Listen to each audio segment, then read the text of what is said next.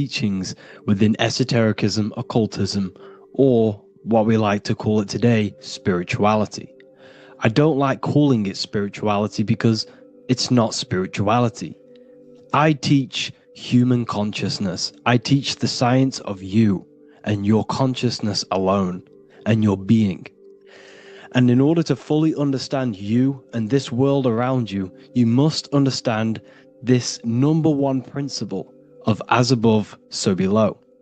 There is many misconceptions of this, and there is many simple teachings of this, but I'm going to break it down today from the most simplest to the most complex, and you will see the connections between all things. This is the most important lesson you could ever learn, and I'm going to teach it you today. So what you must understand is with the term as above, so below, it applies with everything you see in this world and about yourself. We have something called the macro, which means the bigger scale. On the bigger scale, we have the whole earth. If we look down from the sky on top of rivers, this is what we see. We see this tree pattern. Then on a smaller scale, we see trees have this same pattern. Then we look even closer. We're going smaller and smaller into the leaves of the tree. We see the same pattern.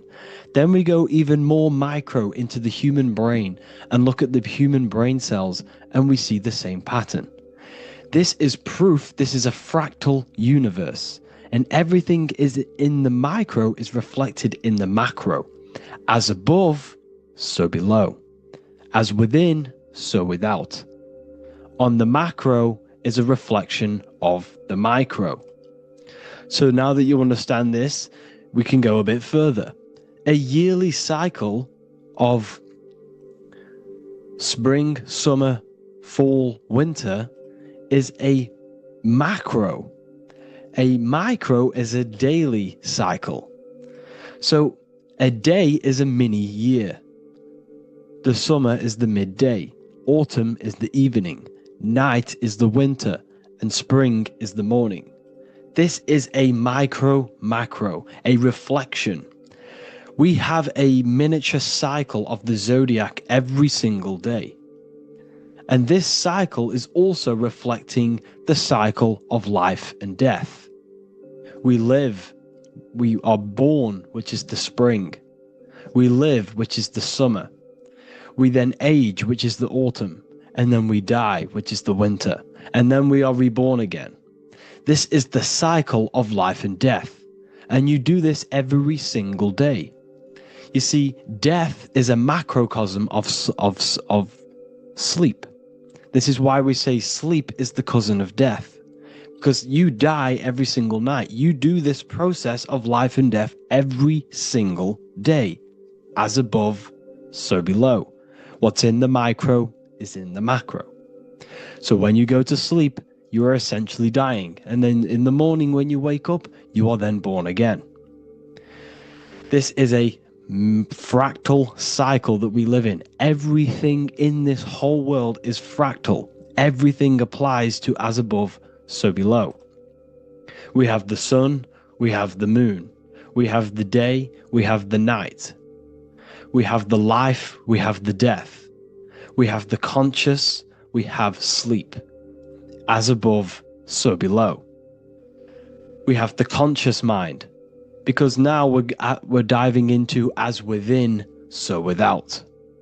As above, so below more refers to the external world. As within, so without is referring to your inner world and the outer world. What you must understand is about yourself. You exist in two realms. You're an individual. The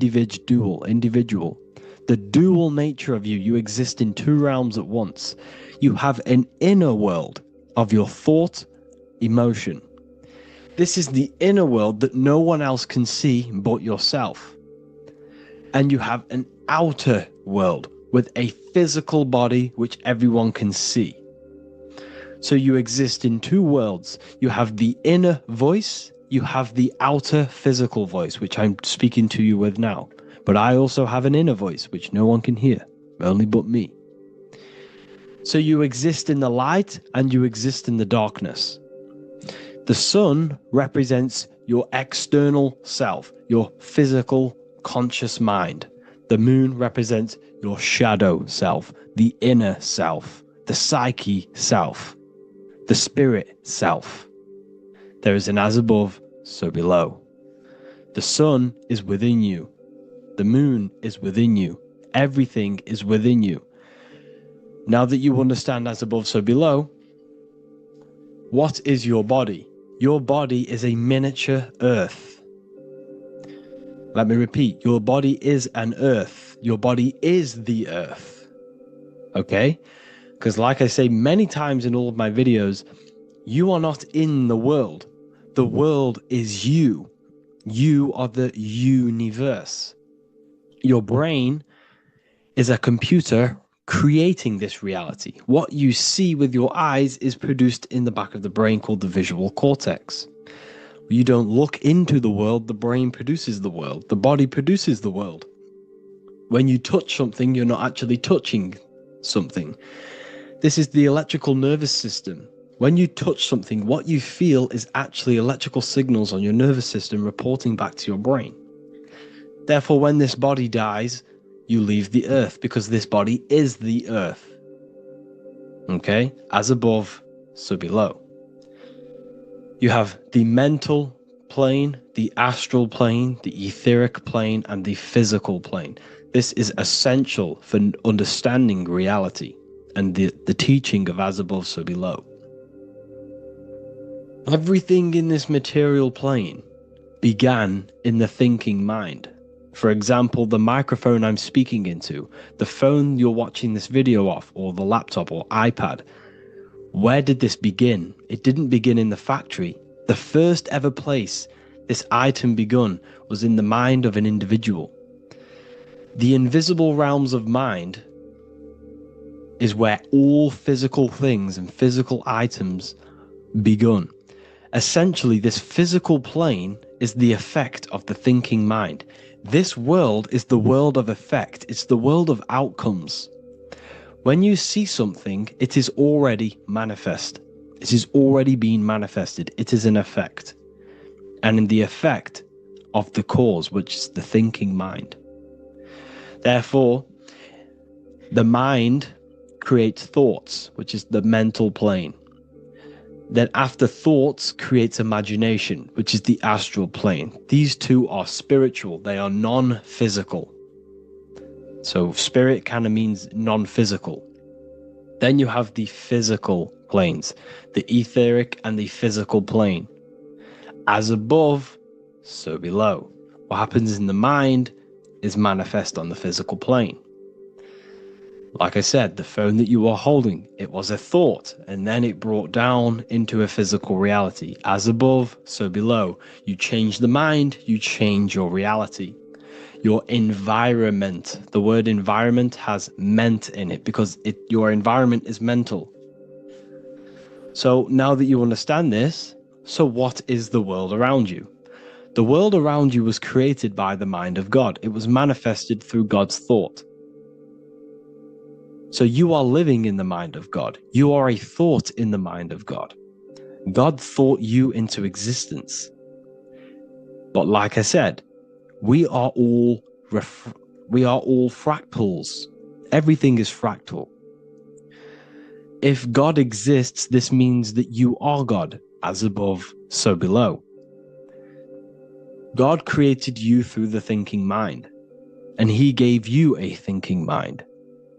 So God created the macrocosm. God created the macro, the whole world. He designed the whole world, the sun, the stars, the moving. He designed this.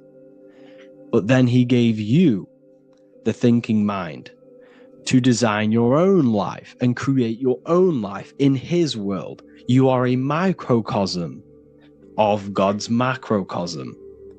Just like God thought you into existence and the whole world into existence, you are a microcosm thinking your world, your reality into existence. You see this now? Everything is a reflection. Everything is a mirror. Everything is fractal. So in order for you to change your reality, you must change these higher planes. Your thought and imagination are the two key aspects of creating physical reality. Every object you see around you was begun in these higher planes of the non-physical, and they were brought out of spirit into physical matter through the thinking mind and physical action. So now we're going to get a bit deeper. The brain is not the mind. Now that you understand, we have spirit and matter. As above, so below. You have a non-physical side of reality and a physical side of reality. The mind is the spiritual brain. The brain is a physical manifestation, a physical effect of the mind. The mind uses the brain to operate in the physical world, and it's the same with the heart. The soul manifests itself physically through the heart. The heart is a physical manifestation of the soul, of the emotion, thought and emotion, the mind and the soul, the brain and the heart, heaven and earth. So you have the inner world and the outer world, the spiritual, non-physical, and the physical. So we are all on this process of awakening, an expansion of our minds into new fields of thought, into new fields of awakening ourselves.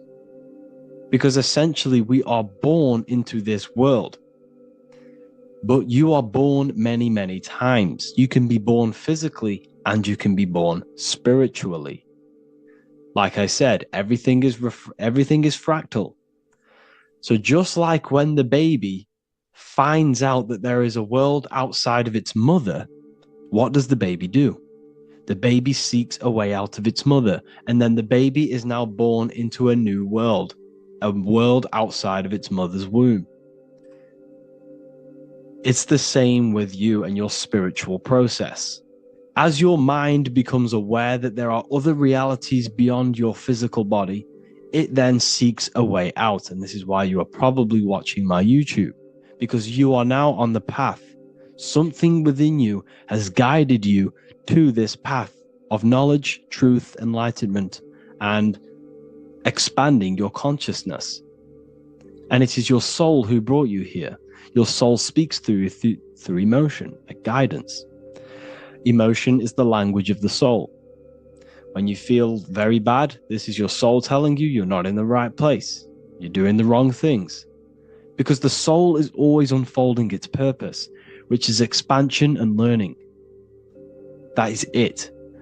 The mastery of the self and the learning of the mind is the only thing that counts in the end after this life. So you are on a journey of expansion, of learning, creating, and spiritual rebirth. As above, so below. What does this body tell you? When I see someone overweight, I don't see the overweight. I don't see the body. I see the mind. I see an undisciplined mind. I see a mind that lacks self-control. I see a mind that seeks external validation. That's what I see when I see an overweight person. I don't see his body. I see the result of his mind. Because what does the Bible tell you? You shall know them by their fruits. It's the same saying as above, so below. You shall know them by their fruit. The fruit is their manifestation. Your body is a direct correlation and manifestation of your mind. Your inner world projects your outer world. As within, so without. As above, so below. Now, what do you see when you see this man's body? I see discipline. I see strength, mental strength, not physical strength. I see mental resilience of pain. Because all of this man's mental energy has been manifested physically within his muscle. This body is a direct manifestation of this man's mind's pain and suffering. And it shows discipline. This is why people instantly respect you if you are in shape. You walk into a room and you are in shape, people will instantly give you respect because they know that you are mentally disciplined. The body is a reflection of your inner world, and it's the same with your friends, your family, your connections with people. If you think about yourself very negatively all the time, and you don't have a good connection with yourself, you don't have a connection with your true self, this will manifest into every single relationship you have in your life. If you don't have a good relationship with your inner self, you don't have a good relationship with the people and the friends around you. Because as within, so without. If you think negative about yourself, you will only pick up the negative in other people. If I think very highly of myself and I think very happy and good things about myself, I will then see the good things in other people. Because it's as above, so below. As the inner world is, so is the outer world. It's the same with your life circumstances. Your life is a direct correlation of every thought you thought in the past. If you possess millions of pounds, millions of dollars, this is because you have thought this into physical reality. You live the life you are deserved. You live the life that you manifest through your thought. If you live a very poor life, this is a reflection of your mind. This is a reflection of what you have thought into physical existence. Because like I said, everything begins in the mind. As above, so below. And this is even present within the body. So where is the head? The head is at the very top of the body. And where does all manifestation begin? In the mind. That's where the mind is, in the head. And then the thoughts we think travel down the body into the heart, which is the emotion. Every thought we think is in the emotion. Every thought we think creates an emotion. This emotion then drives the action. Where does the action come from? The feet, because the feet move our body. We move with our feet to take action. Our hands. You see, so the body is even a reflection. I can't even say it. Reflection of the order of manifestation. This blew my mind when I figured this out. You see, the head, the thoughts begin here. This is the beginning of all manifestation. Then it comes down to the heart. This is the emotion. Then you take the action. The thought and emotion then sparks the action, which is taken with the hands and the feet. And where's the lowest point on the body? The feet, and that's touching the physical earth. So the head is where the thought is, the non-physical, and the lowest point on the body, which is touching the physical earth. So the head represents spirit, the feet represent matter, spirit and matter. Your room, if I walk into your room and I see a messy room, I don't see the room, I see a messy mind. The room is a reflection of the mind. If you have a messy room, this is your mind. It's an externalization of your unsorted mind, undisciplined mind. So like I said, we are all God, and we must find the God self within us. And I teach all of this inside the Book of Wisdom, Volume 2. This is not just a book, this is a revolution. This is the beginning of a new age with this book. If you have read it, I congratulate you. You should feel very proud of yourself if you have an open mind.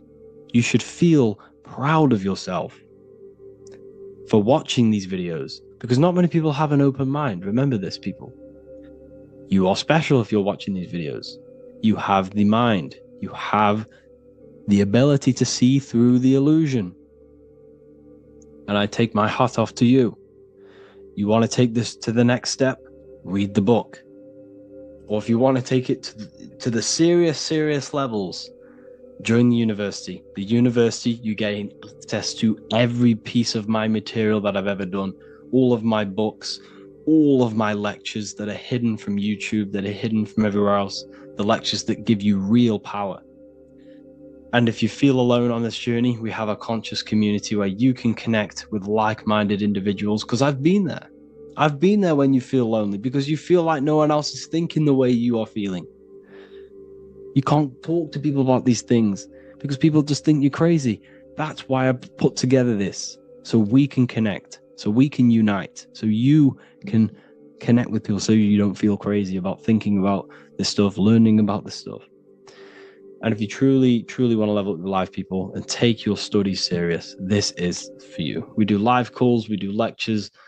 There's a whole library filled with books you can read. It's the perfect place for the truth seeker.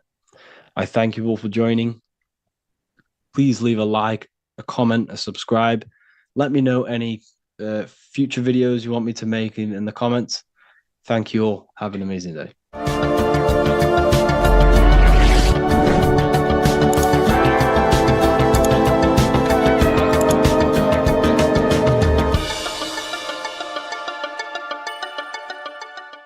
Neo is plugged in on the back of the neck, which is the reptilian brainstem. The reptilian brain is all to do with survival mode, survival state. It's always scanning the environment for safety, whether that's physically, emotionally, or mentally. It does not think. It is instant. For example, do I smack the guy or run off? If something happens to you, like a car's coming really quick to you, you do not think about this. The reptilian brain is the animal instinct that will instantly move your body on the instant reactions. Hence why it's the closest brain to the rest of the body. It has instant access to the electrical nervous system to control the body at instant reactions. Now, Neo is plugged in on the back of the neck, which is the reptilian brain. Therefore, the matrix is the body itself. It is the lowest state of consciousness. This is what it represents. The word matrix means womb. It translates to womb because your body is a womb. Your body is a vessel for universal consciousness, for God consciousness. And the body is also a womb where you can be born again outside of this body by raising your consciousness, by awakening the neocortex. This is why Neo is called Neo, because it represents the neocortex. This is the higher aspect of our brain. This is all to do with new things, higher reasoning, higher thinking, new learning. You see, the brain is a receiver for universal consciousness. Now, what do I mean? It is a radio receiver. Think of it like this. You have a radio tower which emits frequencies. And each little frequency, 00.1, 00.2, 00.3, each 00 point is a different person. We are all the same universal consciousness, encapsulated inside of a different vessel. This is why our body is the temple of God inside of the Bible. Your body is a sacred temple of the divine essence of the universe. However, consciousness is controlling this physical body. And I'll show you this diagram here. Consciousness consists of imagination, emotions, thought, and memory. All of these things are not physical. They're not made out of atoms. You cannot think with atoms. If I split open your brain while you are thinking of a cheesecake, I would not see a cheesecake. It's because these things exist metaphysically within consciousness. They are not physical. The body is physical. It's part of matter. It's part of time. You see the Leonardo da Vinci, the circle and the square. The square represents limitation, beginning and end, because when you draw a square, there is a beginning and end. It represents the body, the mortal self, the ego, the echo. Then you have the spirit raised above, which represents spirit over matter, mind over matter. Invisible forces create physical forces. Everything physical exists in non-physical. This is also the Freemasonic square and compass, why the square is below the compass, because the compass creates the circle, which is spirit or mind. Then you have the square, which is matter. Mind and matter are the same substance. Mind creates matter through thought. Everything in this physical universe manifested through thought. Everything began as thought. So you are spirit and matter. You have a material body and a spiritual body. And you are right in the middle. This is why humans are very, very important. Because we have an animal nature, the reptilian brain, and a higher consciousness, the neocortex. And we must awaken out of the matrix, which means womb, which is the body. And neo is waken up from the lower self, the reptilian brain, and moves into the neocortex. Because the brain is a radio receiver for consciousness. Now, what do I mean? I went over this before. Your consciousness is controlling the brain. The brain is a computer. And when our consciousness, our imagination, our emotion, our thoughts, and our memories are all contributing towards just survival things, food, safety, fear, all of these things, and our consciousness is locked into a survival state, we are using the reptilian brain. We're no longer thinking. You don't think with the brain, but the consciousness is thinking, which activates the different parts of the brain. When we think for higher reasoning, we use the neocortex. It stimulates the neocortex. When we think about survival, we're using the reptilian brain. So therefore, when Neo wakes up, he wakes up to the higher aspects of consciousness, which is only utilized by the neocortex, by learning new things and expansion of the mind and expansions of consciousness. Okay? So the whole matrix is to keep you designed, well, the whole matrix is designed to keep you in a survival state, in the three-dimensional awareness. They want you constantly scanning for safety, scanning for food, scanning for emotional safety in relationships and other people. You see, they do not want you to think. They want you stuck in that reptile, that animal state, that beastly state that most people are in. Most people, all they do is eat, listen to music, consume, have sex, lust, desire. This is all the reptilian brain. So when we say the world's being ran by reptilians, it's symbolic. There is no physical reptilian humanoid beings controlling, manipulating human consciousness. We are all the same consciousness. However, there is a corrupted state of consciousness running this world.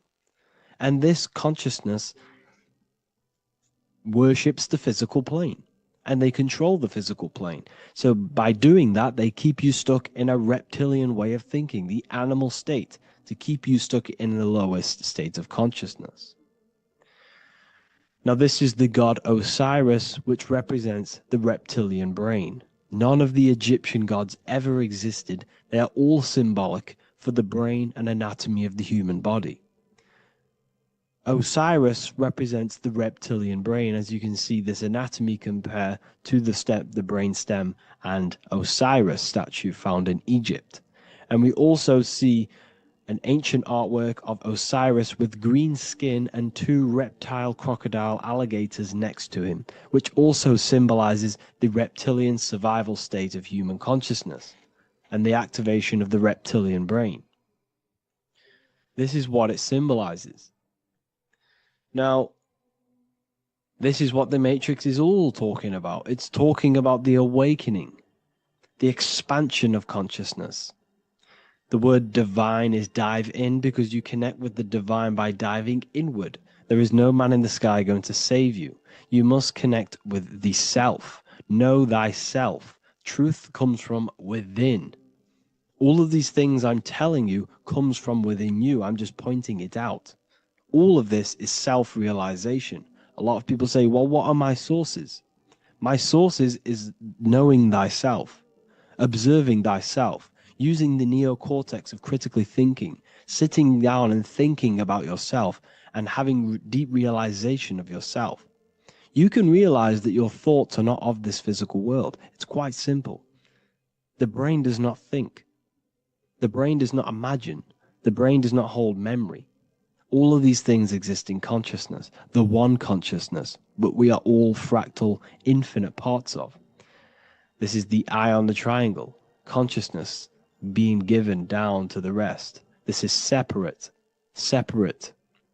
Consciousness is separate from the rest of the pyramid. The pyramid is your body. Neo is the one consciousness.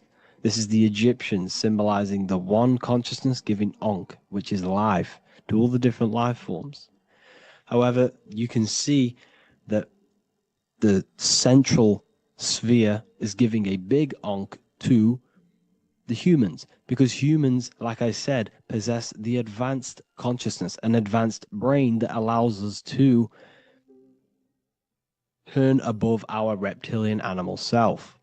For example, we can go against our reptilian lower animal nature and turn to our godly nature. Animals cannot do that. They are stuck in instinct. They are stuck in a reptilian animal way of thinking and operating. Everything they create is to survive. We can turn against our lower nature and create for amazing things like buildings, architecture, technology. We can use our creative consciousness for anything we wish, not just survival needs. And it's the same with your spiritual journey. You can raise your consciousness beyond this animal state that they try to keep you in through fear, consumption, food, and the reptilian brain. We must awaken, start to think critically,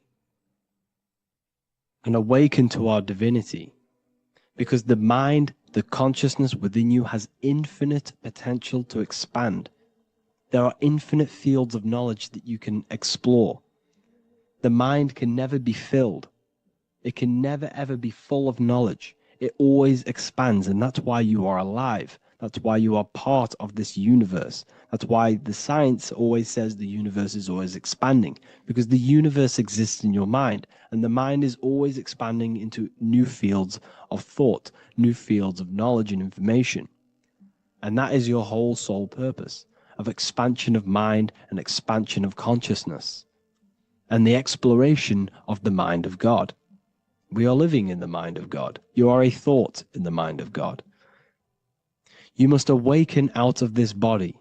This is why Jesus says you must be born again to see the kingdom of God. You must be born again. You must raise your consciousness beyond physical limitation and awaken to your divinity. And this is pretty much it for this video. I hope you all understand this, that this is all symbolic for consciousness.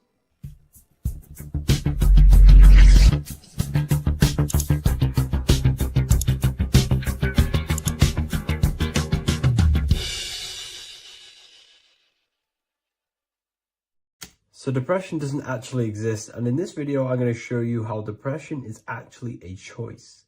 And I'm going to give you some solutions on how to deal with it. And this is probably going to change your life forever just by doing this alone.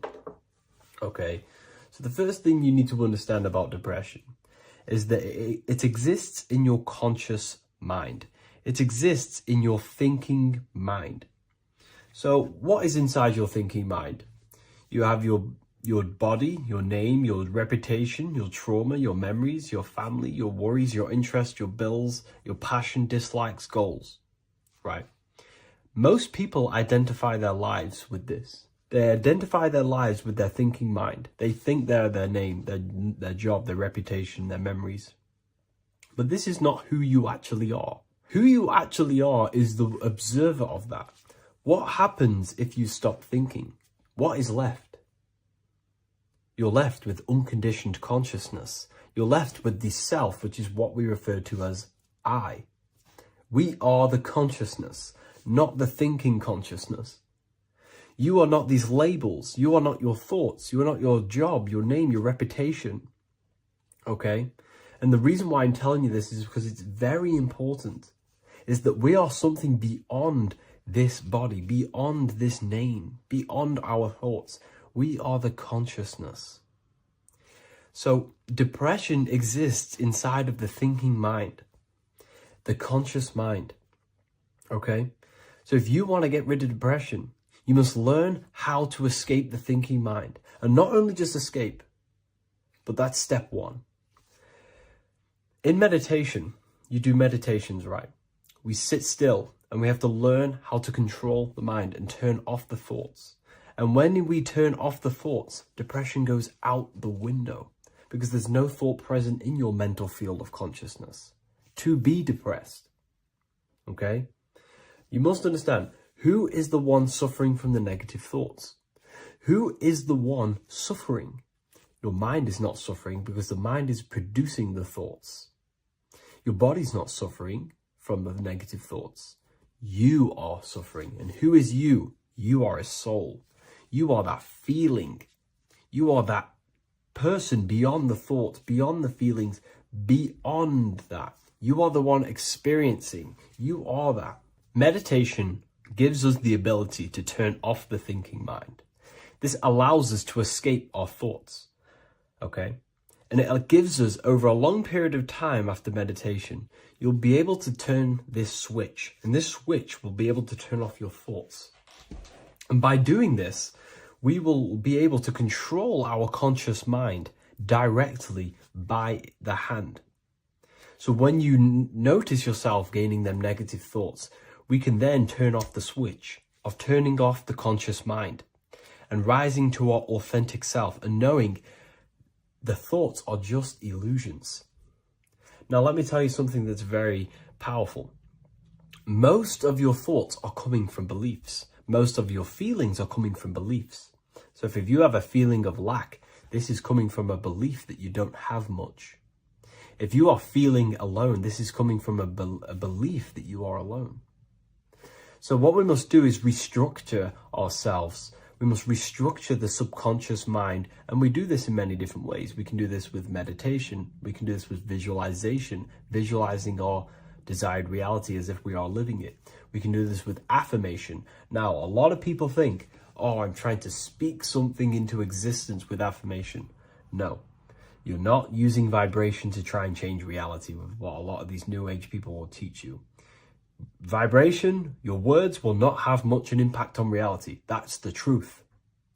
But what they do have an impact on is reprogramming and recrafting and refining your mind. If you repeat, I am wealthy all day long, your subconscious mind, that word will be lingering inside your subconscious, and you will start to mold that into your conscious. You'll start to be consciously thinking about this. Most of your thoughts are coming from your subconscious. So if you want to get rid of depression, you got to figure out the trigger. What are you depressed about? What are you feeling? What are the beliefs that are making you feeling and thinking this way? And that's what you must restructure. You must restructure your subconscious mind through visualization, meditation, and affirmation.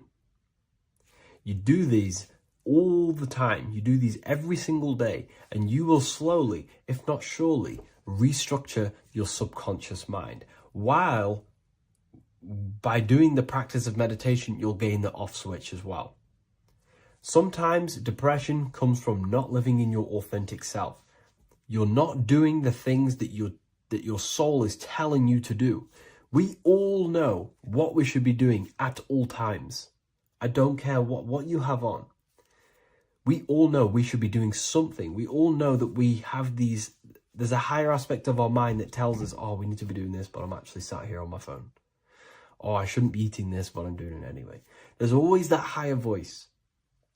And that is the voice that has to be connected to. And when your body's not acting out the voice of the soul, then the soul becomes sadder, and suffers more and more and more.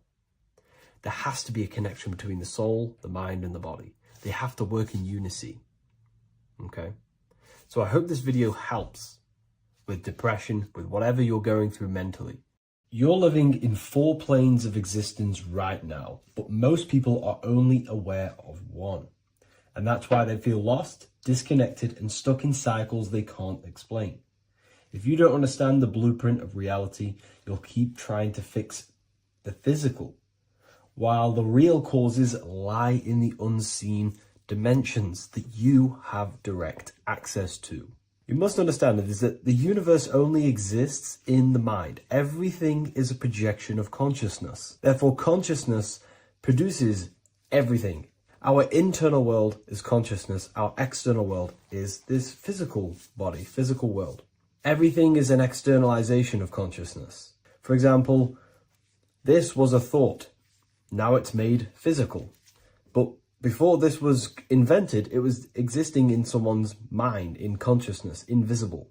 Then it was made manifest, made physical. So everything in this physical plane is the effect. The cause is consciousness, mind, the mental plane. So now I'm going to explain these different dimensions of consciousness. You don't just exist in this physical plane. The physical plane, in fact, is the lowest plane there is. It's the illusionary plane. So first of all, we have the Buddhic plane. This is the nothingness. So think of it like this. Absolute nothingness. If you turn off thoughts, there is nothingness. This is the void. And out of the void springs infinite potential, which is the mental plane. Now, your mind has no limitation. It can think anything, be anywhere, anytime, any place. In the whole world, there is no limitation with the mind. This is the realm of infinite possibilities. This is the realm of thought. Thought is a dimension, information and thought. To go a little bit deeper on this, there are pockets of thoughts, what we call in the occult fields of thoughts. Your mind does not think thoughts, it receives them. Your mind is like a radio. Whatever the mind is tuning into, setting its mindset, setting your frequency or setting your mind, you will receive thoughts based on that set, whatever you set your mind to. So there are pockets of thoughts that we penetrate in the mental plane. The mind is the mental plane, the infinite possibilities. This is the spark of creation. This is where all things begin to manifest as an idea in the mind as a thought. So if you want to gain certain information, you need to meditate or do thought exercises where you are penetrating that dimension of thought, that pocket of thought. For example, if you want to find a way on how to make financial wealth, you would use your mind, set your mind on wealth and money and think, close your eyes and think about that specific topic and see where your mind takes you. And you will expand your mind into different pockets of thought and gain information. So this is the mental plane. This is how you can use the mental plane. You can use the mental plane to do this. Then we have the astral plane. We have higher, middle, and lower astral plane. The astral plane is the body for thought. So every dimension, physical, etheric, astral, mental, Buddhic, is a body for a dimension above. Each dimension below is a product of the dimension above. So for example, the astral plane is imagination. This is the lucidic realm of imagination. This is where thoughts begin to manifest into some sort of form. It's not a physical form because this is physical, but imagination is a lucidic form. It's not really physical, but it's there. It's a projection of light. It's astral matter condensed by the willpower of the mind. So depending on the vibration of that thought will depend whether it manifests in the higher astral plane, middle astral plane, and lower astral plane. If you think about more material things and visualize material things, this will manifest on the lower astral plane because material matter is low vibration. Now, that does not mean it's evil. That does not mean it's bad. Okay? It just means low vibration just means more material. But if you think and imagine more spiritual things, this manifests on the higher astral plane. So the astral plane is the screen in your mind that allows you to vision an apple, that allows you to vision anything. It's that mental projection that's inside of your mind. Now, this is what we call the third eye. It's an eye because the eye is the mind, and the mind can see into the astral plane. It perceives this spiritual world, this lucidic realm that we have access to. This is where also infinite potential takes place. This is the realm of spirits, demons, jinns, whatever you want to call them.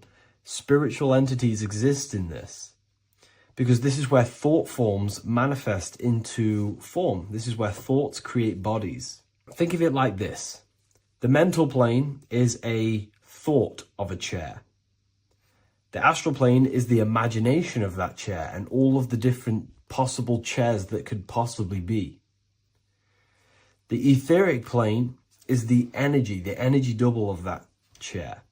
And the physical plane is the physical chair. So as you can see, the higher we go up, the more formless and lucidic it is.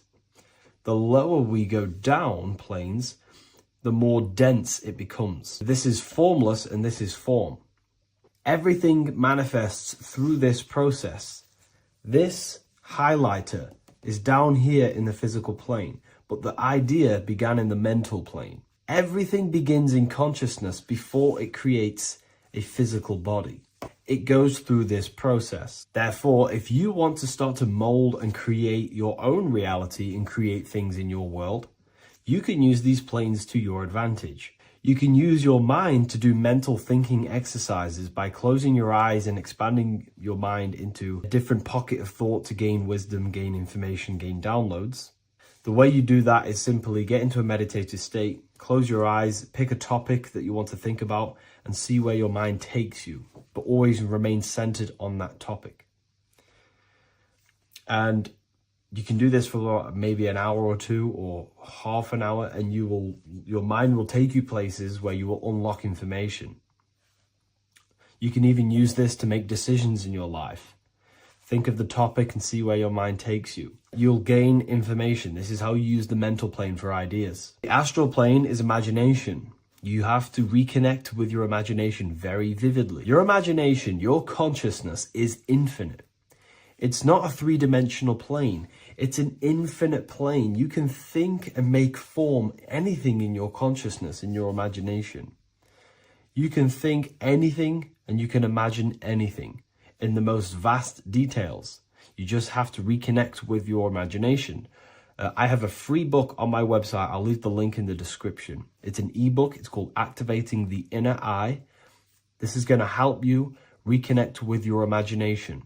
It's a practical guide on how to imagine. So once you know how to use the mental plane and astral plane, thought and imagination, you pretty much need to use the physical plane to take physical action with this physical body that you have and start to manifest these desires you have in the higher planes. Now, it's very important that we master the mind because the mind is the very fabric of reality. We become what we think about. Your life is a product of every thought you thought in the past. It is the mind that directs the flow of consciousness. And wherever this consciousness is flowing is what you will create in your life. Consciousness is the most potent force in the universe, and the mind is pretty much the universe in a microcosm form. It is infinite potential, and your mind will continue to expand into new realms of thought forever and ever and ever. You are eternal. You are not this physical body down here. You are consciousness, literally dreaming that you are in this physical body. So everything begins with the mind. We need to be conscious of the thoughts that enter our mental field of consciousness. There is a level of self-awareness that you can reach where you can become conscious of pretty much every single thought that enters your mental field. Now, we have over 7,000 thoughts a day. You can gain such mastery over your mind where you can become conscious of every thought you think. And that is when you gain superior power. Because when the mind is fully under control of self, you can direct the mind's potent force into a specific goal. Most people's minds are dualistic. They want something, but their mind is thinking something else. They have limiting belief systems. They have the little voice that comes in and says, you can't do this, you're a failure.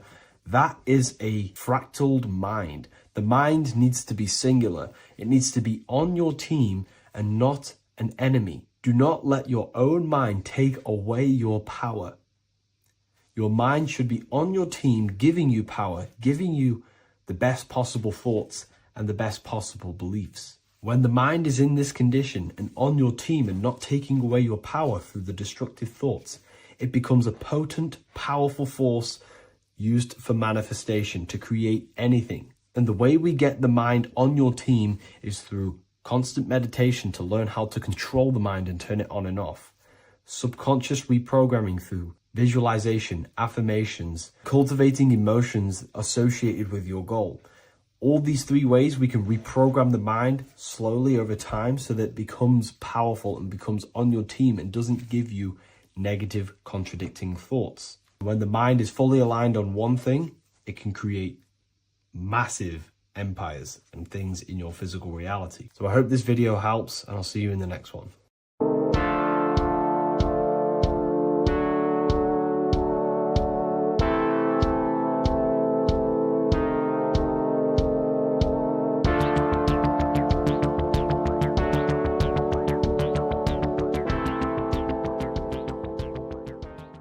Welcome back everyone to another video. Today we're going to cover everything that you need to know about the mind, starting with the 2 aspects of the mind, the conscious and the subconscious. The male aspect of your mind is the conscious. This is the 10% of your mind. The conscious part of your mind is only aware of everything around you, your vision, your sight, your smell, your taste, your hearing, and your current state of emotion and thought. Every thought that you consciously think about has an emotion directly attached to it. That emotion is then impressed onto the subconscious part of the mind. The subconscious part of the mind is the female aspect of your mind. It is also a whopping 90% of your mind. Subconscious mind is controlling all of the subconscious processes which happen within your body. For example, your subconscious mind is controlling your heartbeat, your digestion of food, and all of the things that you do not have to tell the body to do. It is the hidden part of our mind which is controlling all of the hidden things. The subconscious mind is like a recording supercomputer. Everything that you have experienced in your life is all recorded and stored within the subconscious mind. One of the most important things about your subconscious mind is that it stores your mental programs. Everything in the subconscious mind manifests into behavior and actions within the body. Your daily basis routine and habits are all mental programs within your subconscious mind.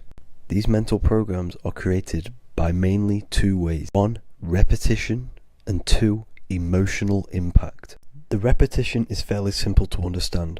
The more you do something, the more it impresses onto your subconscious mind and becomes a program. That program will then manifest into your behavior. However, with the emotional programs, they work a bit different. The stronger that you feel an emotion, the stronger it is impressed onto the subconscious mind. And then that emotion becomes a program. For example, you had a very traumatic moment happen when you were a young child. The emotion that you felt was so strong in that moment that it impressed into your subconscious mind so hard that you can recall that moment like it was yesterday. That traumatic event that happened to you when you were young will still manifest into your daily basis behavior even to this day. However, it manifests subconsciously. For example, if you were in a car crash, you will be wary to enter cars with certain people. All because of that traumatic emotion that you felt and impressed onto your subconscious mind. Another example of the subconscious manifesting into our behavior is posting on Instagram. Most of the time, the reason why you post is because your subconscious mind is seeking gratification. So before you actually do something, question yourself and find out the root cause of why you are doing this. Another thing that you need to understand about the subconscious mind is that it takes everything you say and hear literally. So for example, if you go and say, "You are an idiot" to someone, your subconscious mind will only pick up the word idiot. It only knows yourself. It doesn't know anyone else. You are casting a spell on yourself just by saying that to someone else. This is why the golden rule is to treat others like you'd like to be treated. Now, you can rewrite these programs which are already in your subconscious mind. However, it does take consistency. You have to change these programs which have been running for years. And by changing these programs, you change your behavior, because these programs manifest into your behavior. The best way to do this, personally, is to listen to affirmations first thing when you wake up in the morning, and do this for 10 minutes every single morning. Then at night time, you want to think and feel that you are becoming the reality that you desire. The more that you feel this reality, the more it will become a program and impress your subconscious mind. For example, you're trying to gain financial freedom. If you trick your subconscious mind into creating a program saying that you are financially free, this will manifest into your behavior. You will start doing more work. You will start looking for ways to make money. Your mind will be set on the frequency of money and financial freedom. Therefore, you will receive thoughts based around this program. If you take enough action, your life will dramatically change because of this program that you created in the mind. This is why we call it a mindset, because your mind is a frequency tuner which sets its frequency onto different thoughts, because thoughts are frequency. If you fill your mind with a specific frequency, you will gain thoughts and ideas based around that frequency. To create a stable mind, you need to master your emotions. You need to change your mindset. Everything that you experience is neutral. Based upon the mindset that you see it, you either give it a positive or negative charge. By understanding this deeply, you will then control your emotions. I hope you gained some wisdom and enjoyed this video. Please, if you can, leave a comment and a like, and subscribe to the channel if you like this content. Love and light to you all.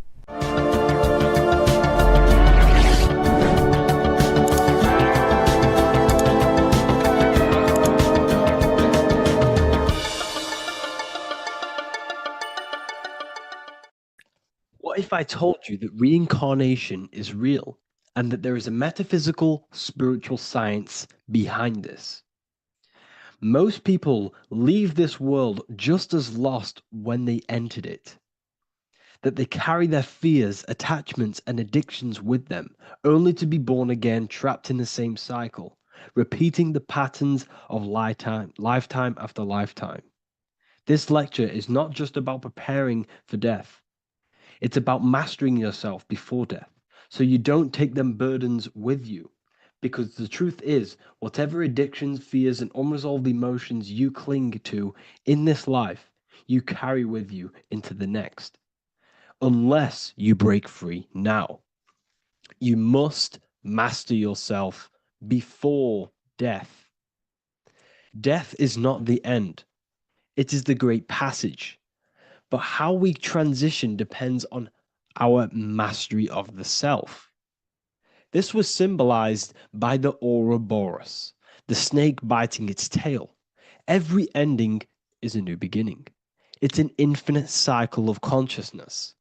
Now, your human body is basically an antenna tapped in to a stream of consciousness. Just like a radio is tapped into a specific frequency to play that radio. Your body is basically an antenna, a crystal picking up the consciousness of God. You are on an ever-ending journey, a journey of learning and expansion of the mind into new fields of thought. This was symbolized as the Ouroboros. When you die, it is a new beginning. It's a transitioning, not an ending. Everything is eternal in this universe, as consciousness is formless and constantly transforms into new forms of life. Let's break down the word death. Death contains the word ether. Now, the ether can be found in the word heart or earth. Ether. Everything in this plane comes from the etheric plane. The etheric plane is the barrier between the physical plane and the spiritual plane, the astral plane. The astral plane is the screen that you have in your mind that allows you to imagine a red apple, for example. This is the imaginative plane where thought forms start to take form. Everything begins as a thought, then the thought form becomes an imagination, then energy, then physical. Everything in the physical plane is a shadow of thought. All objects manifested as thought. You came from the astral. You came from the stars. This is why we say reach for the stars. Or this is why you say you are a star. Cis star, miss star, fraud star, stir is star. And when you become famous, you become a superstar and you gain a star on the Hollywood floor. You are a star. The ether. The ether is the infinite energy source which all things come out of and return back to. This is the cycle of life and death, summer and winter, day and night, sleep and awake. The ether is the infinite energy source which all things come from and will return back to. Okay, sorry about that little error. The ether is the boundless source of energy from which all things emerge, to which all things return to. We can see this in the cycle of the sun. The sun does this wave of creation. It rises and it falls. We have the day and the night. The daytime represents our conscious mind when we are alert. The nighttime represents our subconscious mind when we are inside the spiritual realms. The nighttime is spirit, the daytime is matter, spirit and matter, awake and asleep, conscious and subconscious. We see this in the yearly cycle. Summer is life, winter is death.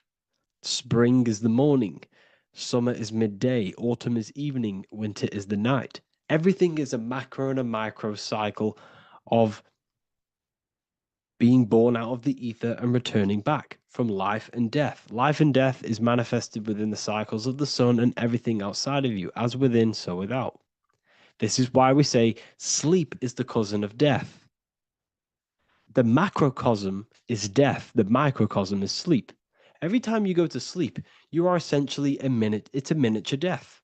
You're entering into spirit and then returning back into matter in the morning when the sun rises. Everything is a reflection of the macrocosm cycles. Preparation for death. The first thing we must do in order to prepare for death, for life after death, in order to stop being reincarnated in this cycle of materialism, in order to progress as a soul, because remember, you are a soul in a body. Just like the sun gives power and life to the earth, your soul gives power and life to your body. When you say I, you're referring to the soul. And your soul can be stuck underneath layers of false identifications. Who you believe yourself to be is merely a collection of subconscious programs running within your mind. Now that's very deep. That is very, very deep. Who you think you are is a part of your thinking mind. Your name, your job, your reputation, your family, your friends. These things are not you. They're all aspects of the thinking mind.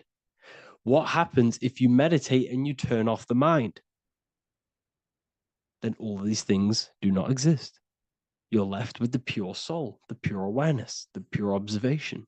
If you turn off the thinking mind, you're no longer your body, you're no longer your reputation, you're no longer your friends, you're no longer your job and your labels. You are the soul. That's the true you, the observation of the mind, not the thinking mind. The ego is the echo. It's an echo of your true self. The ego is your mind's perception of itself, shaped by experiences, trauma, emotions, and beliefs. It is merely an echo of your true soul self. The ego is not you. Your mind is not you. You are the soul. And this is the true self that we must express within our life and we must connect with before we die. Because when we die under the echo, under these false layers of the emotions, the traumas, the experiences, the addictions, the emotional attachments, when we die underneath all of this, when we don't know our true self, the soul is still hidden. The true you is hidden underneath these layers of false identification. We must remove these layers of false identifications. We must remove them. We must destroy the echo. Remember, the ego, you never had an ego when you were a child. When you were a child, you were pure. You didn't, you didn't show off things. When you were a child, you were pure. You expressed yourself freely with you didn't hide anything. You didn't hide any aspect of yourself. You didn't suppress any aspect of yourself to fit in as a child, as a baby. Because the ego was not here when you came here. The ego grows with experience. The ego is a false perception of yourself while being incarnated in this material world. It's your mind's perception of itself and it's created through your experience. Remember, you are unconditioned consciousness, and your experiences, thoughts, traumas, emotions, and beliefs have conditioned your consciousness into believing you're only a physical body, but you are the soul. We have to remove these layers. How do we remove these layers? Like I said, the best thing, meditation. Meditation. There is a great meditation that you can do every single morning and every single nighttime.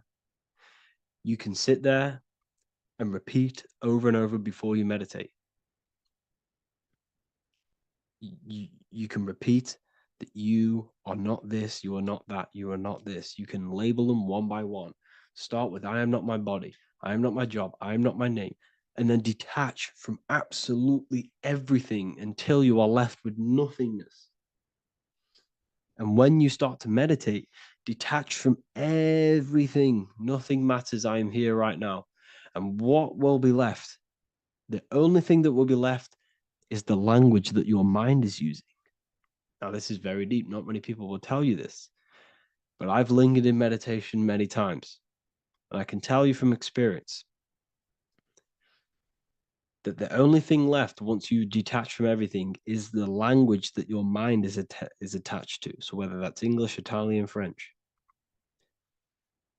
Once you detach the language of the mind that that little voice in your head's using, you're left with the soul. Once the mind is switched off, you're left with the soul, and you have detached from all of these external things. You're left with the soul. That's you. That's the power. That's the source of all creation, where everything you've ever done has come from. Every thought, every idea has come from your soul. Number two, that's meant to say number two. Sorry about that. Mental addictions and emotional addictions. Okay.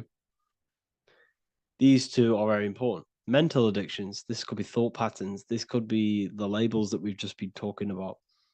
Then you have emotional attachments, which is maybe you're too attached to an external thing. Maybe you're too attached to your phone. Maybe you're too attached to family. Maybe you're too attached to loved ones. Yes, I'm not saying don't love them, but what I'm saying is do not rely on anything in this world to make you happy, to fulfill your emotional needs. Everything is found within you. You must look within, and if you're looking without, if you're trying to find yourself in the outer world, you'll never find yourself. You'll constantly be looking around in loops. Because you cannot find yourself in the outer world. Nothing will give you long-term validation. Seeking validation in the outer world will leave you soulless, leave you feeling empty inside and sad and depressed. You have to find yourself within. You have to detach from everything you are relying on to give you emotional stableness. You have to detach from all. Yes, love your children. Yes, love these people, but do not rely on them. Because everything in this world is temporary. Do not conform to this world. The Bible tells you this. Everything in modern society nurtures the body, but neglects the soul. They keep you addicted to as many things as possible. Smoking, you have to detach. Drugs, you have to detach. Alcohol, detach. You cannot rely on anything. This is why this path is very, very difficult to walk. But I'm showing you the way. These are the things you must do before death. You have to detach from absolutely everything. If you die and your mind and soul is still addicted to these worldly things, then guess what? You're going to reincarnate. You're going to reincarnate because your mind is still thinking about these material earthly things. And if you are operating in that vibration, you're going to project that vibration and come back here. You have to detach. You have to master the soul and master the mind. Like I said, the matrix is designed to keep you addicted to as many things as possible. Your phone, food, smoking, drugs, alcohol, clubbing, all of these things. Everything in society is made to trap your soul and reincarnate in this world. That's why it's very, very, very difficult to walk this path. Very difficult. Matrix, matter tricks. John 2:15 to 17. Do not love this world, nor the things it offers you. For when you love the world, you will lose God. Do not love this world, nor the things it offers you. Do not conform to the pattern of this world, but be transformed by the renewing of your mind. Great quote. Do not conform to the pattern of this world, but be transformed. Let this world transform you. Learn from this, expand from this. But do not be mentally and emotionally attached. Okay? What good will it be for someone to gain the whole world yet forfeit their soul? Like I said, everything in the Bible is telling you the truth. You just got to read it correctly. This is spirituality. This is spirituality. The Bible is spiritual. It's a spiritual text. We must disconnect from everything outside of us and connect with the true soul. Here we have the Egyptians showing you the soul leaving the body. Here we have the soul here. Here we have the Masons showing you the soul coming out. The soul is real. You are the soul. And when you leave this physical plane, you will go into the astral plane. That's where you came from. You came from the astral. You came from the stars. You incarnated into this physical body. Your consciousness fell into this material form to experience limitation, to experience a 3D world. So in order to ascend properly before we die, we have to let go of all the attachments. Every addiction you have, write them down. And one by one, tackle them. Before you die, you have to, or else you will reincarnate. This is the teachings of Egyptians. This is the teachings of Masonry. All of these addictions contribute towards life after death. Everything must be controlled. And we must be attached to the soul. I'm not saying I'm perfect. I'm not saying I'm perfect, people. We're all not perfect. We're all under psychological operation by the government. We're all in a very difficult situation with this awakening. I'm simply pointing out what I know from my journey and what I've been learning through occultism and research and reading lots of books and many different things. I'm on this journey just as you are. Maybe I'm further. Maybe you're ahead of me. We don't know. But this is what I'm sharing with the world. This is what I'm sharing with my research. And this is what makes sense. It's common sense. Look at everything around you. Everything's made to feed the body, not the soul. So, my beautiful watchers and fans and supporters, I appreciate every single one of you, and I hope this video has supported your journey. If you're feeling lost in life, if you're searching for deeper answers, whether you're seeking clarity, looking to expand your studies, or ready for personalized mentoring, this is your chance to connect with me live and receive insights tailored just for you. Start your path to self-mastery and enlightenment inside the world's best esoteric school.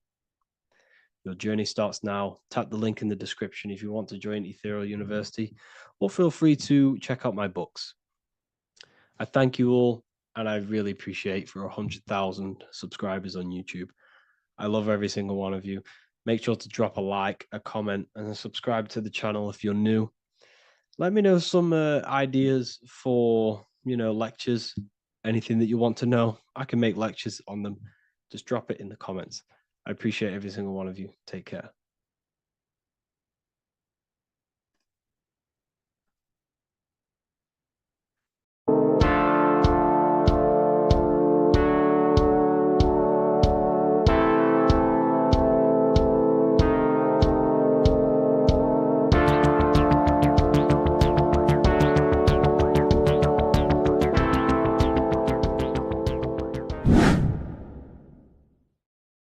What is good, people? We're back with another video, and this is going to be talking about the connection between the micro and the macro. You know, you are the universe, everything is inside of you. So the first thing you need to understand is that the law of mentalism, we are a thought in the creator's mind, everything's being thought into existence. We have a spark of this mind, this same mind of the creator, and everything is a state of mind. Particles or atoms, whatever you want to call them, are a mental thing. They're a product of the mind. Everything's thought into existence. Thoughts influence everything. Thoughts are energetic effects which send out waves into the quantum field around you. And your consciousness is actually the universe experiencing itself, expressing itself, and viewing itself. So we are the creator, but viewing itself in separate bodies. And this is why they call the material world the world of illusions, because everything's separate here, but we all forget that we are all one. We've all been brainwashed to think we're all separate, but we're all one. We're all the same mind, the same consciousness, everything. So everything's created out of toroidal fields. God created the toroidal field. That's the only thing that exists because the atoms are toroidal fields. And it's the basis behind all creation. As you can see it in the owl's eyes, it creates the infinity symbol. And this was the apple. That apple is a toroidal field. And the toroidal field is made out of dielectricity, which is ether. Ether is black light, and this is counter space. This is another realm. This is what creates God to be omnipresent, to be everywhere at one place at all times. He is everywhere because ether is everywhere. And ether is infinite potential. It connects everything together, and that's what energy moves through. It moves through the ether, and that's black light. Everything is light, as it says in John 4:2. God is light. Everything's a vibrational state of light. So the torus field is made out of dielectricity, ether, black light, magnetism, which is white light, which is the center of the toroidal field. And magnetism radiates, it has no vibration. And then when white light splits, it turns into electricity, which is physical material, and that has a vibration. This is the Holy Trinity.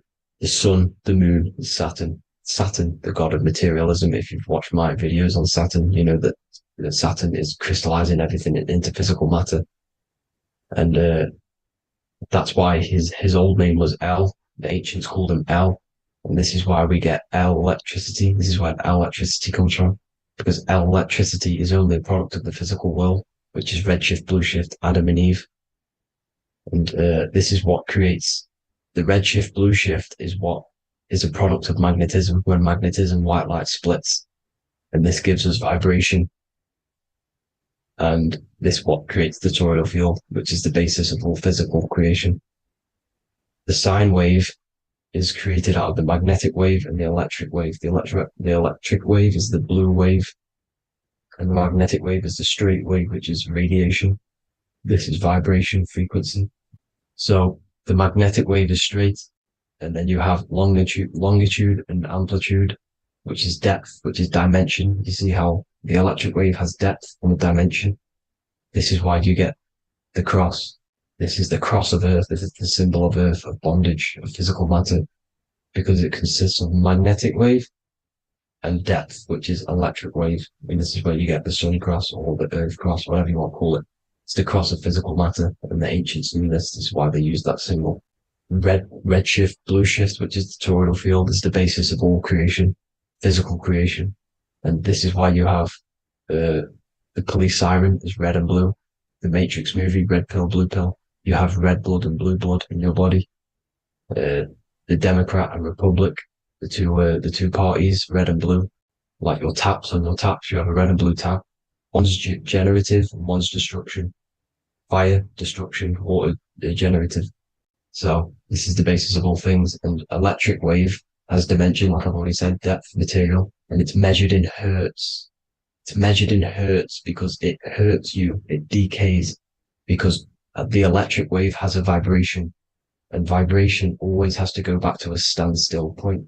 This wave cannot go forever, but the magnetic wave will go forever.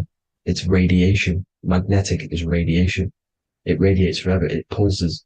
But the electric wave will at some point come back to a standstill point, and that's why it hurts. It decays. That's why our physical body decays, because we contain of electricity.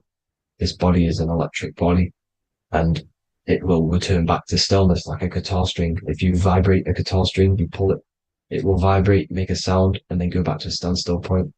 It's the exact same with every single toroidal field within the body. It will decay, and this is why our bodies decay, and everything in creation decays.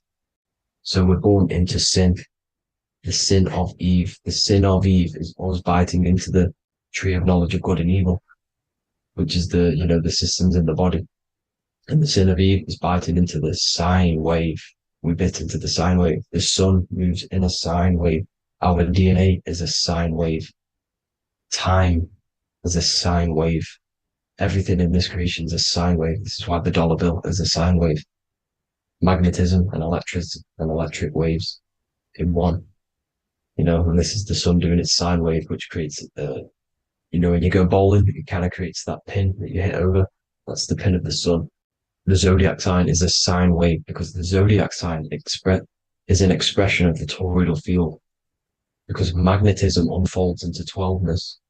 And that's why you have 12 zodiac signs, 12 systems in your body, 12 cranial nerves in your head, in your brain. So if you can imagine this, see where my pointer is, always starts with Aries. Aries is the head. It's the first thing that's created in the womb. And this is Aries, the ram. And this is why it's called a cerebrum in your brain, which is the first thing that creates when you're in the womb. And what's the element of Aries is fire. Fire is the first element. F-I-R, first, because it's the first thing on the wheel, the first expression of energy. As you can see here, my pointer, this is the center of the toroidal field. It would go Aries, Virgo, Capricorn, Pisces, Scorpio, Cancer.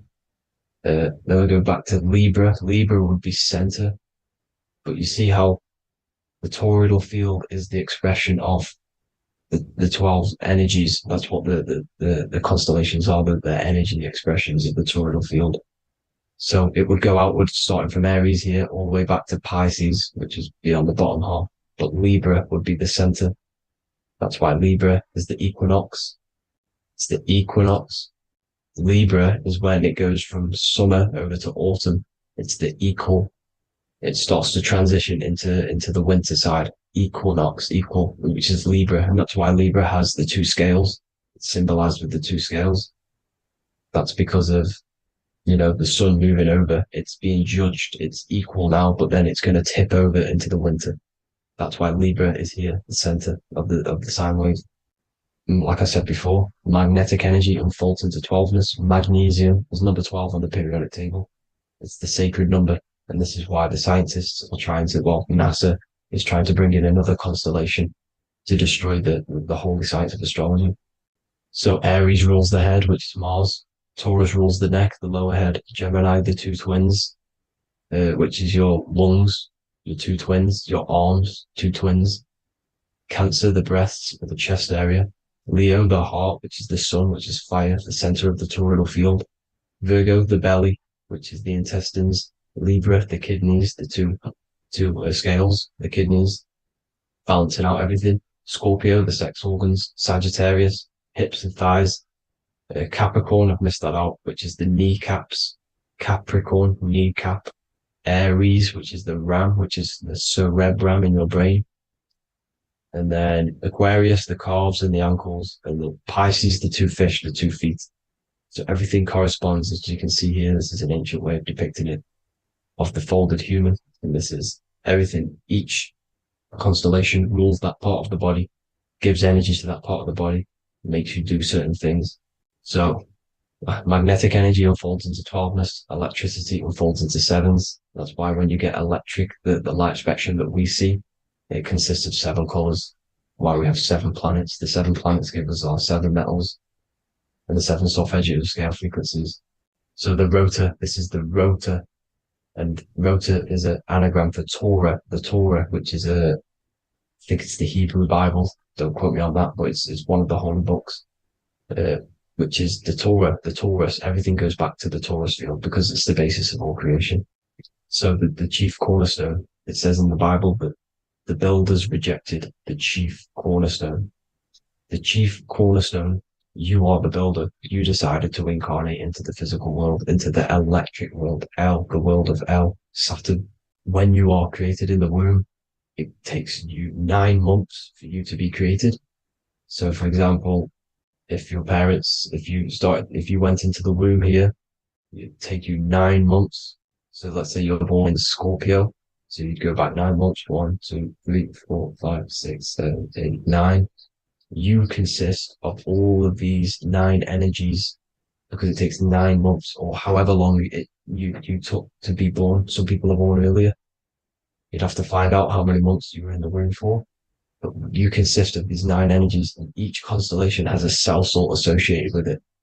And these cell salts are vital for your health, and your cells are the optimal health of your body. So the chief cornerstone that you rejected is these 3 cell salts, these 3 constellations. So you're mineral deficient in these 3 constellations. For example, fluoride, magnesium, phosphate, and potassium sulfate. So that's the chief cornerstone. And a cornerstone, people always get it rejected with the cornerstone. The cornerstone is not, it doesn't say the cornerstone in the Bible. It says the chief cornerstone. The cornerstone is a cornerstone of a building, but a chief cornerstone is the top of the pyramid. This is where we get the pyramid of the wheel. So you're mineral deficient in whatever 3 zodiac signs you're not. You were not in the womb for. This is the chief cornerstone you rejected. So the human body is the micro. It is the universe in a physical form. It consists of everything in the universe. Just like your consciousness is the universe watching itself, experiencing itself. Your body is the whole universe. 12 systems in the body, 12 zodiac signs, 7 chakras are the 7 planets. The Holy Trinity of you is your Temple of Solomon, the soul and the mind, the sun and the moon. You know, everything is in you. You consist of everything, all the energies, everything. Heaven and hell. Heaven and hell is a mind state. It's a state of the mind. Head, H-E-A, which is heaven, and the heel, the bottom of your foot, is hell. And the bottom of your foot is the soul. So they're basically saying, well, it's wordplay. They're saying that your soul is in hell because, you know, with the elites being in control. So they call the bottom of your foot the soul, trying to say that you're in hell. The Christ is in you. And this Christ is Greek for what Christos. And Christos is Greek for the oil. And this oil is produced in the cerebrum, the Aries, the ram, the cerebrum. It goes down the pineal. Well, the pineal and the pituitary are underneath the cerebrum. Goes down the pingala and the ida. The pingala being the positive charge connected to the pineal gland, pin, and the ida connected to the pituitary. And this is the 2 serpents going down the spinal column. And this is why Jesus goes from Nazareth to Bethlehem, and then Joseph and Mary are waiting for Jesus in Nazareth. Joseph and Mary are the pineal and the pituitary gland waiting for Jesus to come back up the River Jordan, your spinal column. So this is the oil. This is the story of Santa as well. Santa comes from the North Pole. Why? Because the North Pole of the Earth is the center of the toroidal field, and the North Pole of you is your spinal column, which is the North Pole of the toroidal field. The North Pole, he comes from the North Pole. This is the North Pole. This is the South Pole of the toroidal field. Comes from the North Pole, which is your mind. And he goes down the chimney and then back up the chimney. This is the chimney. And he drops off the present, which is the Christos, the oil. And this is why Jesus is crucified at 33, because he crosses over the vagus nerve at the top of your spine. When this oil comes back up the 33 vertebrae, these are your vertebrae here. When it goes up the 33 vertebrae, it gets crucified at 33 because it crosses the vagus nerve, and he's crucified on the cross at 33. This is the story behind Jesus and Santa. The Ark of the Covenant in the Bible is the 2 hemispheres which cover the vital parts of your mind, the brain side, which is the cerebrum, the pineal, the pituitary, etc. So the 2 hemispheres are the 2 angels, the Ark of the Covenant. This is the Ark of the Covenant covering the 2 vital parts of your brain. So these are the optic thalamus is another part, and it protects the Christ oil, which is inside at the center of the brain. See, the Bible is all a massive metaphor about yourself because you are the universe. You are a microcosm of the universe. Your consciousness has experienced itself, and the universe experiencing, and your body is the whole universe. Your head's heaven. So Moses crosses the Red Sea. These are the two hemispheres of your brain. This is the corpus callosum, the Red Sea. So he's pretty much saying that he's uniting the two hemispheres of your brain, because most people in this generation are stuck in the left brain, which is just logic, reasoning, science and maths, writing.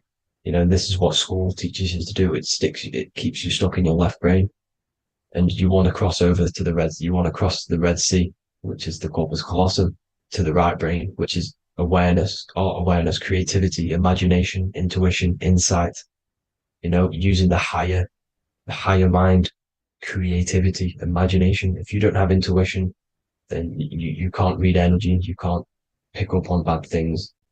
This is what Moses is symbolizing by crossing the Red Sea. And it's also the upper room where Jesus met the 12 disciples. 12 disciples are the 12 cranial nerves in your brain. It doesn't just represent the 12 zodiac signs. The 12 disciples symbolizes many different things. It's like I said, energy the universe consists of 12ness. So you have 12 cranial nerves in your brain, and that's the 12 disciples as well. And they want you stuck in your left brain, which is the five senses, materialism. So they say in the Bible that Satan blinds the mind. Satan is Saturn. If you've watched my videos, Satan is Saturn. And you consist of the whole Trinity, which is the sun, moon, and earth. The soul, the moon, the soul being your sun, the solar, the moon being your mind, the earth, your physical body. And Satan blinds the mind. Why? Because we enter a soul system.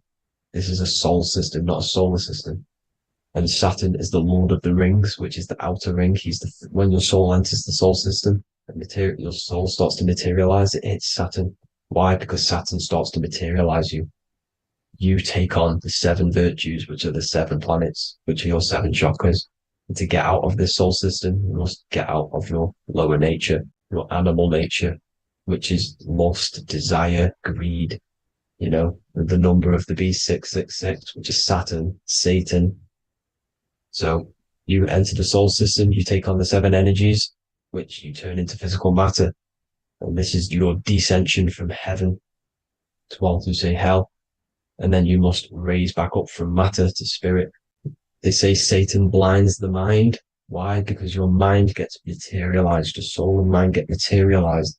And when you get materialized, it's an intense experience. You lose the divinity within you. You forget the divinity. So Satan, which is the first planet, the first energy you take on, the material body, he blinds the mind. He makes you forget everything, your divinity. Then you must remember, ascend up Jacob's ladder, the 33 vertebrae, to heaven. And this is a microcosm of the macro, because you will ascend back up to heaven if you do this, when you leave your physical body, when your body decays. So when it talks about in the Bible, completely destroy them, the Hittites, the Amorites, the Canaanites, all the ites, this is what God says to the Israelites. It says completely destroy them.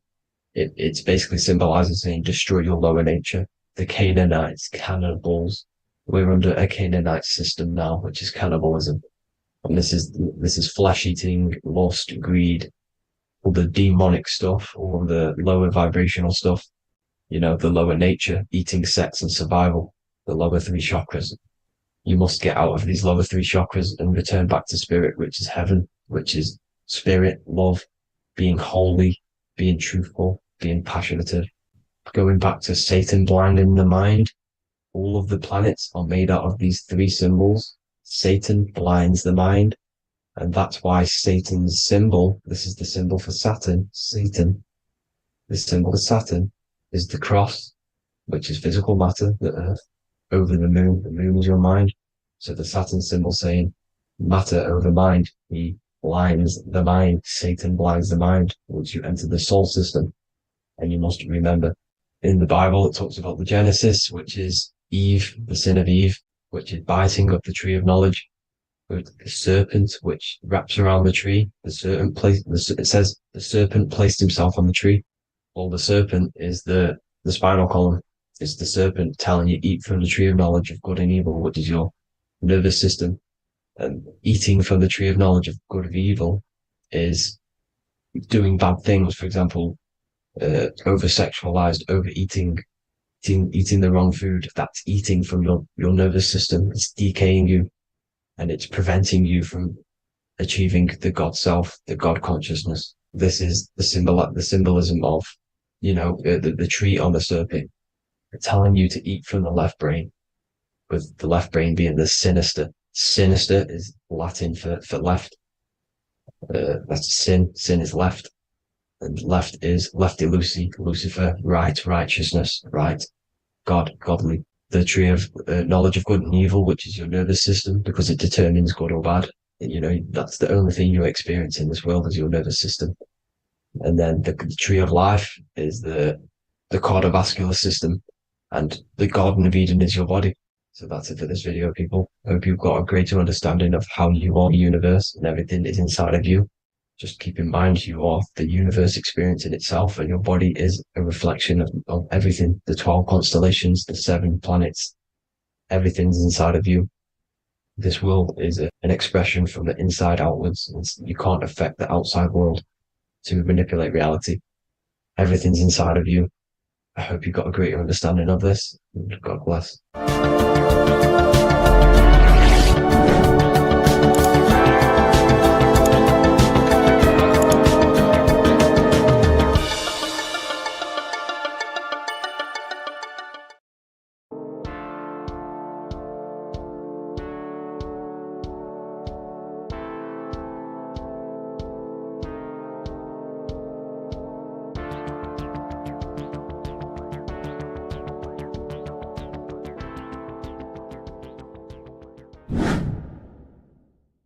What is good, YouTube? Today we're going to be talking about the astral plane and how the cosmology fits into the astral plane. Okay, so first let's go over the astral plane and go over the different layers of reality so that you can understand reality more.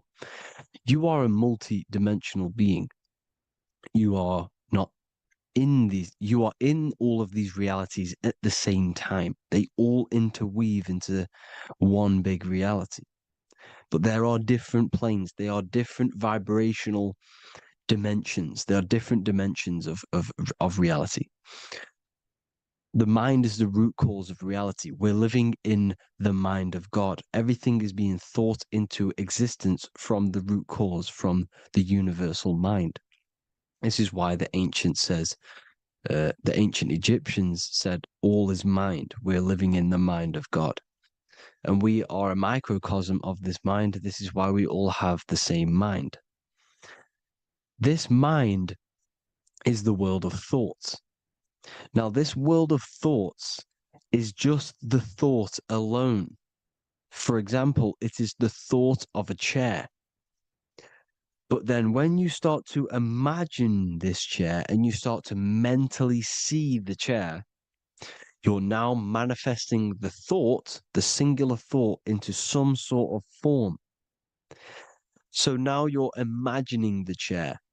You're imagining the form of this chair, which is then manifesting into the astral plane. The astral plane is the world of thought forms manifesting. So when you are imagining something, you are seeing into the astral plane. Okay? Your third eye, it is an eye because it sees the astral plane. It is seeing the other side through imagination, through dreaming. Well, we'll go over dreaming later. So the thought of a chair is a singular thought. The imagination of the chair is the manifestation of the chair. And in the astral plane, it's basically the world of all the chairs that could ever exist. So you're thinking of the chair as a singular thought, which is the mental plane. The astral plane is the imagination of that chair, is the thought, the manifestation of it.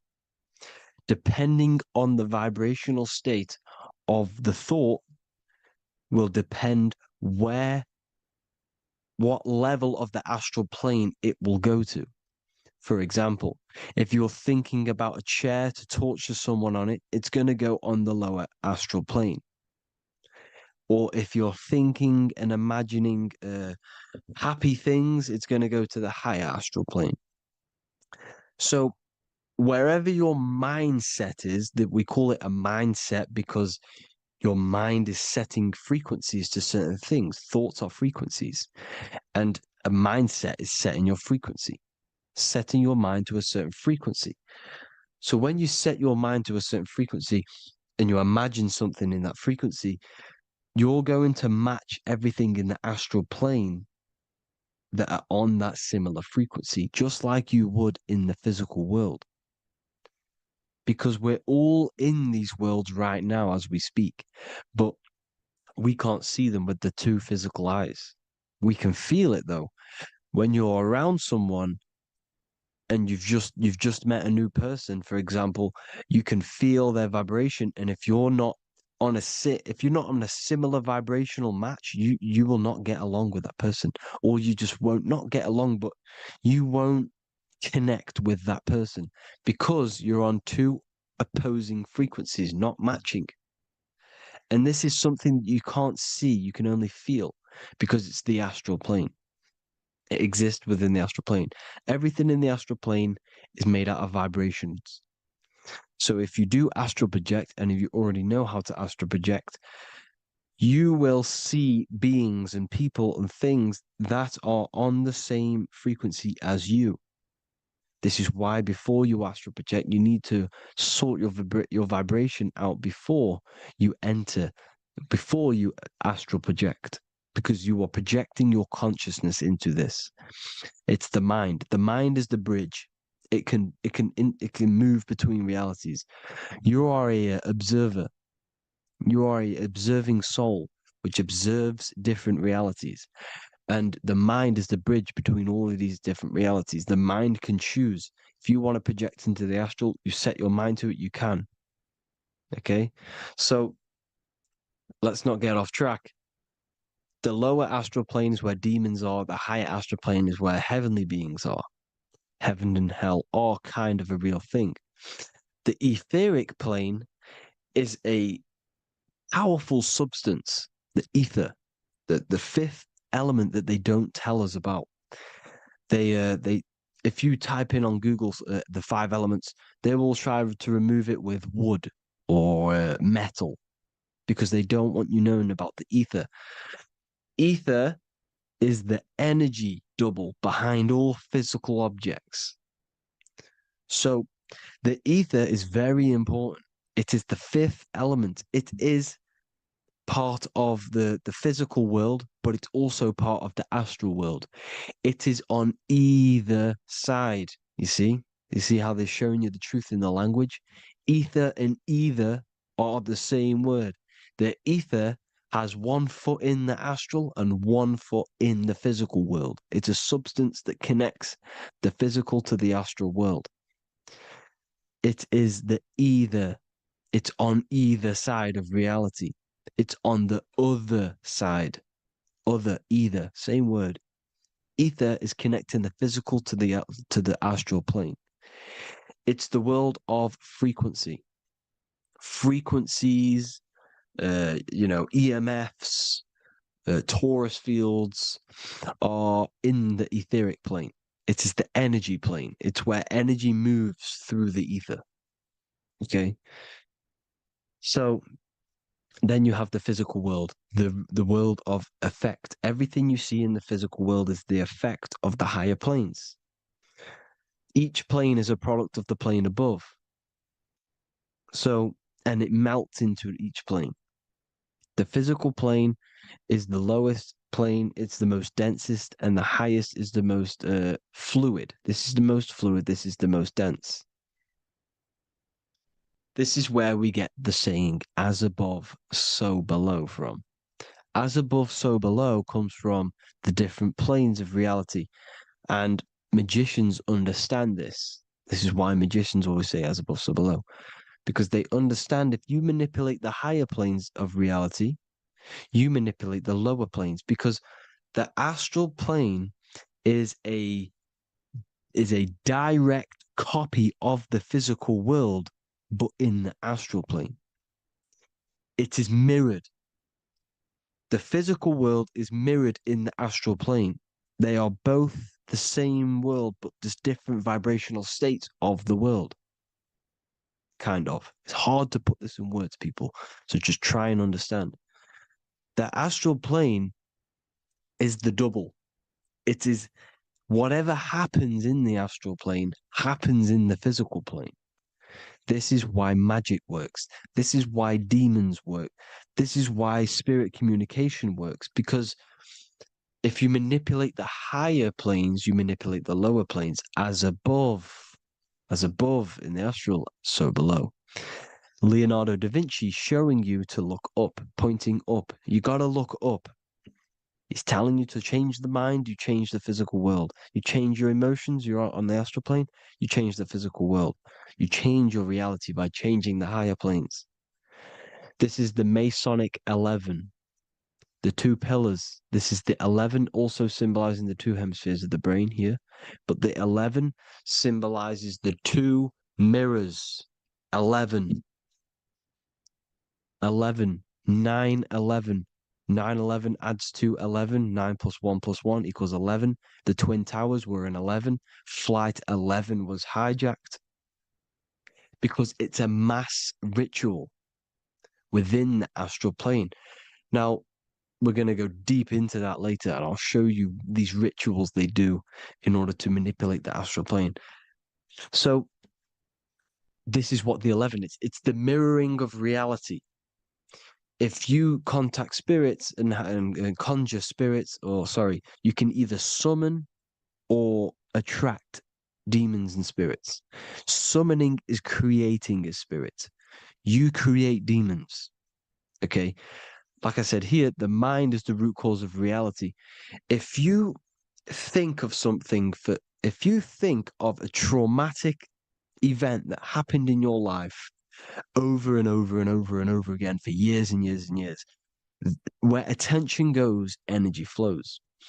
The mind is the director of energy. If you are directing energy into the specific emotion, the specific thing that is torturing you in your mind, that will manifest as some sort of being in the astral plane, which is called an elemental. And this elemental being that you have created through your thought forms and emotions will latch onto you and feed off this energy. So it's important that you get your mind right. Okay. It's important that you sort that you file the mind and you discipline the mind.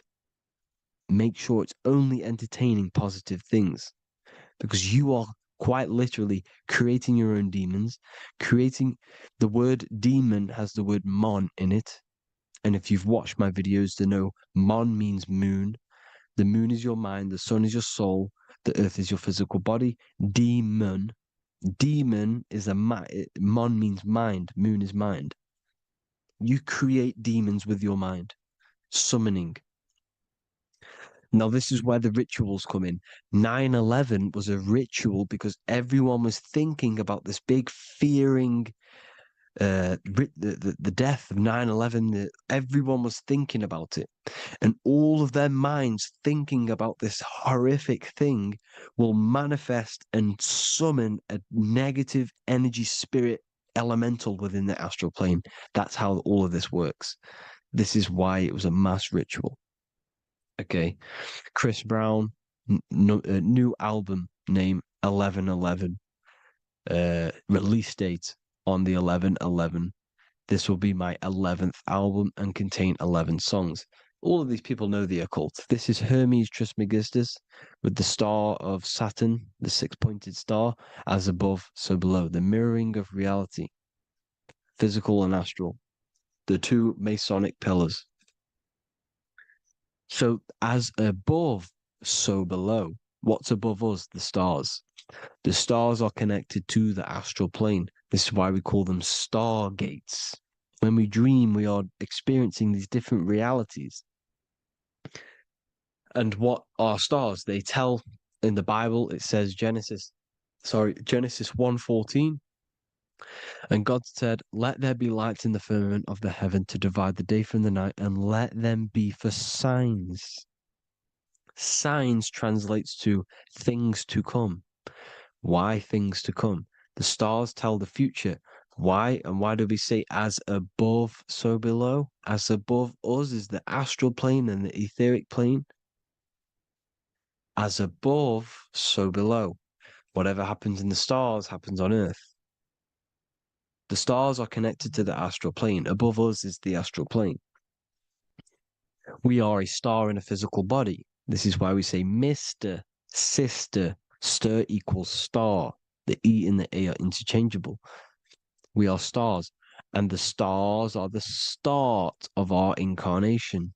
We start in the stars, same root word, and we descend through the seven energies, which are our seven chakras.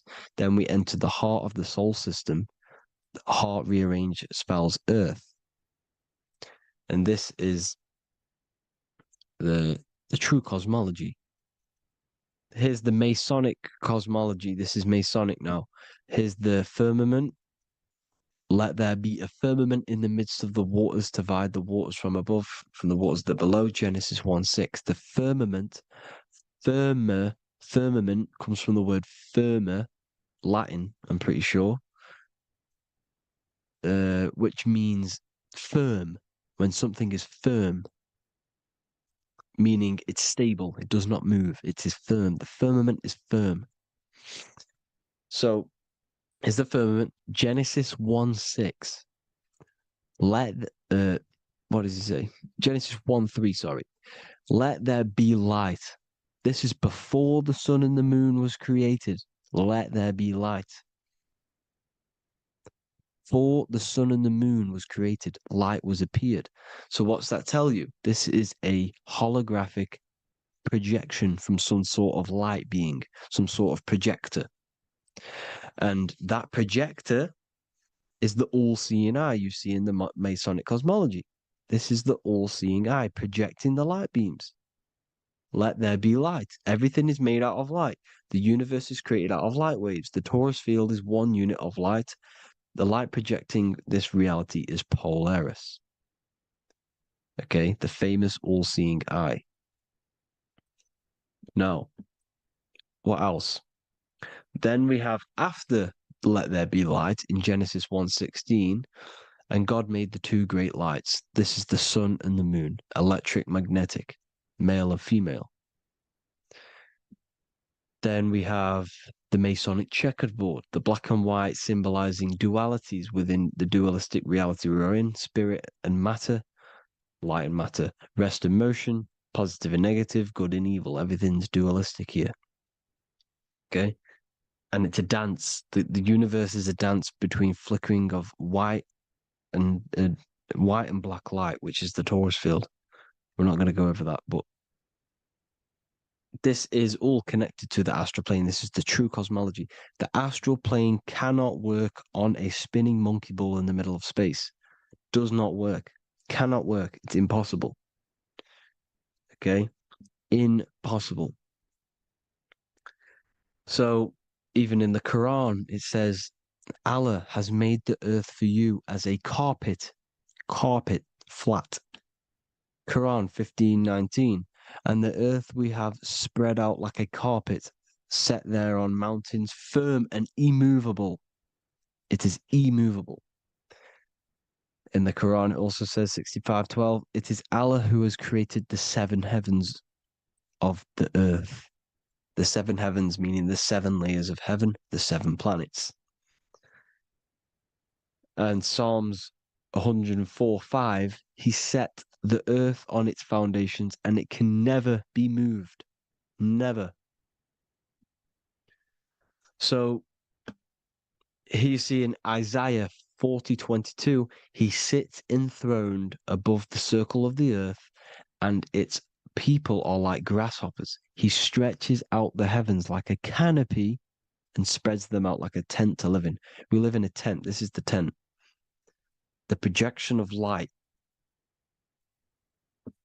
Here you see an ancient picture here.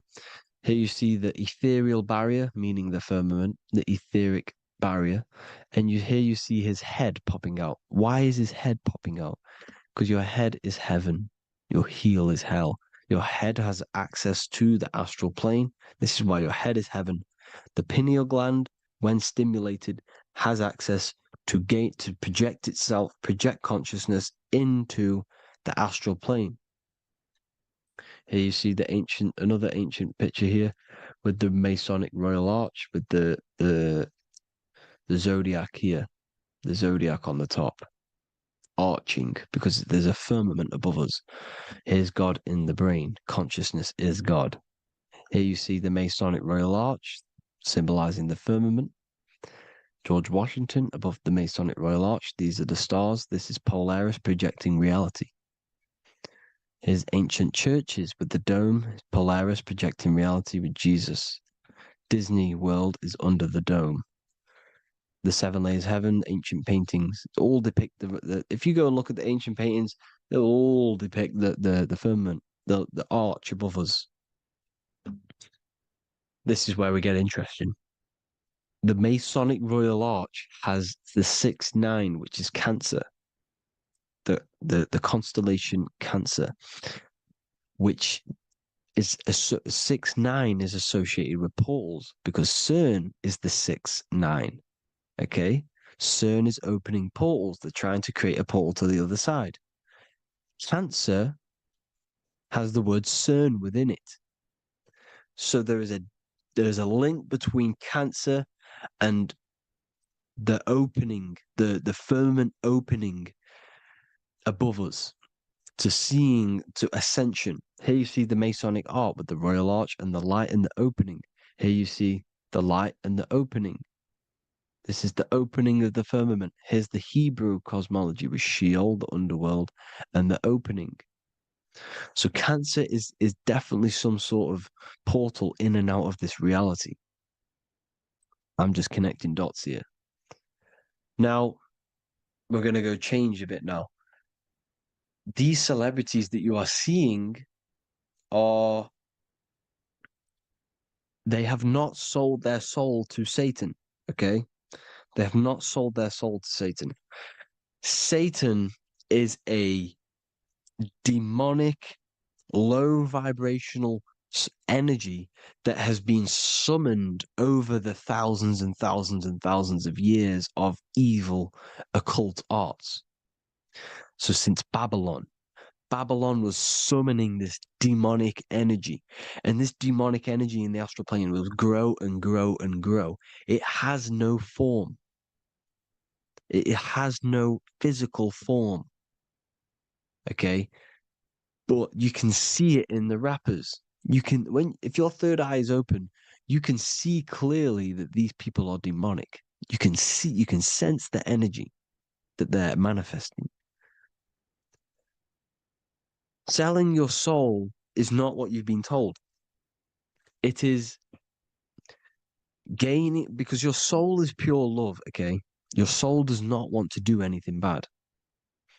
So when you sell your soul, you're gaining physical gain. You're gaining physical wealth, for example, like for these rappers, they will be given millions of pounds because the people in control of the music industry, which is the dark occultists trying to brainwash the masses, the people in charge, they're dark occultists. They understand Satan and the energy.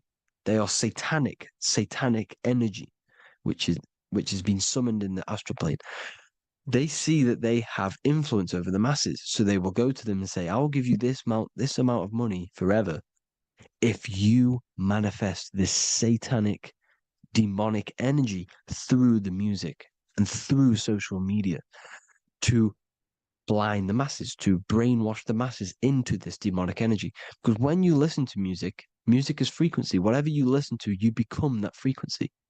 So if you're listening to these people, they're throwing energy, this demonic, satanic energy that they sold out to. Soul, same word. When you sold something, you've got your soul involved. They have exchanged money, physical gain, so that they manifest this satanic energy within the astral plane and through the music, through the videos, through social media to keep us in this vibrational frequency, in this low state of consciousness. This is what it actually is. It's not, you're not selling your soul to some sort of devil. This satanic energy has no physical form it is formless in the astral plane. It's a summoned energy. Now, the root chakra is red. This is why the devil is red, because it symbolizes the animal nature of man. When you are operating off your root chakra, you will kill, you will fight, you will do anything to survive, because it's all about survival mode in the root chakra. They want you keeping in that fighting mode, that surviving mode, so that you are manifesting this low vibrational frequency, this satanic energy, this demonic red energy. This is why the devil is red. And the devil has a tail with the red arrow pointing down because it symbolizes your light body. This is your Merkaba. Your Merkaba is your light body. Mer equals light, Ka equals spirit, Ba equals body. Merkaba, this is the devil's tail pointing down, the descension, your heel, up to your heel, hell. Ascension to heaven, head. You see, this is the all-seeing eye with the illumination coming off it, your head, when you're illuminated. The Merkaba is your celestial sphere to portray different planes of reality. It is the vehicle of ascension. It's your light body.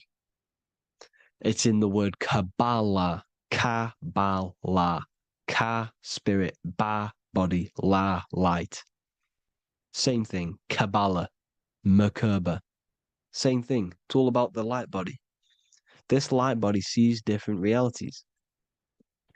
So when you see the goat in the music industry, it's this satanic summoned energy that's been summoning for thousands of years within the astral plane. When it becomes to the physical plane, it will manifest through different things. A goat, an owl, Satan, Moloch, Baal, same deity, same demonic energy that's been summoning in the astral plane. And this is why the Baphomet has a goat head. Drake's new album is the goat. The Polo G, the Masonic G, with the goat. And here's Rylo Rodriguez in the mirror with the goat in the mirror and him in his physical body. It symbolizes, the mirror symbolizes the astral plane because he's manifesting the goat, the demonic energy. He's sold out to the demonic energy. And in the physical plane, he's his physical body. The mirroring, the Masonic 11, the mirroring of reality, the astral and the physical. And what do you call them when they're an amazing rapper, the best rapper? You call them the GOAT. Because the GOAT, you're the GOAT because you're manifesting the GOAT energy, this satanic, demonic energy within the astral plane. So Baal, Moloch, all the same thing. Because in the astral plane, if you want to gain spirits to come to you and communicate you in the physical world, if you want to communicate with spirits, you have to gain their attention. You can either gain their attention or come together and agree to create some sort of being, which is Satan. Okay. You can, like I said earlier, you can create these beings, you can summon them or attract them. One way to attract them is sacrificing. In order for you to become God, man, to turn to God, you have to sacrifice your life. You have to sacrifice, not drinking, not doing things, not doing anything demonic, not doing anything bad, not eating meat. You have to sacrifice yourself to become the light. However, if you want quick, instant gains in the physical world, you can sacrifice something else to communicate with these spirits because these demonic energies feed off demonic energy, your demonic energy. So these dark occultists will give away babies. They'll sacrifice, torture babies so that they gain, so that they can communicate with these spirits for physical exchange. Yes, you can do this. These powerful spirits, these powerful demons can give you powers. They can give you certain things. And this is what they are doing. They're summoning and attracting these demonic energy. This is why, trafficking is one of the most, Balenciaga. Baal is the demonic energy in the astral plane, which requires child sacrifice for his presence. Balenciaga, and they were trafficking children. They were trafficking, killing them, and offering them to the spirits. This is what they are doing. Balenciaga. It's in the name. Here you can see here a stick man with two horns. The goat, obviously, it's all the same deity. Baal, the goat, Moloch, Moloch, the owl, the Egyptian owl, because it comes from the owl of Moloch, which is Baal, which is Satan, all the same demonic energy. And it's on the dollar bill, a tiny dollar bill, on the $1 bill. All the same thing. Bohemian Grove, they worship the big owl, Moloch. It's all the same thing. It's all one big demonic energy which has been summoning in the astral plane. And it's trying to take over Earth, the physical plane. That's what it's doing.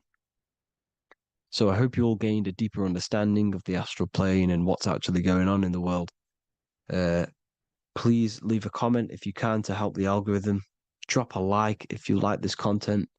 And hope you all learned something today. And God bless you all. Thank you all.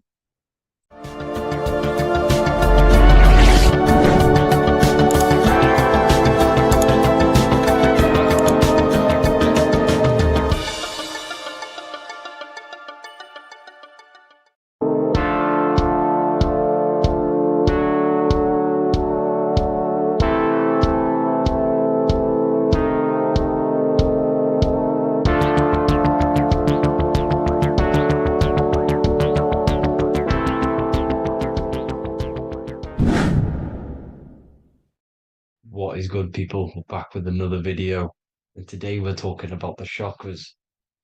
Let's jump straight into this because I know there's been a lot of requests for this video. So let's jump straight into this. So you have 7 chakras, right? 7 chakras, and these chakras are feeding off your electromagnetic field, known as your aura. This is both positive and a negative pole, male and female, right? This electromagnetic field is made out of electric and magnetism, and together they come as electromagnetic. Now, your chakras, the word chakra just means wheel, spinning wheel, because that's what they are.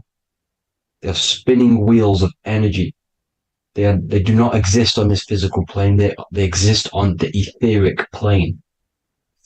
Okay. Now, these energy centers are known to regulate your emotions, and each energy center controls the organs and cells in that particular area of the body. So, for example, your sacral chakra will control the cells and organs of your sexual reproduction area.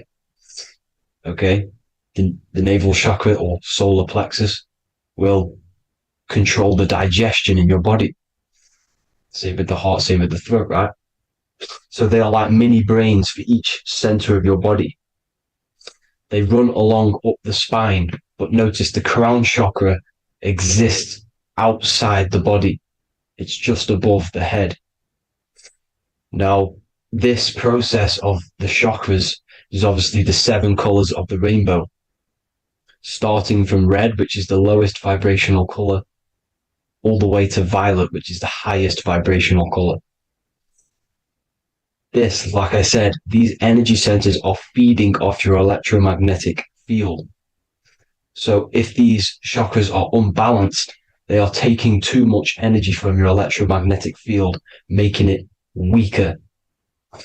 Now, this is the North Pole. As you all know, the Earth is flat, and we live inside of a giant torus field, and the North Pole is the Earth's heart chakra. And this is why the aurora borealis or the northern lights, whatever you want to call them. That's why they are green, and they are being emitted from this center point of the earth because it's symbolizing the heart chakra, which is green, right? Now, you do work your way up to these. However, this is a torus field. You are a torus field. You have different layers of this torus field, right?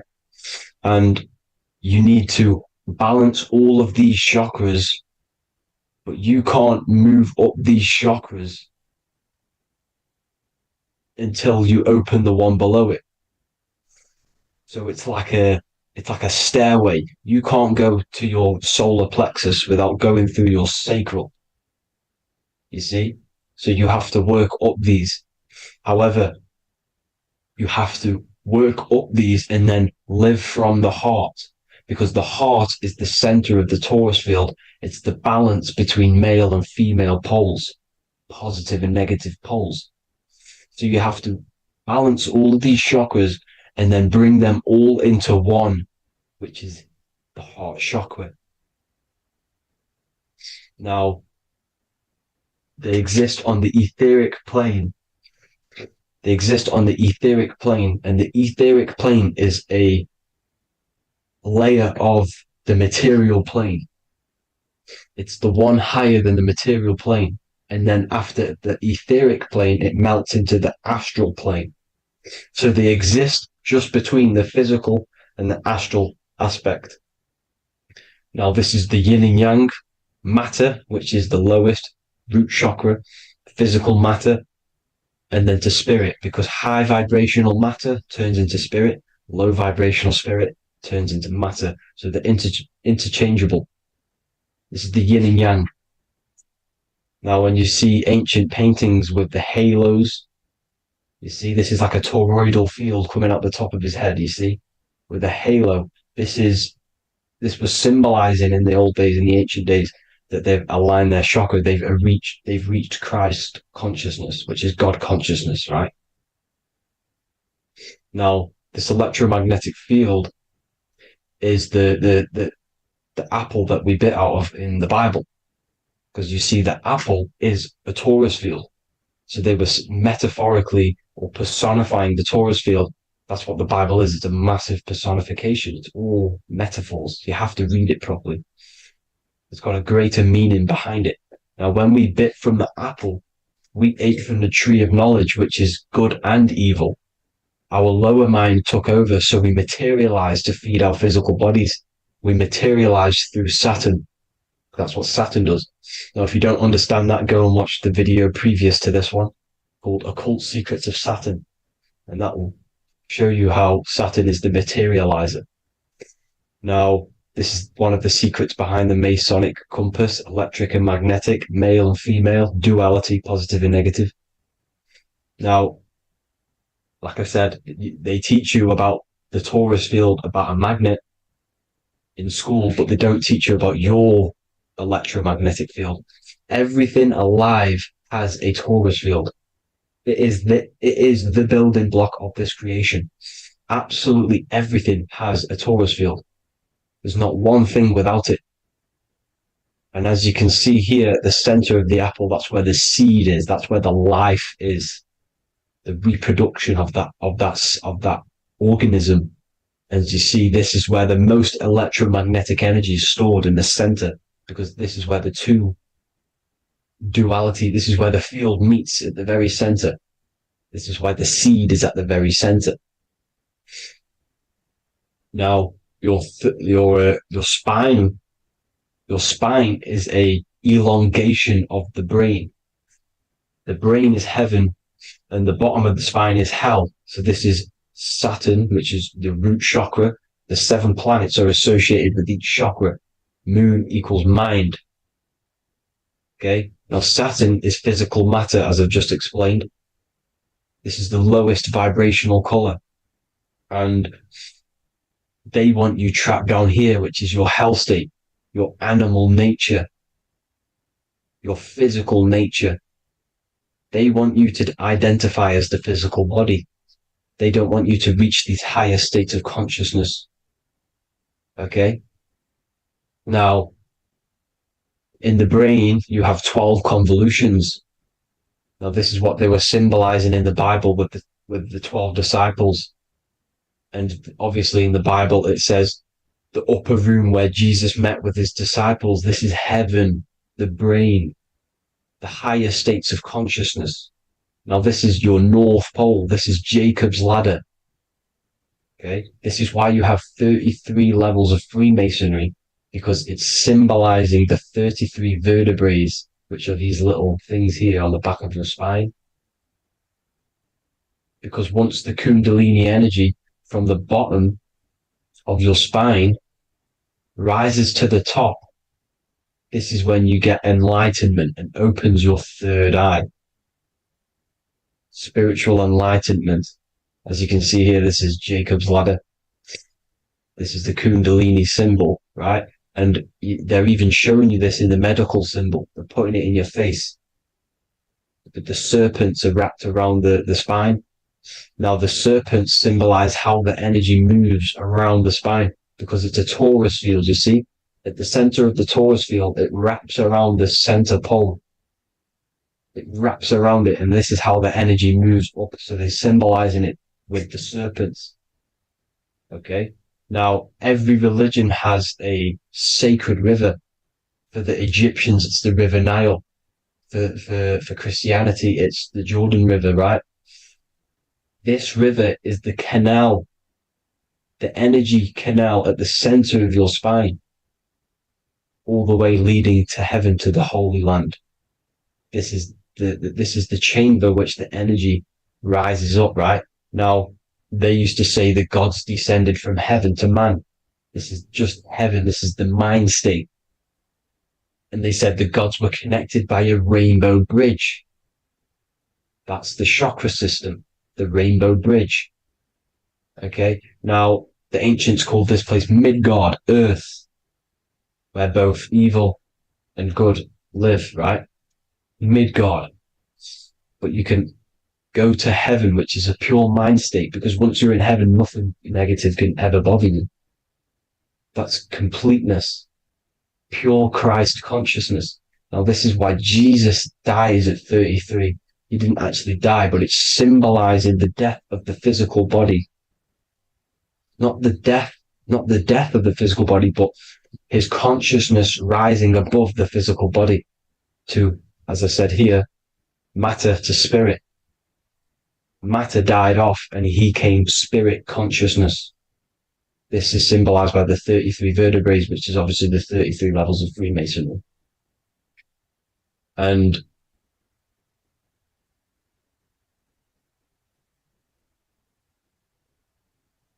now the pineal gland, which is at the very top of this Jacob's ladder, or the River Jordan, the canal, your 33 vertebrae on your spine.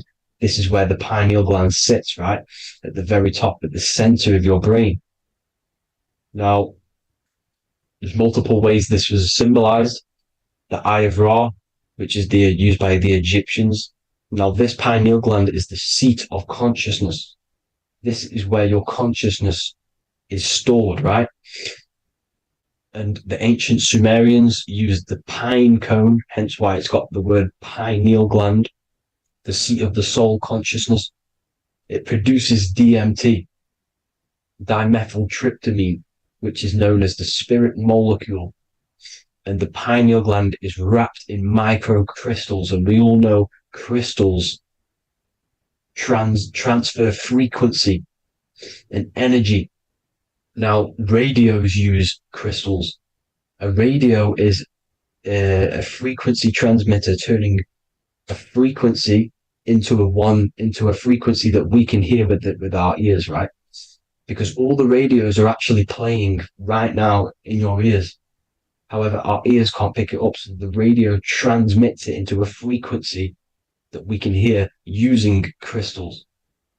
So this is the power of crystals, and this is what our third eye is wrapped in, crystals. Now, this third eye is not actually your third eye, it's your first eye. When you're being materialized in your mother's womb, this is the first gland that is produced and everything's built around it, because it is the consciousness. It is your consciousness. Your consciousness never dies, ever. It's an eternal essence. It lives forever. You never actually die. Only the mortal body dies. Now that's what we call life.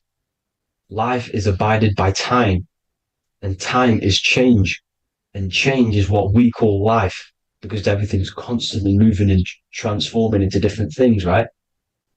Now let's not get off track. The pine cone is obviously, this is in the Vatican here. The pine cone is symbolized as the pineal gland, pine. And this is the opened pine cone. The opened pine cone means, or symbolizes, the awakened man, the awakened third eye. But the ones here, which the Sumerian gods are holding, these are shut pine cones, symbolizing the unawakened man. But let's not get confused, people. These gods were not gods. They are human beings just like you. They reached Christ consciousness. They are nothing more special than you. They just had the ability to reach Christ consciousness. And obviously their knowledge was far more intelligent than ours, far more advanced than ours.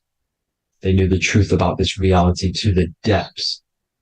Now, the ancient Hindus had a goddess called Kundalini, which is said that she descended by the means of a ladder or a cord from heaven, which is symbolizing the spinal cord.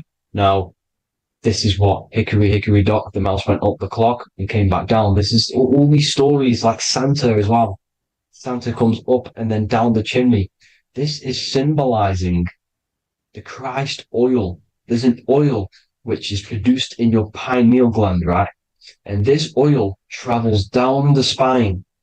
And once it's down on the spine, you must have to raise your consciousness, just like I said, but the chakras, you have to raise your consciousness, raise your vibration to heat up this oil and turn it into a gas.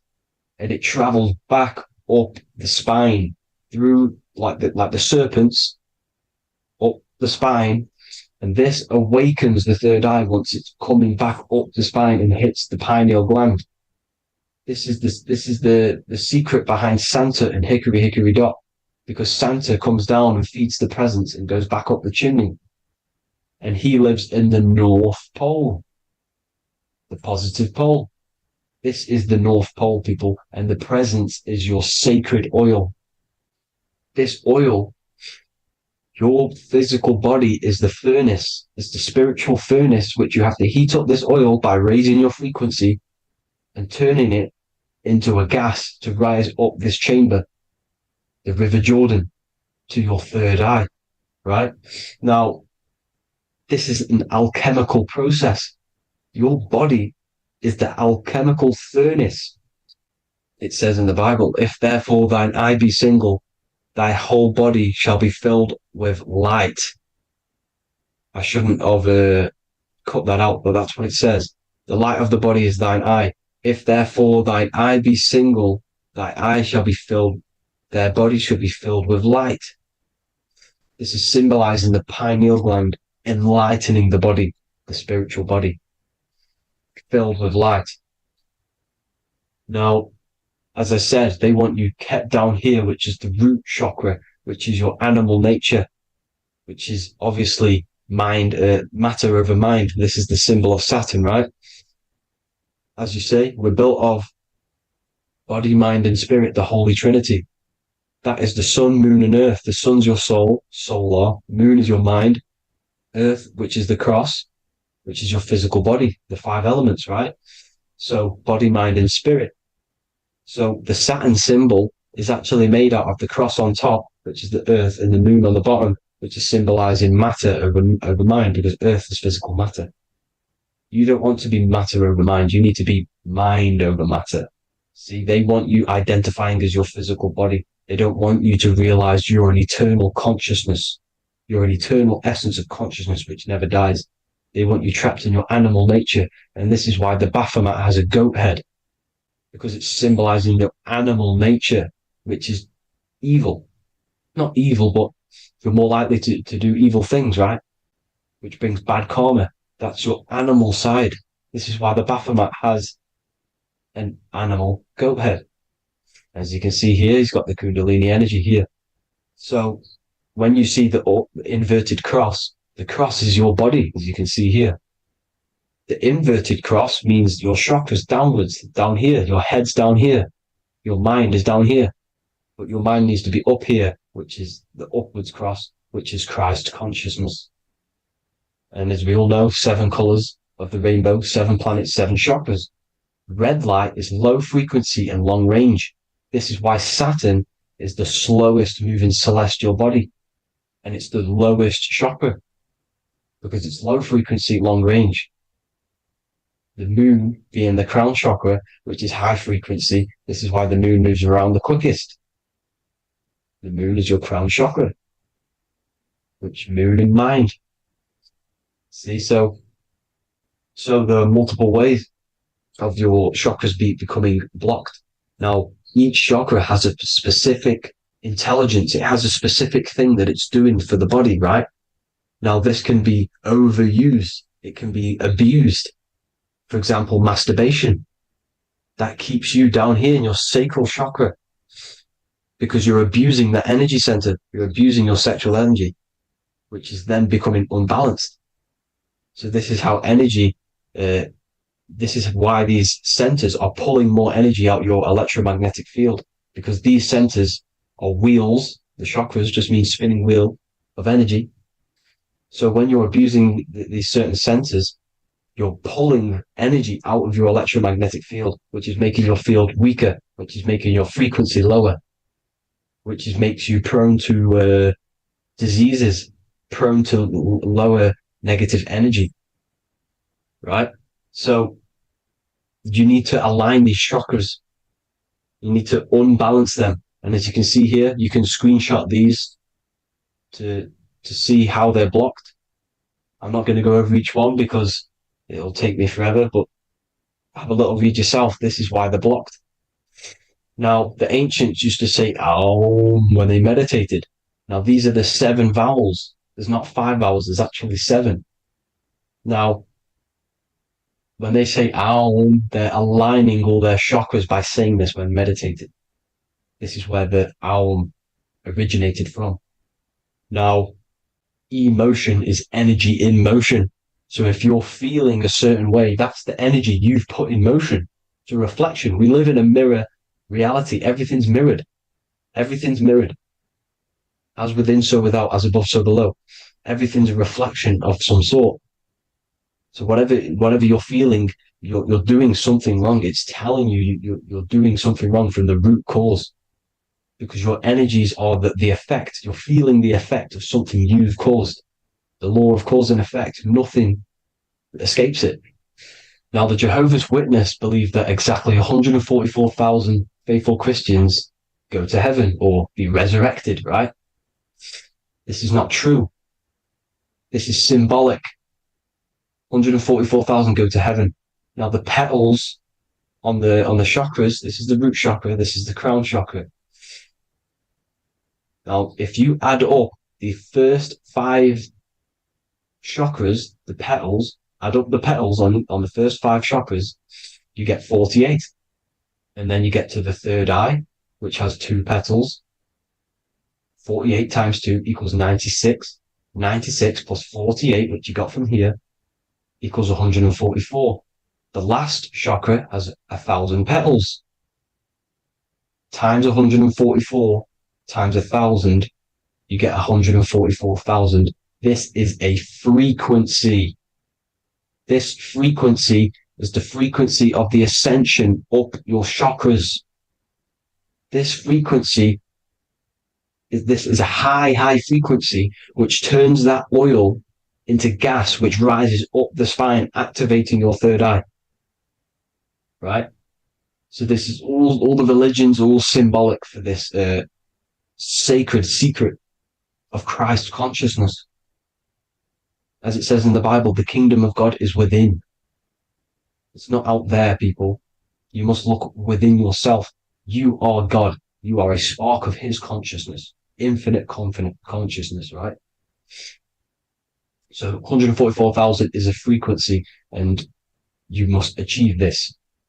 Like I said, these people in the past, they're not gods, people. These were just humans. Nothing special. They just reached Christ consciousness. Now, they keep you in these lower vibrational states with the food, right?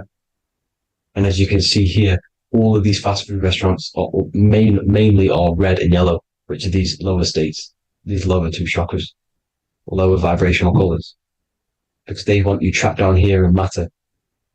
And these foods are so low vibrational, they will keep you down here because your gut produces, I think it's like 80% of melatonin. Melatonin is your feel good hormone. These foods will not make you feel good. This is very low vibrational. Meat. It's not meat. It's raw flesh. These animals are stripped from their family, put on a conveyor belt, watch their friends be tortured, and then get slaughtered in a slaughterhouse. Think of all the fear that's running through their blood, all the hormones, all the fear, and you're going to go and eat that very low vibrational energy. As you can see here, this is the light photons within fruit. You can see the life force in this fruit. You must think, feel, and do positive to raise your vibration. As you can see, earth equals heart. If you rearrange it, everything in nature is green, right? The aurora borealis is green. You must align all these chakras and then live from the heart, because the heart's the center of the Taurus field. You must become the consciousness in the center. So that's it for this video, people. Thank you all. God bless.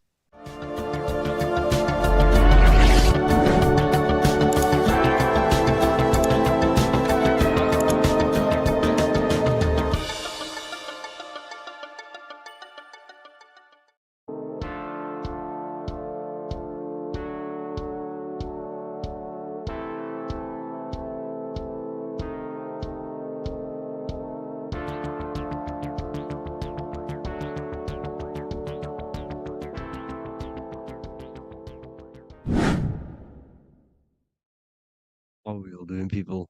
Survival wisdom. Today we're going to be breaking down the Bible and its real, true metaphysical meaning. All of these slides within this video is taken from my book, The Book of Wisdom, so you can get all of these slides. So the Temple of Solomon, you are body, mind, and soul, which is the Holy Trinity, the moon, sun, and earth. The sun is your soul because the sun is its infinite source of energy. It is its own source of energy. And that is what your soul is. It's its own source of energy. The moon is mind. This is why you call people a lunatic. You're a lunatic. Luna means the moon. And inside of your mind, you have a specific mood. Mood is moon. And mind in German is Mond. And the word Mon means moon. And earth is your physical body because your body contains of the four elements, the four physical elements. Well, the Temple of Solomon is the temple of the soul and the mon, the soul and the mon, the soul and the mind. And it's the temple of the Holy Spirit in the Bible. Everything leads back to one singular point in the center of the brain. The brain is not the mind. It's mind over matter. Okay? The brain is the physical manifestation of the mind. The brain is the electrical computer which decodes the light waves given to it by the mind. This is why everything in the body leads back to one singular point. And we'll go over this in a minute. But this is controlling the physical body. This is the within. If you rearrange within, it spells high twin because within you is your twin, your true self. And it's just an entity in the center of the mind. And if you shut your eyes, you can feel it. Your awareness is in the center of the brain. So there's just an empty chamber in the center of the two cherubs, the two brains. They are two separate brains. They're two hemispheres. And the empty chamber, when scientists chop it up and see it's just an empty chamber, well, because you can't see in that plane of reality, you cannot see the mind. You cannot see thoughts. It is invisible to the human eyes, to the visible light spectrum, to the two eyes. The reason why we call it the third eye in the center of the brain, it's not the third eye, it's your true self, it's the mind and soul. It's an eye because it does see. It's the all-seeing eye that you always see here. There's some Masonic artwork showing the two pillars, the two cherubs, the two hemispheres of the brain, and the inner eye. This is the eye that sees all things. What do I mean by seeing all things? Not physically. It sees the mind. It's what, because your soul is watching the mind. You can observe the mind. You are not the mind. And if you meditate deeply enough, you can go beyond the mind. It's the all-seeing eye. It sees the mind. It sees what emotions you're feeling. It sees what you're thinking. It sees what you're seeing with the two eyes. It's the all-seeing eye. It sees all things. It's omnipresent. It's everywhere. Because the mind can be anywhere. The mind can switch itself into any place it wants. There is no limitations with the mind. So there is two hemispheres in the brain. And in the Bible, there is a quote saying, the most holy place between the two cherubs. The two cherubs is the two hemispheres of the brain, and the most holy place is between them, which is what the Masonic artwork is showing. This is the all-seeing eye, the soul and the mind in the center of the brain. And you will not see this with the two eyes. So when scientists come to seeing the empty chamber in the center of the brain, they wonder because they do not understand the occult side of the world. They do not understand the layers of reality. How the two eyes, everything physical comes from the unseen. Everything seen comes from the unseen. Now, the two hemispheres of the brain play a major role in our lives. The right hemisphere is the artist. The left hemisphere is the scientist. The right hemisphere controls the left side of the body. The left hemisphere controls the right side, so there's a crossover. Now, the right hemisphere is to do with your feminine energy, creativity, unification, metaphors, visualization, intuition. The left hemisphere is to do with sequencing, facts, materialistic details, language, and logic. So they keep us normally trapped within the male aspect of our mind, which is the left hemisphere. You know, if you listen to Spotify, Apple Music, and radio, they're all tuned to 440 hertz, which shuts down the right side of the brain, makes you left brain dominant. And we learn, well, 90% of people learn to write with their right hand. They're taught to learn with their right hand, which is to do with the left brain.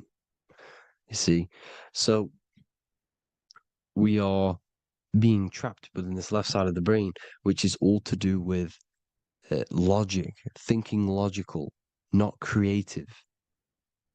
You know, very analytic. But the right side of the brain is to do with your creativity.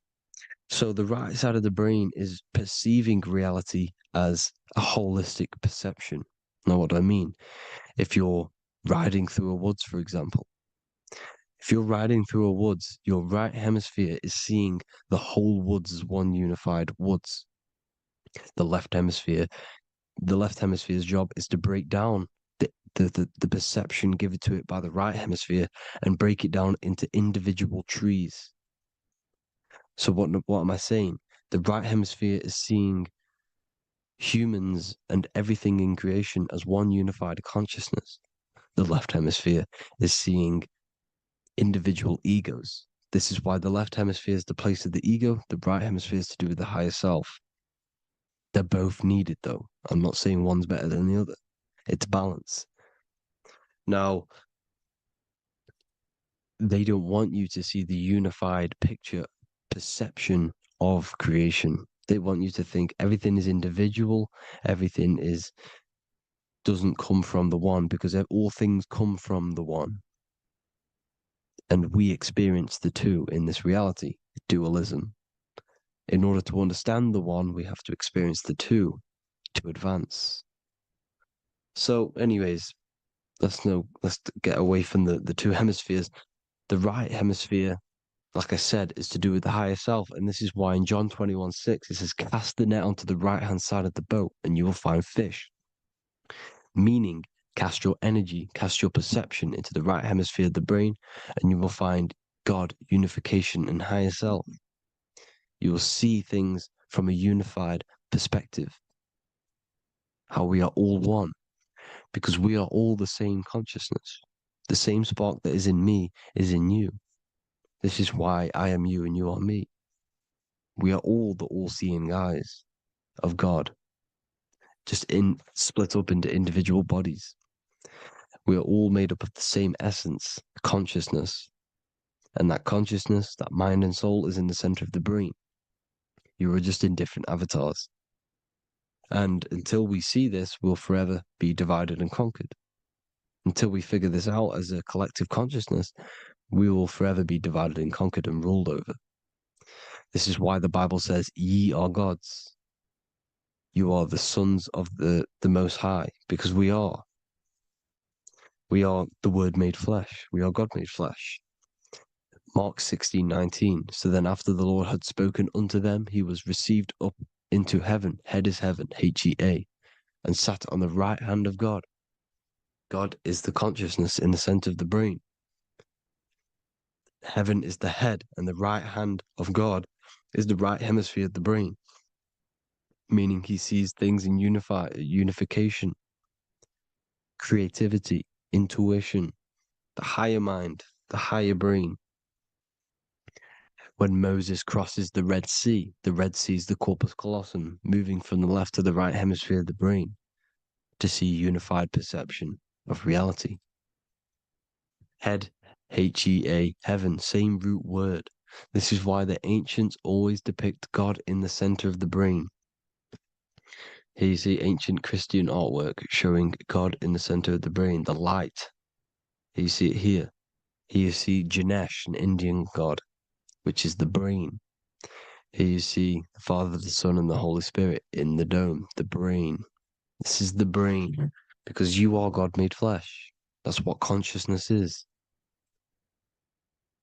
The upper room where Jesus meets the 12 disciples. It's the upper brain on the upper room. The upper room is the chamber, the empty chamber in the center of the brain. That's the room. And the 12 disciples are the 12 cranial nerves in the brain, which pretty much rule the body, all the cranial nerves. The tree of life, the cardiovascular system. This is why in Genesis it says the tree of life was in the midst of the garden. Midst meaning middle, because the middle of the body is the cardiovascular system, which is controlling all of the systems in the body. The tree of knowledge of good and evil is the nervous system. It's the spine and brain. This is what's detecting good and evil. The brain is the electrical computer with the left and the right hemisphere, decoding the dualistic world, decoding the light waves given to it by the external world. It is an electromagnetic computer. It is artificial intelligence. It is very intelligent, the brain and the nervous system, the human body as a whole. But the tree of knowledge of good and evil is the nervous system, because it is the tree that detects good and evil, makes you learn good and evil in this dualistic reality. Here you see Adam and Eve around the tree of knowledge of good and evil. Adam and Eve, male and female energies, but the serpent in the tree, and the tree of knowledge of good and evil. Well, this is the spine, the brain, and the serpent is the kundalini up the spine. The serpent is the S. That's why S, serpent, the letter S is the serpent. Sex and serpents make an S noise. You know, the Bible cursed the serpent. So we don't figure out the true religion. The true religion is raising the Kundalini and becoming God-man and reaching our higher states, our true God self. Because once the Kundalini is saved and hits the pineal gland, it activates 100% of the brain when we're only using around 20 to 10% as of right now without the Kundalini awakening. So when you use it, you're activating 100% of the brain. You're activating all the dormant brain cells. You're regenerating the body. And this is the serpent in the tree of knowledge of good and evil. This is the spine, brain. This is Adam, Eve, the male and female energies. The light of the body is the eye. Therefore, if thine eye be single, thy whole body should be full of light. Matthew 6:22. This is the single eye in the center of the brain. It is not the pineal gland. It is what's inside the pineal gland. You have to go beyond the physical world, and there are no words to describe things that are not physical, metaphysics. And the whole body should be full of light. Well, this light is the same pyramid that you see. You are the pyramid with the all-seeing eye on top. This is why the ancients built the pyramids with the stairs in the middle symbolizing the spine, because once you open all the chakras and balance them and raise the Kundalini, you activate all of the brain, which gives enlightenment. The word enlight in ment. Ment means mind, light in the mind. Enlighten the mind. And this is enlightenment. We are the temple. And Jacob called the name of the place Peniel, for I have seen God face to face. Within spells high twin. Within you is the God self, which you need to manifest into the external world. And he's seen God in Peniel, the consciousness. He's seen his true self, consciousness in the pineal gland. Genesis 28:10, Jacob's ladder. Jacob, he took a rock there and laid his head on it to sleep. Jacob had a dream. He dreamed there was a ladder that was on the ground and reached up into heaven. Head is heaven. The rock he fell asleep on is the sacrum bone, because he's symbolizing the oil that comes down the spine, hits the sacrum bone and rests there, falls asleep, and it looks up and it sees the ladder to heaven. Because when you raise this oil, you become God-man. You become God in heaven. You can leave the body at will. Do you not know that your body is the temple, that your body is the temple of the Holy Spirit? Corinthians 16:19-20. Or do you not know that your body is the temple of the Holy Spirit within you? Your body is the temple of the Holy Spirit, the soul and the mind within the center of the brain, the temple of Solomon, temple of the soul and the mind. Romans 8:10. Christ is in you. It's not external. When you give where attention goes, energy flows. When you give your energy to external things, your attention, your worship to external things, you're giving energy, meaning it's draining you, and you're feeding something within the astral plane, a mental thought within the astral plane.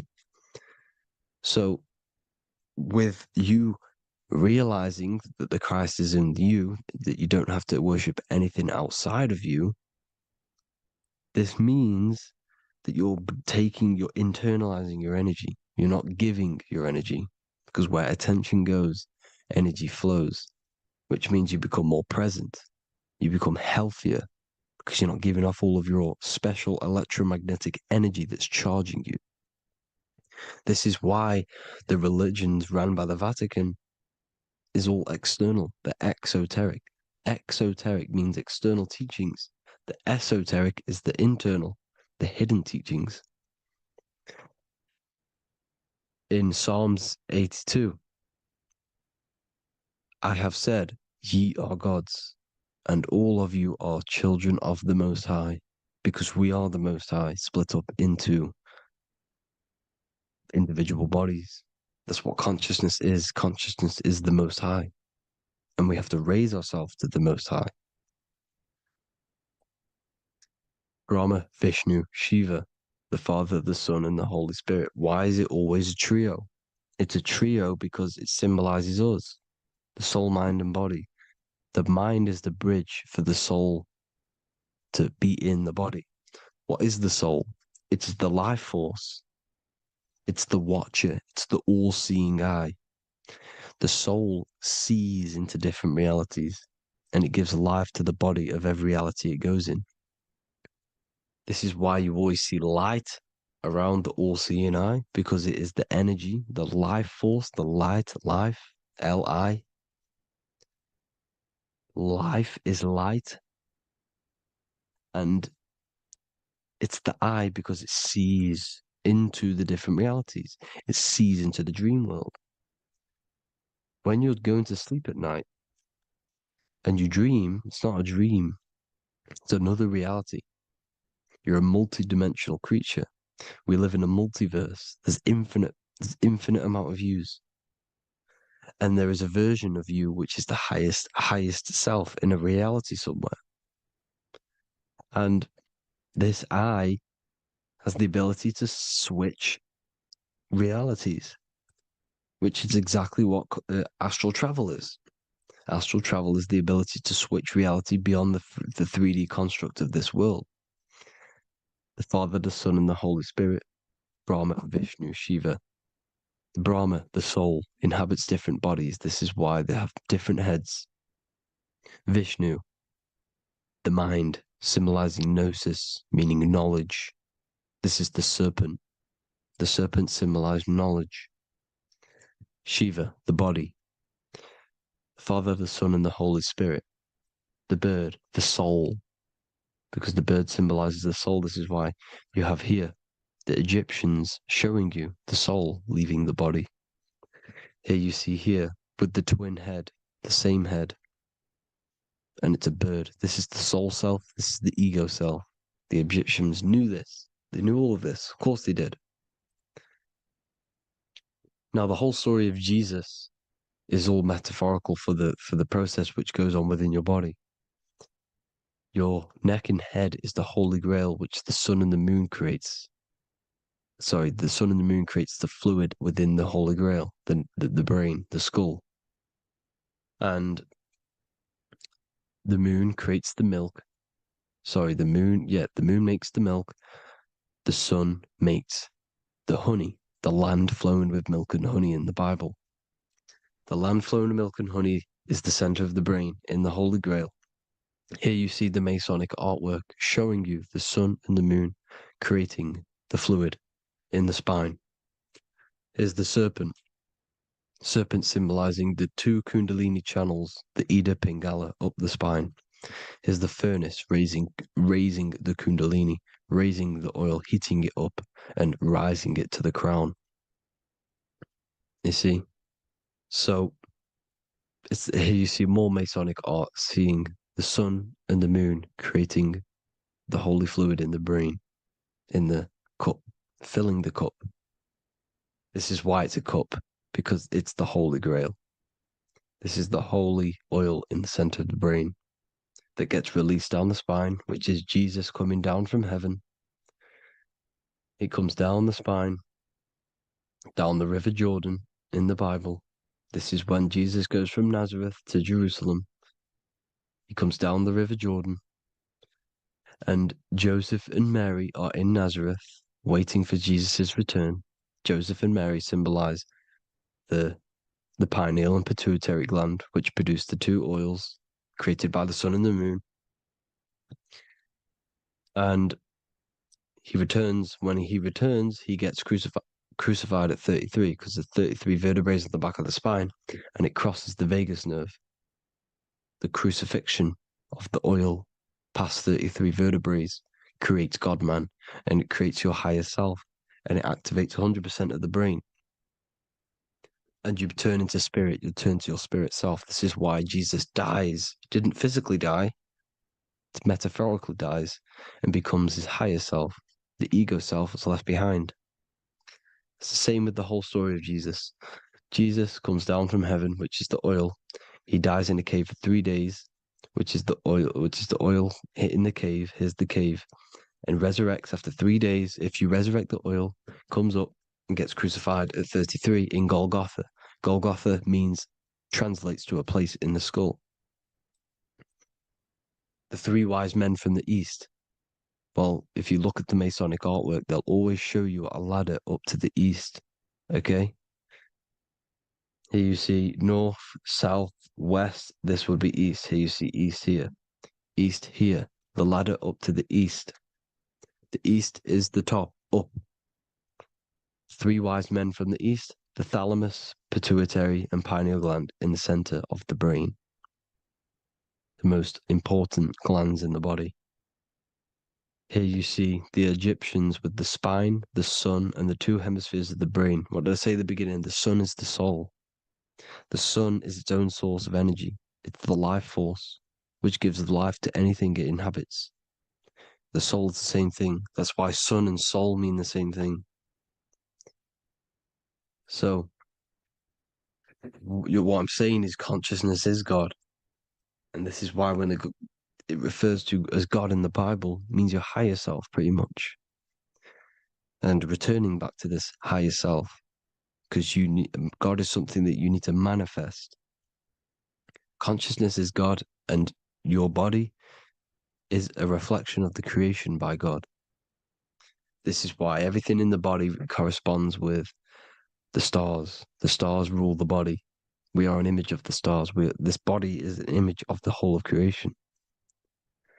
Aries rules the head. This is the cerebrum, the ram in the brain. Here's the ram, Aries. And we have something called the cerebrum, Aries, the ram.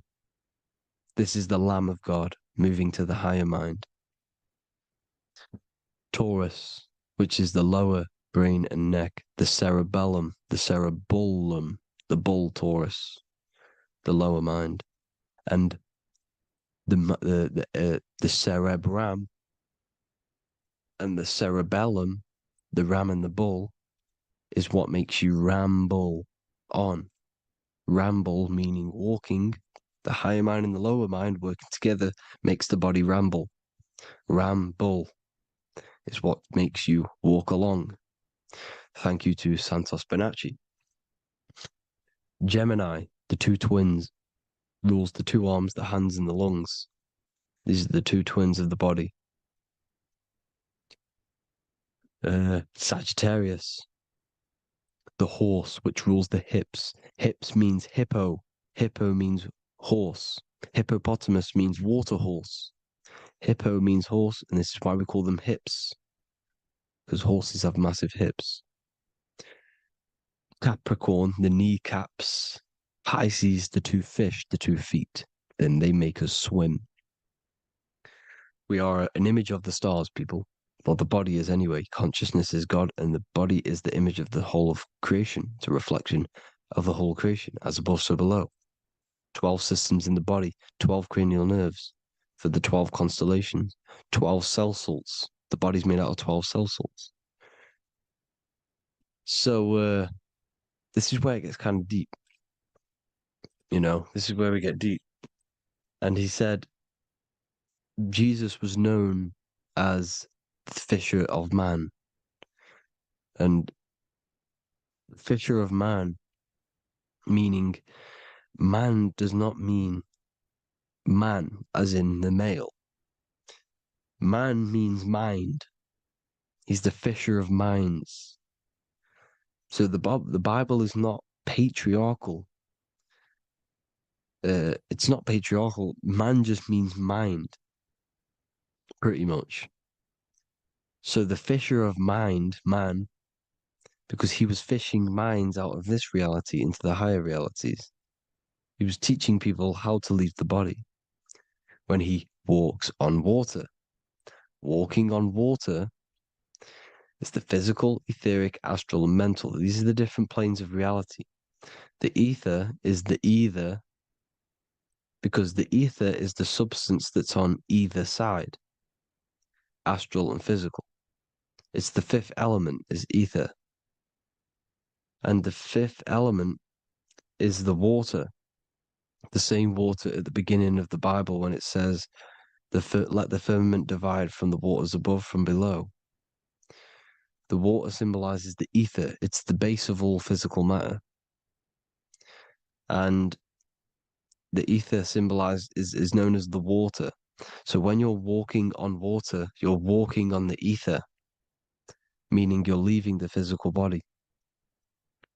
So when Jesus walks on water and he's teaching Paul to walk on water, Paul becomes scared and falls back into the water.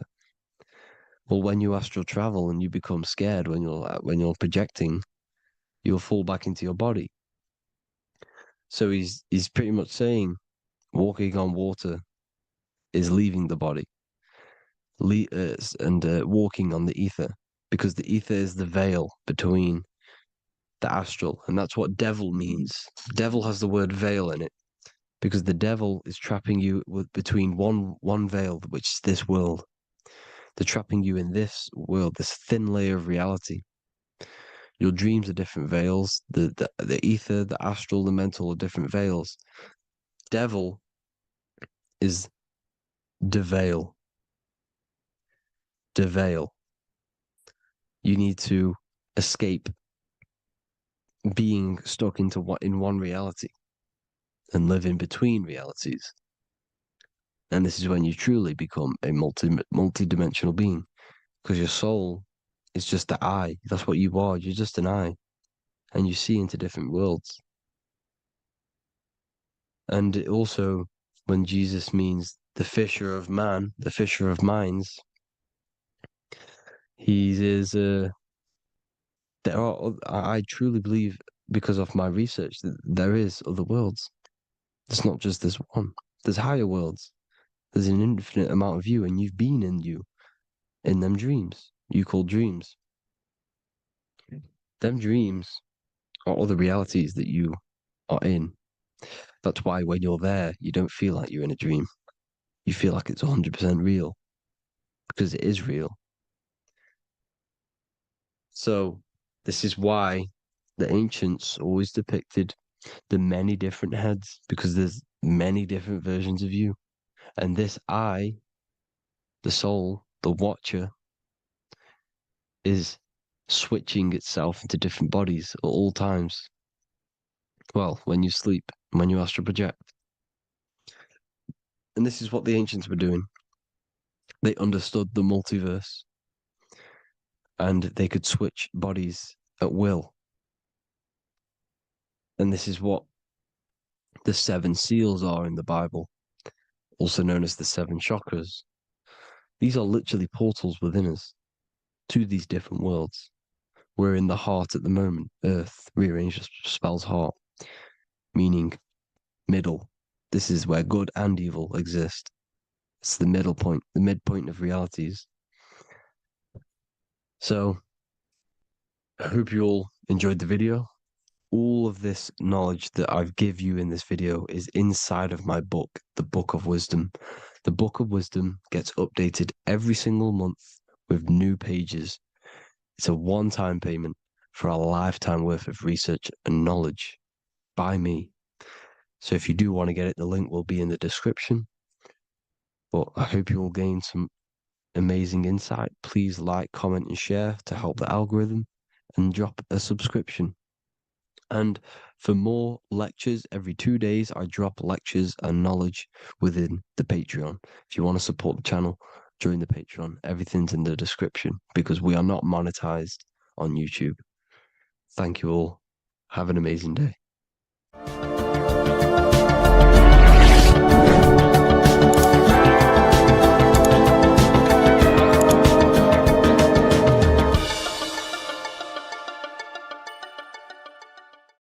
Geometry.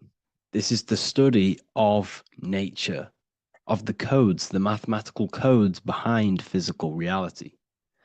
So today we're going to be going deep into geometry and the true esoteric internal geometry, the geometry that no one really talks about, and how geometry relates to human consciousness. So essentially, what we must understand when it comes to geometry, the basics of geometry is everything is vibration. And this vibration is vibrating on a certain frequency.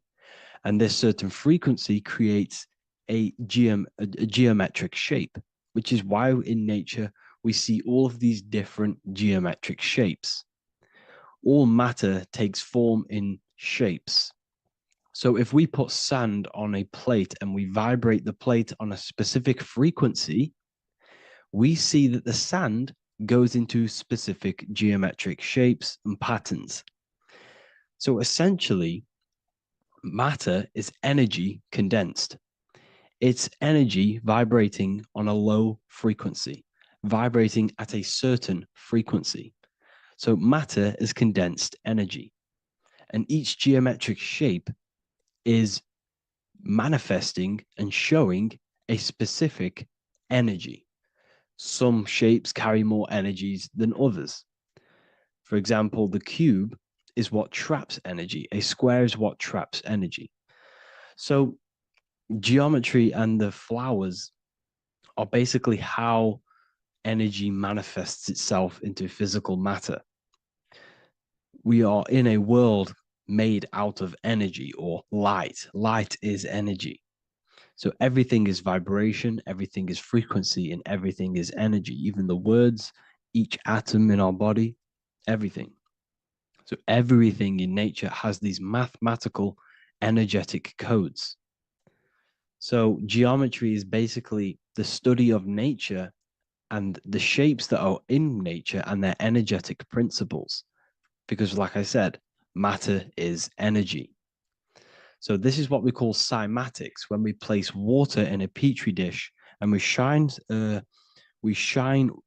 light on top and we vibrate the water, and we can capture. This creates certain patterns. Each frequency, like you see here, has its own pattern.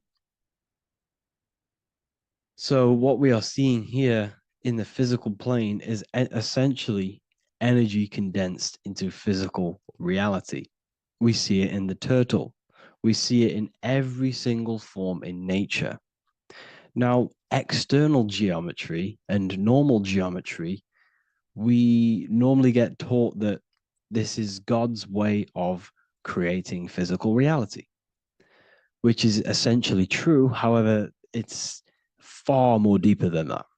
Far, far, far more deeper. Okay, so what geometry truly is, it's not God's codes to reality.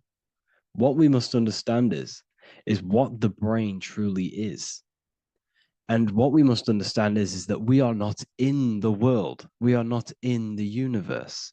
The universe is us ourselves. And the world is produced by our brain itself. Okay? So the way you must understand how the brain works, so what you visually see, so geometry is to do with what we visually see. And what we visually see is heavily connected with our eyes, which are an extension of the brain. The eyes are the brain.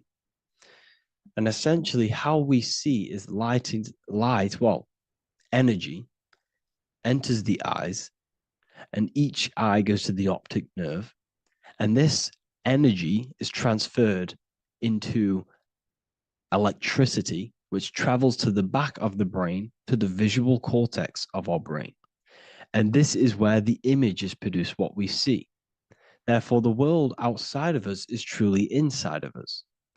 It's a projection from within the brain. The brain is an energy condenser, a decelerator, an energy decelerator. Everything outside of us is basically formless energy. It is formless energy vibrating at a certain frequency. So what the brain is, it's sucking in this energy, this light, and turning that frequency, that code, that light code, into a physical reality. It's condensing the energy and turning it into a visual image inside of the brain. Therefore, everything outside of you is not what it looks like. Everything outside of you is basically energy, infinite energy. And our brain is condensing this into a physical reality and projecting it outwardly, which you experience your visual field. Okay? And the ancients knew this. So this is basically called the sigil of Lucifer. Lucifer is known as the light bringer. Lucifer in Latin means to bring the light. This is the sigil of Lucifer, which shows the visual field and the brain. We also see this in the Google Play symbol. It's a powerful symbol showing you the visual field, which is basically a symbol that tells you that reality is inside of the brain. The brain is what produces reality, but consciousness is not produced in the brain. The brain is essentially a consciousness downloader. It's a computer and it's a reality simulator. The body is a simulation of physical reality. You are inside of the body experiencing the body simulation. The body produces this reality. It's a piece of technology. So Lucifer is to bring the light. Lucifer is the light being produced in our brains. Okay? So this is why they say Lucifer can tempt you. Lucifer can be the devil because it represents physicality. It represents the false light. Lucifer can trick you because it represents the physical world can trick who you truly are. So now that you understand how the brain is basically an energy decelerator and it creates and simulates a reality to your consciousness, you are no longer a person in a universe. You are the universe itself experiencing itself.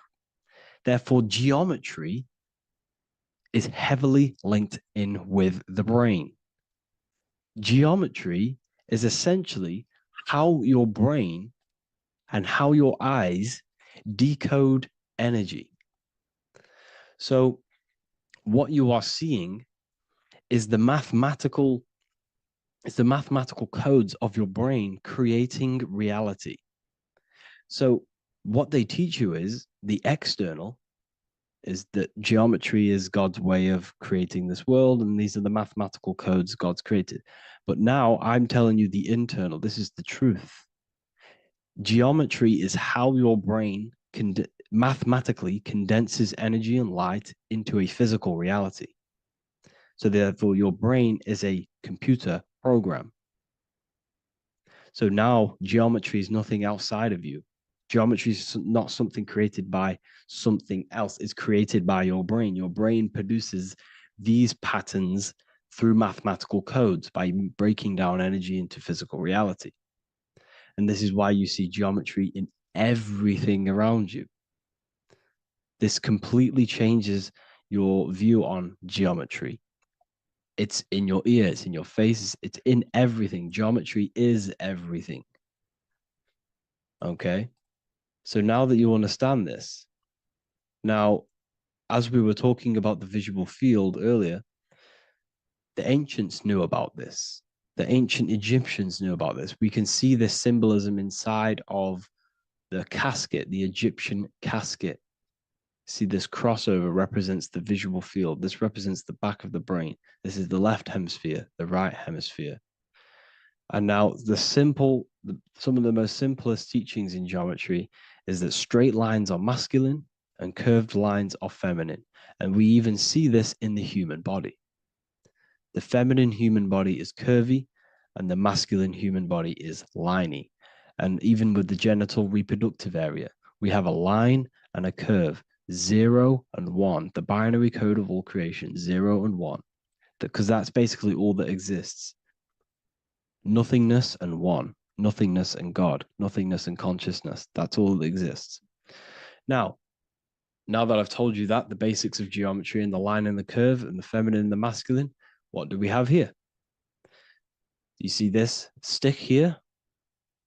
This is a curve. And what's the right hemisphere? The right hemisphere is the feminine, the feminine energy, the feminine aspect of our brain. Then we have a straight line. This is straight lines. Now this represents the left brain. So the Egyptians are showing you the left masculine brain and the right feminine brain because of the curve and the straight line. And this is the visual field, the crossover. So there's a crossover in the brain. The left eye is connected to the right brain. The right eye is connected to the left brain. Okay, so the left eye is connected to the right brain. The right eye is connected to the left brain. The solar and the lunar. So, like I said, everything outside of you is basically energy. Your body is basically a holographic avatar, condensed energy produced by your brain. There's nothing actually outside of you. Your five senses are electrical threads of light. And when you touch something, this is basically electrical signals in your nervous system, which are reporting back to the brain. Therefore, what you touch is actually, you're not touching. The feeling that you feel when you touch something is not the true feeling. That's your nervous system you're feeling. You're feeling your nervous system in the brain. It's electrical signals to your brain. So the five senses do not decode, well, what you're experiencing as the five senses is not outside of you. This is your brain interpreting electrical signals. You don't experience the world, you experience your nervous system and your brain. The nervous system is an extension of the brain. So this is the truth. This is not woo-woo spirituality. This is true consciousness science that I'm teaching you here. Okay? So nothing is truly outside of you. It is a universe. You yourself are the universe, the fabric of the universe itself. The only thing that exists outside of you is essentially energy. That is it. And your body and your brain condenses this energy into reality. So when we look into architecture, why is architecture, the ancient architecture, so important? Because what did I tell you at the beginning? Shapes and physical matter is condensed energy. Each shape holds specific energy. Some shapes hold more energy, emit more energy. Some shapes condense energy. Some shapes transfer energy. Each shape, each geometric shape has an energetic principle because matter is essentially energy. So when we look into cathedrals and the ancient buildings, they were filled with geometric patterns, geometric shapes, because they understood the energy principle. Architecture is basically solid energy. It's physical energy. If we create this pattern here is an energy code. And if you stand next to it, you're going to gain that energy. It's going to be imprinted on your body. So essentially, they filled their buildings with high energy geometric shapes, points, triangles, pyramids are very, very energetic. This is why you have crystal pyramids made, organite pyramids. They're always in pyramid shapes. That's why the Egyptians built in pyramids, because pyramids hold high energy. They emit high energy. So this is why you see all these different geometric patterns. Okay. So in the real reality, in the energetic plane, this building would basically look like this: lines and grids of energy. Okay, this is what it would look like in the energetic plane, a blueprint of the energy body. So, as you see here, these are the different frequencies in a petri dish, of water in a petri dish. And you can see they are specifically aligned up with these specific patterns. You can see geometry even within geometry. It's fractal. So essentially, when you would stand inside of these buildings, they would imprint the energy of the building in your body, because your body is healed through energy. You have an electromagnetic field around your body. So by creating buildings with geometric patterns, we are essentially increasing the energy of the building, because the building itself is energy. Okay. So when we fill it with geometric patterns, we're increasing the energy. We're giving it a certain energetic imprint. So when you stand inside of that building, you're being imprinted with that energy. Okay. So especially with these windows, these stained glass windows. Well, why are they stained glass? Well, color is frequency. So when you have all of these different colors, and not only were they just painted, some of these colors are specific gemstones, crystals, natural stones, which all hold energetic principles. Each crystal is vibrating on a certain frequency. Wood has its own frequency, metal has its own frequency. What you must understand is that everything in nature is not just a piece of matter, it's vibrating. The atoms of wood are vibrating on a certain level, which give it a certain energetic principle. Each crystal is vibrating, the atoms of the crystal are vibrating on a certain frequency, which give it a certain energetic principle, quality. So each thing, this is why the ancients were obsessed with natural stones, natural things, crystals, natural metals, and they wore different metals, different things like copper on their bodies because they understood the atoms of these natural things are vibrating, which give certain qualities to you if you wear them. So you're not wearing it, you're basically putting that frequency onto your body because they understood this is energy. If I put copper on my body, I'm not putting copper on the body, I'm putting the frequency and the energy of the atoms onto my skin. And that frequency of them atoms are going to vibrate my skin, that frequency, and heal my body. So this is why this is so important.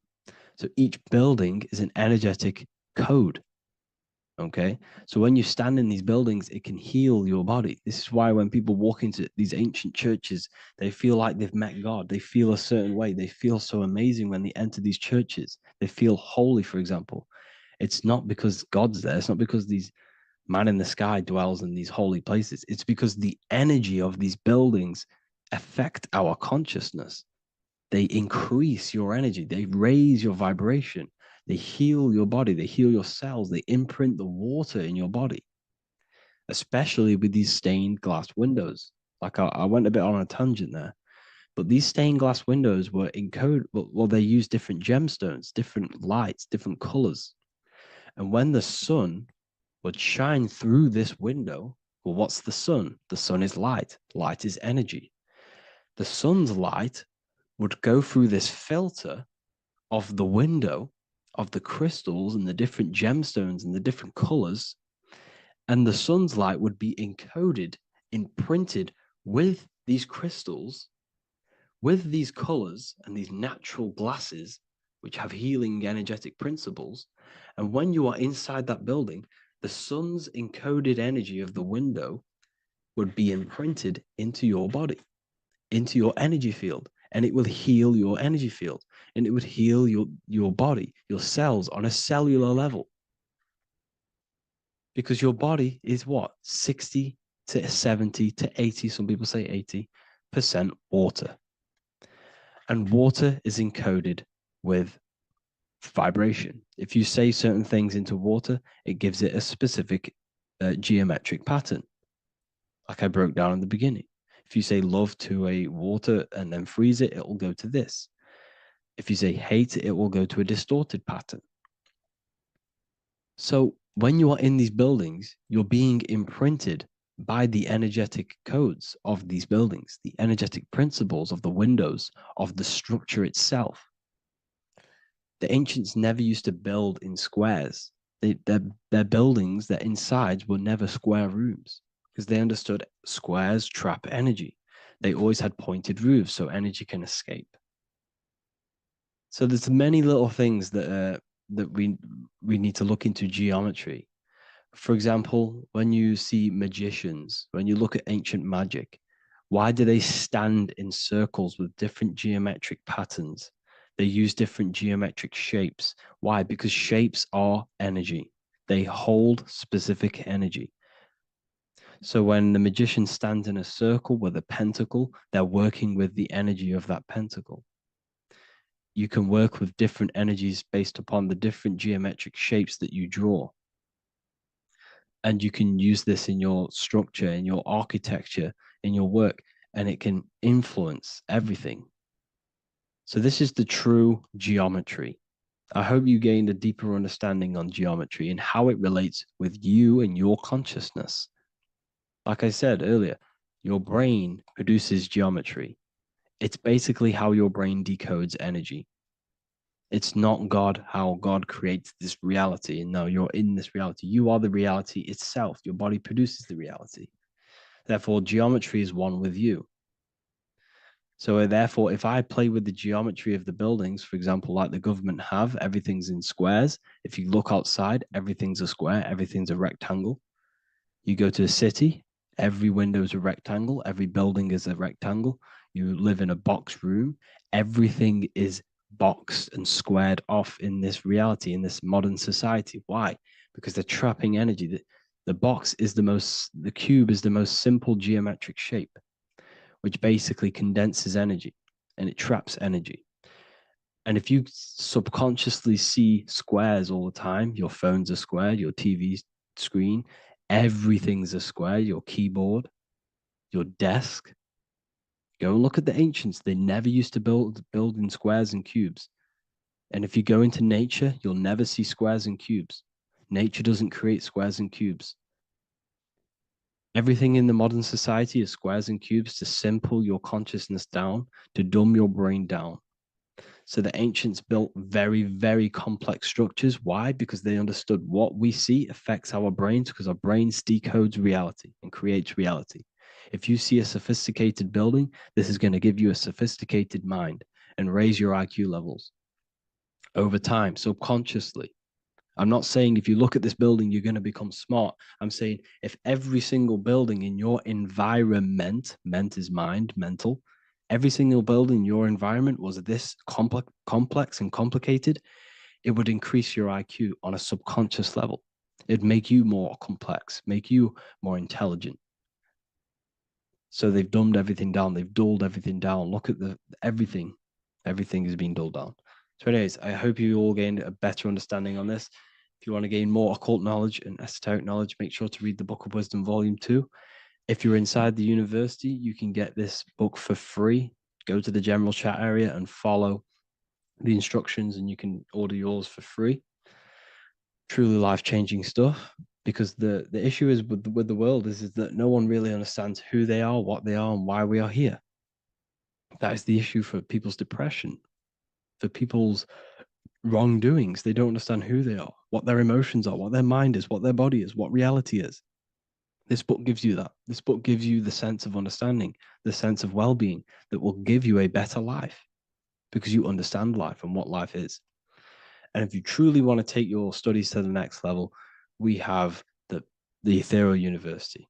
This is the place for truth seekers where you can connect with like-minded people so you don't have to feel insane, because not many people think this way. I've been there when you wake up and not many people around you are thinking the same way, and you start to feel a bit insane and you can't really talk to people about these things. That's why I created this, so you can connect with people and learn at the same time and become the best version of yourself by understanding truth and knowledge. If you join, you'll gain access to free live calls every single week, every single Saturday morning. We do live calls. You can ask me questions and all sorts. So make sure to leave a like and a comment. And thank you all for tapping in.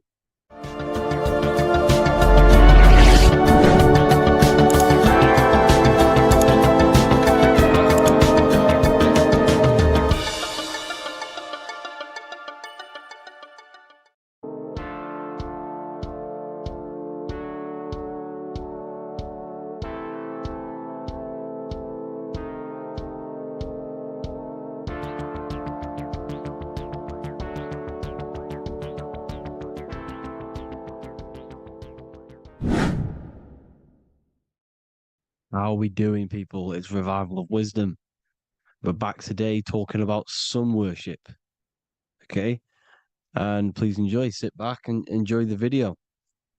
First thing we need to understand is that the sun is the risen savior. It's the light of the world. Without the sun, we have nothing. Now, the sun is the Son of God. We didn't make the sun.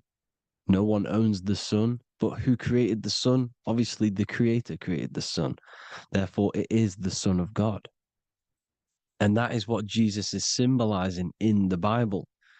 The Bible is a metaphorical story. That's why it's called the greatest story ever told, because it is a story about the sun, the zodiac.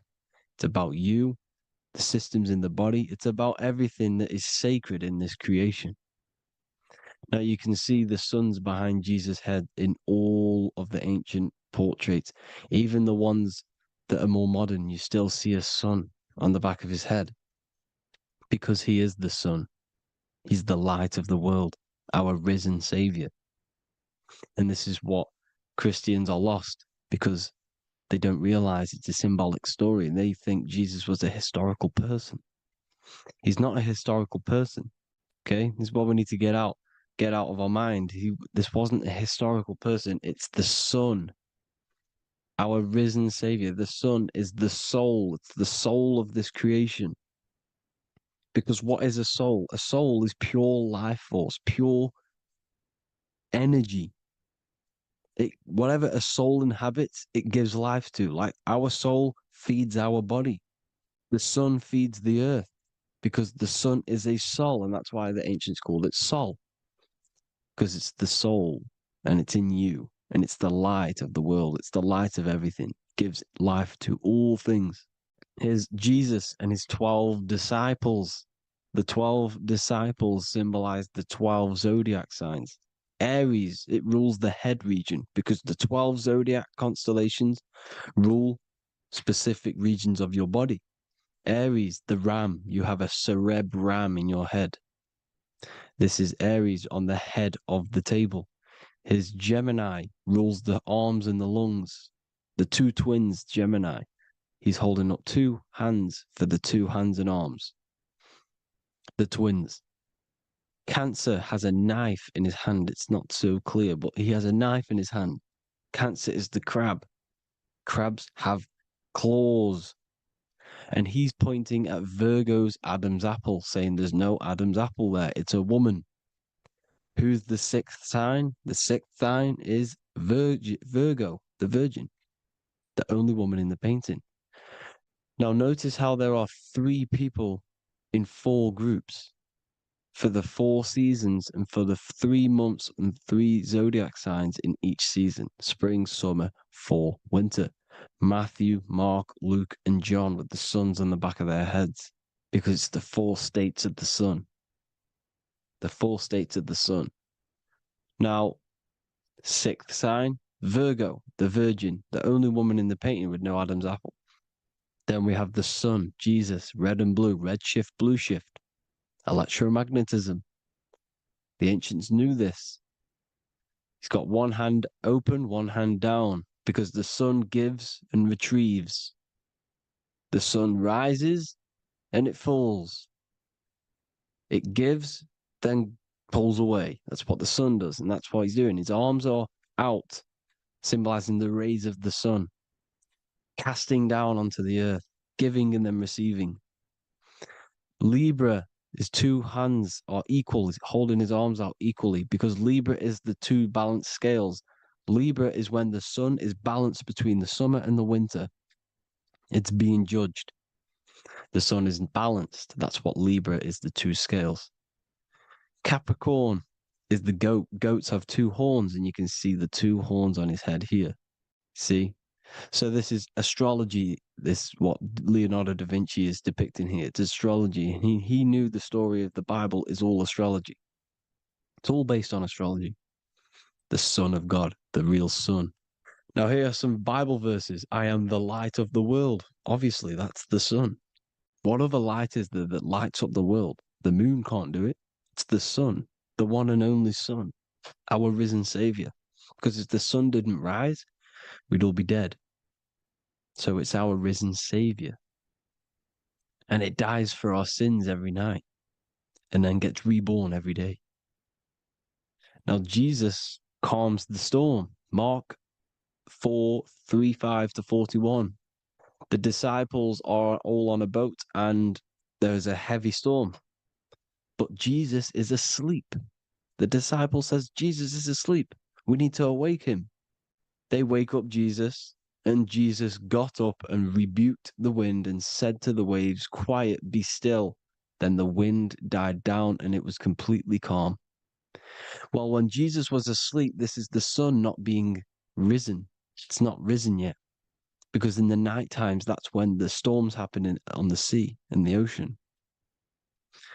And when they awake Jesus, Jesus rises because he's the sun. He rises and everything calms. Because when the sun comes, the storms go. You see? So it's the sun. It's all about the sun. Here's another, Luke 22:10. A disciple asked Jesus, "When will we know it's the end times?" And Jesus says, "As you enter the city, a man carrying a jar of water will meet you. Follow him to the house that he enters."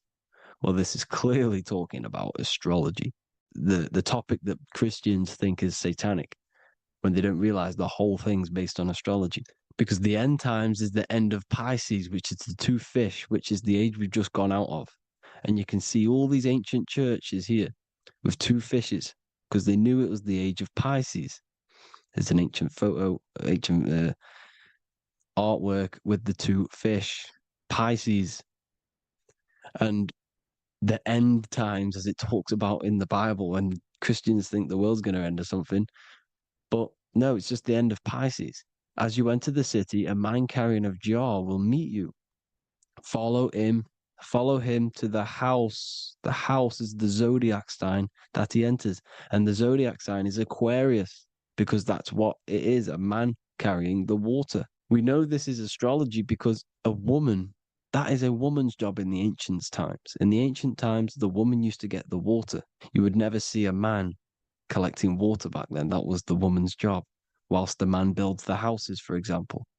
You see, so we know it's talking about astrology because astrology is the man holding the bucket of water. It's the end of Pisces. Now we are in Aquarius. And of course, Luke 24:36, the risen Savior, the Son. Now, the Son is also born on the 25th of December, a virgin, just like Horus, Mithra, Buddha, Krishna, Hermes, and thousands of other gods, all born on the 25th of December. Well, it's because the sun moves 1 degree northward on the 25th of December. And on the 22nd to the 24th, it stays in the same degree because it's moving south. But then on the 22nd, it stays in the same degree on the Southern Crux constellation. And the ancients called this the sun dies on a cross, because the cross is the Crux constellation, the Southern Cross. And it stays on that same degree for 3 days on the cross. The sun dies on a cross, and then on the 25th, moves 1 degree northward, bringing back the summer, the light, the warmth, the growth of crops. And this is the sun being reborn again, a virgin, because it's pure. And here's Mithra, another sun god before Jesus was around, before Christianity. It was Mithraism, and Mithra, Ra is Ra, the sun god, Egypt. It's all about Ra, the sun. You can see the crown of thorns on Jesus' head, symbolizing the rays of the sun. And here are the rays of the sun on the back of Mithra's head. Krishna, the sun. Buddha, the sun. Horus, horizon. All born virgins, all did miracles, all resurrected. Dead for 3 days. Well, here he is, dead for 3 days on the cross. And resurrected, because it's the most ancient religion ever been on the face of the earth, the worship of the sun. And we should worship the sun, because without the sun we are nothing. The sun feeds us, feeds the earth, feeds everything. Without the sun we are nothing. It's been reversed, and now we're worshipping man. When we're worshipping a man called Jesus, was never real. It's all about the sun, the most high, the most powerful, potent, celestial body in the sky, the orb that feeds us every day. It dies for our sins and rises every day. It's the sun. Now on the Holy Communion Day, it's the worship of the sun. They give out mini suns. Here's Jesus holding a sun.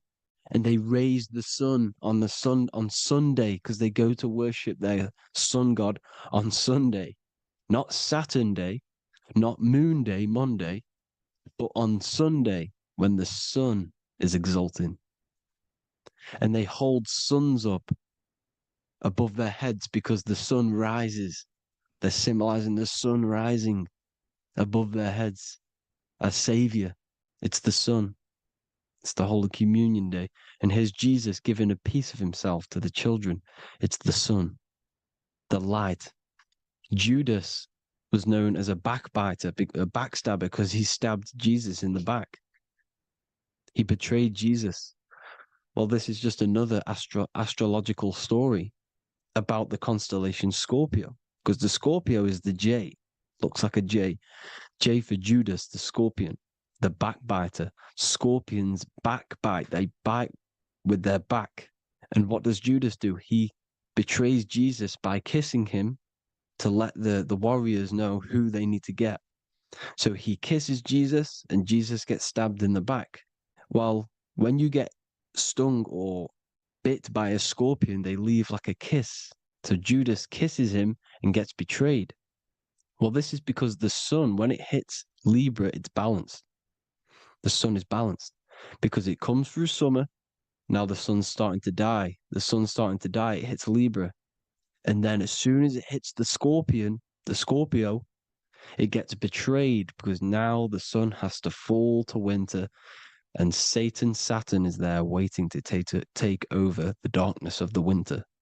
So he gets stabbed in the back by Scorpio, Judas, the scorpion, the backstabber. You see, it's an astrological story. Here's Mary. Mary means marry, which means pure. The sun is pure. No one gave birth to the sun but the God. And it's born every day. It's born every day on every year. It's born pure. There was no controversy. There was no, activity for the sun to be born. It's pure. Now, the 7 metals come from the 7 planets. The sun gives you gold, and this is why the sun is golden. It looks gold. And this is why the banks are backed by gold, because gold is the most valuable metal, because it's the sun, the most valuable celestial orb in the sky, in the heavens. Well, here's Jesus, another ancient symbol of him being crucified on the cross with the big sun, the Southern Crux constellation. The sun dies on the cross constellation. And if you go to the old etymology dictionaries, you will see sun and son is the same word. They come from the same etymology roots. You can use them for no matter what, but they've been confused today. But if you go back to the old dictionaries of etymology, they are interchangeable. You can use them. Son, sun, sol, it's all the same thing. The 12 disciples, 12 brothers of Joseph, 12 tribes of Israel, 12 breastplates on the stones, because it's all the 12 astrological signs. They could have used any other number, but there's 12. Because 12 is the mind, which is God. 7 is the number of matter, which is man. 7 energy centers in the body. 12 cranial nerves in the brain, because it's the mind. 12 is the 12ness. The zodiac is literally the mind of God, the signs of God. Now here we see here, Job 38, 31 to 33. Can you lead forth a constellation in the season? He's asking you, can you read the sky? Can you read the heavens? Canst thou bring forth the Mazzaroth in its season? Mazzaroth means 12 signs, the zodiac. Why did they translated every single Hebrew word in the Bible into English, but they decided to leave out Mazzaroth? Why?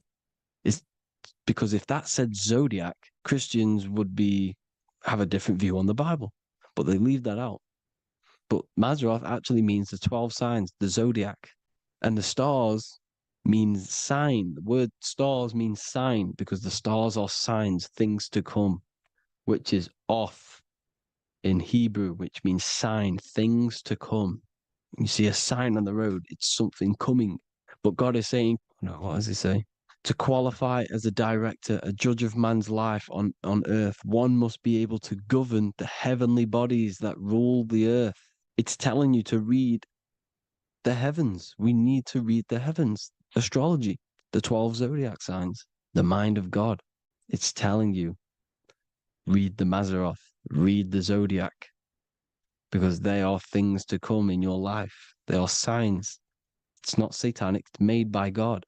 God said, let there be lights in the firmament of the heavens to divide the day from the night, and let them be for signs. Signs are things to come. The 12 zodiac signs. It's all about astrology. Here's Mary holding the sun. His son, her son.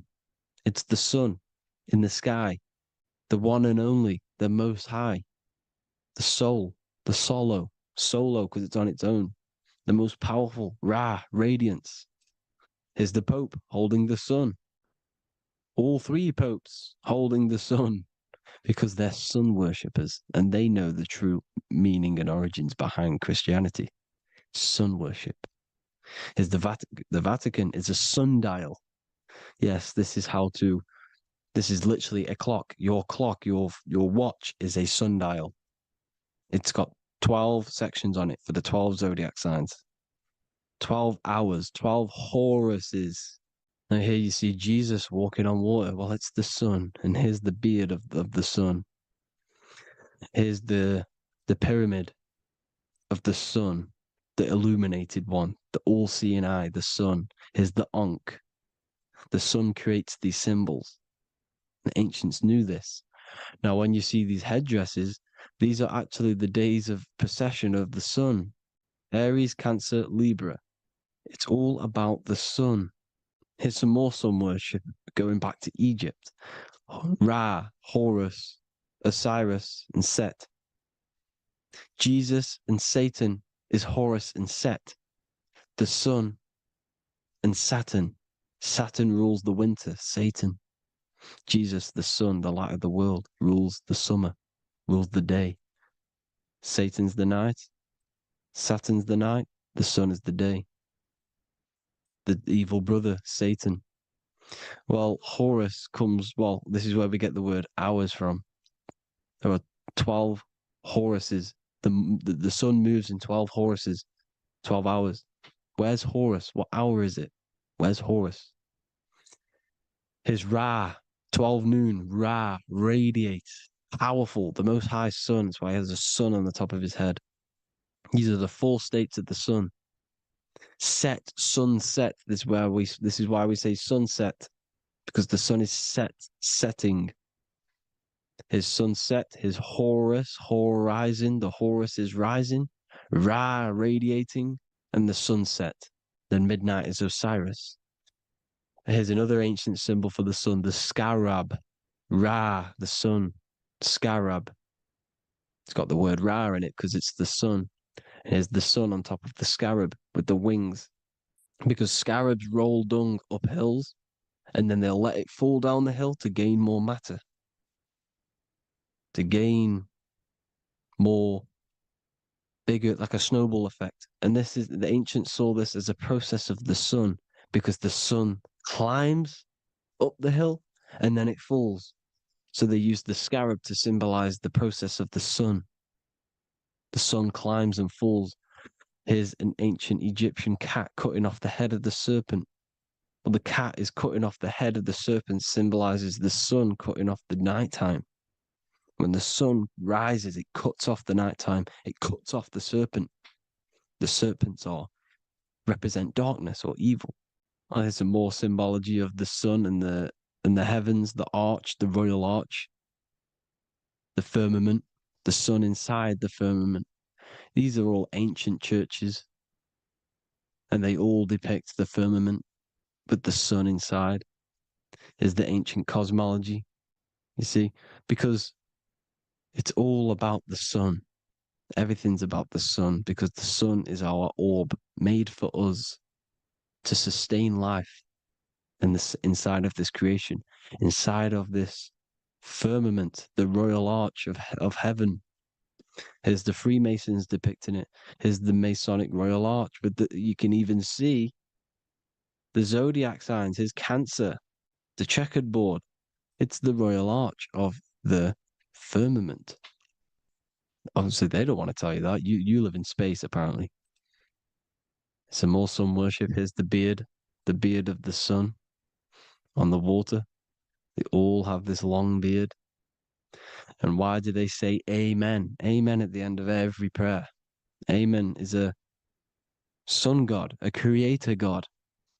It's all about the sun. So thank you all, people. Hope you all enjoyed. Hope you all gained some knowledge and insight. Please give me a follow, drop a comment, drop a like. Have a good day. Love you all.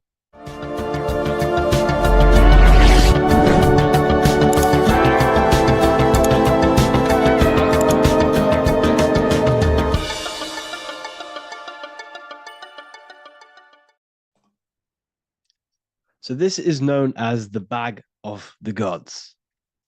This symbolism is widely known, but no one knows what it truly symbolizes. We see this in ancient Sumerian artwork. We see this in the Mayans' artwork. We always see this bag with the gods. What does this actually represent? Okay, so the bag itself represents carrying. Carrying what? It represents information, it represents knowledge. Your mind is the carrier of the information. So this is why in his left hand, he carries the bag, and the right hand has the pine cone. This represents carrying of information. Why is it a bag? A bag can be passed on to someone else. The information can be taught to someone else. This is the information of activation of the pineal gland or higher consciousness of humans. Because as humans, we all possess an animal nature, the nature that tells us to eat, to steal, to gain material wealth, to survive, to hate. This is our animal self. This is our animal behavior. But we also have a divine nature of consciousness, which we have access to, the higher planes of consciousness, the planes that manipulate this material world and create all things in this material world. The human mind has access to. The animal does not. The animal has no idea he exists. The animal has no inner dialogue, but humans have the inner dialogue. Humans can create infinitely. We can expand our minds infinitely into new realms of thought. So we have this higher divine nature and a lower nature. This bag of the gods is basically just representing the knowledge they possess of higher consciousness, of the higher aspect of life. Okay? Which is the activation of the pineal. The pine cone. The pine cone is in his right hand. The right represents wisdom. The left represents intellect, knowledge. Knowledge and wisdom are two separate things. Wisdom is applied knowledge. It's a feminine aspect. Knowledge is just gained information that you know, which is masculine. So in his right hand, he holds the pine cone. The pine cone can be opened and shut. The shut pine cone represents the asleep human being, the human being that exists in his lower nature, that just basically survives, lives on eating, consumption, material lust, living in chaos with his emotions, living in a place of hell. This is the animal nature. Then we have the awakened human, the one who has consciousness of himself, the one who looks within himself, the one who knows there is more to him when he looks in the mirror. He is far more than just the physical body. He is a divine spiritual being, a divine being who has limitless potential of creation into the material plane. So this represents the awakened. This represents the asleep. This is why he carries the pine cone in his right hand. It represents applied knowledge. This is the information. This is the intellect he possesses. And this is the applied knowledge of the awakening, of activation of the pineal gland. Because remember, the pineal gland is not your consciousness. The pine, pin, pineals, the same root word. Pine cones were always symbolizing the state of consciousness one was living in, whether he was asleep or awake. We see this at the Vatican. We see the pine cone over the two pillars. This is the two pillars of Freemasonry, and the dome. This is the Royal Arch of Freemasonry. This represents your head. This is the two pillars, the two hemispheres, and the pine cone in the middle, which is the pineal gland. What is the pineal gland? The pineal gland is not your consciousness. It is not the third eye, and it is not the mind. It's not the mind's eye. The pineal gland is a radio receiver. This is your body. Your body is an antenna. Most people think they are this body. This body is nothing but a receiver and a downloader of consciousness. Your brain does not produce consciousness. You are not this brain in your head. This brain is a downloader of consciousness. Consciousness comes from a way higher divine plane, which is what this image is showing here with the clouds. The mind is light. Consciousness is light. And this light is coming down into the material plane, and your body is basically a crystal antenna which is receiving and downloading this consciousness. So you can experience a three-dimensional reality. So God can experience himself in a divided, separate state. This is what this represents. Now, the pineal gland can be activated, okay, and stimulated, because the pineal gland has physioluminescent crystallized jagged-shaped cells on it. And obviously, these are crystals. Crystals are on your pineal gland. And what do crystals do? Radios use crystals. Your phone uses crystals. They tell you that crystals are woo-woo and pseudoscience because they don't want you to know the power of crystals. Your body is basically a giant crystal. Your pineal gland is a radio receiver for your consciousness. So if they can ruin your pineal gland and damage it, this will damage your connection to the divine, to your true self, to consciousness, to God, whatever you want to call it, the source. There is all one source consciousness, and we're all collectively connected to it. And this is our connection. This is our antenna. So what a radio does, a radio has an antenna, and the frequencies are all around us because all the radios are playing in your ear right now. But what the antenna of a radio does is tune into a specific frequency to pick up that frequency and play that frequency. It's the same with your consciousness. You're all a fraction of God's consciousness. So that is essentially what we are looking at here. We're seeing knowledge, intellect in the left hand, and applied knowledge, activation of waking up to higher consciousness, to the higher human form. Because we can reach beyond our physical form. We can turn our animal self into a divine being, into one of these so-called gods. These gods are nothing but human beings. The Anunnaki were not gods. They didn't come from the sky. These are normal, regular human beings who activated their higher consciousness. This is what we have here. This represents spirit. Birds represent spirit. So do we have any questions? I'll take some questions now. That was just a short lecture on what that symbol truly means.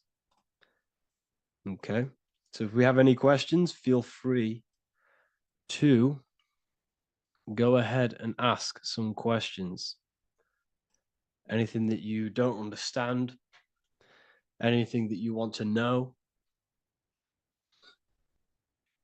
Okay.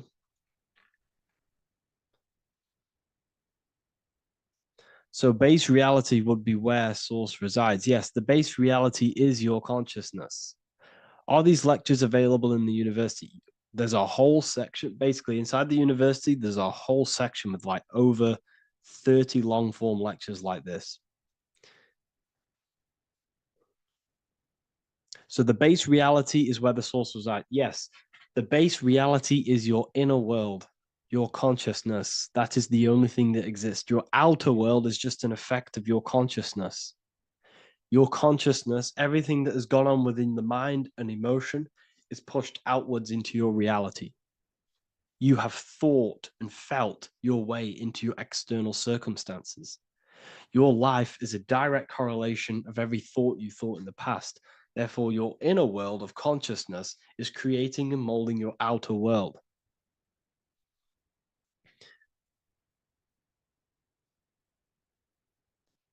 The best way to keep connection consistent, the best way to keep your connection to the divine or the higher planes of consciousness is through meditation and through imagination. Imagination is the fourth dimension. It is the astral plane. That screen that you have in your mind is not a physical screen. That is the divine plane of the astral. And this is essentially where all objects of this material world comes from. The phone that you are holding, the laptop you're watching this on, whatever you're doing, every single object you see in your room that you are in right now began inside of the plane of imagination. This is not a physical plane. This is a metaphysical plane that you have access to. And you have the ability to bring down this plane into physical form. That's what we call manifestation. That's what the ancients called magic. This is what we now call in science metaphysics. It's all the same thing. So yes, you all have access to the divine planes. Unlike animals, this is why humans are so advanced.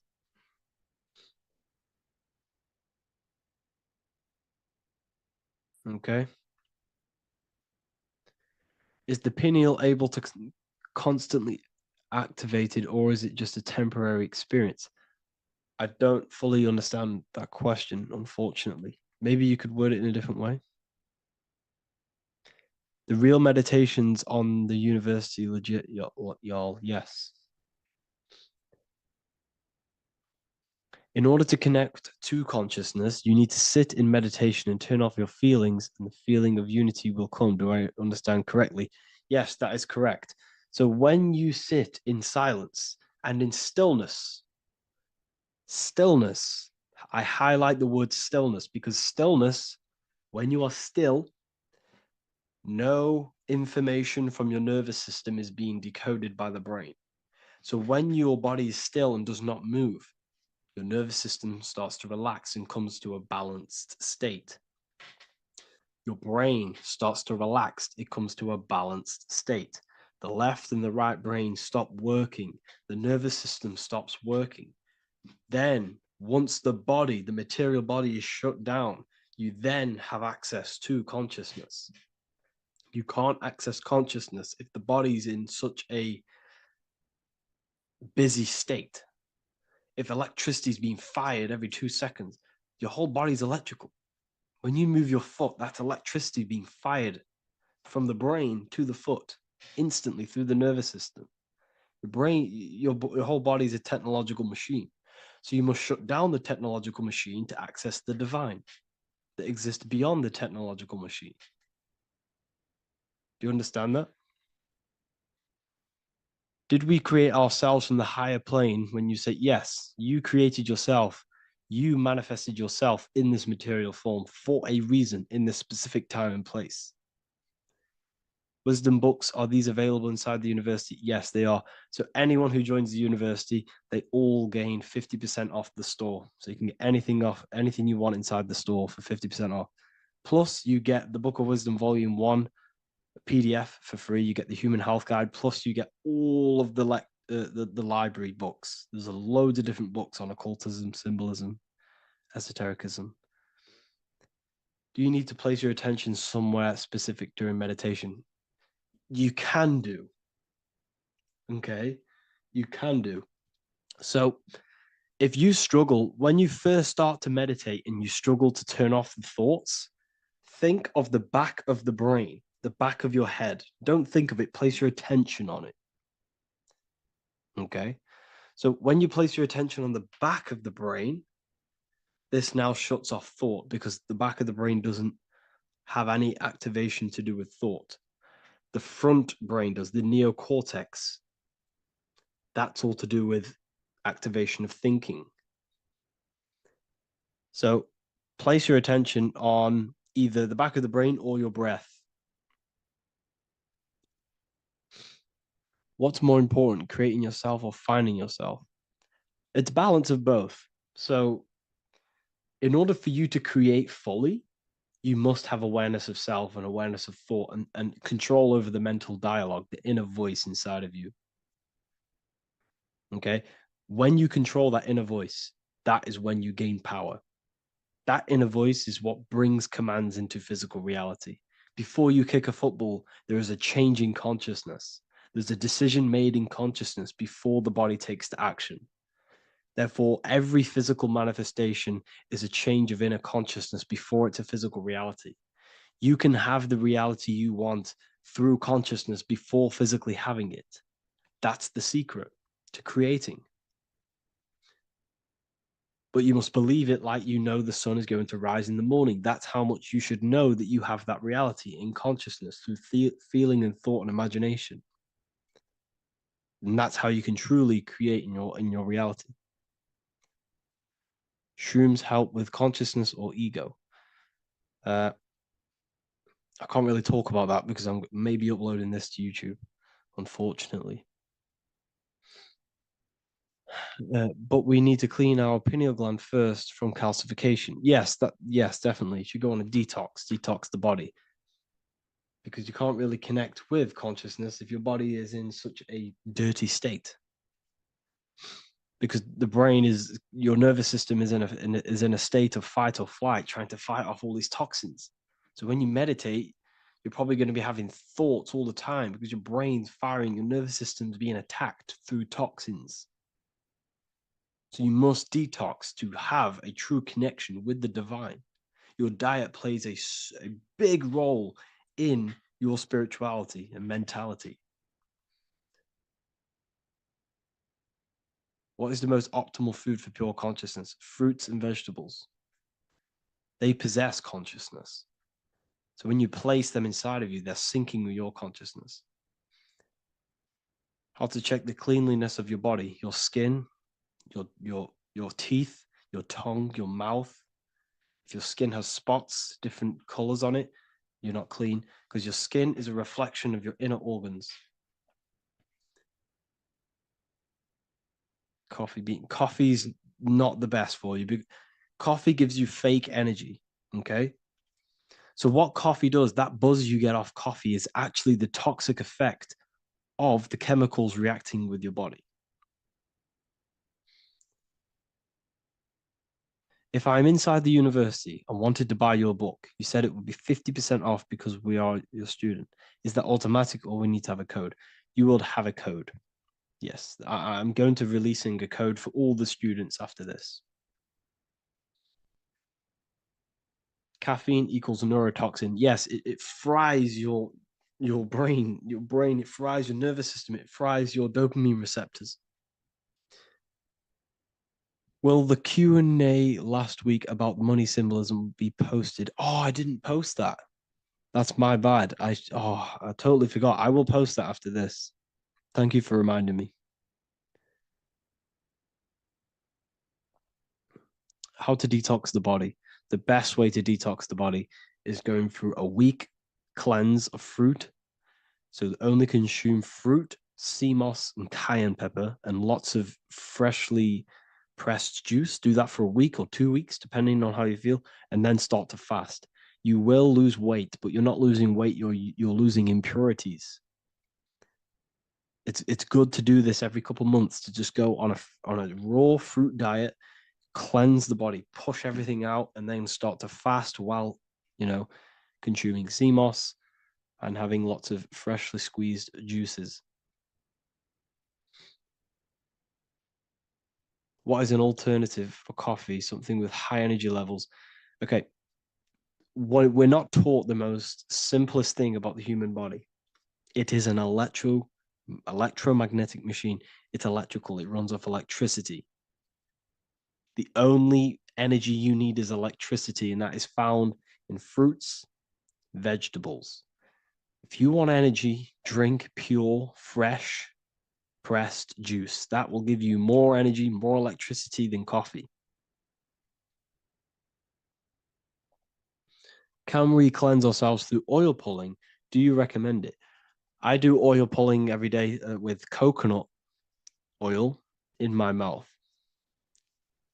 Celery juice is a good one, very good one. Yeah, celery juice.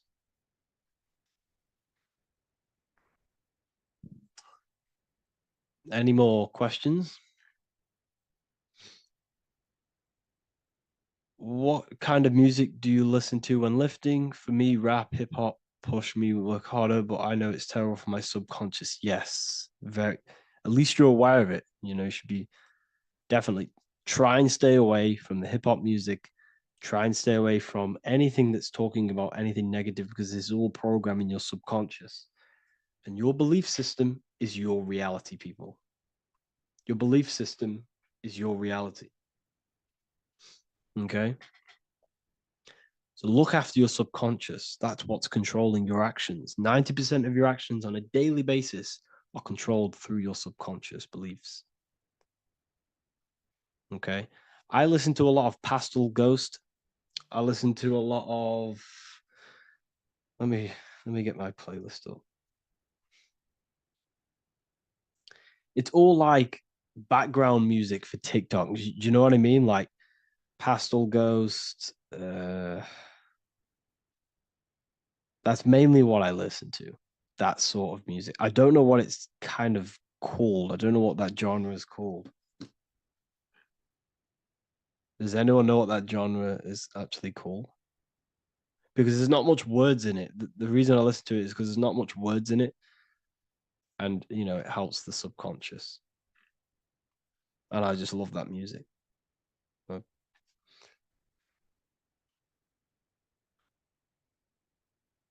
Like lofi, yeah, a bit of lofi. Uh, most people won't even know this type of music.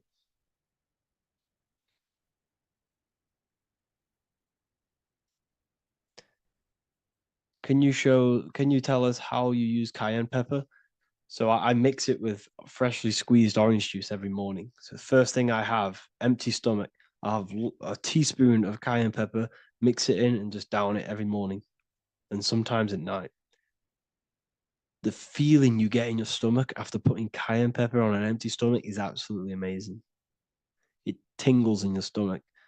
It kills parasites. It kills all horrible organisms.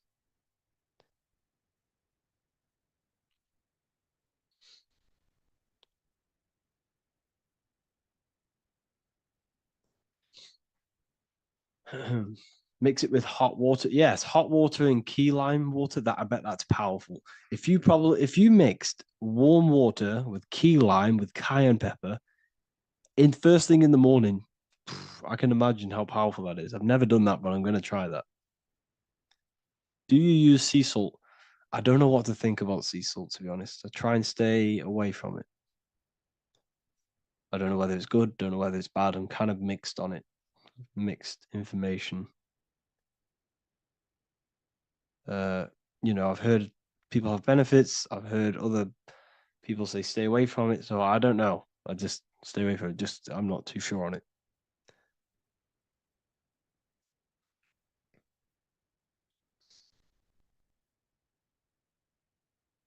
I drink fresh pressed celery juice every morning. Yeah, definitely.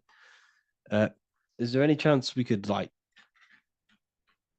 feel for move to like esoteric occult questions? The only reason I say that is because I might be posting this to YouTube, so it's like I don't want them. I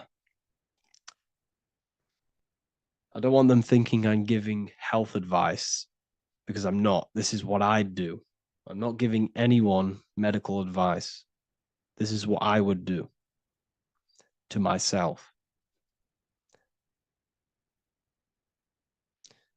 because I can probably get in trouble for that. So the subconscious is the all knowing, it is the all seeing eye. The subconscious knows everything. Your conscious mind does not. Your subconscious knows every single cell in your body. Your subconscious is making your heart beat. It's talking to your heart. It's talking to every organ, every cell in your body is being connected and spoken to by your subconscious mind. It is the all-knowing. The subconscious has access to the astral plane, imagination, the fourth dimension. It has access to the mental plane, thoughts. It has access to the ethereal plane, energy. And has access to your physical body. It's the door. It's the portal. The subconscious is the portal to the divine. You must go through the subconscious in order to access the divine. Any coupon codes for book 2? Yes, inside the university, there will be a 50% off coupon code. Speaking of ancient civilizations, why did they use symbols to give us true knowledge? This is a very, very good question. Very good question indeed. The reason they use symbols is because symbols are their keys. They hide meanings. They hide things.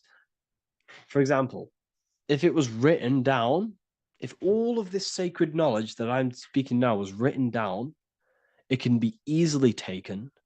It can be easily misused. Someone can take it, read it, and steal it and misuse it and abuse the world and create horrible things. The reason they use symbols is because they're hidden. They hide the teachings. Only the ones who possess the key, that possess the knowledge, can read the symbol. So the symbols act as a guard towards this higher wisdom, this higher knowledge, which gives you power. All of the knowledge I teach you gives you power. And you can misuse it. You can misuse your imagination. You have no clue, unless you've put this into action, how powerful your inner consciousness is. You can become a Okay, listen. If you hate your job, it's not the job that you hate. Think about it. It's not the job that you hate. The hate is coming from your inner consciousness. It's the state of consciousness that you hate. So what does that tell you? You can change that inner consciousness to another reality, the feeling of another reality. You can become that consciousness within before you actually externally have it. And by becoming and knowing that reality, that's what produces effect on shaping your outer world. When you really, truly know that reality inside of you, of being free, of being wealthy, of having abundance, your outer world has no other choice but to rearrange itself to your new inner state of consciousness. That's what magic is. It's manipulating your inner state of consciousness. It's convincing yourself that you already have it, not believing it, knowing it. Okay? Knowing is different than believing. Believing is a lie. You should know thyself. Okay? So we can say that human overpopulation is intentional. There is no human overpopulation. We're all cramped in these cities. We're all cramped into one little place. We're not supposed to live like that. We're not supposed to live so cramped. This is why there's so many weirdos out in public. So many weird people doing weird things. This is when things start to go weird, and we shouldn't be living in this state, in this condensed state. We should be spread out. Okay. There is no overpopulation. It's just an illusion, because we all lived in such. Have you ever been on a plane? Have you seen how much land there is?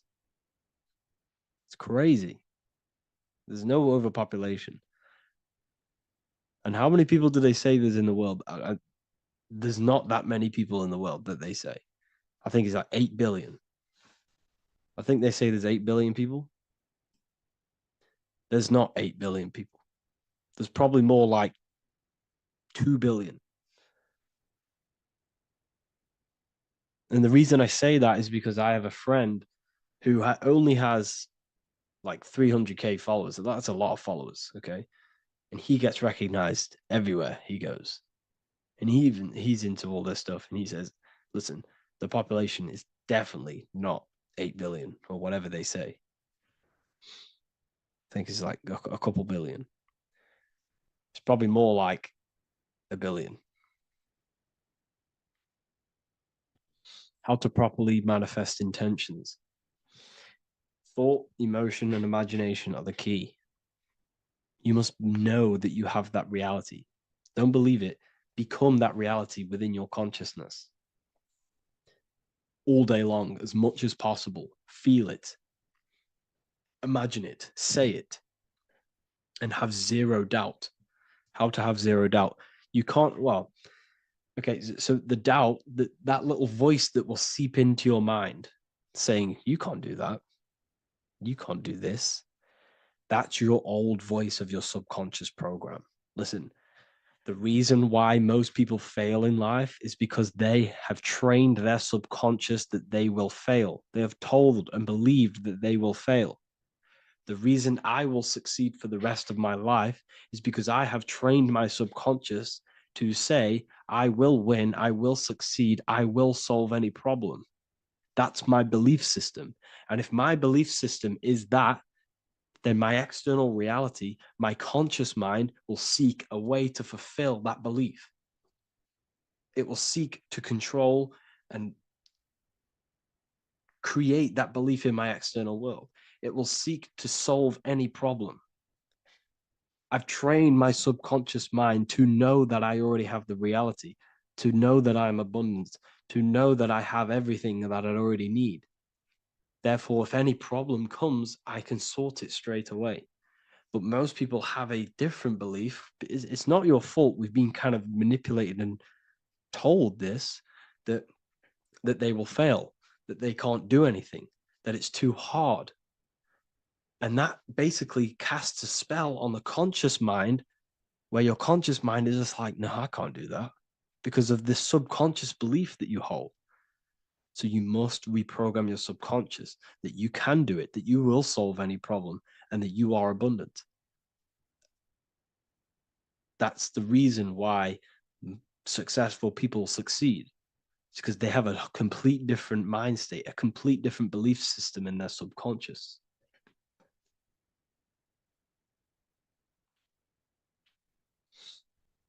Do you offer mentoring? Yes, I do offer mentoring, but it's mainly for people who want to grow their online presence, and for the amount of value and transformation that I can place into your life, and the time that, well, the price of my time, it will be a higher price tag, but your life will completely change if you join my mentoring, because I will transmute your life. I will transmute your mind, and I will transmute your whole reality, because I could tell you exactly what you need to do. How to have super genius power pulling information from the source. Okay, so you can do this. I talked about this in Book of Wisdom, Volume 2, if you've read it. This is a technique that Albert Einstein used. This is a technique that Thomas Edison used. This is a technique that all of the ancient geniuses have used. So you get on a chair, you place metal below you or plates, and you hold a metal ball in your hand, and you fall asleep. And every time you fall asleep on the chair, you're going to drop the ball because your body will become unconscious, and you will basically drop the ball, and it will wake you up because it's going to hit and make a loud bang on the plate. And every time you go to sleep, basically what this is actually doing is shifting your consciousness from conscious into the subconscious. So from physical into the astral. Your consciousness is shifting between these two planes. And as you do this, you can bring down great ideas from these higher planes. So when you fall asleep, have an intention. And when you fall asleep, you'll drop the ball. And when you wake back up, you'll have an idea and you just got to write it down.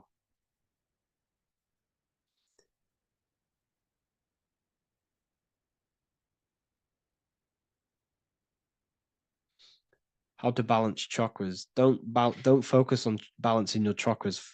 Focus on the mind. The mind is the cause of the chakras being blocked. If you have a blocked throat chakra, this is a problem in your mind, not the chakra. You see, the chakras are a result of the mind. You transmute the mind, you can transmute the chakras and cleanse them.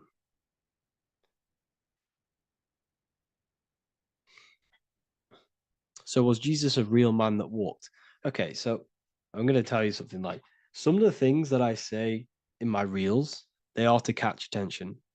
So if I say the first thing on the reel, Jesus never existed, straight away, you see that, it's going to trigger you. It's going to trigger Christians. It's going to trigger people. So yes, I do say things to catch attention. The reason I do that is because I have to in order to catch attention. Maybe there was a Jesus who walked. So in the past, I have said Jesus never existed. Yes, this is to catch attention, to boost the reels, views, and comments and stuff like that. Maybe there was a man who was called Jesus and walked the earth. But listen, he was not the Son of God. You are all the Son of God. Jesus represents an archetype. He represents morals. He represents a way of living that you should embody in your life, not to worship. We shouldn't be worshiping this man. We should be embodying his qualities into our lives so we can become Christ consciousness, so we can live in harmony with our mind, emotions, body, and spirit. Okay? He was not the Son of God. You are all the Son of God. We are all God experiencing himself in a three-dimensional divided form. God is oneness, and he created a divided world so he can experience himself. Why do you quote from the Freemasons oft times? I don't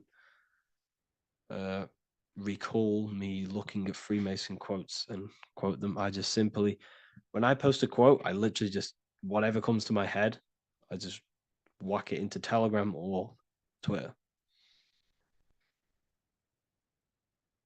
Are dreams tied to your subconscious, and how do you understand them? Okay. Dreams and astral projection are two different things. Astral projection is your soul leaving this plane into the collective consciousness, into the collective mind, the collective astral plane. But dreams are basically the astral plane, but it's your personal astral plane in your personal subconscious. So when you dream, you're entering your own consciousness, you're entering your own subconscious. Every character, every event that happens to you, everything that is said to you, everything that happens to you in your dream is yourself pushed outwards, and you're basically experiencing your own mind. If something scary comes up in your dream, this is your belief, this is something in the back of your mind materializing and coming to you and showing itself to you. So in order to understand your dreams, it's basically suppressed emotions, suppressed thoughts, all lingering in your subconscious materialized. Okay. A few months ago, I'd have concurrent dreams of getting in a car crash that lasted for months. Then one day out of nowhere, I got into a really bad accident, and that low-key bugged me out. I didn't know if my mind was trying to warn me or what. You can explain that. Okay. If you are having dreams about having a car crash, this is a belief. Okay, so let me tell you something. Let's say you're a drug dealer, okay? And you live in fear every single day of the police coming to you. This dealer every day is worried, he's scared, and he lives in fear of the police getting him. He was believing it. This fear, this emotion he was feeling on a regular basis, repetition, and the emotion is basically impressing your subconscious. It's impressed his subconscious that deeply that he now believes it. It's now become a belief. So one day the dealer gets caught and he goes to prison. Let me tell you something. He placed himself there because he created a program, a belief in his subconscious of the police. And his external reality is now in a prison cell. But that prison cell is just an external manifestation of the prison cell of fear he installed in his subconscious mind. The four walls he's now trapped in is just basically an externalization of his own belief system that he created through consciousness, through the subconscious. If you embedded your belief that you will be in a car crash, you will be in a car crash. He placed himself there. He materialized that reality through the thought, through the emotion, through the belief. He put himself there. You see?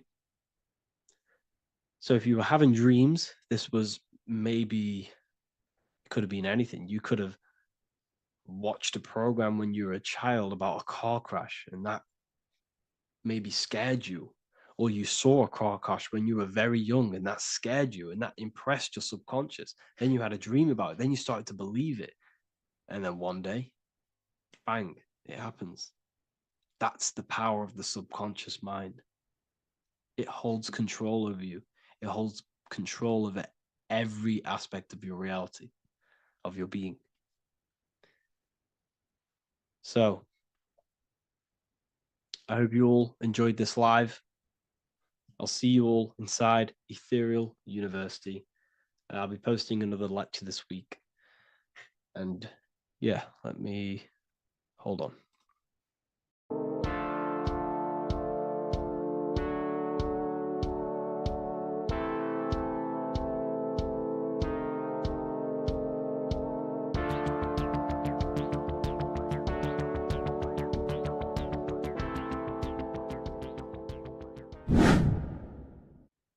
How are we all doing, people? It's Revival of Wisdom from the Wisdom Academy. Today, we're going to be breaking down God, consciousness, and the higher and the lower self, and how to overcome the lower self. Now, the first thing you need to understand is that you are the invisible intelligence within the brain, within the body. This invisible intelligence is known as the mind. But you are not the mind. You are the observer of the mind, which is the soul, the invisible entity. The mind is your intellect, your intelligence. Now, the mind is, it's hard to put this in words, but the mind is something that gives you the ability to explore the universe. And this inner self is the I am.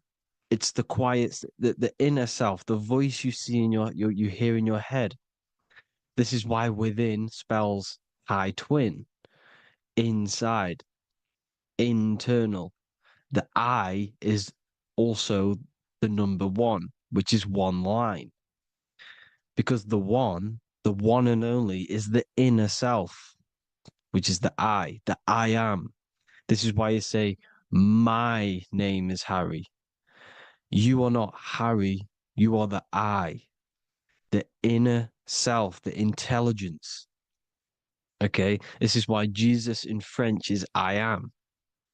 You look with the two eyes and you see with the inner eye, I and I, the same thing. Okay, because the I inside is what gives you the perception of what you're looking at.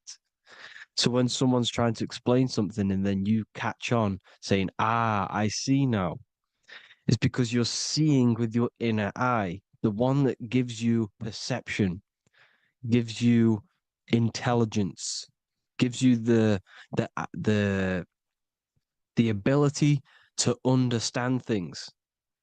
This is the internal eye, the invisible self. which the physical body is nowhere near as complicated as this inner self. Is in infinite potential, infinite potential.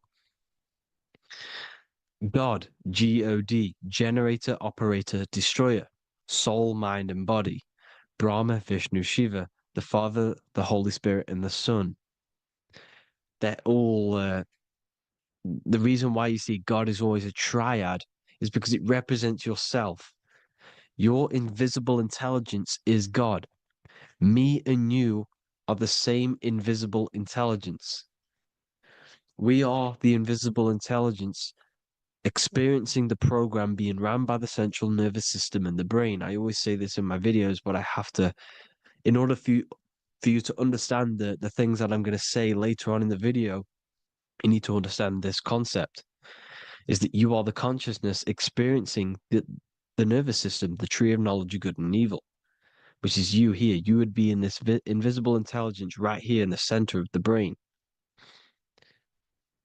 Now, this is why the ancient Christians show God is in the brain. This is the brain stem. This is the brain. This is also the brain stem and the brain. The brain stem and the brain. It's all depictions of the brain because the brain's the computer, the electrical, electromagnetic computer, which decodes the demands created by the invisible intelligence, the I, the inner self, you, your true self. The person moving, if you observe what someone moving, this is going to sound, but if you observe someone walking, it's not the body. The body is moving, but the thing telling it to move is the invisible intelligence. Before you kick a football, a decision is made within your invisible intelligence, your mind. And this consciousness, this invisible intelligence, is either stuck between the lower self and the higher self. Okay? When the invisible intelligence, meaning the true self, identifies itself with the physical body, it will trap its mind within physicality. This consciousness that we have is either operating in the lower self or the higher self. It's either feeding the material body or it's feeding the spirit. Okay? But because we are physical and spiritual, we need to be even.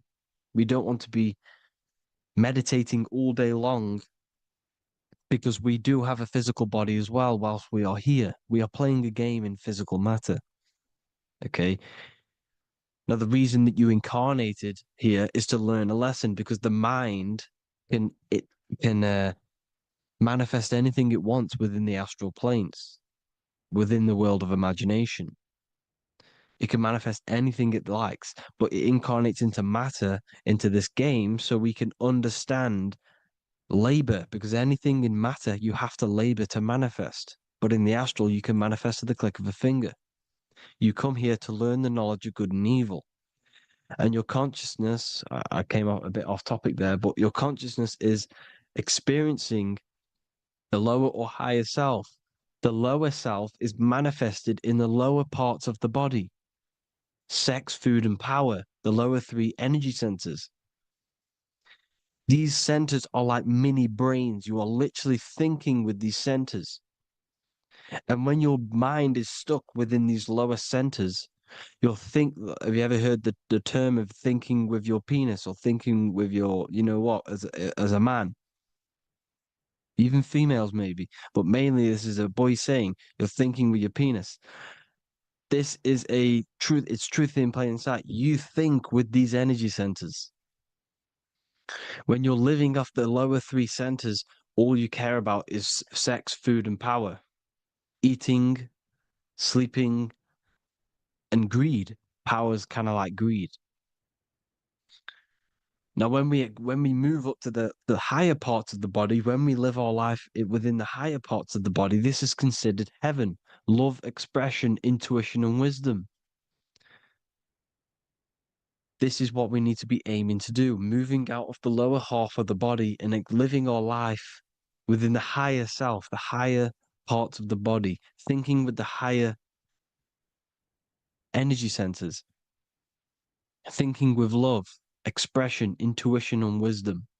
Spreading love, expression, intuition, and wisdom to others.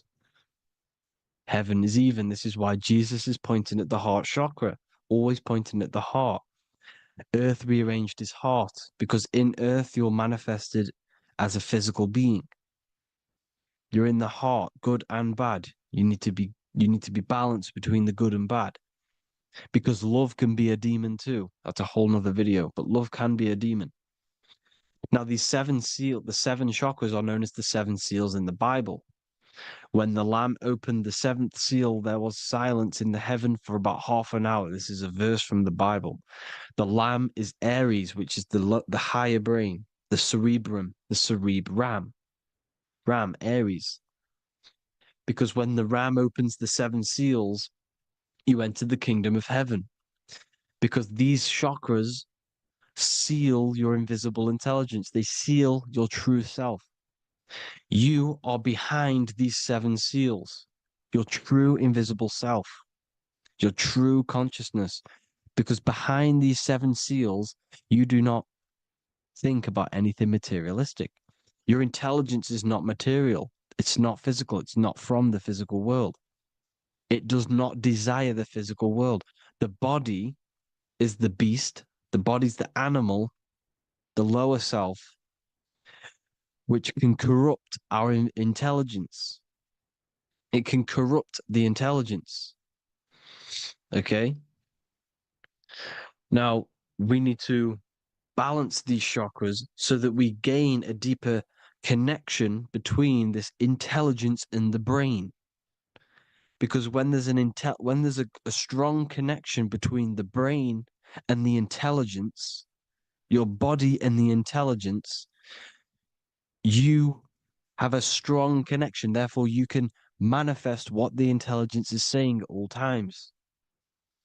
Meaning, when, for example, your higher self, this is intelligence, the higher intelligence is always speaking to you. It's always guiding you.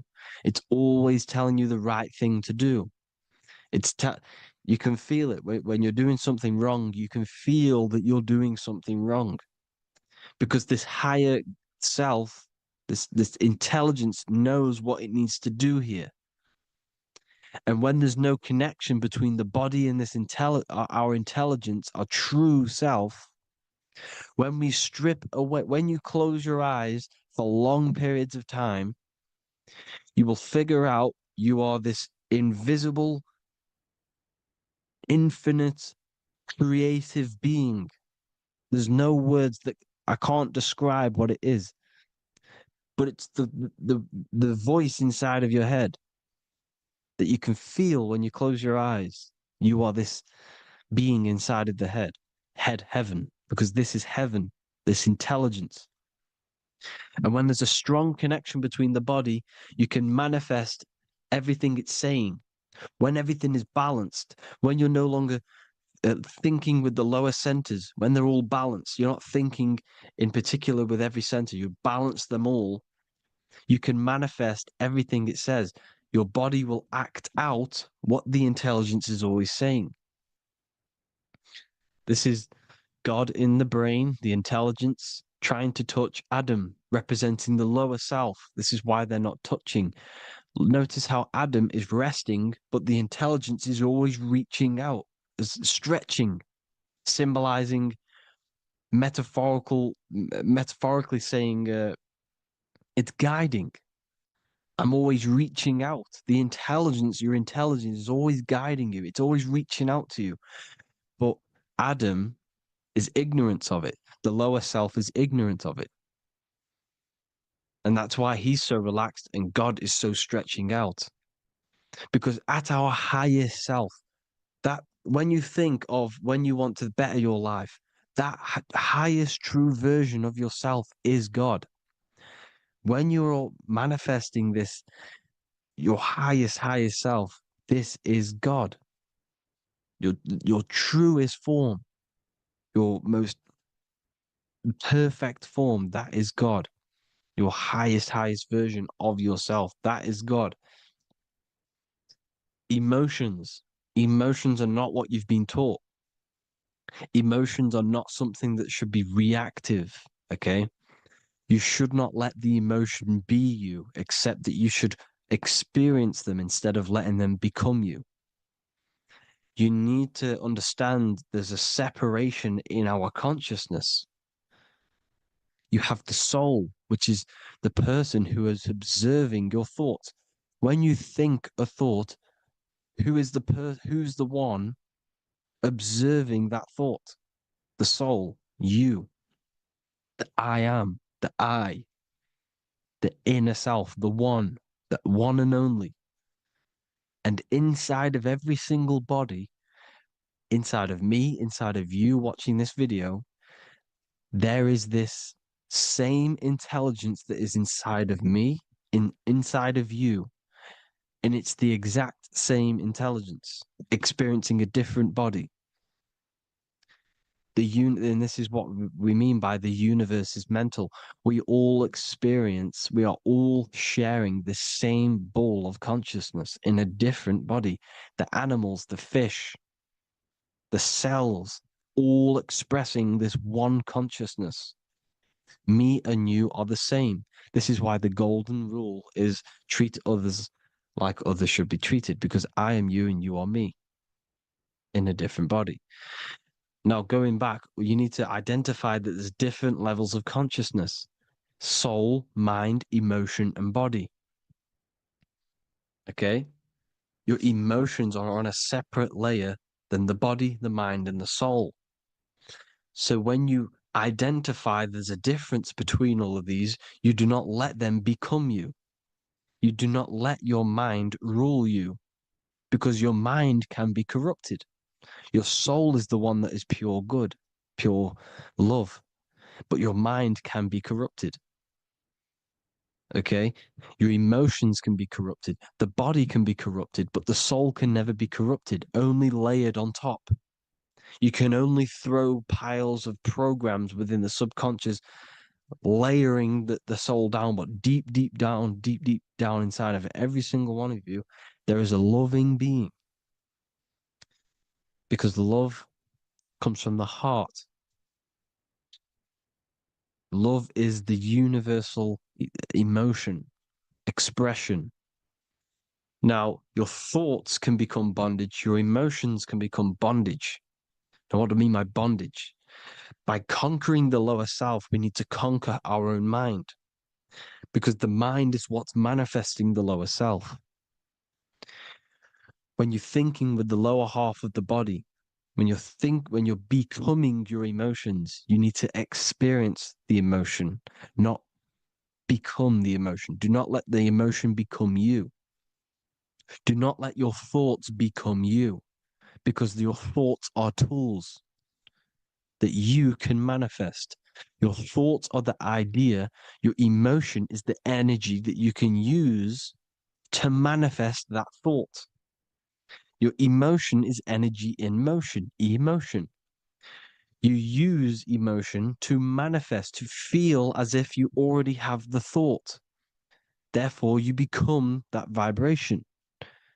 Therefore, your emotions are actually a creational force that is given to you to manifest things, because you're a human, a manifester. You're here to manifest things. You're a creator. You are a god. Your inner self, your intelligence, your I am, the one and only inside of you, the inner self, the quiet one, the one that's deep down, the invisible intelligence, is it's creating things all the time. All the time. Speak no evil, see no evil, hear no evil. This is the astronauts, they're Freemasons, but they understand this, because thinking, seeing, and hearing can corrupt your mind. And when you have a corrupted mind, you'll have a corrupted subconscious. The subconscious will manifest into the body, because 90% of your behavior comes from the subconscious mind. So you got to speak, see, and hear no evil. But sin, what is a sin? To overcome our lower self, to overcome our lower self, the 7 deadly sins are not something that goes against an external God. A sin is something that goes against your inner guide, your inner conscience, the inner self that's always speaking to you. It's always telling you the right thing to do. A sin is something that goes against this inner guide. And this is why you can feel something where you can feel you're doing something wrong. Because the inner guide is speaking constantly. And when you commit these 7 deadly sins, which are 7 internal states which keep your invisible intelligence bound to your physical body. Because evil, right? Evil love bondage. This is why they stay in this realm and they control this realm, because they love the bondage of the body. They like matter. They want to stay in matter for eternal life. They don't want to ascend back into the heavenly realms where you do not have a physical body. You can explore the universe within the astral planes. They stay bounded to the body, bounded to the 3D construct of the physical world. They have greed, lust, envy, gluttony, wrath, sloth, pride. They want all of this. And if you want that, that's okay. But deep, deep down, you don't want that because your soul is always telling you the right thing to do. Your soul knows what to do to get out of here. It needs to detach from the external world, detach from all of these 7 internal states which bound you to your lower self, your lower centers. That's what a sin is. You know, you have a left and right brain. The left brain is always analytic. The right brain is metaphorical. So the right brain is producing a holistic view of reality. Now, what do I mean? And not view, perception. When you see, because your eyes are parts of the brain, so when you look at something and you look, that image is produced in the back of the brain in the visual cortex. And then the right brain produces a perception, a holistic, it breaks down what you're seeing into a holistic image, a holistic perception. So, for example, if you're in a woods, the right brain sees the whole woods as one big woods. The left brain is breaking that perception down into individual trees, branches, and leaves. So the left brain's to do with duality, the right brain's to do with wholeness, unified. The left brain's dualistic, analytic. This is necessary so that we can pick things up and manipulate them and break things down. We need the left brain, we need the right brain. I'm not saying any of them's bad, but the left brain, sinister in Latin, means left. Because when you're left brained, you see everything in dualistic. You see everything is dual, when everything's actually one. We need to be focusing and strengthening our right hemisphere. I'm not saying sit in the right hemisphere all the time, but we need to be strengthening our right hemisphere. And this is why left is sin and right is right. Because when you focus on the right hemisphere, you see the holistic perception of creation. The right hemisphere sees humanity as one unified consciousness. The left hemisphere sees everyone as individual persons and egos. Because the left hemisphere is dualistic. And this is why the Bible says, cast the net onto the right side of the ship and ye shall find. John 21:6. What does that mean? Cast your energy, cast your perception into the right hemisphere of the brain, and ye shall find unified consciousness. You shall find your higher self, the one and only. If then you have been raised with Christ, seek the things that are above, where Christ is seated at the right hand of God. Wow. Powerful. What does this mean? Seek the things that are above, where the Christ is seated at the right hand of God. God is your consciousness, your invisible intelligence between the two hemispheres. The right hand of God is the right hemisphere. Seek the things that are above the heart. Love, intuition, expression, and wisdom. Seek the things that are above the heart, the higher self, the higher part of the body. Because when you seek the things of love, expression, intuition, and wisdom, you create a strong aura. You attract the same frequency. And this frequency is heaven, God. This is the Sumerian artwork showing the lamb. This is a step symbolizing stepping upwards, raising up. He's stepping over the lamb up to the bird. His hand is going to the bird. The lamb symbolizes the lower self. Okay? The bird with the wings is in the sky. It represents the higher self. This is why angels always have wings, because it represents the higher self in the sky. The lamb is a ground animal, symbolizing the lower self. He's stepping over the lamb to the bird, his higher self, his invisible intelligence. Horus and Set, Jesus and Satan. Look, Horus has an evil brother, Set, just like Jesus and Satan. Horus is a bird, higher self. Set is a ground animal, lower self, which is the devil and the angel on your shoulder. You see? The right and the left hemisphere, the two wings. So the devil and angels always speaking to you. The higher and the lower self. It's the battle between the higher and the lower self, between the invisible intelligence and the physical body, because the body's the one that wants the sugar, it wants the pleasure, it wants the sex, it wants the porn, it wants all of the materialistic things, it wants the 7 deadly things. Okay, it wants this. There's a battle between the higher and the lower self, your intelligence and the body. This is why you need to become balanced, so that there's a deep connection between the body and the invisible intelligence, that I am. You need to master your mind with discipline, and you gain a connection between the brain, the body and the intelligence. Resurrection, transmuting sexual energy. Okay, this is important. Res is Resh, which is Hebrew.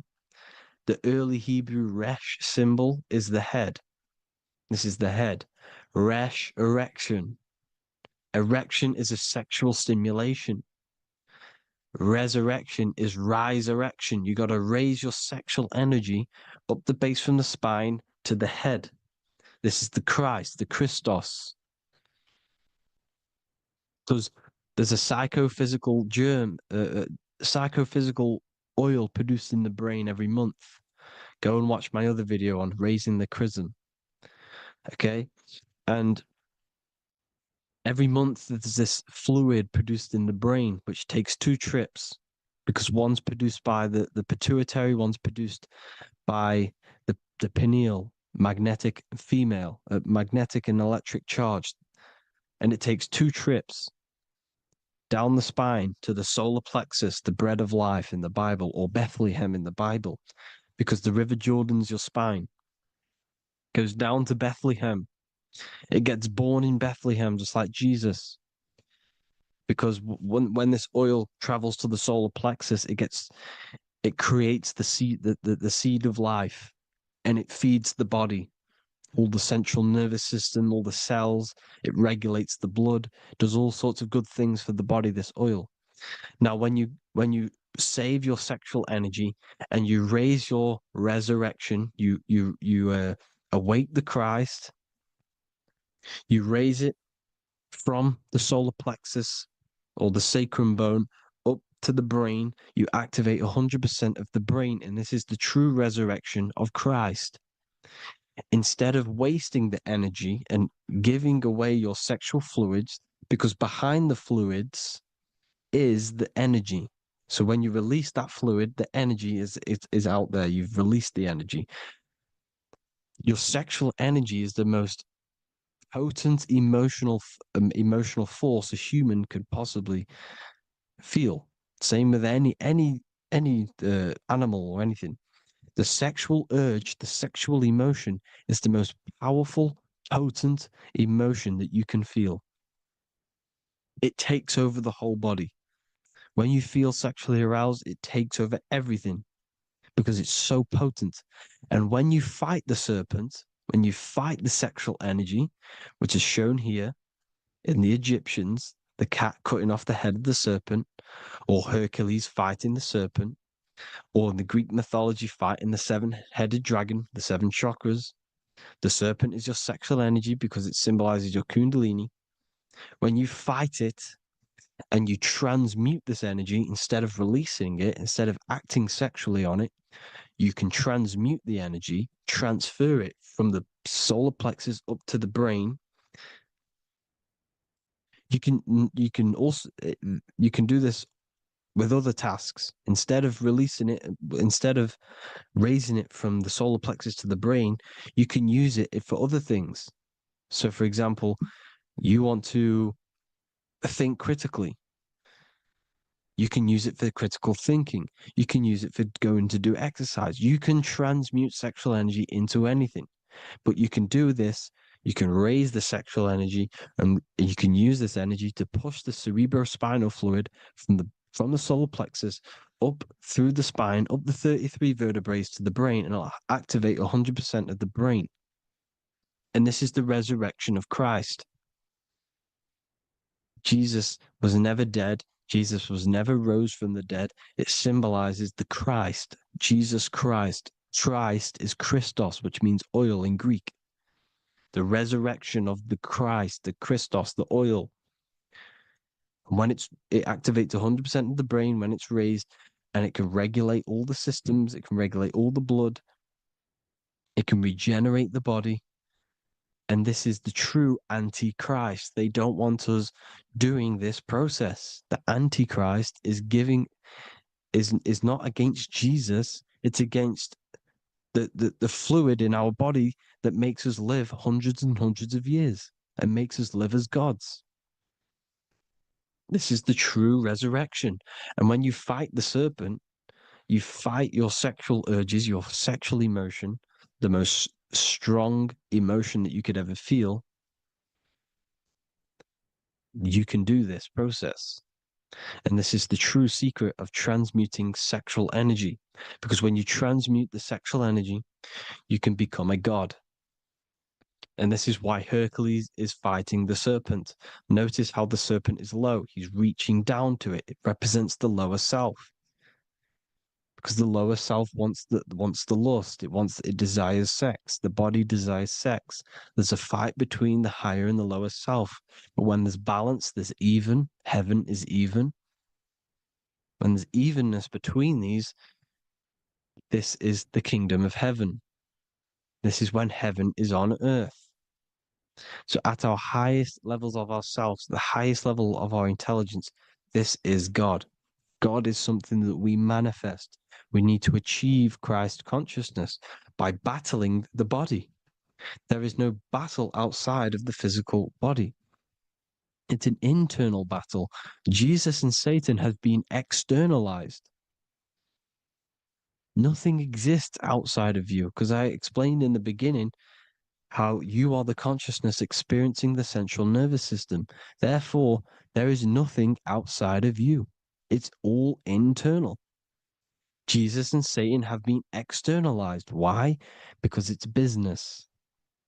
The church is a business. It's all a business. They've created these figures to be historical when they're not historical. The Bible's not historical.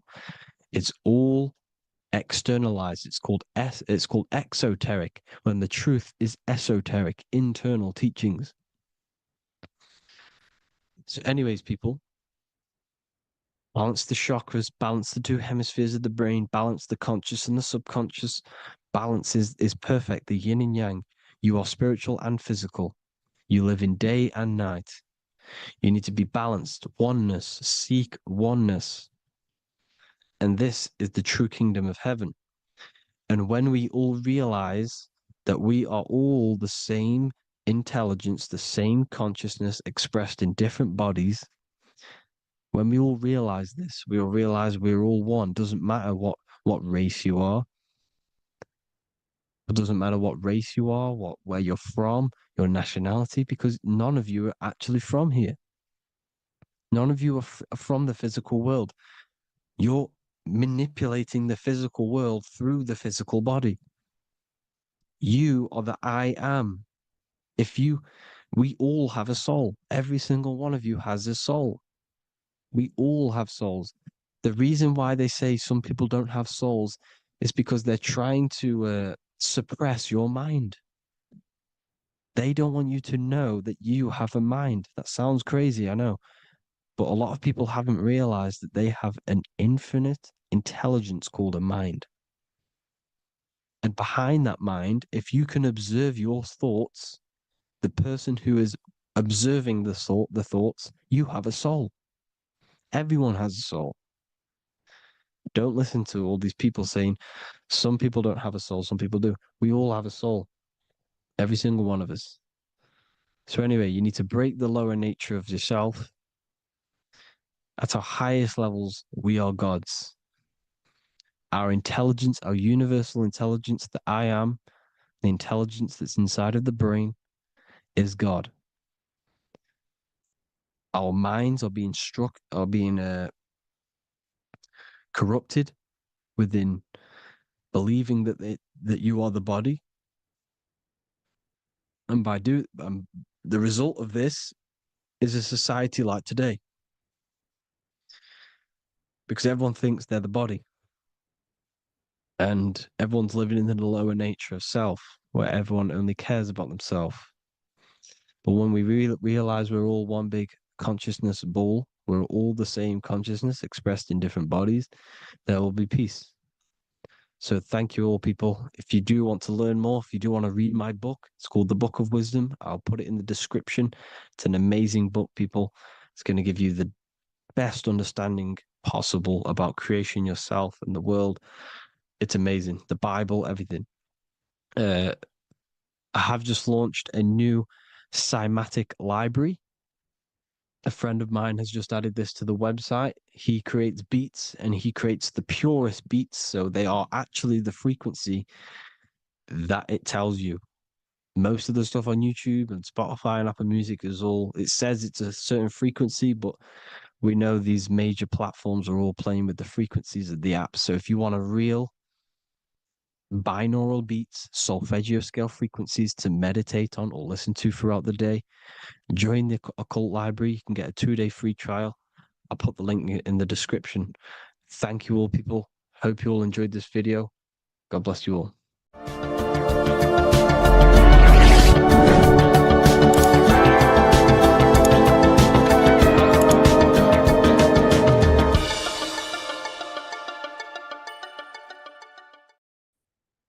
What if I told you that you are under a spell, and this spell is controlling you in every aspect of your life, and you don't even realize it? Spells are not what you've been taught. They're not fantasy magic wands that are casted over you. No, no, no. Spells are much, much deeper. A spell is a belief system that is installed into your subconscious mind, which holds power over you. Okay? If I install a belief into your mind and that belief holds power over you and controls you, that is you under my spell. A spell is a belief that someone has installed into you. Okay? You have a subconscious mind. The subconscious holds power over 90% of your daily basis behavior, thought patterns, and overall emotional state. Because the subconscious is the back end of our mind, the mind that we don't really have access to. It's the shadow self, where all of our programs, all of our memories, all of our traumas, all of our everything that we've ever experienced is recorded and kept in this vast database called the subconscious. Now, the subconscious is the 90% of our mind. We are only aware of 10% of our mind, which is the conscious mind, which is what you're using now, what you're consciously aware of. But there is a subconscious mind that holds power over your conscious decisions, and you don't even realize it. For example, as a child, you had a very, very traumatic event happen. Let's say as a child, you were not loved enough by your parents.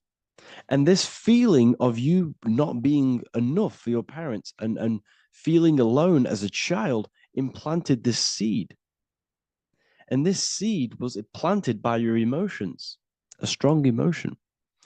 And over time, as you grew older into an adult, this seed grew and grew and grew. And what this seed grew into is you being very needy, you always seeking validation from others. Okay.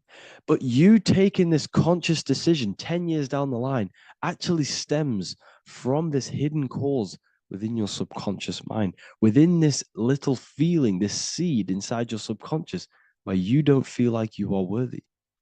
So this results in a conscious decision of you seeking validation from others, being very needy from others. Okay. This is what the subconscious is. The subconscious holds power over us. For example, posting on social media. Why are you actually posting on social media? If you take a selfie with your new watch, new car, and you go and post that onto your social media, why are you actually doing that? On the deepest root cause, it's not because you just want to post a picture. No, it's much deeper. It comes from a subconscious belief or a subconscious emotion of you seeking external validation, whether you believe that or not. But that's what it is. If you're posting on social media, you're seeking attention, you're seeking validation from others on a deep level, on a subconscious level. You may not even realize this because it's subconscious. Now, this is what a spell is. Money is a type of spell.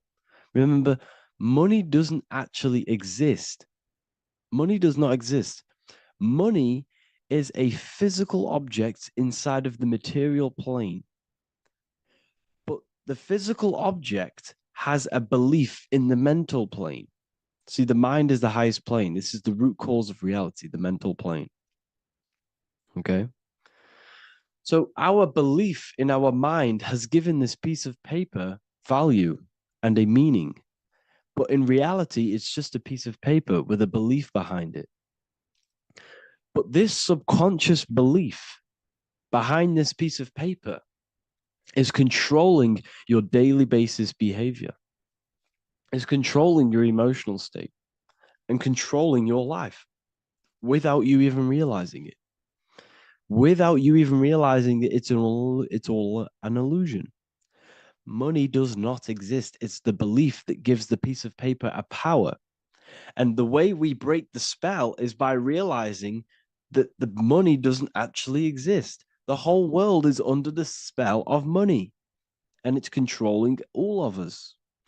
But the spell is the belief. Once we all wake up and realize money has no value, it doesn't actually exist, it's only a belief. There is no actual money. That's how we break the spell. The spell is broken when we figure out that we are under the spell, under the belief, under the illusion of this piece of paper having value, and it's controlling our lives. That's why the word money has mon within it. Mon is moon, and the moon represents our hidden aspect of our mind, our subconscious, and the sun represents our conscious mind. So you have two versions of yourself. You have the self that you show to everyone, the conscious mind, and you have a shadow self called the subconscious, which is the hidden aspect of you. For example, do you really love your partner who you're with, or are you just with them for, is there a subconscious fear of being alone? Do you really want to be with this person? Or is it stemming from, are you staying with them because it's stemming from this fear of being alone, of being lonely? Or are you just with them because you have a subconscious sexual addiction? And all of your conscious decisions are actually coming from this little seed of wanting sex or not being alone. You have two versions of yourself, the conscious mind and the subconscious, the shadow self and the self that you show to everyone else. Okay. And the subconscious is what's holding power over you. When you drive your car, you don't consciously have to think about changing gear. You've done it that many times. It's on autopilot. That's the subconscious doing it. You can be walking down the street. Your conscious mind can be thinking about what you're going to cook for tea later, but your subconscious mind is controlling your body and walking your body. You don't have to think about moving the body. You just do it because you've done it that many times. It's a program. It's a belief in the subconscious that's giving this movement power. You see, the subconscious holds a lot of power over you. Our beliefs hold power over our daily basis behaviors and actions. Okay, like I said, posting on social media, this is seeking external validation. There's a subconscious stem, there's a subconscious urge bringing this desire into conscious reality. So we must break the spell of our emotions controlling us, our traumas from a child controlling us. For example, another example of this, let's say you were in a car crash years ago, and this car crash led you to having a very traumatic event, very traumatic emotion you felt in that car crash. You felt a lot of pain. That was impressed into your subconscious. And even to this day, you're probably scared of going into trains, going onto cars, going inside of vehicles. And you might not even be aware that it's actually stemming from this event that happened 10 years ago. That's the spell. That's the spell that's holding power over you. And you don't even realize it. You realize the spell when you realize you're being controlled by this old belief, this old trauma. That's what a spell is. A spell is not something I cast over you with a wand like Harry Potter. Spell's much deeper. It's the hidden aspects of our mind that hold power over us, that control us. Okay? So how do we get rid of the spell? How do we break the spell? By installing new belief systems, by installing new programs into our subconscious. The subconscious is impressed by repetition and emotion. Everything you do on repeat, for example, tying your shoelaces, you can be looking up into the sky, closing your eyes, thinking about what you're going to create for tea while doing your shoelaces. You've done it that many times, you don't have to think about it. That's the subconscious taking over. Okay. That's the repetition aspect of the subconscious. For example, you could probably run down your stairs. You know exactly how to run down the stairs. If I tried to run down your stairs, every staircase is different. I'd probably fall over. But you've done it that many times, you know exactly how to do it. It's what we call ritual. When you have an evening ritual, when you tidy the house, you do your skincare routine, you wash your teeth, that's a ritual. This is what the ancients called ritual. When we do rituals, we're trying to implant something into our subconscious to either remove an old program, an old seed that is controlling us, for a new one that's going to grow into new light, into a new reality. So you can implant messages, implant new programs into our subconscious, which will then grow into a new reality. Okay? Because if I tell you something over and over and over again every single day, for example, if I say, you do what I say every single day I repeat this statement into your ears, About a month or 2 months in, you're going to start to believe in that statement, and you're going to start to be under my spell. You're going to start to do everything that I say. So this is what spells are. Spells are subconscious beliefs that hold power over you, and you don't even realize it. So we need to remove these old programs we have that are controlling us for new programs. And we do that through ritual, affirmation, and imagination. Repetition and emotion is key to impressing the subconscious. They are the two ways that spells are created, that programs are created. The subconscious only knows the now, and it only knows you. So every word you say is a spell. So when you call someone else a name, you're calling yourself a name, because your subconscious takes everything you say as truth, because it only knows you. It doesn't know anyone else. So every night we can do affirmation. We affirm the reality we want. This is what we call a ritual. We sit down or we stand up, whatever it is. You affirm the reality you are, I am statements. And then you imagine that reality. And you do this over and over again, every day, twice a day, 3 times a day, however many times. And this will cause repetition. This will install a new belief system into your subconscious, which will then start to show in your external reality. It will start to put you under a spell of the new program. For example, if I install into my subconscious that I believe that I am rich, every single night I affirmate that I am rich, I am wealthy, I am free. And then I do a ritual. I start to imagine this reality every single night. I do these two things on repetition, and I start to feel the reality and imagine the reality. Over time, I'm going to start to believe that I am rich, that I am free, and I am wealthy without having the physical reality. And what this will do is that it'll implant a message deep within your subconscious mind. It will plant the seed of this belief. And this belief over time will grow into 90% of my thoughts, 90% of my actions, 90% of my words. My words, my thinking will change due to this new belief. I may not even realize it, but I'm looking for more opportunities to make money. I'm speaking to more people because of this belief that I've installed. This belief has triggered new ways of thinking. My mind, my conscious mind, is now only operating to fulfill this belief. And my conscious mind might not even be aware of it. You won't even realize that you're manifesting this belief of being rich. And that's how it happens.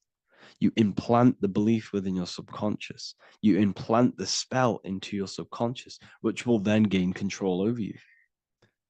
So we need to make sure we're removing the negative spells, the negative programs that are controlling us, for new regenerated ones, for new ones that are going to create new realities, a better life. Okay? You don't want negative traumas, negative seeds controlling you and growing into your life. If you don't cut them off, they will continue to grow and grow and grow. Your anxiety will get bigger and bigger and bigger. Your depression will get bigger and bigger and bigger. But it's all actually stemming from one belief system or one trauma. Okay? So this is important. Everything in this physical plane is an effect of the higher planes. It's a shadow of the mind. Everything we think, all physical objects, began as a thought, then an imagination, then energy, then a physical reality. So we must change the mental plane. We must plant seeds into our mind to change down into our physical material life.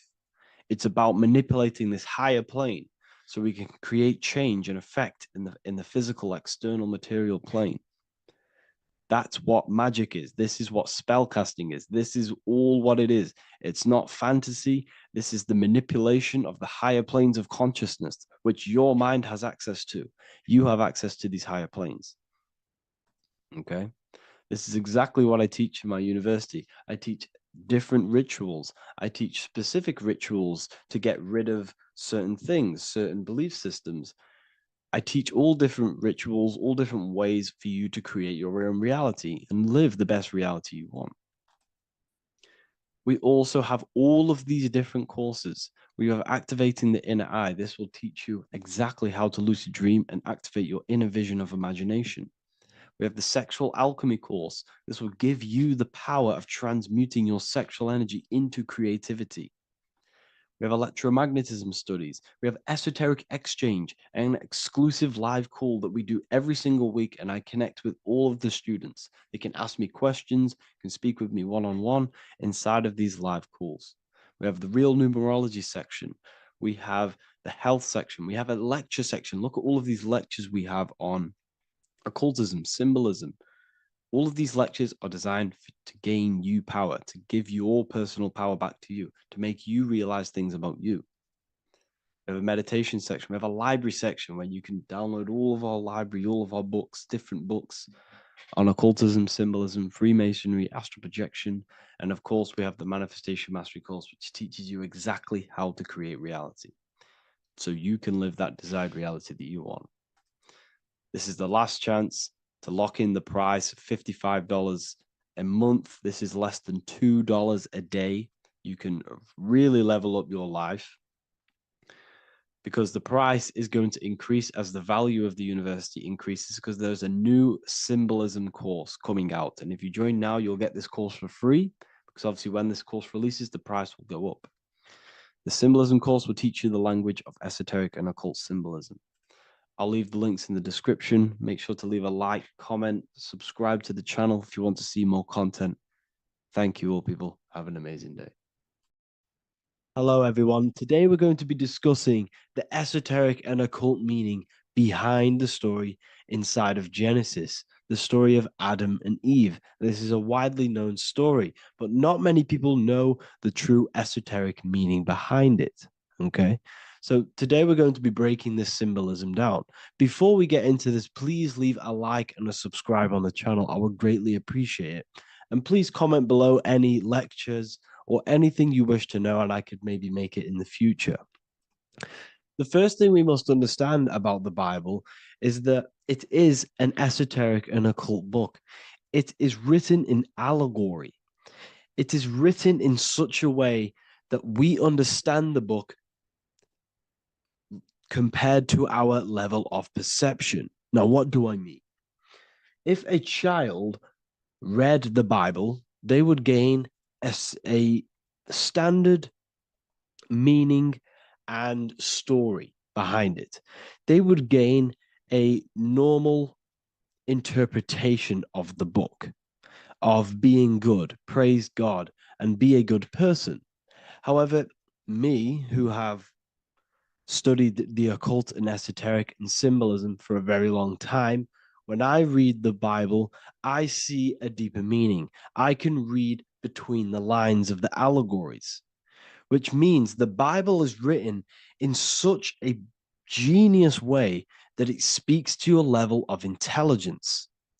Depending on how advanced you are mentally and with knowledge, will depend on how you decipher this book and how the parables inside the book can speak to you in your personal life. Okay, so the Bible is the greatest psychological book ever written in history. This is why it's known as the greatest story ever told. It's a story. What we must understand with the Bible is that the Bible creates on the surface a logical way of thinking, which is what we call religion. We read the Bible and if we think logically and we take that book literally, then we gain a religion. But if we look beyond the surface, this is what we call esoteric, metaphorical, symbolic. You can read between the lines using our right hemisphere of the brain in deciphering this book and what it truly means to us and the evolution of our mind, body, and soul. What this book actually reveals between the lines is instructions and stories which teach you how to level up your consciousness, how you can sync the mind, body, and spirit and the soul all together so you can live like a god. This is what the esoteric is. It's the purification of consciousness. Now, when it comes to Adam and Eve, okay, what we must understand is that this is the beginning of creation.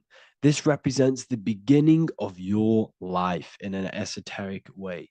This is symbolic for the beginning of your incarnation into this physical world, okay? And we have Adam, masculine, Eve representing feminine. These are the two masculine and feminine energies which create the whole material universe, okay? And as we are born with a pure consciousness. We are born with pure consciousness. Well, now, what do I mean? As a baby, we have no knowledge. We are pure essence of the soul. You know, we don't gain the knowledge of good and evil. We are pure.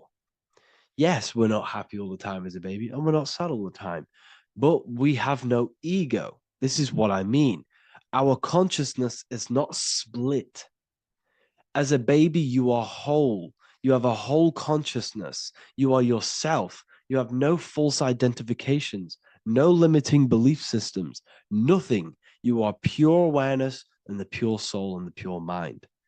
Now, this is what Genesis is representing. As we grow older, the more experiences we gain, the more thoughts we start to think, the more knowledge we gain of this world, the more impure our mind, our heart, our soul, our spirit becomes, the more impure our body becomes. As we grow older, we're infected with negative beliefs, negative thoughts, and society norms. This is a big one. As we grow older, we are molded by society. We shut off areas of ourself and we push them away so that we fit in with society.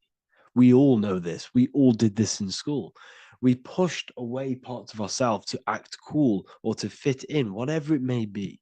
Whatever type of person you were in school, we all went through this because society and culture is programmed. So as we grow older, our consciousness splits. We gain a persona, an ego, and we gain a shadow self, the subconscious, and we gain an ego. Now, the ego is what you show to people. It's that character that you show, that you put on to your culture, to your family, to your friends. This is a false identification. And we also gain a shadow self. The shadow self is gained through experience. This is the subconscious. Our ego is created through experience. And so is the subconscious and the shadow self. Okay. So as we gain age in this material body, we fall from the Garden of Eden. We gain the knowledge of good and evil. This is what the symbolism represents of us leaving the garden, us eating from the fruit. Now, the fruit represents the knowledge, it represents the insight, the experience, which splits our pure consciousness. Our soul splits. Okay? We lose connection with the divine. We lose connection with our pure self through material experiences. We may lose ourselves in material experiences. We may lose ourselves in lust and material gain, wealth, and all of these lovely things that the material world offers. We lose ourselves in this. Okay? And not only that, there's another symbolic thing that we're missing with being a child. There's another symbolic meaning behind this tree in this story of Adam and Eve. And this is sexual energy. Okay? As we are a baby, we have no ability to create another human life. We have no sexual urges. We have no desire for the material things as a baby. Nothing. as we grow older, our sexual energy cultivates around the age of, it's like 10, maybe earlier for some people or later for some people. This is what we call puberty, when our sexual energy activates. This is when the masculine and feminine energies are present within the body. And we are now given the ability to create human life. We're now given the ability to bring in a soul into the material world. Now, this is what we believe and know in the esoteric world. That is what sex is. You're bringing a soul from the astral into the physical. Okay. So as you grow older, you gain this ability to use the power of creation. You gain this force within you that allows you to open a portal in the astral and bring in a soul to the material. Now, this power can be misused. This power is very powerful and should not be misused. In occult and esoteric teachings, we teach and learn sexual transmutation, how we transmute sexual energy into different areas of our life so we can grow and create. Because sexual energy is creative energy. It creates a whole new human being. So if we retain it, we can transmute it into creativity. So this energy is kind of corrupting us as well. And now I'm not saying growing up is evil, all this thing is evil. This is a natural cycle that we must go through. The soul of us must go through this cycle so that we learn, so that we overcome it, so that we gain mastery over ourselves, so that we expand ourselves. I recommend you watch the Evolution of Consciousness lecture that I did on my YouTube. An amazing lecture. Talks about the evolution of consciousness and how we're on a never-ending cycle of life and death and expansion. So leaving the Garden of Eden is symbolic. You see, Eve represents emotion. She's feminine. Adam represents action. That's why he bit the apple. You see, Eve takes the apple and tempts Adam because she's the emotion. She's the sexual desire. And Adam eats it. He releases, he misuses the power of his creation. He misuses his consciousness because of material illusions and material desires. This is natural, okay? As we grow older in this life, our soul has to experience sin. We have to experience negativity. We have to experience evil, okay? And we have to misuse this power within us to learn about it so we can overcome it and gain control over it. Now, this is why the Bible says in Genesis 3:6, "For God doth know that in the day ye eat thereof, then your eyes shall be opened. Ye shall be as gods, knowing good and evil." This is very, very, very symbolic. We come into this world to experience a dualistic way of reality. We come into this world to challenge ourselves so the soul can grow, because the soul comes from pure love from God. But we come into this world so the soul may know what it's like to be evil. You see, we are like a seed. Our soul's like a seed. And when that seed grows, okay, and it's planted, them roots must grow to hell in order for the top of the tree and the roots to grow to heaven. In order for the soul to reach the highest states, it must descend down into the lowest states. Good and evil. This is the story of good and evil, okay? And this is the story, a psychological story of how the human mind has functioned in this life. This is what this story is representing of how our soul and mind is functioning, how our consciousness is splitting and growing up and evoluting. Okay. Like I said, snakes represent sexual energy. They represent, snake, when you've been snaked. This is why we say you've been snaked, because it represents a temptation of sexual energy. This is why the Kundalini is symbolized as a snake.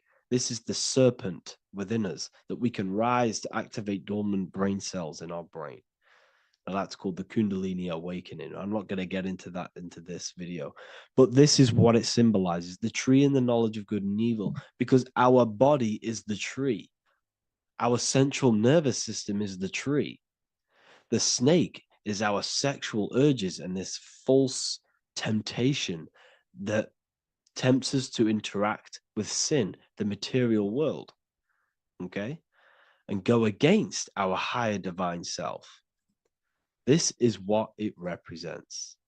Now, it's very, very symbolic. Not everyone is going to agree with this, but this is my interpretation of Genesis based on my research of occultism, symbolism, metaphors, and me studying the Bible. This is my interpretation, and I hope it resonates with you. It might not resonate with you, but this is what makes sense to me, and this is what has made sense to many other occult researchers who are in this space as well. Okay. So please leave a like, leave a comment, leave a subscribe. I'd greatly appreciate if you could, just give me some support on this channel. We're nearly at 100,000 subscribers, which is insane. I just want to say thank you all.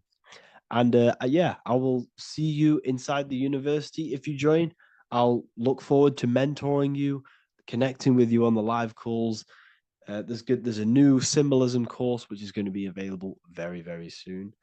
And yeah, if you join the university, you also get a 30% discount on all of my products, astrology readings, one-on-one calls, all of my books. Yeah, so I hope you gain some insight on this video, and I'll see you in the next video, and I'll see you inside the university. Have an amazing day.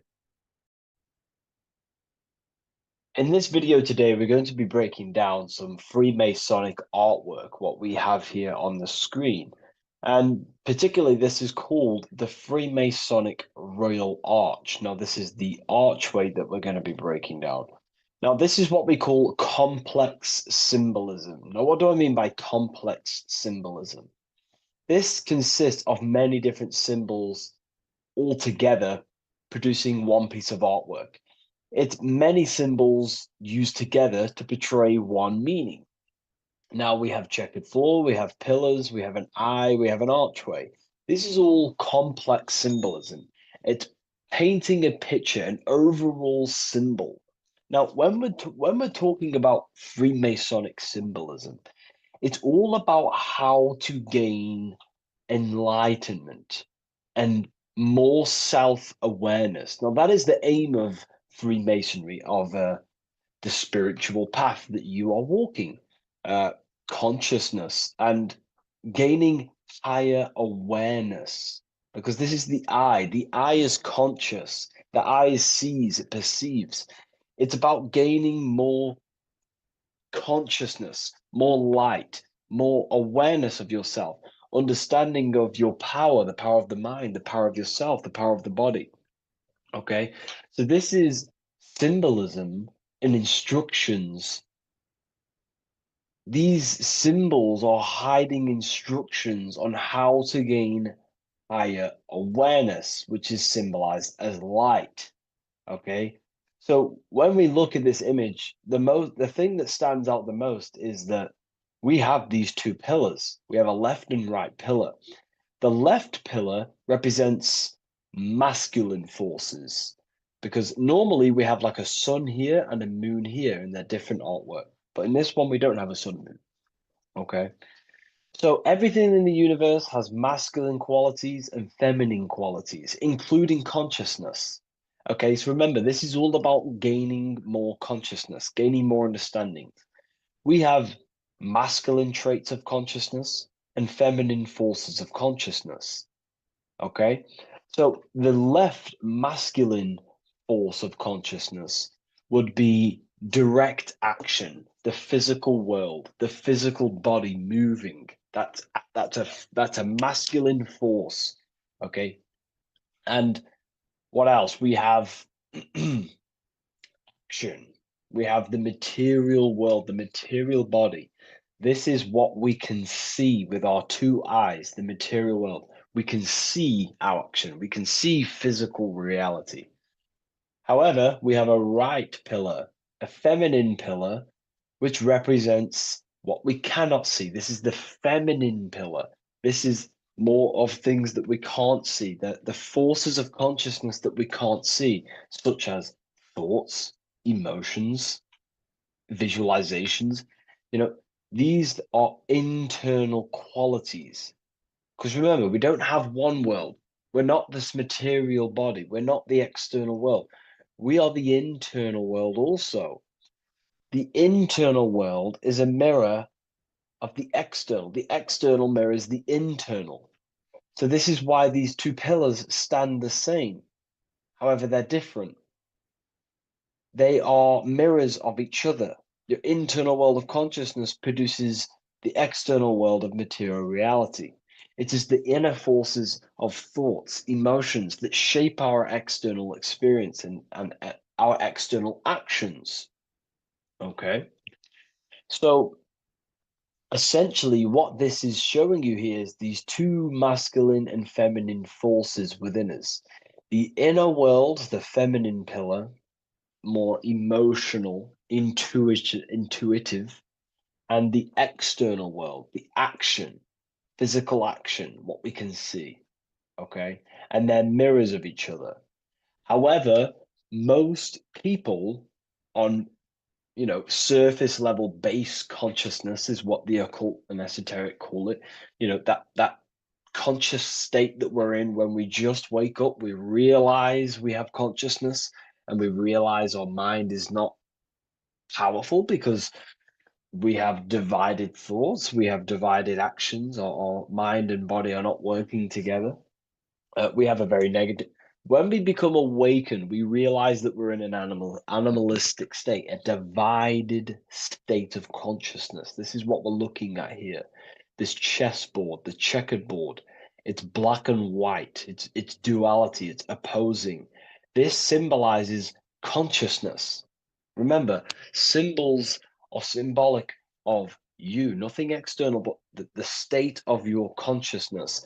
This represents base level consciousness, hence why it's on the ground. The ground represents low. It's at the base, it's the surface, it's the ground upon we rise upon. We have to climb these pillars, remember. We climb these pillars towards the archway, the eye. Now I'm going to break that down later. So the black and white checkered board is confusion.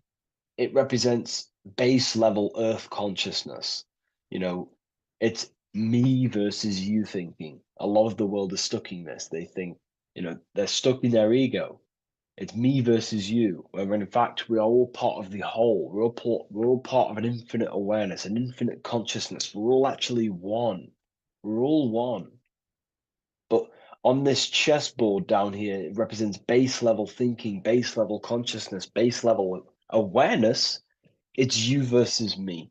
We see life through the ego of of selfishness, pretty much. This is the internal division where our inner world is not aligned with our external world, where our mind, our internal thoughts are not being acted upon. Now, and that's not to say, oh, you should act on every single thought, because we all have intrusive thoughts. However, if you say you're going to do something in your internal thought and in your mind, the body needs to be a follow-up of that. You need to have honor within you that your body acts out the mind's will, the mind's desire.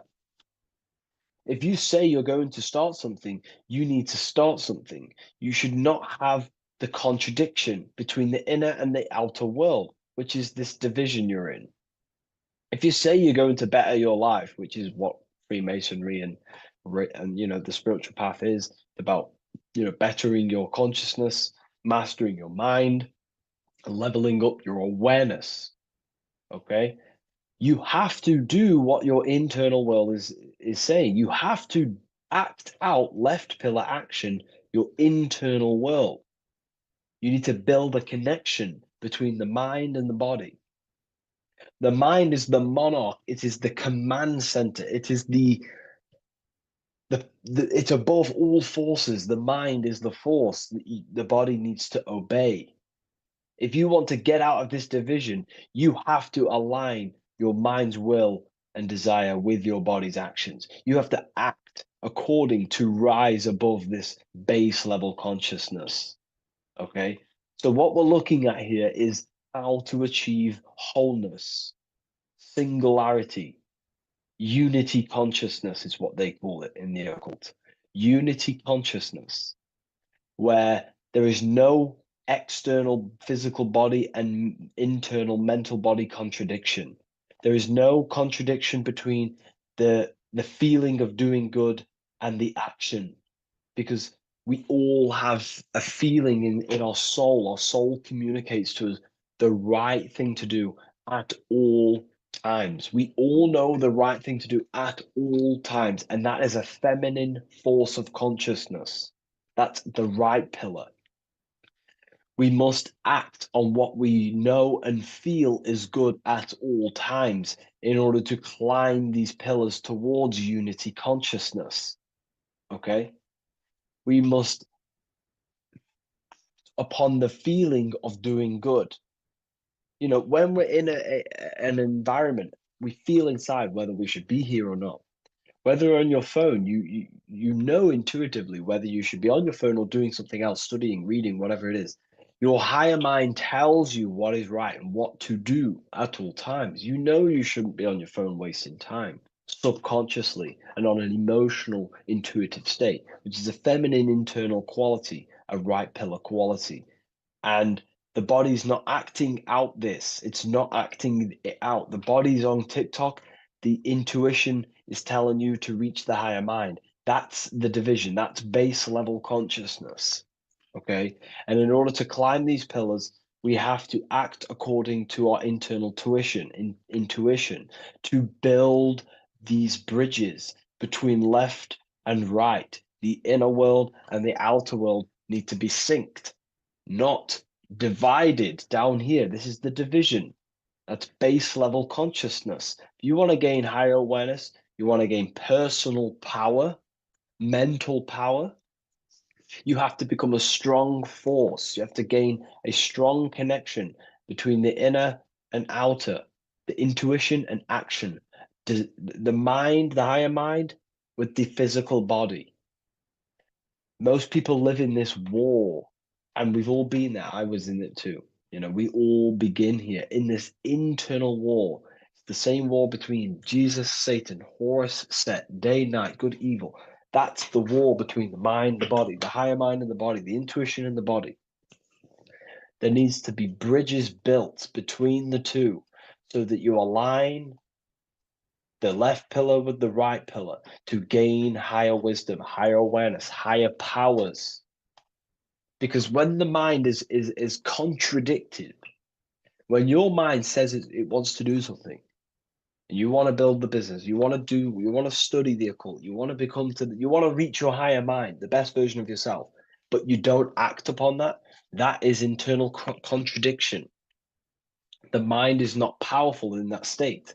The mind cannot direct its creative power, its forces, if it can't direct these forces into manifestation to create things in your life. You know, as you are aware, if you've watched my videos, you are a creator, you are a co-creator, a spark of the mind of God, and you are here to create and expand. In order to use the power of your consciousness, the power of your mind, the forces of your mind correctly, and to direct it with force, direct it efficiently, you have to align the inner and outer world, building the bridges to gain higher awareness, to gain higher power, to find out more about yourself and why you are here. Because remember, we're all being guided by our intuition. That is the true spirit guide. I don't like saying spirit guide. Spirit guides are not real. There's no force outside of you guiding you. It's your own soul guiding you through intuition, through emotional communication, the feeling of goodness, the feeling of what is right. Down here in division, you don't understand right from wrong, light or dark. But when you awaken, you start to understand right from wrong. You gain higher awareness. And this is what you need to act upon to climb these pillars, to align the left with the right, the inner and the outer, the masculine with the feminine, the action with the emotion. Okay? And this is why we have this symbol here. Because remember, let me draw this for you. Upward triangle represents fire, which is masculine, left pillar. The downward triangle is water, which is feminine. And together they combine to create this symbol, which is, again, symbol of unity consciousness.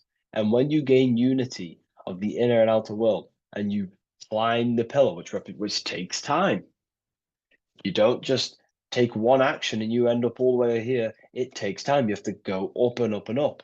Then you build the bridge between the left and the right, the inner and the outer, and you gain power. This is the unification. This is why these two angels are holding hands here. They're unifying, they're holding hands, they're working together. This is symbolic of the collective consciousness also. Our life is shaped by the collective consciousness. We need to work together. The elites are using this symbol as chaos.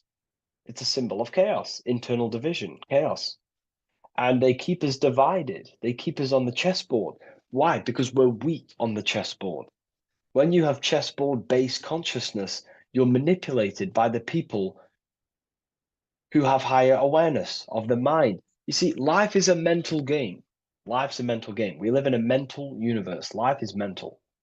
Okay? And the ones who use the mind more, the ones who know about the mind more, win the game. It's throughout history. You know, you can moan about this, you can whine about this, and it's okay. But this is life at the end of the day. The ones who know the forces of consciousness, the ones who know the mind, always rule over the ones who do not. You know, we can moan about it. I used to moan about it. However, it gets you nowhere. This is the game we're in. This is the situation we are in. We have to learn how the mind functions. And if we do not, you will be moved by the chess master, by the people with higher awareness, and you will be stuck in division, you versus me, light versus dark, racism, division, all just division tactics for us to be manipulated. Because we're not working together, that's when we're easy to be manipulated. So in this state down here, you're easily manipulated because you don't know how your mind functions. You have a base level awareness.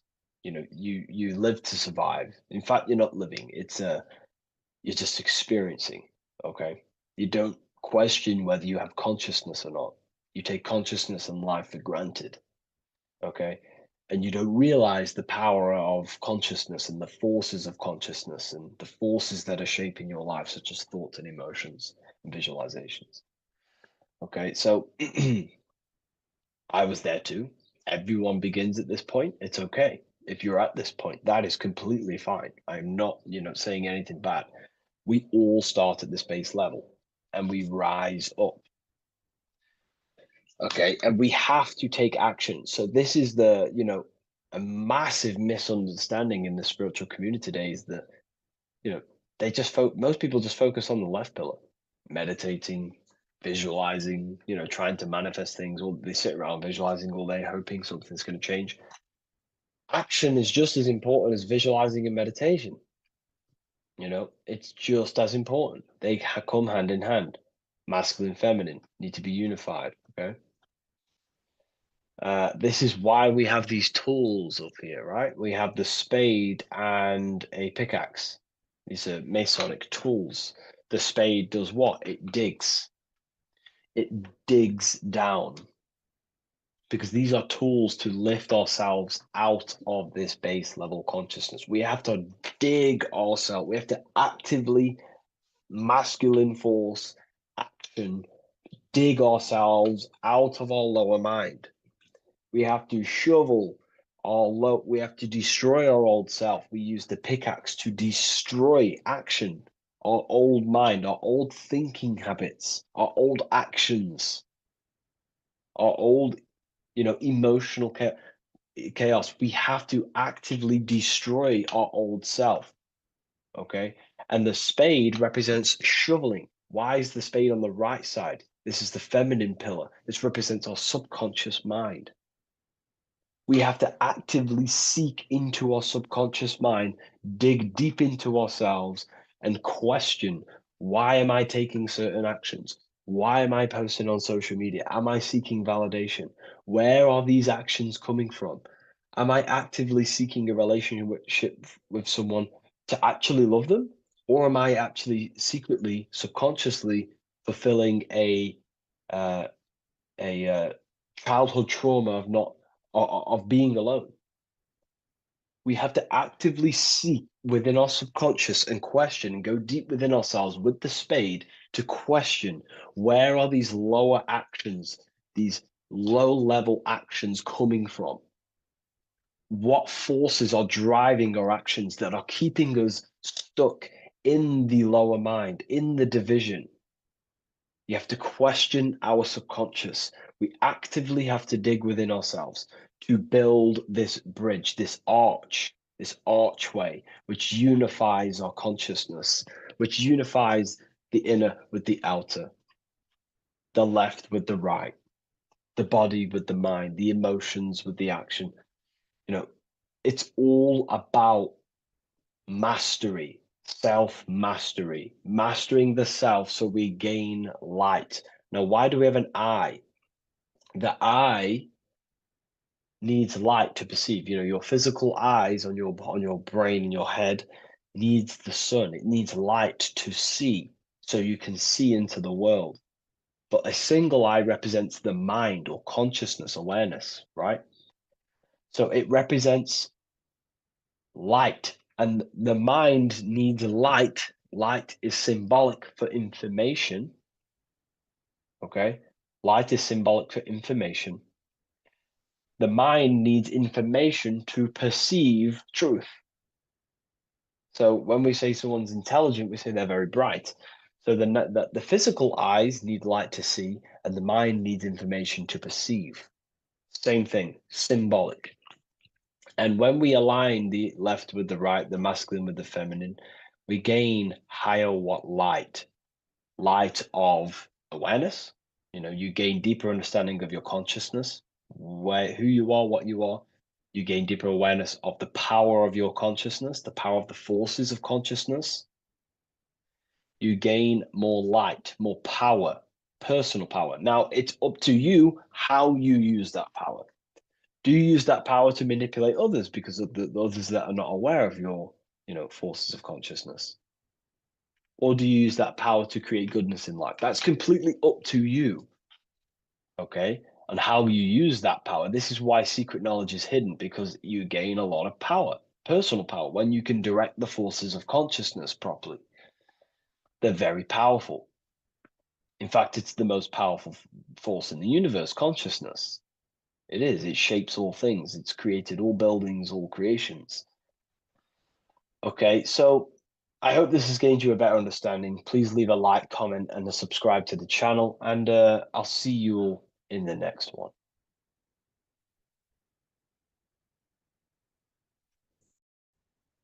Hello, and welcome back to The Real University. Today we're going to be talking about hidden spells within the language, English language. This is why we call it spelling. A lot of people are already aware of this. However, I'm going to go over some words that have double meaning, meanings to them, behind them, which trick your subconscious mind. So the word grammar comes from the word grimoire, which is also known as the book of spells or a magic book on how to create magical objects like wands, amulets, how to perform magic spells, charms, and summoning and invoking supernatural entities such as spirits, which are on the other side of this physical reality. So, what you must understand is what you say in this physical world is also happening in the astral world as well. So, your words are spells. They cast spells into the spirit plane, they cast spells into your mind, They cast vibrational frequency into your cells in the water. Water holds a lot of energy, so we're going to be going all over this. The subconscious mind takes everything as truth. Everything you say is truth to your subconscious. And you should know this by watching the Manifestation Mastery 2.0 course. I talk about this. This is so important that you understand this, because everything is truth within the subconscious. It only knows you. Your subconscious mind, if you watch the course, you should know this, it's responsible for 90% of your daily basis behavior. The thoughts that you are thinking on a daily basis, the things that you do, the things that you say, 90% of what you do and say and think you did yesterday, because of the subconscious mind holds all of your programs. What you say is molding your mind. What you state is truth in your mind. It does not know the difference between a joke or it does not, it takes everything literal. It is literal. Your mind is a manifesting supercomputer, and whatever you say into it, it says that is what I want. So whatever you tell your mind, that is what you'll have. That is what you'll believe. So every word you say is truth within the subconscious. So this is why double meaning words have an effect on your subconscious. And this is why I'm raising awareness here. So talking is a tall king.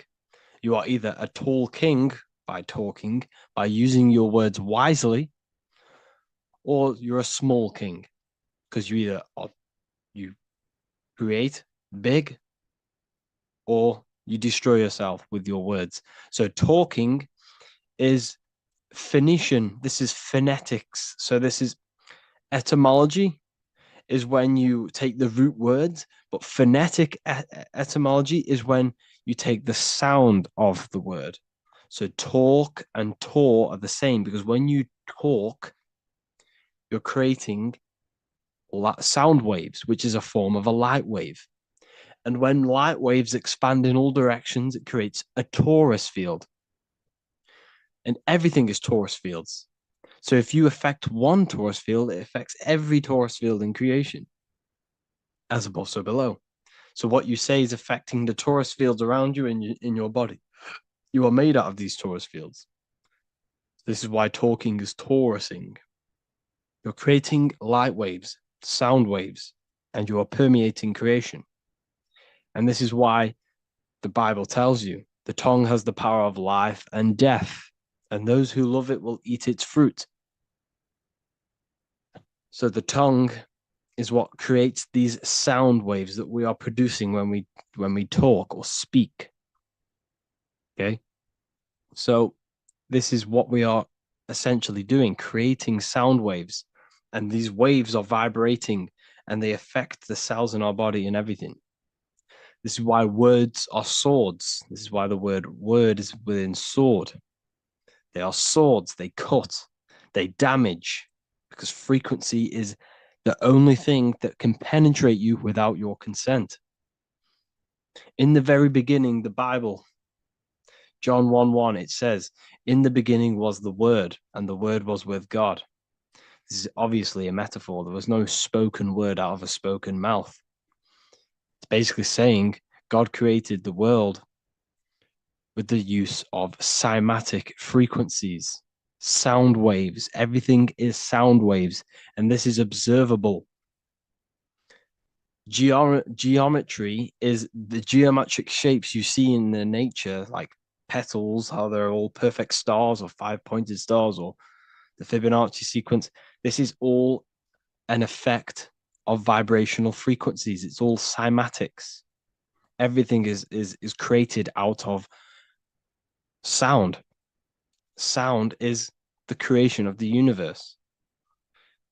So this is how powerful words are. It's a cymatic frequency. Hello.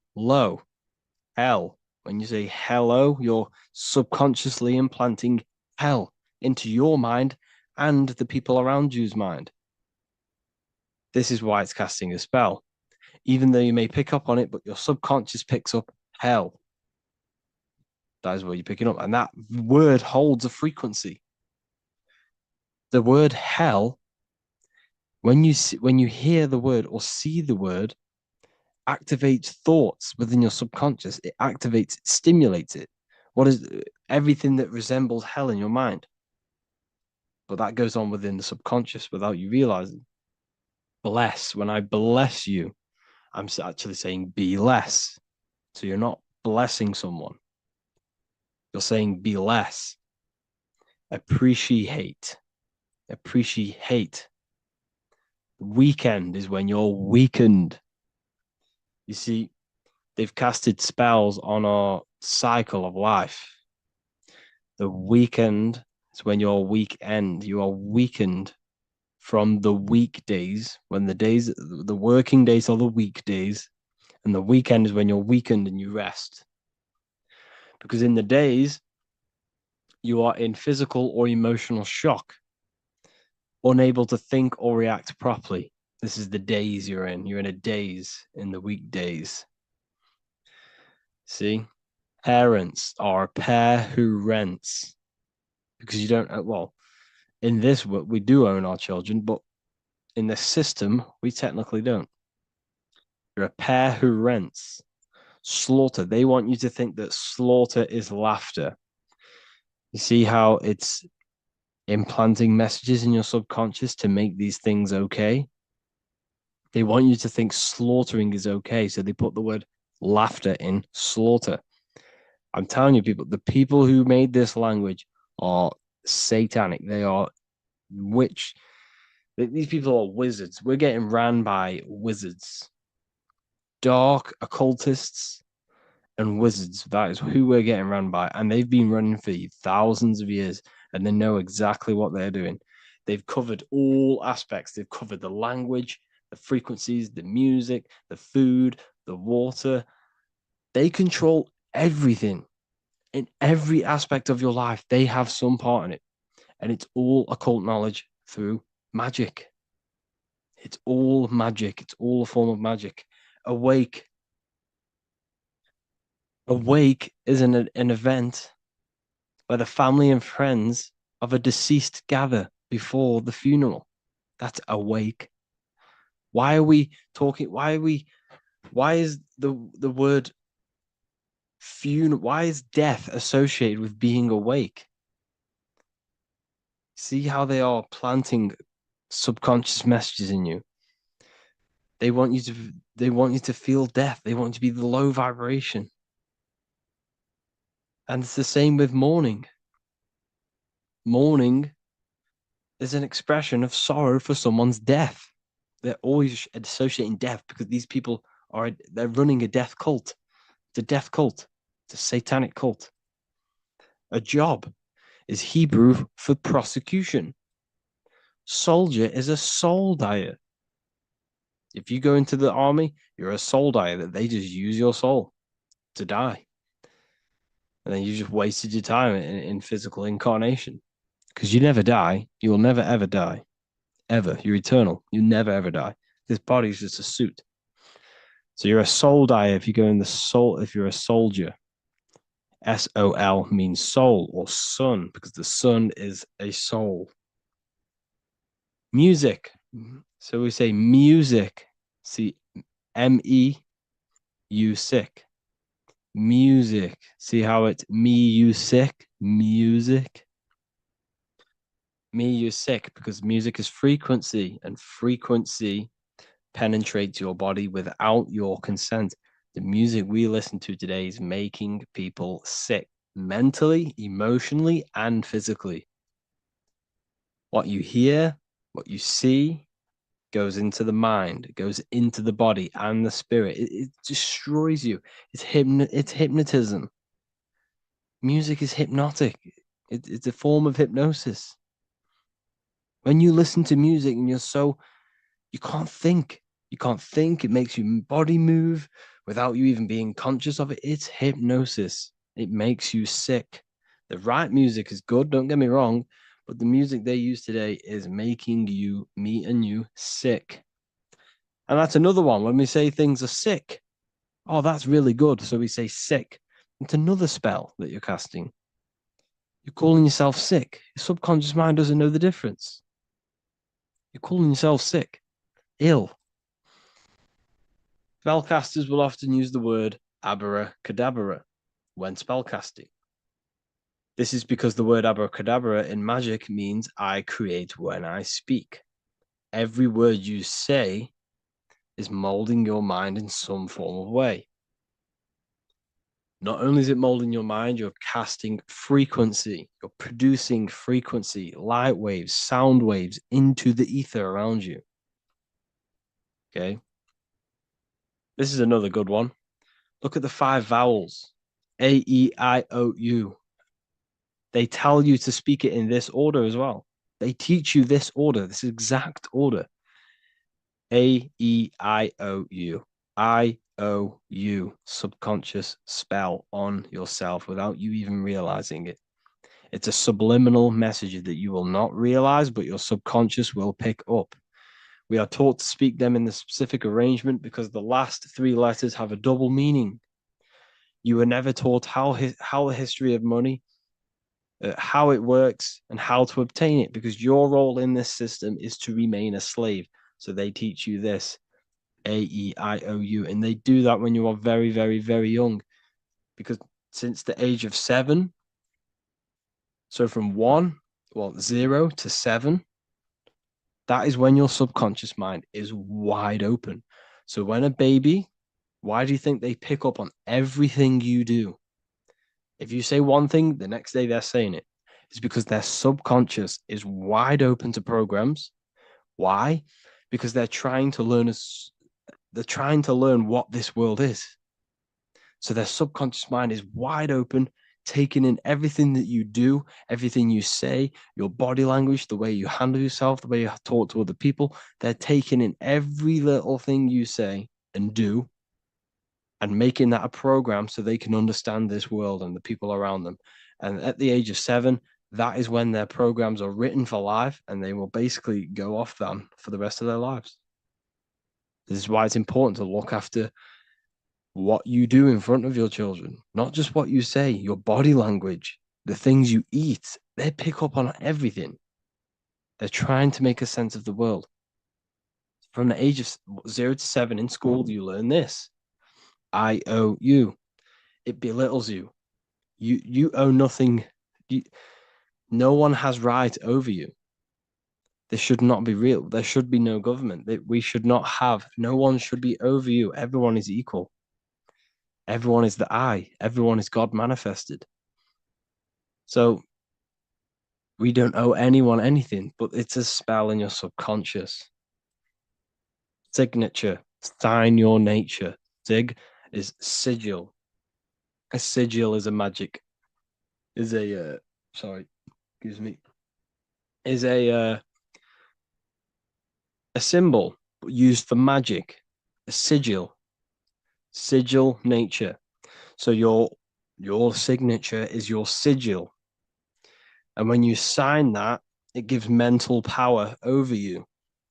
Once you have put your sigil into that paper, they now have mental power over you. It's magic. It's all a form of magic and brainwashing. Okay. When we say the word we're saying we're trying to use God to manifest that. Okay, because the comes from theo in Greek, which means God. So when we say theology, ology means the study of. Theology is the study of God. That's what theology is. Theo, when we say I am we are using God to bring it into existence. God is the I am. The I behind you, the I am, that's God. That's what manifested everything in your life. Everything in your life, that invisible creator inside of you has manifested everything you physically see. You are the invisible architecture, the invisible artist behind your life. The I, that's God. The only one. So when we use the word I am, this is how to bring the power to yourself. When we say I am strong, I am wealthy, I am free, I am financially free. When we say this, the I am, this is when we are we are directing vibrational frequency into our own being, into our own magnetic field, and into our own life. This is how we direct vibrational frequency and direct our word. So when we say I am directing my frequency into myself to manifest something external. Also known as the chi or the prana. It's just basically your magnetic energy. So speaking has the ability to change your genes and DNA expressions. When we listen to affirmations over and over and say them over and over for a long period of time, your genes will change. And your genes are a code for your external world, pretty much. Anything that is written in your genes will manifest into your external world. Okay. All of this is just done by your intentions, thoughts, and what you say. And if you think this is a conspiracy theory was a term invented by the CIA to discredit, confuse, ridicule, and disqualify any alternative information that contradicted the mainstream narrative. That's what a conspiracy theory was. It was created by the CIA for any belief that went against their mainstream narrative. Hollywood, the biggest spellcasting scheme cult in the world. Hollywood. I'm going to make a whole lecture on this. Hollywood is Holywood, which comes from a holly tree, which the ancient Phoenicians and magicians used to take the Hollywood, the holy wood. It was called Holywood because it was the best wood to make wands out of and cast spells. That's why they get their name. And what is the films? All the films, all the music that comes out of Hollywood, it's all a form of magic, subconscious spells to fill your mind with ideology, fill your mind with this narrative. That's what they're doing through the movies and the music. Anyways, I hope you like this lecture. Thank you all for joining the Real University. I hope you're all learning a lot here, and looking forward to making some more awareness for you and more knowledge. Have an amazing day, people. Welcome to Revival of Wisdom. Welcome people, we're back with another video. In this video we're talking about how Jesus Christ and Christianity is all sun worship. The Holy Bible of Christianity is not meant to be taken literal for history. It is a story and has lots of metaphors. Starting with the symbol of the cross of Jesus. This cross originates from this ancient cross of the sun. This symbol has been used for thousands of years, way before Jesus was a thing, in Europe, America, Asia, and all around the world. In fact, this symbol is still being used by Christians today, not knowing it represents the sun. This is a 4,500-year-old artifact, a golden plate with an equal-armed cross found in England. The gold to symbolize the sun, and the equal-armed cross for the 4 equal seasons of the year. So this is why in the Bible you have Matthew, Mark, Luke, and John, symbolizing the yearly cycle of the sun and the 4 equal seasons. Also in the Bible, Jesus is referred to as the light of the world. So yes, Jesus represents the sun. He is a metaphor for the sun. Hence why in all of these pictures and images and paintings of Jesus, there's always a sun behind his head, and some even with the sun cross behind his head. Jesus also has 12 disciples, which represent the 12 zodiac signs and the 12 months of the year. This is the Last Supper by Leonardo da Vinci. As you can see, the sun, being Jesus, is in the center. because the sun is in the center of the zodiac signs. There are 4 groups which symbolize the 4 equal seasons. Each group contains 3 people symbolizing the 3 months and the 3 zodiac signs in that season. There is only 1 female in the painting, which is Virgin Mary, who symbolizes Virgo, the astrological sign. So yes, Jesus symbolizes the sun with his 12 zodiac signs and 4 gospels for the 4 seasons of the year. However, there is another phenomenon. The 25th of December is known as the birth of Jesus Christ, which is known as Christmas today. Jesus symbolizing the sun and is born on December 25th. This is the day the sun moves 1 degree northward, bringing back the warmth, the growth of crops, the life and light back to the northern hemisphere. Everything is springing back to life, as we call it, spring. So it is said that the sun is born again on the 25th of December, and Jesus is known as the risen Saviour, because the sun is our risen Saviour, because it gives life to the whole of this realm, the warmth, the crops, and without the sun rising in the morning, we'd all die in about 2 weeks. And we all know how Jesus died on a cross. The sun also dies on a cross in the southern hemisphere. It dies on the Southern Crux constellation. And on December the 22nd, 23rd, and 24th, the sun remains in the same position. So the sun dies for 3 days and it is born again on December 25th. When it moves 1 degree northward. And this is when the sun is born again, or resurrected, just like Jesus. Constellation Virgo is prominent in the spring sky in the northern hemisphere. So therefore, the sun is born a virgin, Virgo. And as you see in this image, you see Virgin Mary holding the sun. Us as humans do not own the sun, so therefore God owns the sun. So yes, the sun is the Son of God, and this is what Jesus is symbolizing.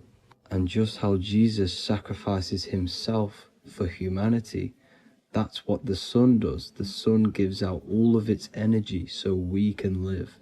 There are many other Bible verses which represent Jesus as the sun. Now in Matthew 8:23-27, his disciples are in a boat and there is a massive storm.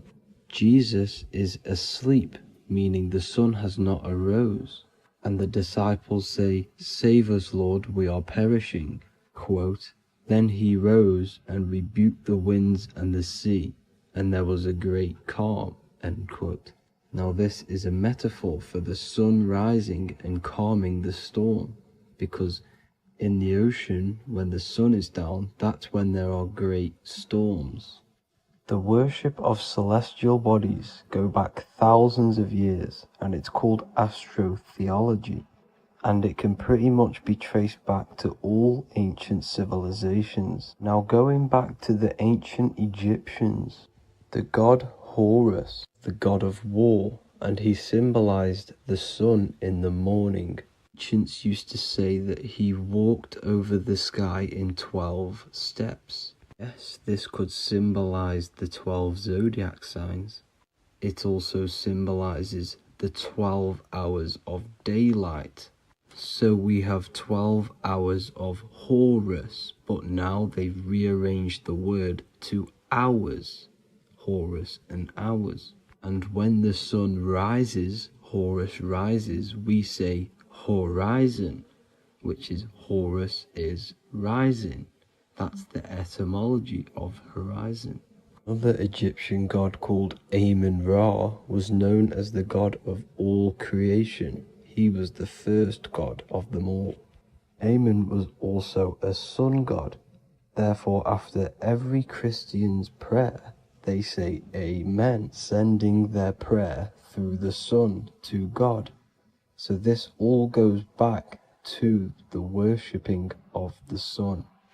Sun worship was around way before the Romans. However, in the Roman times, their sun god was called Mithra.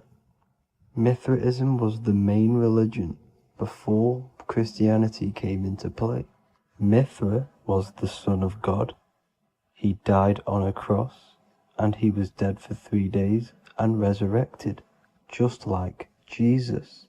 So the Catholic Church was not made in heaven. It was made by the Roman Empire. They mixed all the sun religions of Judaism, Mithraism, and other Arabic religions and combined it into one, so Caesar, the Roman emperor, could gain his own religion. So yes, Christianity was a political move to gain more control over the masses, because it was a worldwide government at this point in time. So here is a Sumerian helmet with the rising sun symbol.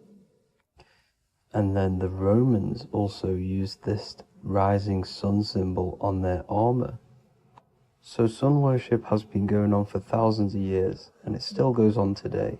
However, with all the programming and the low IQs, today we do not get the full interpretation of the Bible and these stories from the past. And Christians and other religions are all brainwashed to not question their religion and not realize their true origins and where they come from.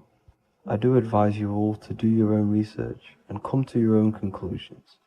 However, I'm just pointing out the facts and connecting dots for you all to see. That's it for this video, guys and girls. Thank you all for tapping in. God bless.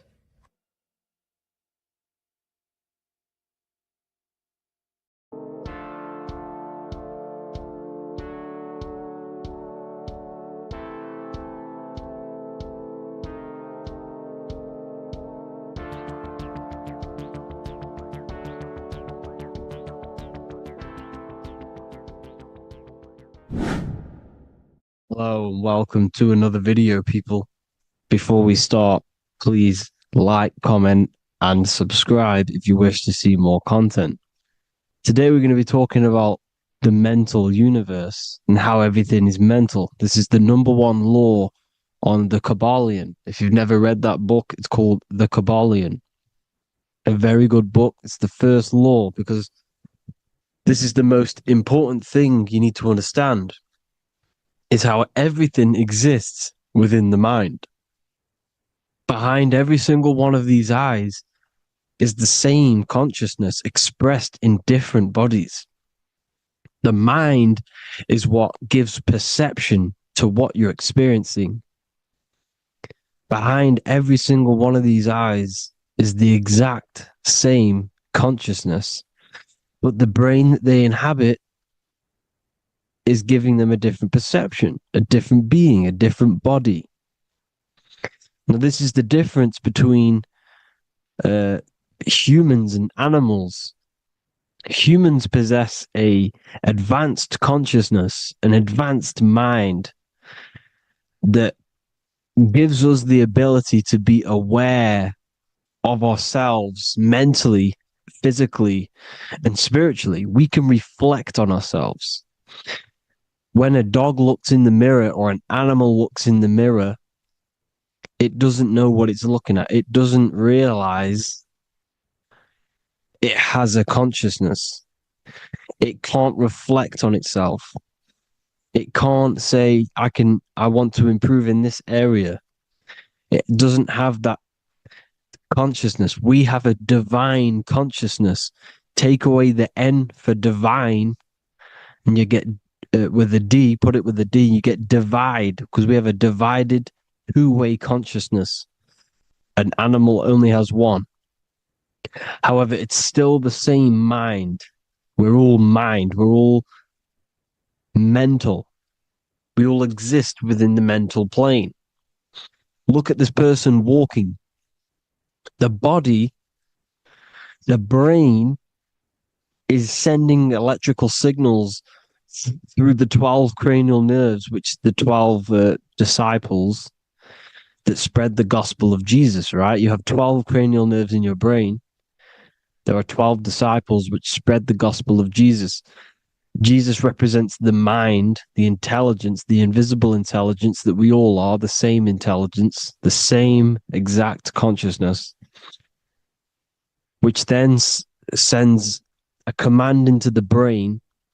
Then the brain sends these 12 these 12 electrical signals through the 12 cranial nerves to control the rest of the body through the nervous system. This person walking is not, the body is not walking. The mind is telling it to walk. And the brain is it's a supercomputer which is decoding these demands given to it by the mind. Because the pineal gland will have something to do with the ether, because the ether is physical and non-physical. The mind is sending the commands through the ether to the pineal gland, which is then getting broken down into electrical codes within the brain and sent throughout the nervous system to control the body. And this is why in the Sims simulation, because the body's the simulation, it's a false reality. It's the fake reality. It's not the real you. You are formless. There is no form. But the third dimension is a dimension within your mind. Matter, mind, light is all a product of your mind. It's all in the mind. Now, this is why The Sims has this green little diamond on top of the head. Because this is you. This is your invisible intelligence controlling the character. Okay? It's controlling the character. And this character is in the world. Your consciousness isn't in the world. The world exists within you, but the body is a vehicle for that realm that you land in. When you have a dream, your mind transcends this body into another body, duplicates your body into another universe, unite. Unite is one. We're all one. It's all one universe, expressed in many different ways, infinitely. And the vehicle that you land in is the body to operate in that realm. This is the all-seeing eye, as you see here. The I, this is all the intelligence. This is the ball of consciousness, God, expressed in different bodies. We're all this same one in different bodies, as you can see here. And this intelligence is expressing infinitely throughout the universe, an infinite universe. There's no beginning, no end. There was no beginning of the universe. There is no end. It's infinite, always has and always will. But the mind is what gives you the ability to explore the universe, to make perception of it. We are God in disguise. We are God in disguise. We are God in flesh. But the body can become attached to the mind, can become attached to the body if the mind is not aware of itself. When the mind is that blinded by matter, and we lack knowledge and understanding of what we truly are, a formless, infinite being, a traveler. This is why Freemasons are called Freemasons. Mason means traveler. Free. You're a free traveler because your consciousness is a traveler of the universe. When we lack understanding, our mind bounds to the body because we don't separate the body with our different layers of consciousness. When we separate them and identify that we are mind, body, emotion, you then can apply this knowledge to when you want to astral travel and explore the different realms of your mind, because the mind is the universe. People, this is what we need to understand. The mind is the universe. I am you and you are me. This is the Egyptians showing you this. The Ankh is the symbol of life. This is the one ball of consciousness, mind, giving it the Ankh life to all the different life forms. The cows, the birds, the snakes, and the big Ankh given to the humans, because the humans are the most intelligent. We have the most advanced consciousness. We have the most advanced consciousness. This is why the one is giving a big Ankh to the humans here. Here you see again, this is not the sun. This is also showing Ankh giving out its life to all things infinitely. And this is the Most High. We are the Most High in disguise. When we strip off the body, we strip off the desires for the physical world, we strip off all these fake identities that the mind gets attached to. That is God. The universe. You are the universe experiencing itself. I and I. The letter I and the number one is just one line. The letter I is the number one. Because your I am, when you refer to yourself as I, every single one of you who's watching this video refers to yourself as I, which is the one. We are all the one. We are all intelligence. We are all invisible. We are all the one. One is the only number. 1, 2, 3. Everything goes up in ones because there is only one. Doesn't matter how far you go down the line with numbers, all of their numbers are created by one because there is only one. It's me and you are the exact same consciousness expressed in different bodies. Mind. Cause. There is only one cause. There is only one mind. There is only one being. But because we lack understanding of this, we think we are the bodies. And this causes division because the physical world is the most illusionary world. It's an illusion. It's all an illusion. Now you see with the two, you look with the two eyes, but you see with the inner eye, the mind. Okay, the mind is the mental plane is a shared plane, and it gives perception to what you're looking at. The mind. I'm affecting you when I speak because the mental plane is shared. We all share mind. We all express mind. When I'm speaking to you, I'm affecting you because we are mind. So the words that I'm saying, which are being manifested from my mind, are being manifested through my body into vibration, is affecting you. I'm affecting you with what I'm saying. And these words are having an effect on your mind because we're all mind. This is why you need to be careful what you're listening to, music and all sorts. Because music can also create thought loops within your mind. Because the chorus, we shouldn't be listening to choruses. Choruses are loops. And what they're saying in the chorus is being looped.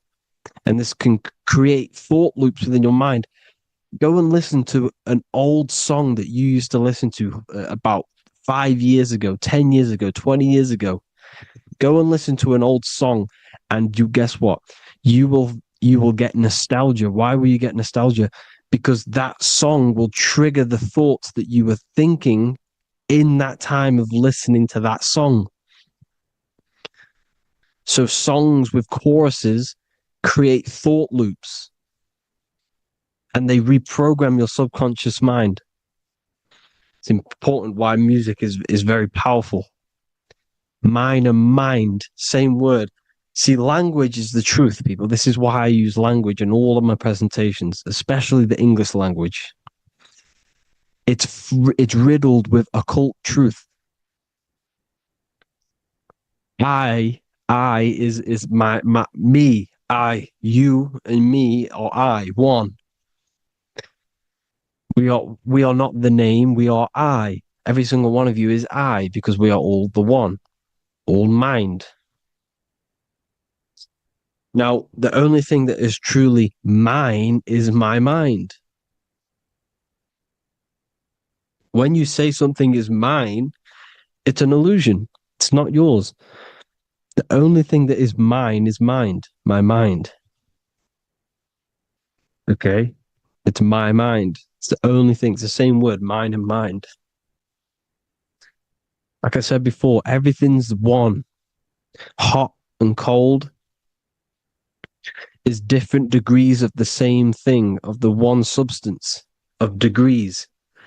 The 7 colors are different frequencies of the one white light. Everything is one. There is only one. We are all one. Everything is one. Hot, cold, day, night. It's the same degree of one, which is mind. The mind's perception is what's giving it, labeling it hot or cold. The mind's perception of colors is what is giving it red or purple, hot or cold. There is only mind. The mind gives things perception. There is only one, that is mind. The conscious and the subconscious mind. The male and the female, these are married. The subconscious mind is your hidden part of the mind. Okay, it's hidden. You can't really, you can access it through different meditations and Reiki teachings, and dreams or manifestations of your subconscious. This is how you know mind and matter are one, because your mind creates matter in dreams. Your subconscious manifests everything in a dream, in the astral realms. The conscious is what you're conscious of, what you're consciously thinking of. So me, I am conscious that I am speaking into this mic and creating this video. My subconscious mind is the hidden part of the mind, which is speaking to my heart, telling it to beat. It's telling my food to digest. It's regulating all my blood. It's doing everything in my body without me being conscious of it. Without me being conscious. The subconscious is the feminine. The conscious is the male. The Bible, of course.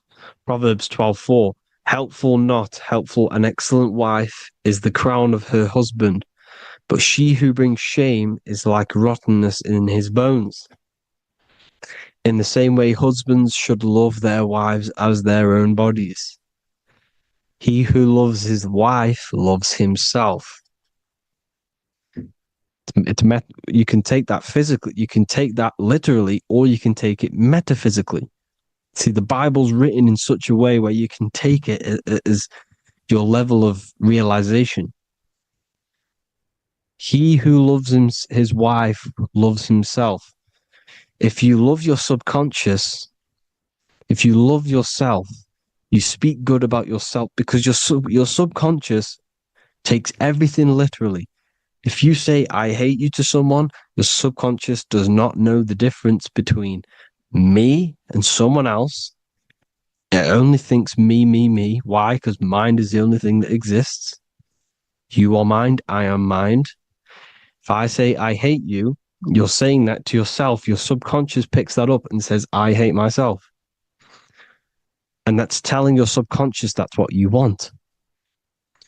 Because your subconscious manifests 90% of your behavior. The programs within your subconscious. Tying your shoelace is a program. You don't need to be conscious of it. You can just do it because it's a program. It's deeply interwoven in the subconscious. Driving your car, texting on your phone. You don't have to think about what letter. You just do it because you know where the letters are. It's a program. Therefore, if you look after your subconscious, they are a married couple. It's your wife. Your subconscious is your wife.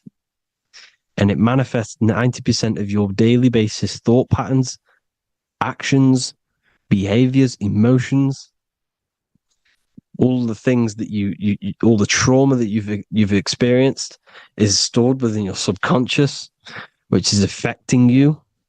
So let's say you were in a car crash 10 years ago and you had a really traumatic event, you really hurt yourself, and you had a very, very, very strong emotion that you felt of pain. That will still affect you today. And why? Because it will manifest into your behavior. How? Well, you'll be cautious of what cars to go in and who. You'll be cautious because of that event that stored within your subconscious, because of that feeling you felt was so painful and so strong. It's still manifesting into your behavior today. For example, you won't go in certain cars, you won't go with certain drivers. The subconscious stores everything, all your memories, the programs, and everything.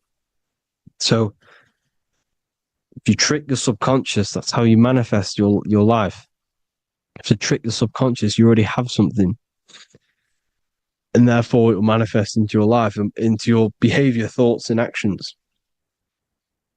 This is why the golden rule is to treat others like you want to be treated.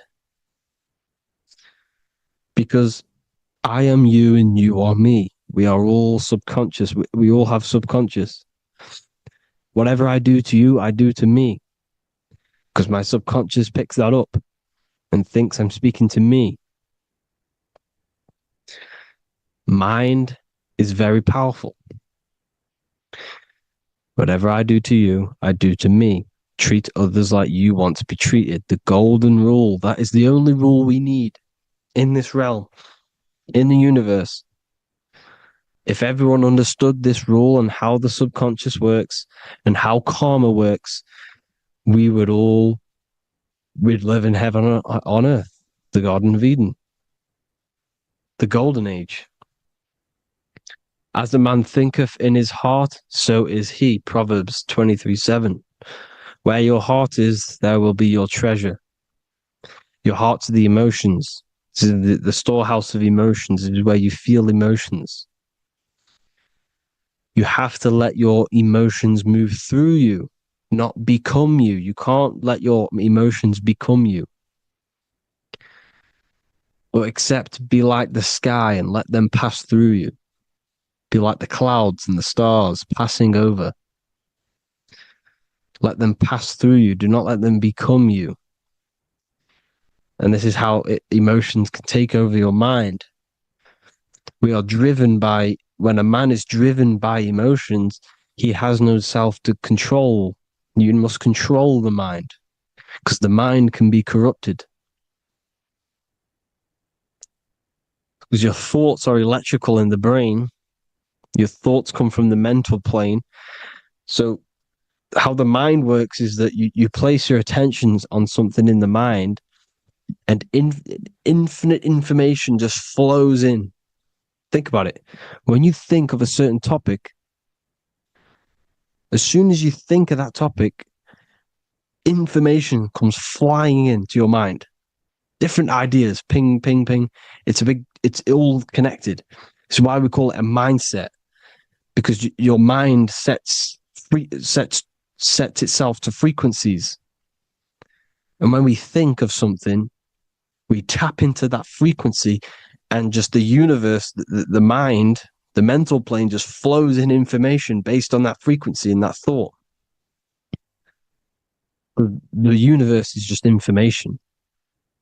All of the information out there Nothing is new. It's all there. You just have to tap into it. You can tap into these different thoughts and it's all there. Everything already exists within the mental plane. You don't think anything. You receive thoughts. We all share the mental plane. We affect each other. I'm affecting you. Speaking, listening to me is affecting your mental plane, your mind. The physical plane is the lowest plane. It's the world of effect. Everything you see in the physical plane is the effect of mind. Like I said, the person walking is the effect of their mind telling the body to walk. The physical plane is the lowest dimension of your mind. Mother Earth, we are in a mother. We're in the womb still. The Earth is feminine. It looks after you. It provides you with food for free. It grows on trees with water. It's Mother Earth. It's the womb. The dome above your head is your mother's belly. Okay? Is your mother's belly. You're in the womb still.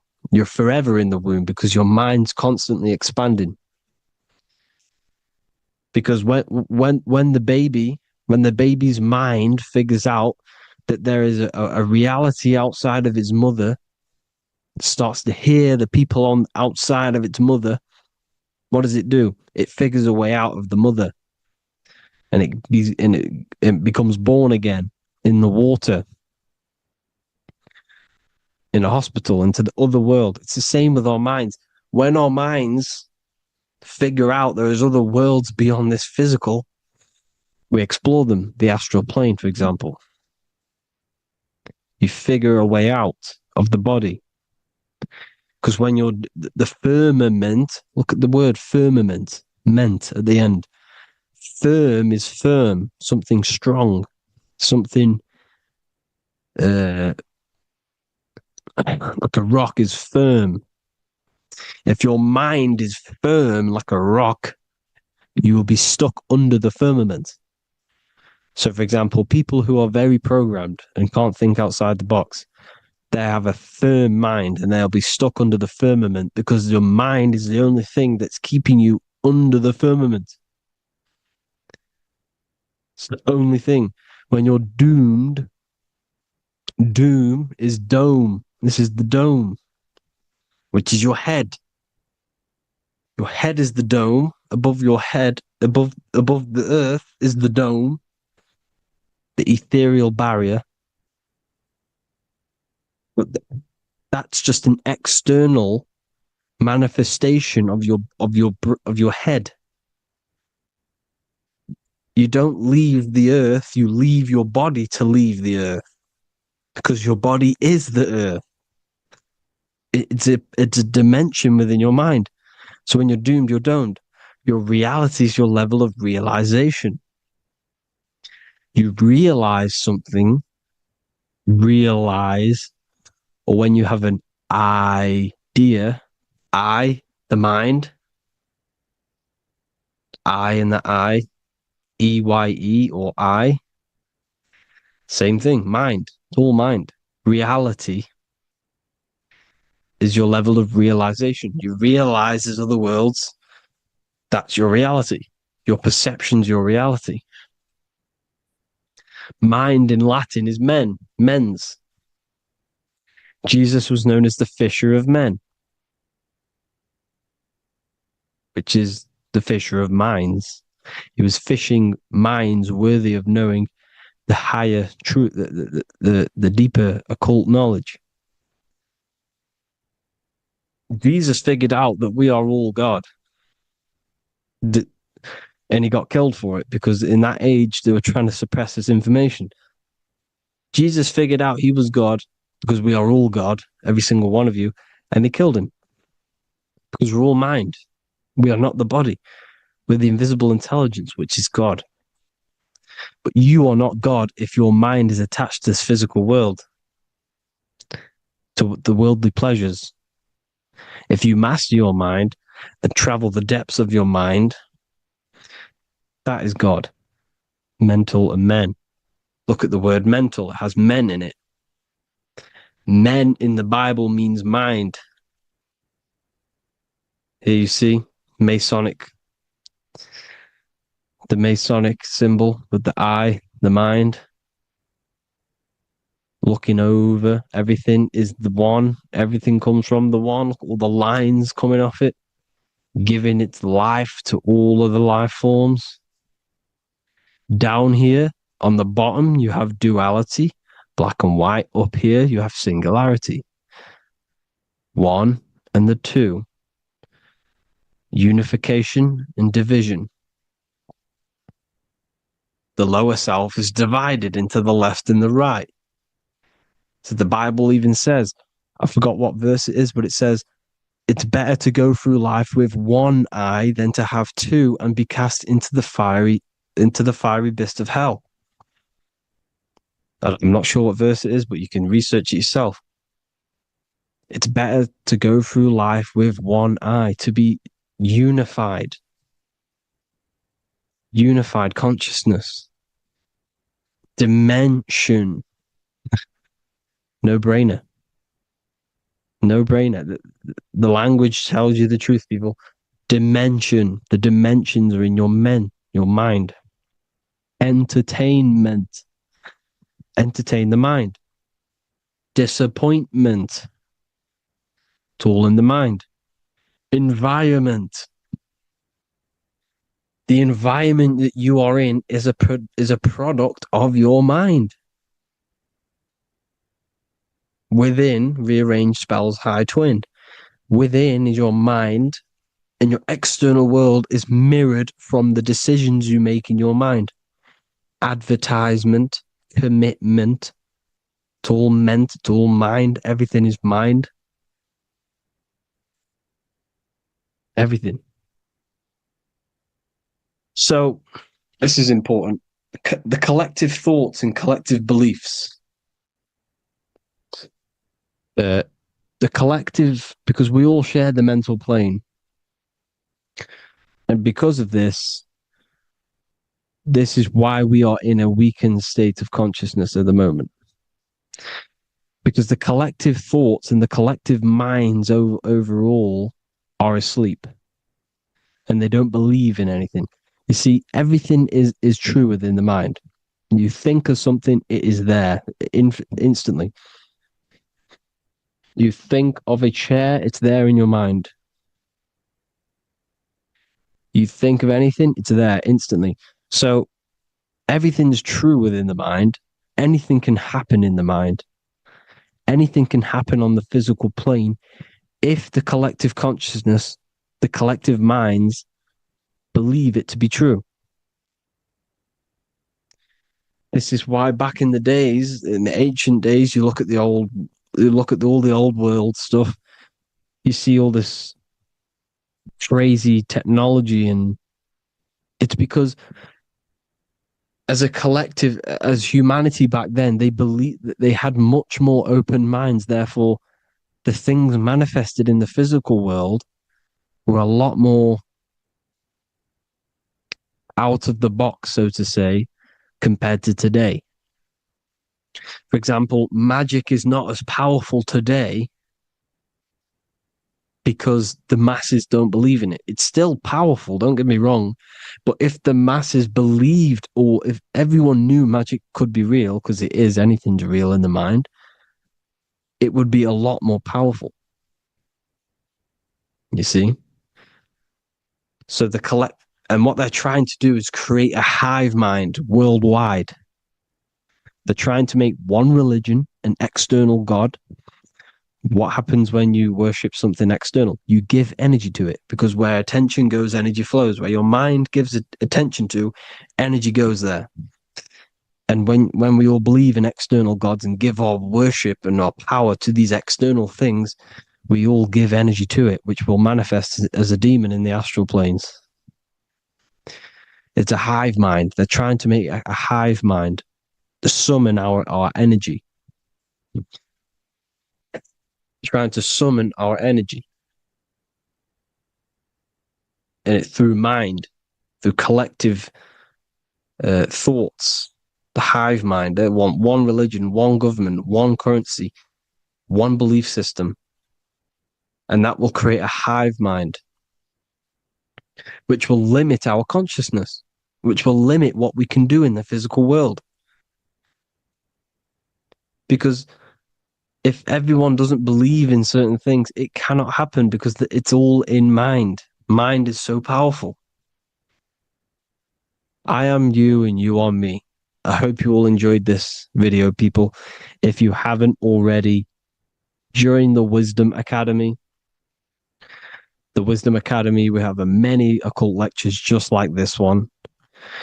Also, we have just launched Mindwave Hub. If you want genuine frequencies, genuine binaural beats, because the ones on YouTube, the ones on Spotify, Apple Music, they're all tuned to A440 hertz, which shuts down the right hemisphere of the brain. If you want to gain access to your true consciousness, your mind, you need to balance the two hemispheres and balance the chakras. You can do that externally by listening to binaural beats. If you want true frequencies, true binaural beats to hemisync the chakras, hemisync the brain, to gain access to the different dimensions of your mind, well, you can gain access anyway, but it's going to help you if you're trying to learn this. Join Mindwave Hub. The link will be in the description. Listen to the binaural beats, meditate to them, listen to when you go to sleep. They'll massively benefit you. Thank you all, people. Hope you had an amazing, lesson. Hope you learned a lot. And please subscribe. God bless you all.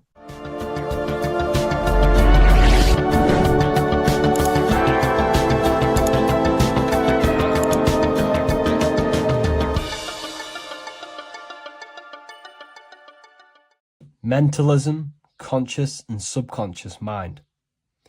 You need to understand that the mind is the root and the cause of all reality. I am mind, you are mind.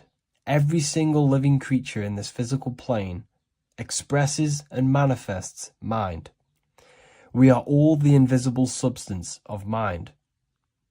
We are all the source, which is God. We are all consciousness, which is mind. Before we manifest something physically, we manifest it within the realm of thought, which is the mind. Thought then manifests into astral imagination. This then gives energy within the etheric plane. Then we manifest it physically within the material effect world. Everything begins in the mind, and this is why the government are called government. The word men comes from the Latin word mans, which is an English translation for mind. We see this word in entertainment, government, mentality. It means mind. Govern means control. They are controlling the mind through information. Information creates perception within our minds, and so do the words that we use and the language that we speak. It all creates perception within the mind. It is our perception that creates reality, and our reality is a level of realization. Your reality is realization. Everything begins in the mind. This is why they are controlling your mind through many different things. Okay? So essentially, they understand how the mind works. So this is why they manifest all things through mentally and not physically. Okay? You have a conscious and a subconscious mind. The conscious mind is what you are consciously aware of. It is the 10% of your mind. It is the mind that keeps you alert. A part of your conscious mind is for survival. A part of it is your visual field. A part of it is your five senses. It is basically what you are consciously aware of right now. Your subconscious mind is the 90% of your mind. The subconscious mind is what holds all of your memories, your programs, and all things that you have ever experienced is all stored within the subconscious mind. It is this part of you where you draw memories from, where you draw your words from. I am consciously speaking, but the words that are coming out of my mouth are not thought about consciously. They are coming straight from the subconscious mind, where all programs and memories are stored. It is essentially this part of the mind which is manifesting our daily basis behavior, because the subconscious mind stores the programs which we are operating our life off. For example, if you tie your laces, you do no longer have to consciously do them. Your hands literally just know exactly what to do because you've done it that many times. So essentially, you create these programs within your subconscious mind through repetition and emotion. These are the two main ways your subconscious mind is programmed and installs things that you do on autopilot. The subconscious mind, like I said before, manifests 90% of your daily basis actions and 90% of your daily basis thought patterns. For example, if you were in a car crash 10 years ago and you had a very traumatic event, that car crash and that emotion that you felt in that time impressed your subconscious mind with a program. And even to this day, 10 years later, you are still wary about entering cars because of that program. Even though you may be not thinking about the car crash, you are still wary about entering cars because of that program, because of that emotion impressed upon the subconscious mind. You see, everything you say, everything you think, and everything you feel is telling your subconscious mind, that is what I want. The subconscious mind takes everything literally. Even if you are talking about someone else, your subconscious mind only knows you, and it only knows yes, and it only knows the now, the present moment. So this is why the golden rule back in the ancient days was treat others like you want to be treated. Because the way you treat others is telling your subconscious mind that is how you want to be treated. And this will create subconscious programs within you, affecting you. So, before you go to sleep every single night, what you want to do is to impress your subconscious mind with thinking and feeling of something that you want to become. Become that reality. Think and feel that reality. And by doing this, you are impressing your subconscious mind, and you will wake up in the morning with ideas. Because when you install a program within your subconscious mind, like I said before, it manifests into at least 50% of your thought patterns. So let's say I created a program within my subconscious mind of how to become financially free. Well, I created the program that I am financially free. My conscious mind will start to slowly think about that program and how I can achieve that program, because the conscious mind operates on survival. So if you create a subconscious program of I am financially free, your survival conscious mind will start to operate and think and act on this program subconsciously. You won't even know that you are doing it, but you are. And this is the power of the subconscious mind.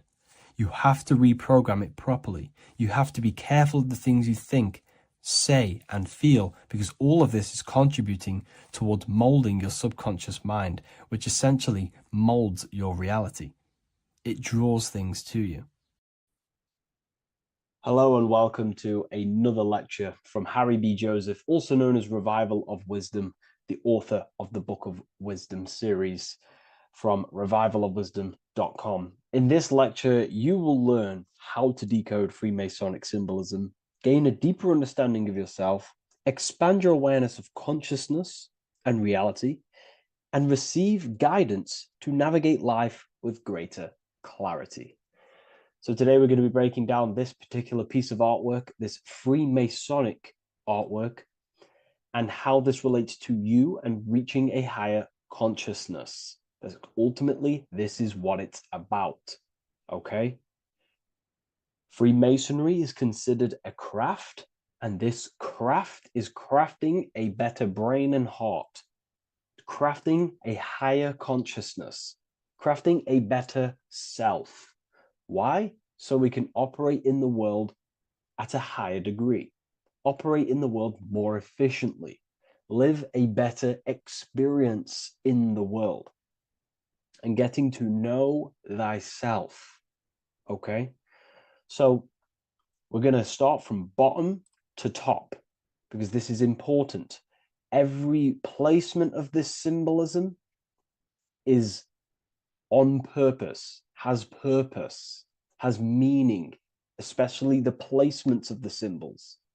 Okay? So we're going to start from the very bottom of the artwork, which represents lower down.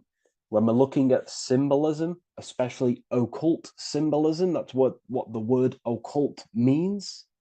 The word occult means hidden, hidden from the eyes. It has its roots in the word oculus. I'm pretty sure that's Latin, which means eye. So the word occult comes from oculus, which means eye. And the word occult means hidden, from the eye, the unseen, studying the unseen aspects of self. We're studying the brain, we're studying consciousness, we're studying the body, the heart, we're studying the self, the hidden aspects of the human psyche and the hidden aspects of self. Okay? Because ultimately, this is what gives you power in the world, depending on how you use that power, whether for good or bad, depending on the consciousness wielding that power. This is why we say knowledge is power. But I would actually say knowledge of self is power. Because when you know how you function, you gain power. You gain personal power. You gain mastery. Ultimately, this is what Masonry is about. Self-mastery. Crafting a higher consciousness. So at the very bottom of this artwork, we have a checkered board with a coffin. The coffin is the beginning of the artwork, the very base. This is the foundation of consciousness.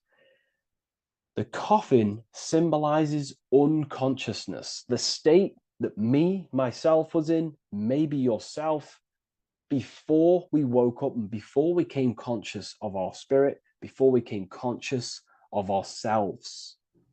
That ignorant state of acting without purpose, acting unconsciously, experiencing the world and not actively living in the world, simply reacting to external circumstances.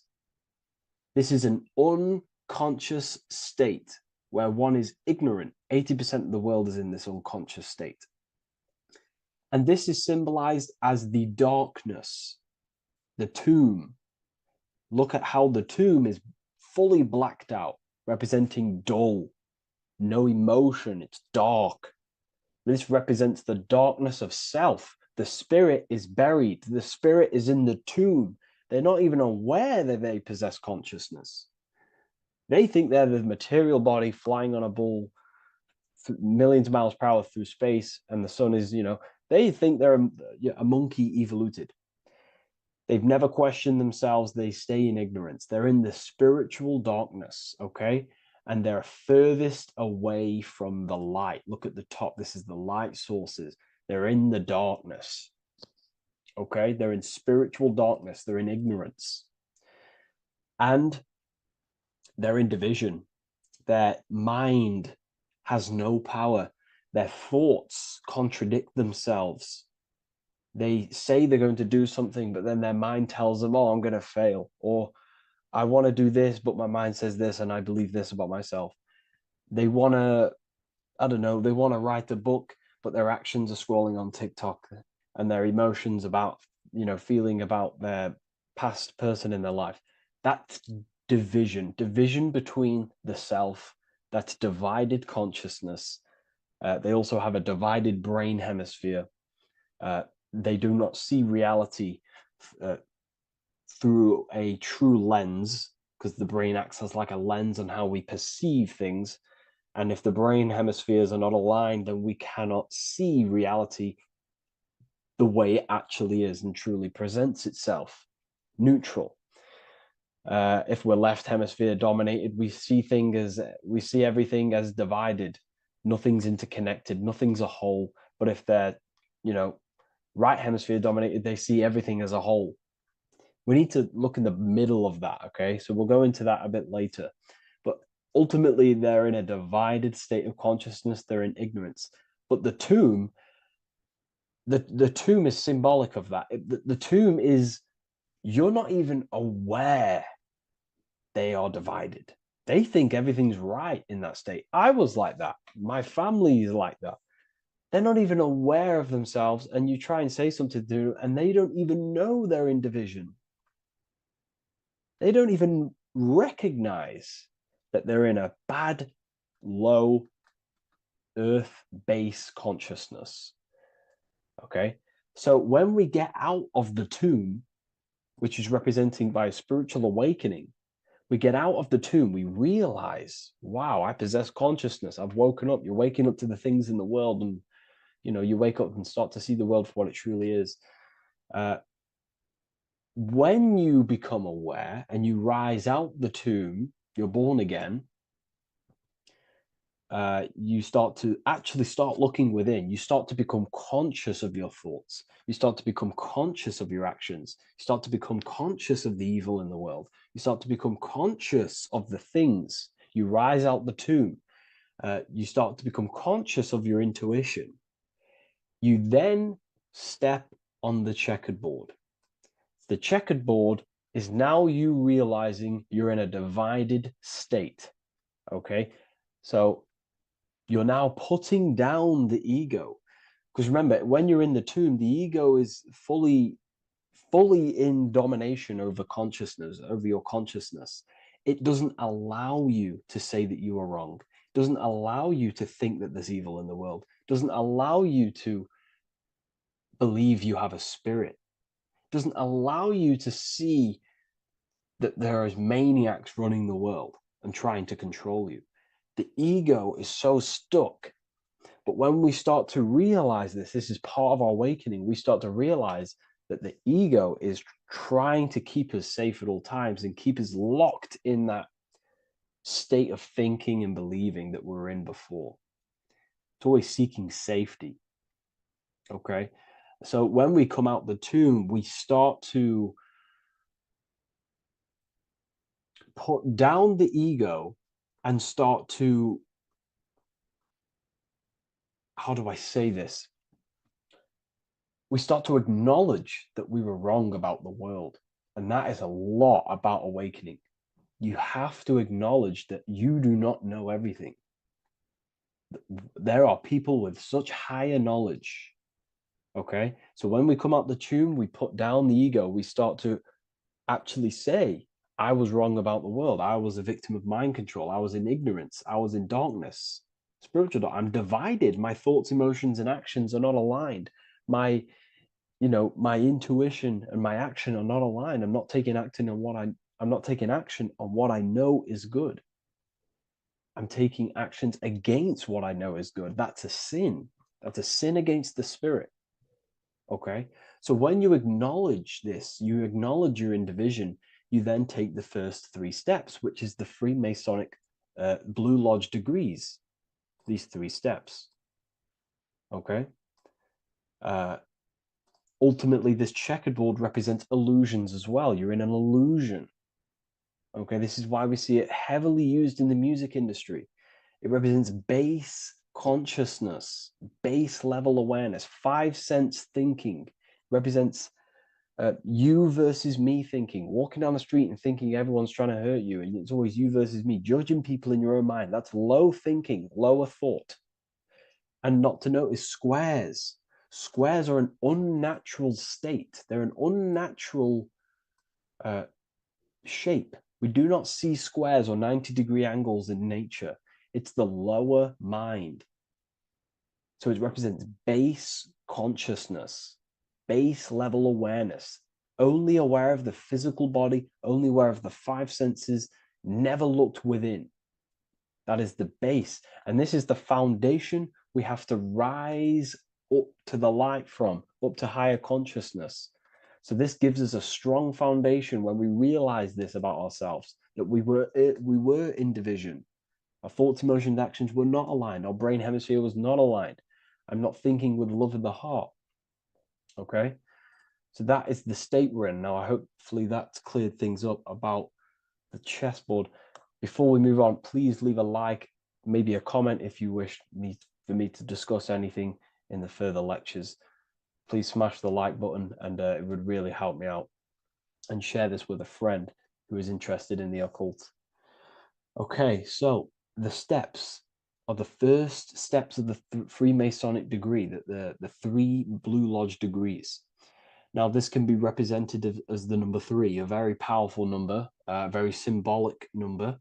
Number 3 is the 3 expressions of consciousness. How do we express consciousness? How does consciousness express itself? Well, there are 3 ways. We think, consciousness thinks, consciousness feels, and consciousness acts. They are the 3 expressions that we express our awareness and consciousness. So we're looking at thought, emotion, action. We're also looking at the 3 brains: the reptilian brainstem, the mammal limbic brain, and the neocortex. The reptilian brain governs basic functions of the human body: breathing, surviving, scanning the environment for threats, automatic responses, eating, scanning for food, base consciousness. That's the reptilian brain. That's what most people operate their lives in, including myself before I woke up. I'm not trying to sound big-headed, but this is the truth. Ignore my tone of voice, ignore my voice, focus on the words I'm saying. If you're judging, that means you have divided thinking. It's always you versus me. So we need to get out of that thinking of you versus me all the time. That's lower consciousness. That's animal thinking. That's earth thinking. We're unified. We need to reach a higher consciousness and do not waste our mind's potential on low-level earth divided thinking. Okay? So we're looking at the reptilian brain, the mammal brain, and the neocortex. Now, the neocortex is ultimately what makes us human. It allows consciousness to operate on a higher degree. Okay? This is what makes you human, the neocortex. The neocortex. The reptilian brain, like I just said, governs natural survival instincts and the respiratory system, things along them lines of basic awareness, basic functions to operate and survive in the world, in the physical plane. And the neocortex is what allows us to critically think. Okay, it's what allows us to be human, be aware of ourselves. Okay, not. I don't think animals have neocortexes. Don't quote on me on that, but this is the part of the brain that makes us human, and it allows us to think deeply, to create masterpieces like we can. Humans have massive potential in creation. Look at the world we live in. This is because of the neocortex. It allows us to critically think and self-reflect. Now, when we start to operate from higher thought, we start to think with higher thoughts, the higher parts of the mental dimension, we ultimately start using this brain more. We start functioning from the higher brain. Now, this is why Neo from the Matrix is called Neo, because he uses he was in the reptilian brain. If you watch the film The Matrix, if you notice, he gets plugged out of the Matrix and he's plugged in on the back of his neck into the brainstem.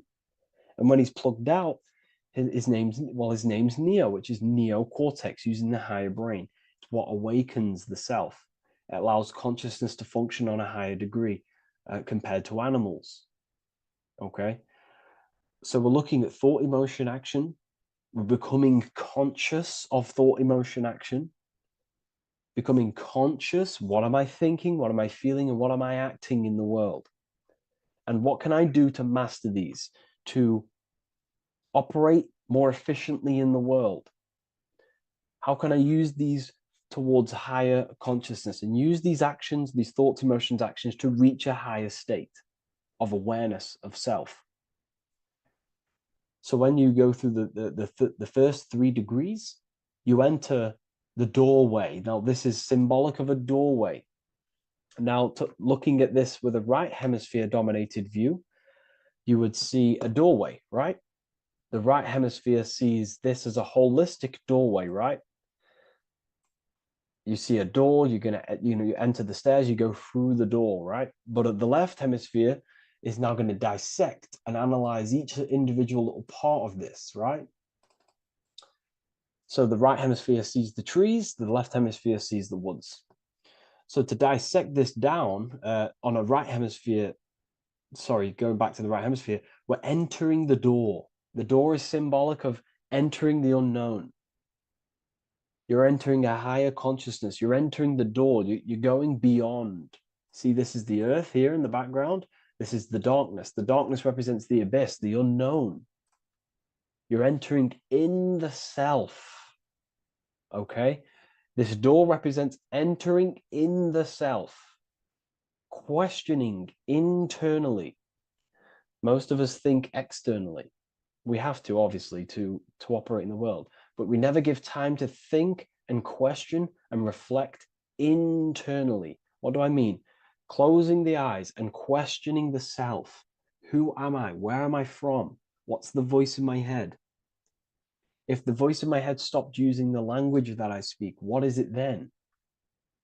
It's about going within, into the darkness, what you cannot see, and finding the light. Okay? It's about entering within the self. This is a doorway to higher knowledge, higher consciousness, higher self, and really digging deep for what you truly are beyond your human form. Okay? So we have, most importantly, I'm not going to go over every single one of these symbols here. I'm going to go over this on a basic, well, not a basic level, a very detailed level, but it's not going to go over every single symbol. We have a left pillar and a right pillar. The left pillar has the sun next to it. The sun is more electrical energy. It's very dominant. It's a very powerful, masculine force. This represents the masculine quality of consciousness. The masculine qualities. We have many masculine qualities, such as actions, physical actions with the body.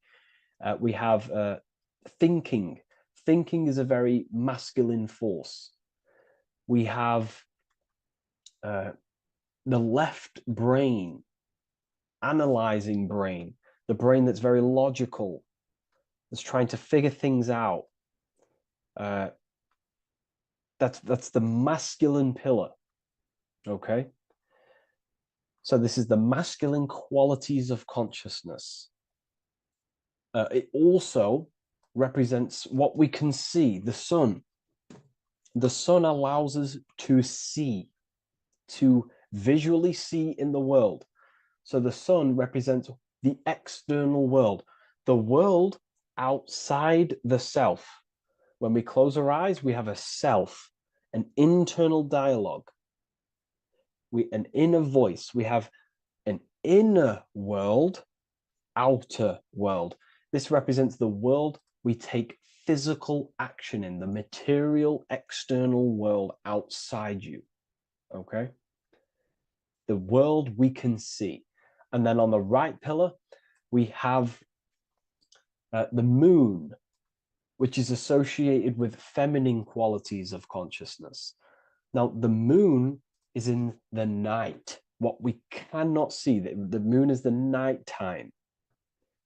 The darkness symbolizes what we can't see. So it's representing the internal world, the world of the self, the immortal world. Okay? The self in the mind is immortal.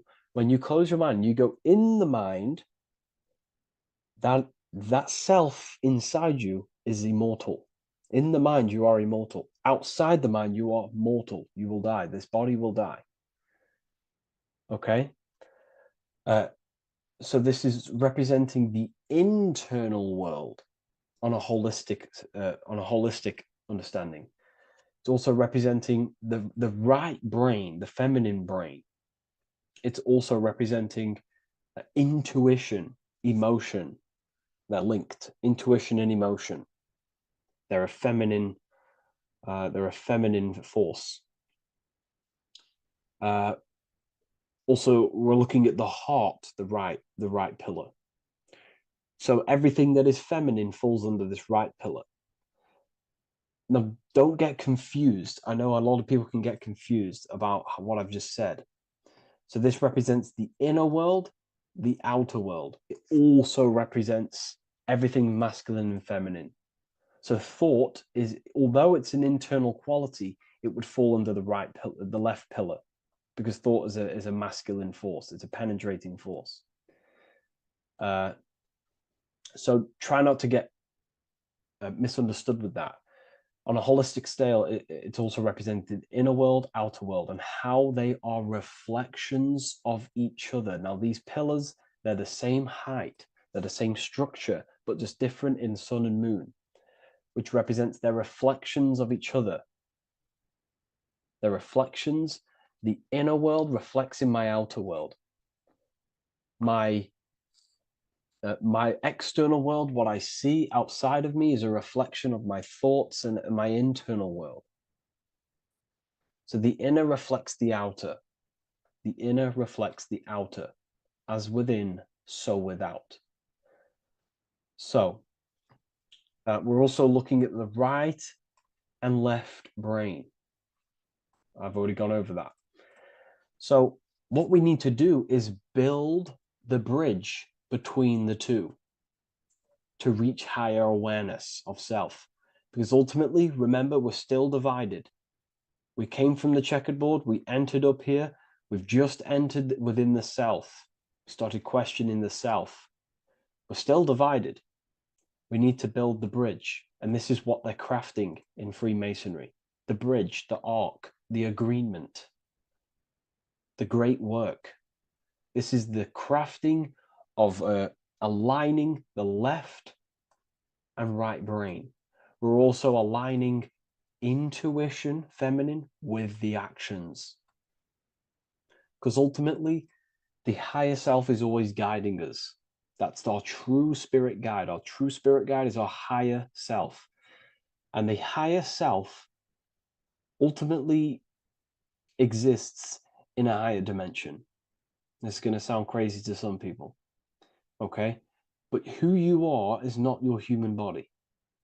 And your higher self does not communicate through the language of the human material world. It doesn't communicate through English, doesn't communicate through thoughts.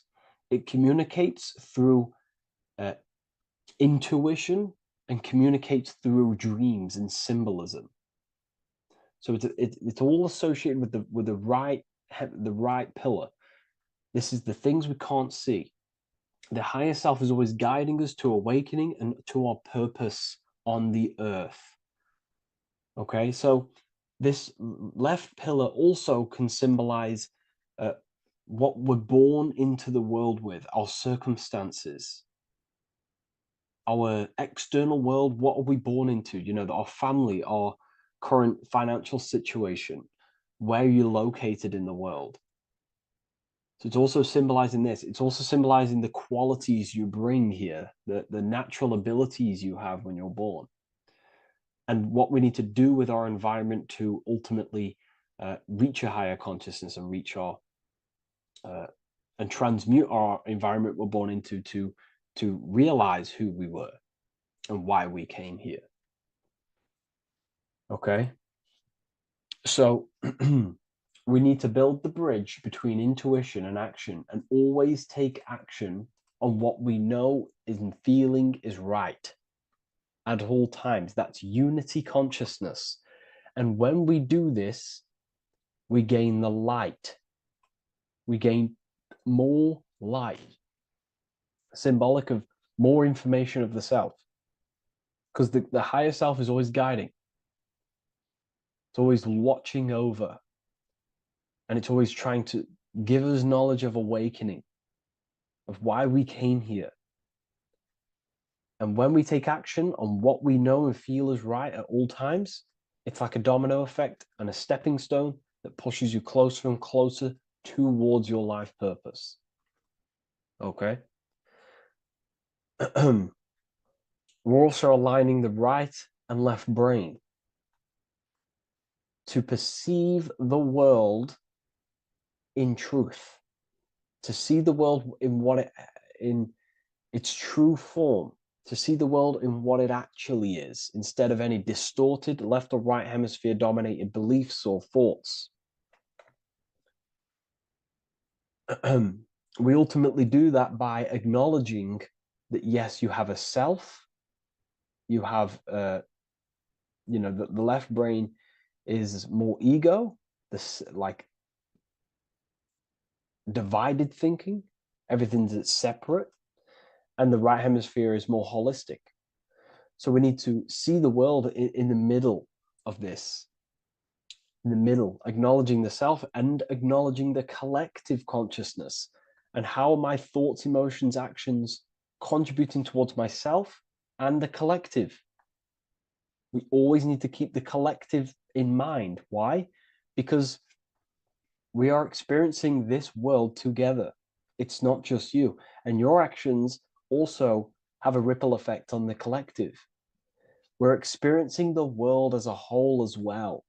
Yes, there's yourself and there's the collective. We need to think, feel, and act towards the collective and the self. So aligning our brain hemispheres allows us to do this. It allows us to think holistically and individually and see reality in this. And when we do align the left and right brain, what do? We gain higher insight, the eye. We build the bridge between the left and right pillars. We gain the eye. The eye is what? Insight. The eye requires light to perceive and see the material world. So this is symbolic. This is the inner eye, the inner self, consciousness. And when consciousness has light, which is symbolic of truth, knowledge. Light is a massive symbol in Freemasonry. And light represents knowledge of self, information. And when we gain information and knowledge of self, when we align our left and right hemispheres, our actions take action on our intuition, we gain higher light, higher knowledge of self, ultimately. And this is why we also have the square and the compass. Okay? We have a square and compass here. The square and the bottom, base consciousness, also representing masculine qualities. This is the masculine qualities because squares are masculine. And the compass creates circles. So we have the circle on top of a square. Circles are divine. This is oneness. The circle is one line. The square is 4 lines. It's divided. So we need oneness over division. We need to unify the masculine and feminine qualities. Masculine, feminine qualities, okay? This is in the middle because the compass would fall on the right pillar and the square would fall on the left pillar. And it's unifying. It's representing unification of these 2 pillars of masculine and feminine qualities of self to ultimately rise towards this light, out of the darkness and into the light. Okay? Let's go back. The G. This is very important. This is one of the most important teachings I could possibly give you about the G. The G is the generative principle, is what generates things. And the force within you that generates things is care and the heart energy. The heart ultimately expresses our actions. We think, if we care, we act. Everything in your external world is in front of you because your heart cares. You care about the video and gaining knowledge. You're now here watching this video. That's the care energy expressing actions. So in order for us to truly get out of this divided consciousness, we have to go through the G. We have to go from base consciousness, the square, divided, through, we go through the G, because we have to care. And if we care, we'll reach the higher mind and gain higher self-knowledge and master the self. You cannot do this if you do not care. And if you do care, you will take action towards it. If you're watching this and you don't actually truly deeply care, you won't take the action, you'll just gain the knowledge, which is ultimately useless. You have to take action on this knowledge. And if you do not, there's no point watching the video. It's difficult. It's difficult. It's not easy. And things, throw us off our path sometimes. I understand. I'm not saying I'm perfect, but we ultimately have to give care towards reaching higher knowledge. Seek and you shall find. If you have the care about reaching higher knowledge of self, you will seek it and you will take actions towards it. Okay. We see this everywhere, and I mean everywhere. The Temple of Solomon has the two pillars, Jachin and Boaz pillars, feminine and masculine qualities. Sol, O, Mon. Sol is sun, Mon is moon. It's building the temple, which is, the temple is the inner self, ultimately. It's symbolic. The temple's not a real place. The temple of self, building the Temple of Solomon and reconstructing the Temple of Solomon, is about reconstructing the self through masculine and feminine qualities. We see it everywhere. And this is very symbolic, like very symbolic. We have the two pillars, we have building the bridge, and we have a stairway that goes to what you can't see, because it's going to the unknown. You have to have faith. Okay? What I'm about to say is very important. You don't know what higher consciousness is, okay, until you get a little bit higher. This is hard to explain, but I didn't know what everyone talks about, what higher consciousness is. I can't give you my higher consciousness. It doesn't work like that. You have to enter in and go within and have faith, going into the unknown, because you're ultimately going into something you do not understand. Higher consciousness, I cannot give it you. You have to enter the door and take action and think, feel, and act towards it, and you will go to the place, and then you will understand what higher consciousness is. Ultimately, what higher consciousness is higher knowledge and understanding of self, what you actually are. Okay, that is what's being symbolized here. It's again in the Masonic art. We have the darkness. We have to have faith to leap into the darkness, into the unknown. We see this everywhere. Like, you'll see, when I say this everywhere, and I mean everywhere, you'll see this. Every doorway has this symbolism in the ancient world, because ultimately this is what it's about, people. The door represents going within, into a new light, a new room, a new level of understanding of self. Okay. Here we have Astro World. Now, this is obviously a darker aspect of this. But again, we have the two pillars. See you on the other side. That's the doorway. The other side. And I'm not going to break down, this ritual, but you can guess what I'm on about here. That's for the university, of course. I can't break that down on YouTube. It's way too deep. But there's knowledge out there that is so deep you couldn't even comprehend it with the current mind. Even for myself, And this is the power of symbolism. The more you learn about yourself, the more these symbols reveal to you. It is a journey of self.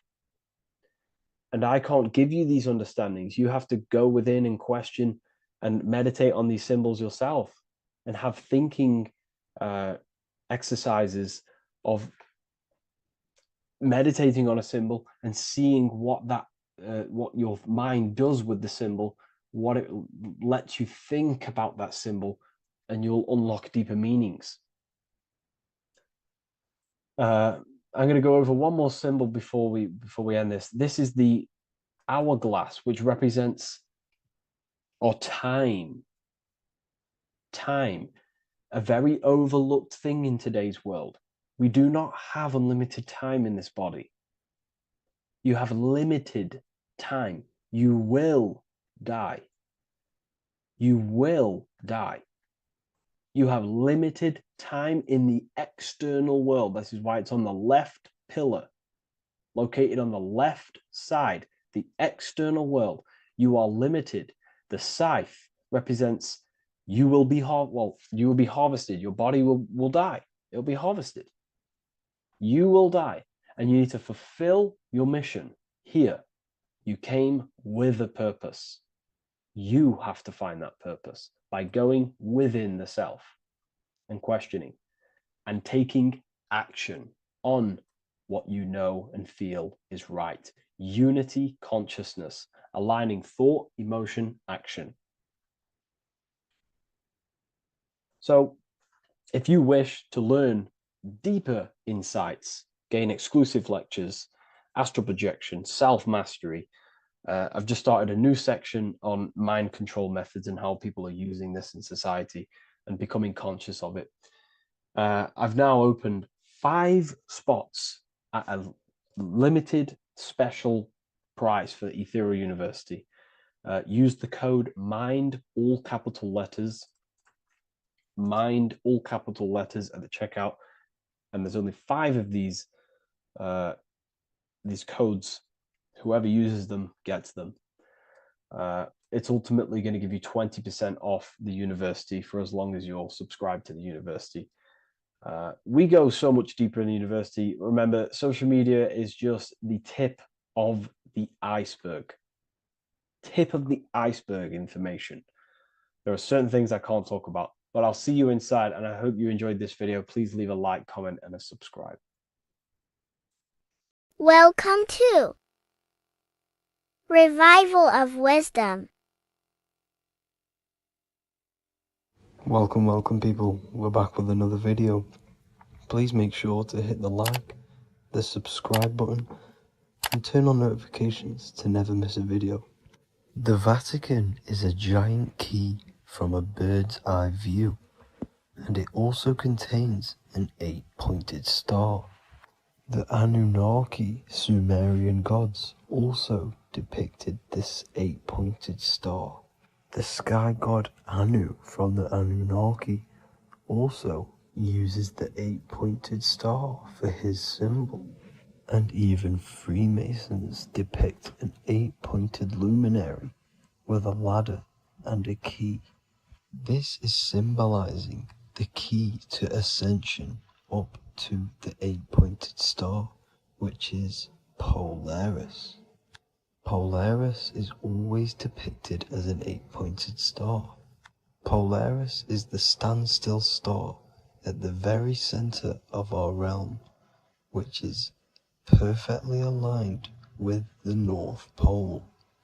The Earth is a giant torus field, and at the center is where the most electromagnetic energy is stored. This is why all compasses point to the north. Hence why a compass is an 8-pointed star, because it points you to Polaris, which is the North Pole, the center of this realm. The 8 points of the 8-pointed star symbolize the 8 points in space and time. So yes, Polaris is the portal which you ascend through if you outgrow this consciousness by aligning your chakras. Our earthly realm is a macrocosmic reflection of us, and we as humans are the micro reflection. with the earth containing its 7 chakras as well as us. The North Pole is the 7th chakra, which is the crown chakra. So the key to ascension is held by the Vatican, hence why it's a giant key, because they mislead the masses through their religions, which teaches the masses to look outside of themselves. As stated in the 20,000-year-old emerald tablets, written by the Egyptian god Thoth. On earth, man is in bondage, bound by space and time to the earth plane. Encircling each planet, a wave of vibration binds him to his plane of unfoldment. Yet within man is the key to releasement. Within man may freedom be found. So the 7 planets are associated with each 7 chakras. The lowest chakra being the root chakra, which is associated with Saturn. This is why the elites love Saturn and reflect it in all of their symbols. Because the chakras are an ascension of spiritual principles, starting from the material and ascending up to the spiritual, the crown chakra. However, evil love bondage, and they are trapping souls in the physical realm by stopping and provoking the ascension process.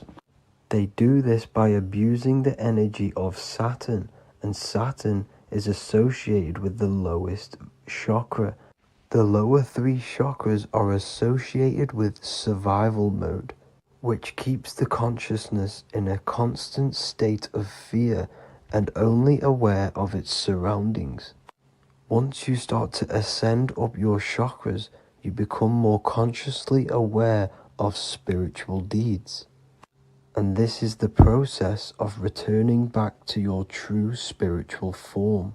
Going back to Polaris and its connection to ascension, Kanye West symbolizes this on his music video 24.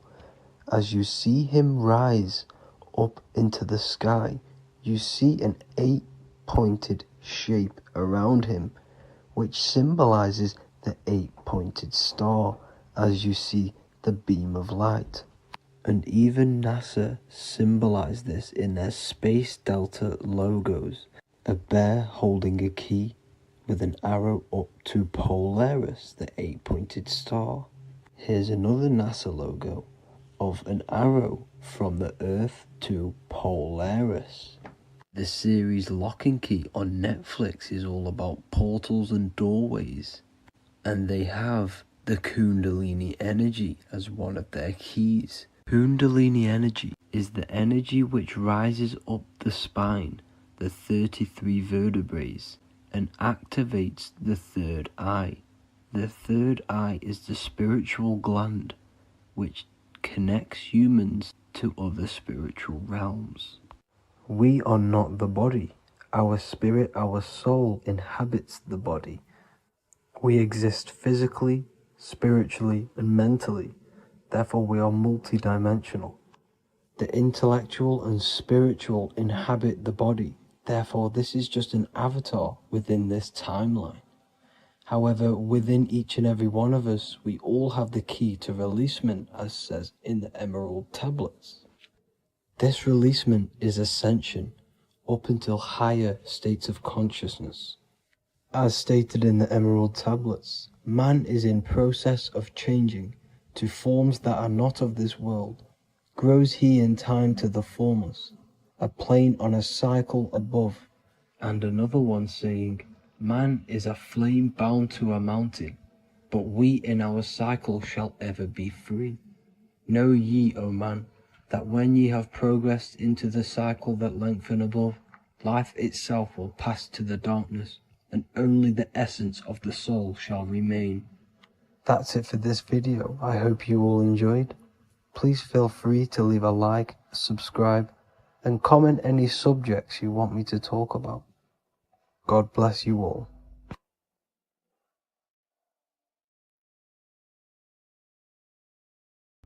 There's an ancient symbol hidden in plain sight, one that holds the key to transformation, power, and unlocking your true potential. It's been used for centuries by mystics, rulers, and even modern science, but almost no one understands its true meaning. Once you do, it will change the way you see yourself and the world forever. Stay with me, because this could be the key to your own awakening. The symbol of the snake, or the serpent, is a very powerful symbol that refers to something within you, that we all are on this journey. So first of all, we see this symbol in ancient Egypt on the top of the pharaoh's head. We also see this with Buddha, with the snake on top of the Buddha's head and below. We also see this in Rome, with the Roman god Mercury holding the staff with the snake. We see this in Adam and Eve's story, with the snake tempting Eve. We even see this today on the medical facility. But what does this mean? Why is this symbol being used for thousands and thousands and thousands of years? It has a very deep esoteric meaning. We see this in the caduceus staff, and we even see the snake representing the Kundalini. What does the snake actually mean? A lot of people think it represents the Kundalini, which it does. However, there's a deeper interpretation of this symbol, and it goes very far beneath the surface of what the snake actually represents. Okay? So first of all, when looking at symbols, we need to observe what the snake does in nature. The serpent sheds its skin. The serpent shedding its skin is a sacred symbol of an inner transformation. It transforms from its old self to a new self. It sheds layers of itself. As the snake discards its old exterior, it mirrors our own journey of realizing outdated beliefs and patterns, paving the way for a renewed, authentic self on the esoteric path of awakening. Essentially, it represents transformation, but not transformation of our physical bodies, transformation of our inner world. Now, this is where things get a little bit tricky and you may become a little bit confused, but I'm going to make this very clear for you. The snake symbol, or any symbol, can be used for different contexts. For example, the Kundalini. We see the snake representing the Kundalini. We all know that energy can't be destroyed, only transferred. Like I said, this is a transferring of energy. It's a changing, a transforming, shedding its skin. It represents transformation. Sexual energy is energy, and we can transform the sexual energy into a Kundalini awakening to activate dormant brain cells in our brain and to activate the human light body, which is the spirit. We can cultivate, save, and retain our sexual energy, transmute it up the spine to activate the brain. This is a symbol of transformation, of energy in this context. However, when we go to the emergency services, this does not mean the same thing as the Kundalini. The snake in this context represents transformation of health. When we are picked up by the emergency services, we are looking for a transformation. We are unwell and now we need to transform to well-being. This is why they use this symbol. It represents transformation, especially with the pole and the snake climbing.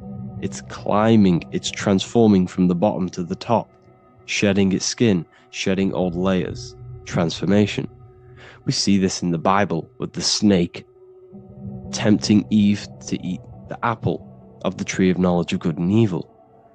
Well, what does this mean? Where's the transformation in this? Well, this is a very hidden one. The transformation takes place in Adam and Eve's consciousness and their mind. They go from a pure, whole state of consciousness, from being tempted by the snake, and they eat it and they transform into knowing the good and evil, into the dualistic ways of thinking and the dualistic meaning of this world. Let me rephrase that. They understand the dualism of this world, and they now understand the two good and bad ways of thinking. They know the knowledge of good and evil, of duality. They shifted from a whole state of consciousness into their consciousness being split into good and evil. This represents the journey of every single soul that incarnates into this world, including yourself. When you were a child, you were whole. You had no understanding of good and evil. But as you grew older, you eaten the fruit. You grew to understand the knowledge of good and evil. Your consciousness split from a whole into a separate and divided way of thinking and divided understanding of the world. We suppressed aspects of ourselves to fit in with society norms. And we just limited ourselves with limiting belief systems. We knew the knowledge of good and evil. Our consciousness split from a whole state. This is what Adam and Eve is symbolic of. We see this with the Roman god Mercury, with the snake.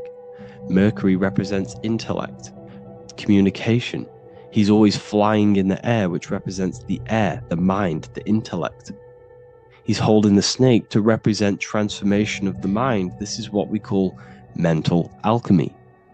Turning base metals into gold, turning the unenlightened aspects of our mind into enlightened ones, turning our negativity into power and control. We see this with Buddha, and Buddha is all to do with transformation of the inner world, transformation of the mind and the soul and the emotions. And it also represents the Kundalini. We see this in ancient Egypt. We always see the snake on the head, representing the place where the third eye is, representing the intellect or the mind's eye, the third eye, whatever you want to call it. This is the place of the invisible intelligence within us. This is our mind or intellect. And this is the transmutation of the mind. This is why the snake is on the head, representing the transformation of the mind, going from the unenlightened into the enlightened, going from the uncontrolled to the controlled mind, so that we can control the very fabric of reality. I've kind of just given that away. Why is this important? Humans are creators. We're the architects of creation, endowed with the divine power to channel the fourth dimension, which is the imagination, into reality. Each thought and intention is a seed. When nurtured with focus and clarity, transforms the unseen into the tangible experience. This creative process bridges the gap between the ethereal and the material. Humans are creators. It's impossible for you not to create. Whether you're doing this consciously or subconsciously, you've been creating your whole life, turning non-physical thought into physical reality. We are creators. However, the mind cannot create in a state of chaos. The mind cannot create with limiting beliefs. The mind cannot create with thoughts that come and destruct our minds. The mind cannot create consciously and effectively if there are impulses within our mind and we have no control over the mind. So this is where self-transformation comes from within. This is where the snake comes in. The snake represents the transmutation of our mind from the uncontrolled to the controlled. In this context of the Egyptians with the snake on their head, it's all to do with mental alchemy. In the occult tradition, the mind is seen as a delicate instrument that demands constant vigilance. Left unchecked, it reverts to archaic and destructive thinking patterns. Like a finely honed blade, it must be continually sharpened through discipline and self-refinement. In this unending process of unveiling and mastery, we learn to shape reality, harnessing the power of our thoughts to manifest the highest potential. It's all to do with mental alchemy, and this is how the snake is connected to you.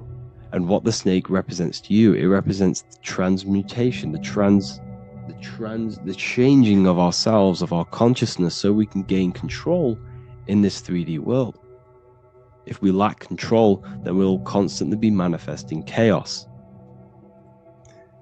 Now, there are 3 ways that we can transform our world, and we can slowly transform our mind. Now, this is not an overnight process. It takes periods of time of purification. And number 1 is affirmation. Let's say we have this dirty cup of water and we have a tap of water. And in this tap, it's pouring in more water, clear water. Over time, if I keep pouring clear water into this cup, it's going to slowly purify this cup. And then in the end, it will look like the cup on the right. It's the same with your mind. The cup represents the limiting beliefs, the negative thoughts, the negative mind, the uncontrolled mind. But if we keep repeating affirmations over and over and over again, such as I am disciplined, I am powerful, I am limitless, over time this can purify our subconscious and we can gain control over the mind, and we will become conscious of the thoughts that we are giving attention to. The second way is meditation. Meditation allows one to develop an off switch for the mind, providing a sense of control over it. Over time, we gain the ability to filter our thoughts and become more conscious of the ones we choose to engage with. Meditation, over a period of time, will give you this button that allows you to filter out negative thoughts. If you have a negative thought in your mind, you'll be able to become conscious of this and redirect your mind's attention. This is all about self-control, because remember, we become what we think about. The snake represents the transmutation of the self. And another way is visualization. Visualization allows your subconscious mind to experience the reality you desire, accepting it as truth. As the subconscious becomes more immersed in this imagined reality, it works to manifest it into your conscious experience. Your visual eye, visual eye. You're using the mind's eye to see and mold your future. That's what imagination is for, to create in your future. You can become your future now in your imagination. And this can slowly purify your consciousness, slowly purify your mind, which will then, if you do all three of these over periods of time, you will see great transformation from the inside out. And your outer world will start to mirror your inner transformation, because it's as within, so without. You change your inner world of consciousness, of thought and emotion, you'll change your external reality and your circumstances. So I hope this lesson has gave you a great understanding of what the snake actually represents. And now that you see it, you will see this everywhere. Every time you see a snake, you know it represents the transformation. So please, if you can, leave a like, comment, and subscribe, and turn on the alerts to make sure you never miss a video. And if you have any video suggestions, feel free to make a comment and I can make a lecture on it. I appreciate you all watching this video today, and I'll see you all inside my university if you're inside, and I'll see you all in my Telegram if you join, and I'll see you in the next video, of course. Thank you and take care.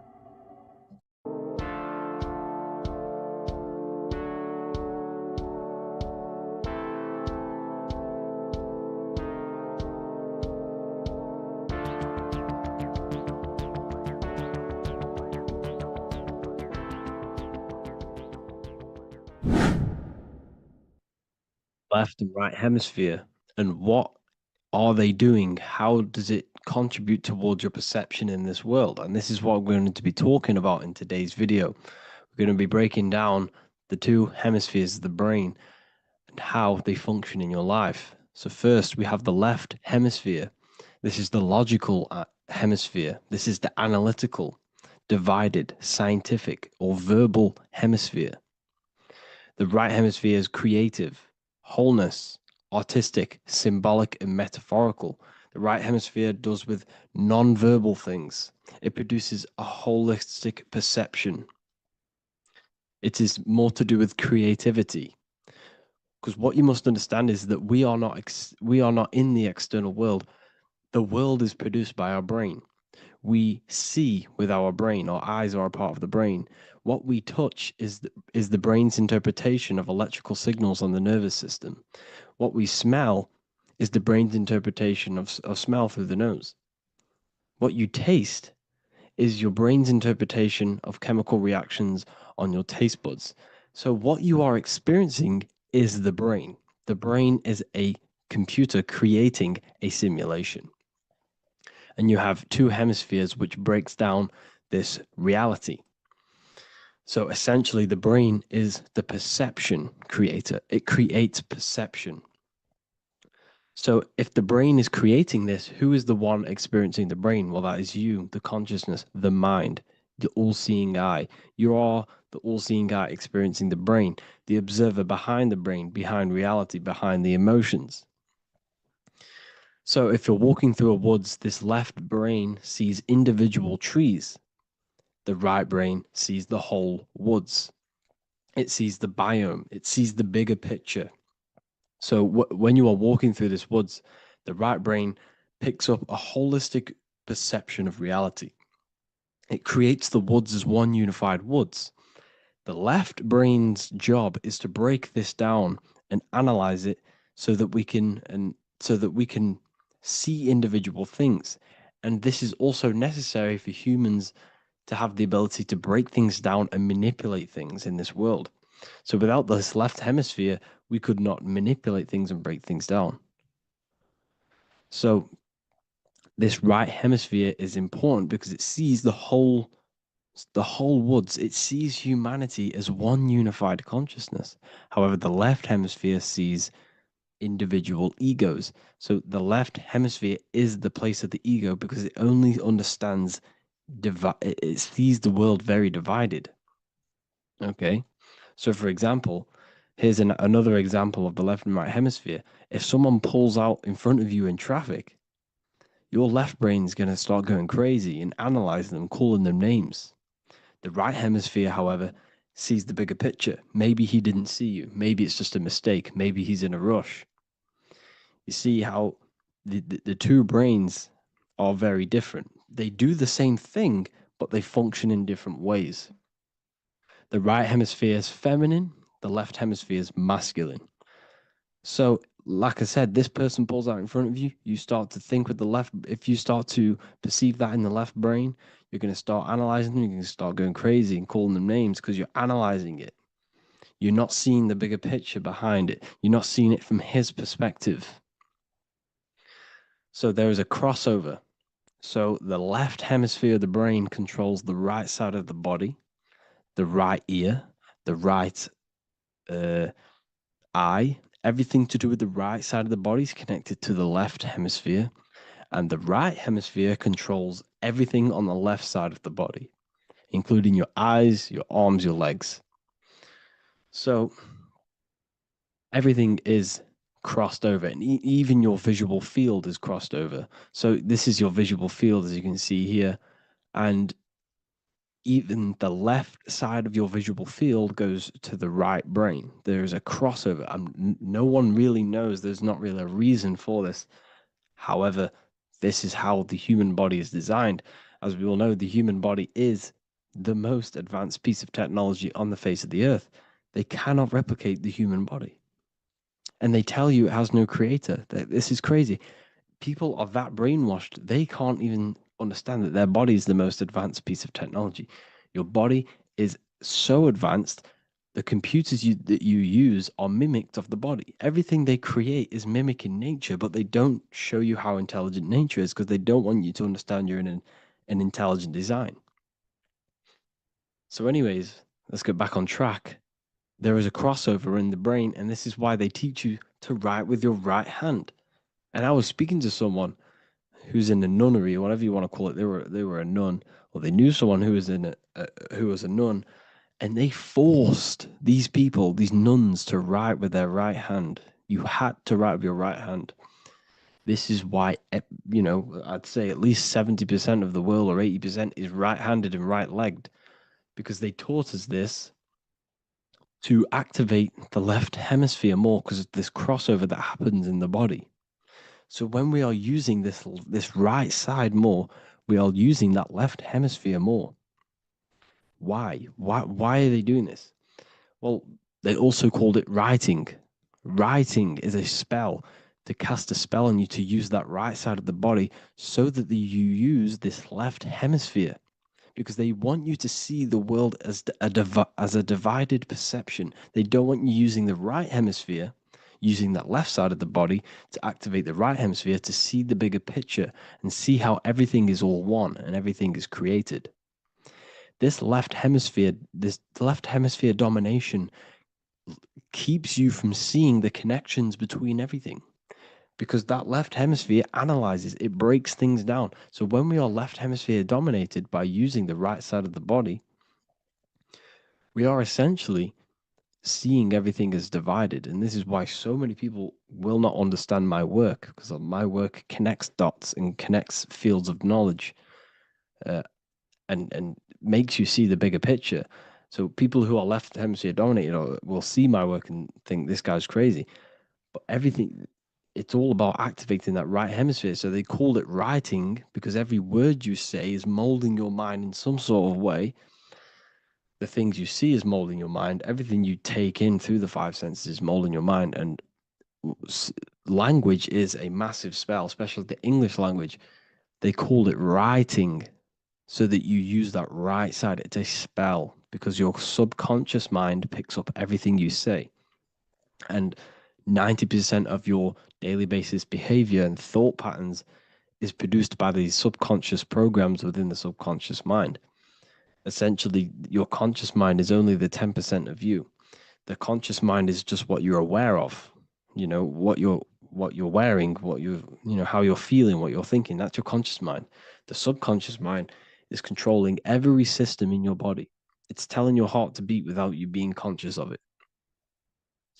So essentially, this is what they're programming. They're programming this system in the back of the mind, which is controlling everything through the words. And this is what spells are, because it's all about creating perception in the subconscious. So they want you to use that right side more. I truly believe the ancients, they were balanced. They used the left and the right side of the body. They didn't have a stronger side because they understood this science of the body and how the body works. So this is actually called phonetics. It's not etymology. Etymology is the study of root words. Phonetics is the study of how words sound similar. The way words are spoken. So phonetics, phone is why we call them a phone, because you speak into a phone. So this is write and writing, to use that right side to activate the left hemisphere more. So your hands are a manifestation of your brain. The left hand is the right brain, the right hand is the left brain. And as a child, we were always taught that when you place your hands together like this is the size of your brain, which is true because your hands are a part of your brain. They're an extension of your brain. Every part of your body other than your brain is an extension of the brain. Everything's working and feeding back information to the brain because you're experiencing the brain. So another trick that you can do, or another exercise, is looking in the mirror and closing one eye at a time. If you close your right eye, if you take your top off, for example, you'll analyze your body if you close your right eye, because you're using that left hemisphere. Sorry, other way around. If you look at yourself through your right eye, you'll use that left hemisphere, which will analyze yourself. You'll see individual body parts. If you close the right eye and use the left eye, you'll see your body as a whole. You won't really analyze it. This is how you can analyze yourself using these two hemispheres. So this whole system is created to keep you thinking logically and to restrict you from creating and restrict you from understanding symbolism, allegories, metaphors, and teamwork. They want you stuck in a logical way of thinking and a logical way of seeing the world. This is why when you go to school, you are told exactly what to do. You're told to think this way and no other way. You're told to do orders, do this. It's a very left-brained system, because if we all started to open up this right hemisphere, we'd all see, wow, everything is all one, everything's all connected. And this is what my work is doing. I'm showing you everything is one. The physical world is an illusion of duality, but everything comes from the one source, the one mind. The universe is a giant mind. I am mind, you express mind. We all possess mind. Behind the physical body is the same mind consciousness. And we are all expressions and fractals of this infinite consciousness called mind. And this is what they don't want us to figure out, is that we are all just one consciousness expressed. It's an infinite consciousness. It's even in the squirrel, it's in the dog. All of these different animals, they're just different bodies, but behind the bodies is the same consciousness, which is mind. That's what the pineal gland is. The pineal gland is not the mind, and it's not the third eye. The third eye is your mind. If you have a closed third eye, it just means you have a closed mind. If you have an open third eye, it just means your mind has expanded from beyond physical things through astral projection and mystical experiences. This is how you gain an open third eye. It's just an open mind. A mind that has astral travel, that has explored the realities within the mind. So everything they do is to keep us in a divided state. Divide and conquer, right? That's their motto. All to keep you thinking how everything is divided. Everything they've done is division. Postcodes, countries, everything is divided. Like football teams and all this stuff. It's also a natural process when you grow up, because as you grow up, your brain is constantly analyzing the world. So this is sort of a natural process of how you become more left hemisphere dominated, because your brain is always analyzing.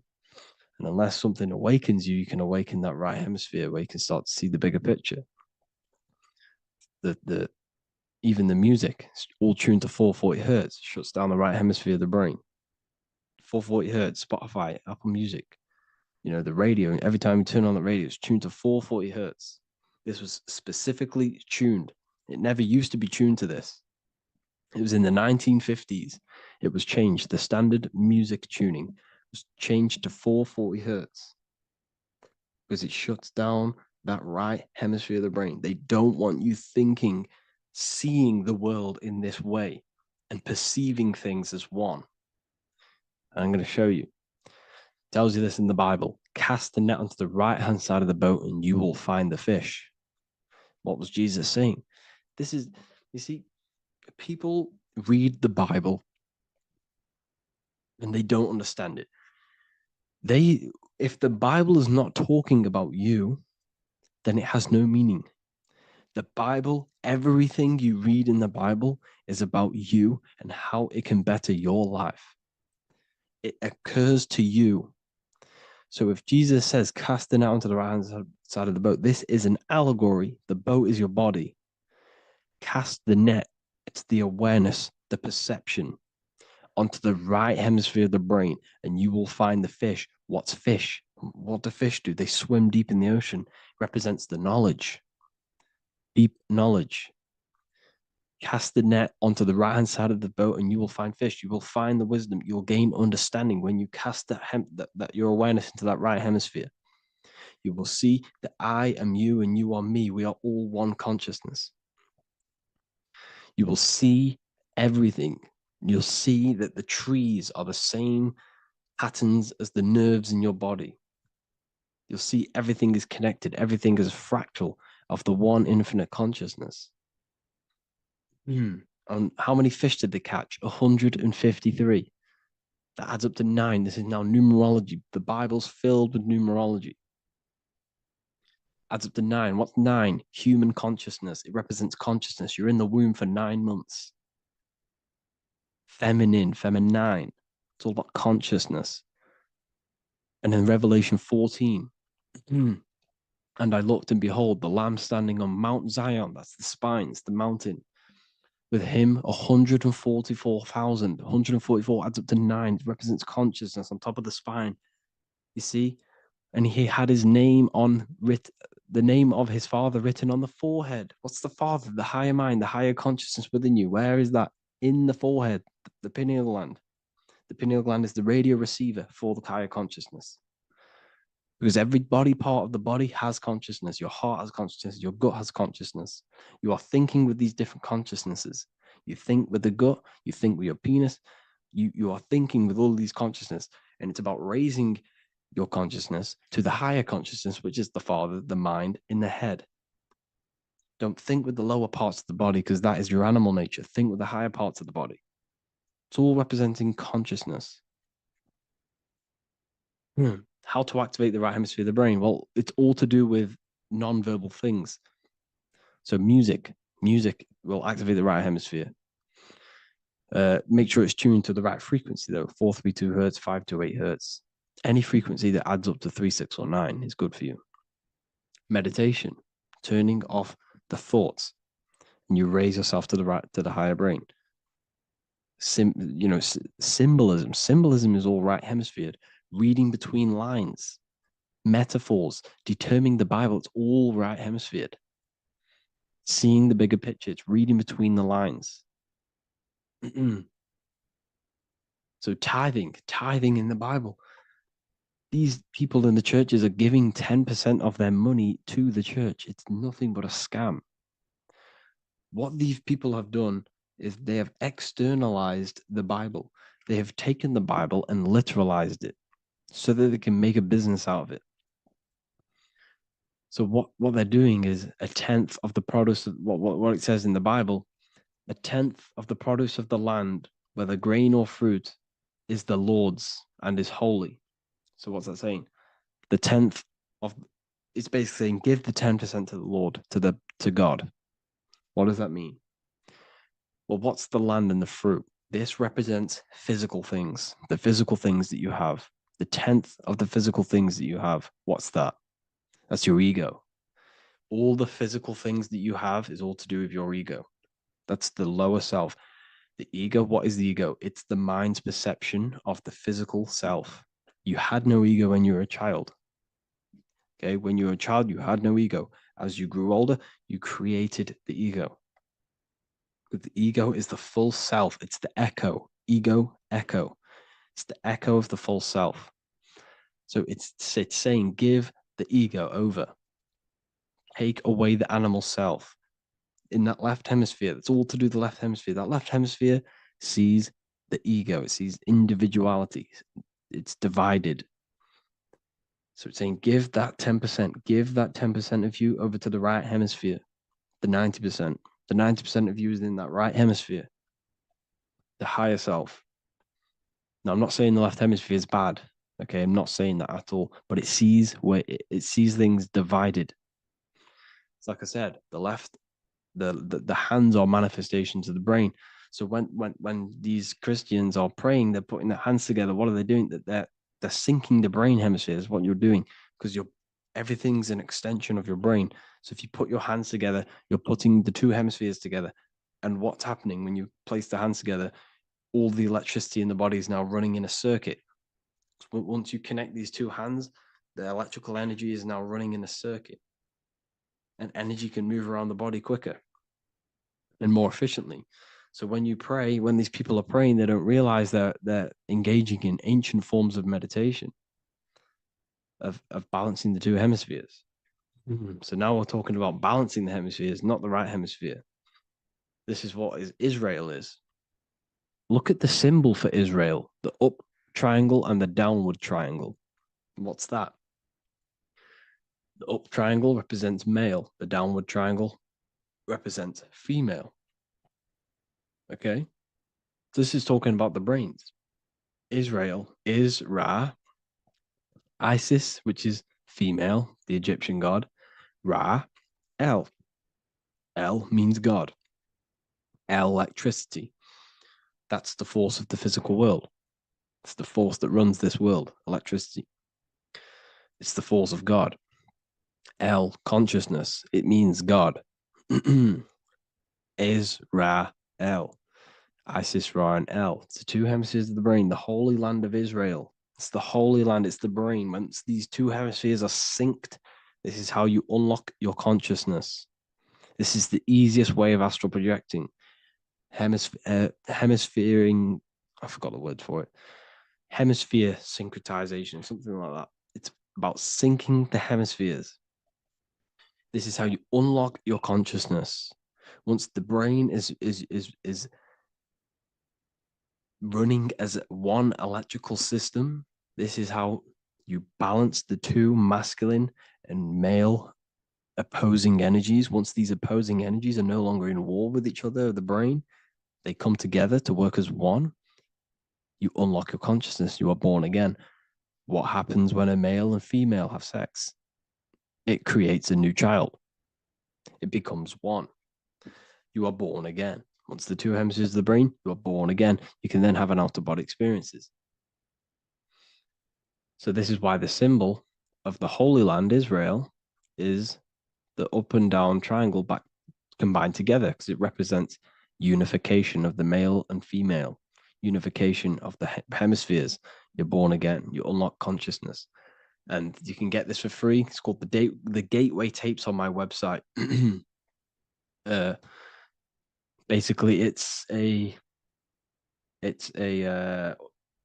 audio track from the government, and they did this in the Gateway Experience. It's a CIA document, and what they do is there are different forms of meditations you go through. I think there's about 5 waves of meditations you do, half an hour each one, and it will teach you. It will sync your hemisphere, because what does it do? They understood that playing one frequency into one ear and another frequency into the other, they understood that the right ear is connected to the left hemisphere, the left ear is connected to the right hemisphere. So when you play 2 different frequencies into both ears, what happens? The brain picks this up, the 2 hemispheres of the brain picks this up, and it syncs it. It syncs these 2 hemispheres, these 2 frequencies together. So now the brain is working as one to sync this frequency. So this is how you can sync your hemispheres, through listening to these frequencies. Okay, you can get them for free and do the meditations yourself. This will definitely help you. This is an easy way to astral project. So it's all about syncing the hemisphere and seeing reality from a unified perception. We should all aim to get out of that left hemisphere. I'm not saying don't use it, but we should now start to see we should not start to read between the lines of the Bible, read between the lines of the symbolism they're showing, study symbolism, study allegories and myths. What are they trying to tell us through these allegories? And, this is how we start seeing things in a better way. Once we understand that we are all microcosms of an infinite consciousness, we can all come to one, because love is the unifying force of this infinite consciousness. We are all divided. We are all disconnected from our hearts. Once we all connect with our hearts and see that everything is one, we can all start to love and come together as one, because love is the unifying force of consciousness. So if you haven't already seen, I now have launched the Ethereal University. I will be doing lectures like this one, but even better, deeper, and even releasing knowledge that I can't talk about online, as they are censored. I'll be doing lectures every single week. I'll be doing live calls every single week. You also gain access to my library, which is filled with over 45 occult books, filled with knowledge. Okay, I'll show you now.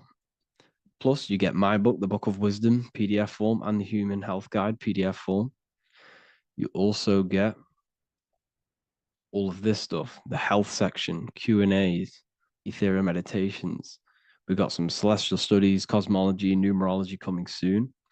You also get the brand new Manifestation Mastery course, plus the library. And there'll be new books, new lectures, new live calls every single week. Or you can get the Book of Wisdom, use the code WISDOM in all capital letters to gain 40% off. This sale will be ending very, very soon. So if you're watching this, be very quick to get yourself a physical version or a PDF of my book. You can get it in all these languages. Hope you enjoyed this video, people. I'll see you inside the Ethereal University, the real university. Have an amazing day.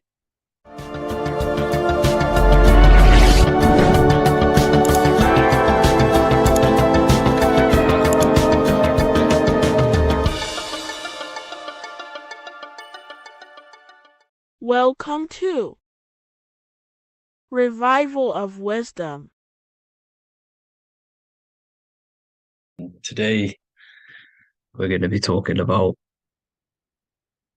portals, portal symbolism, what portals are.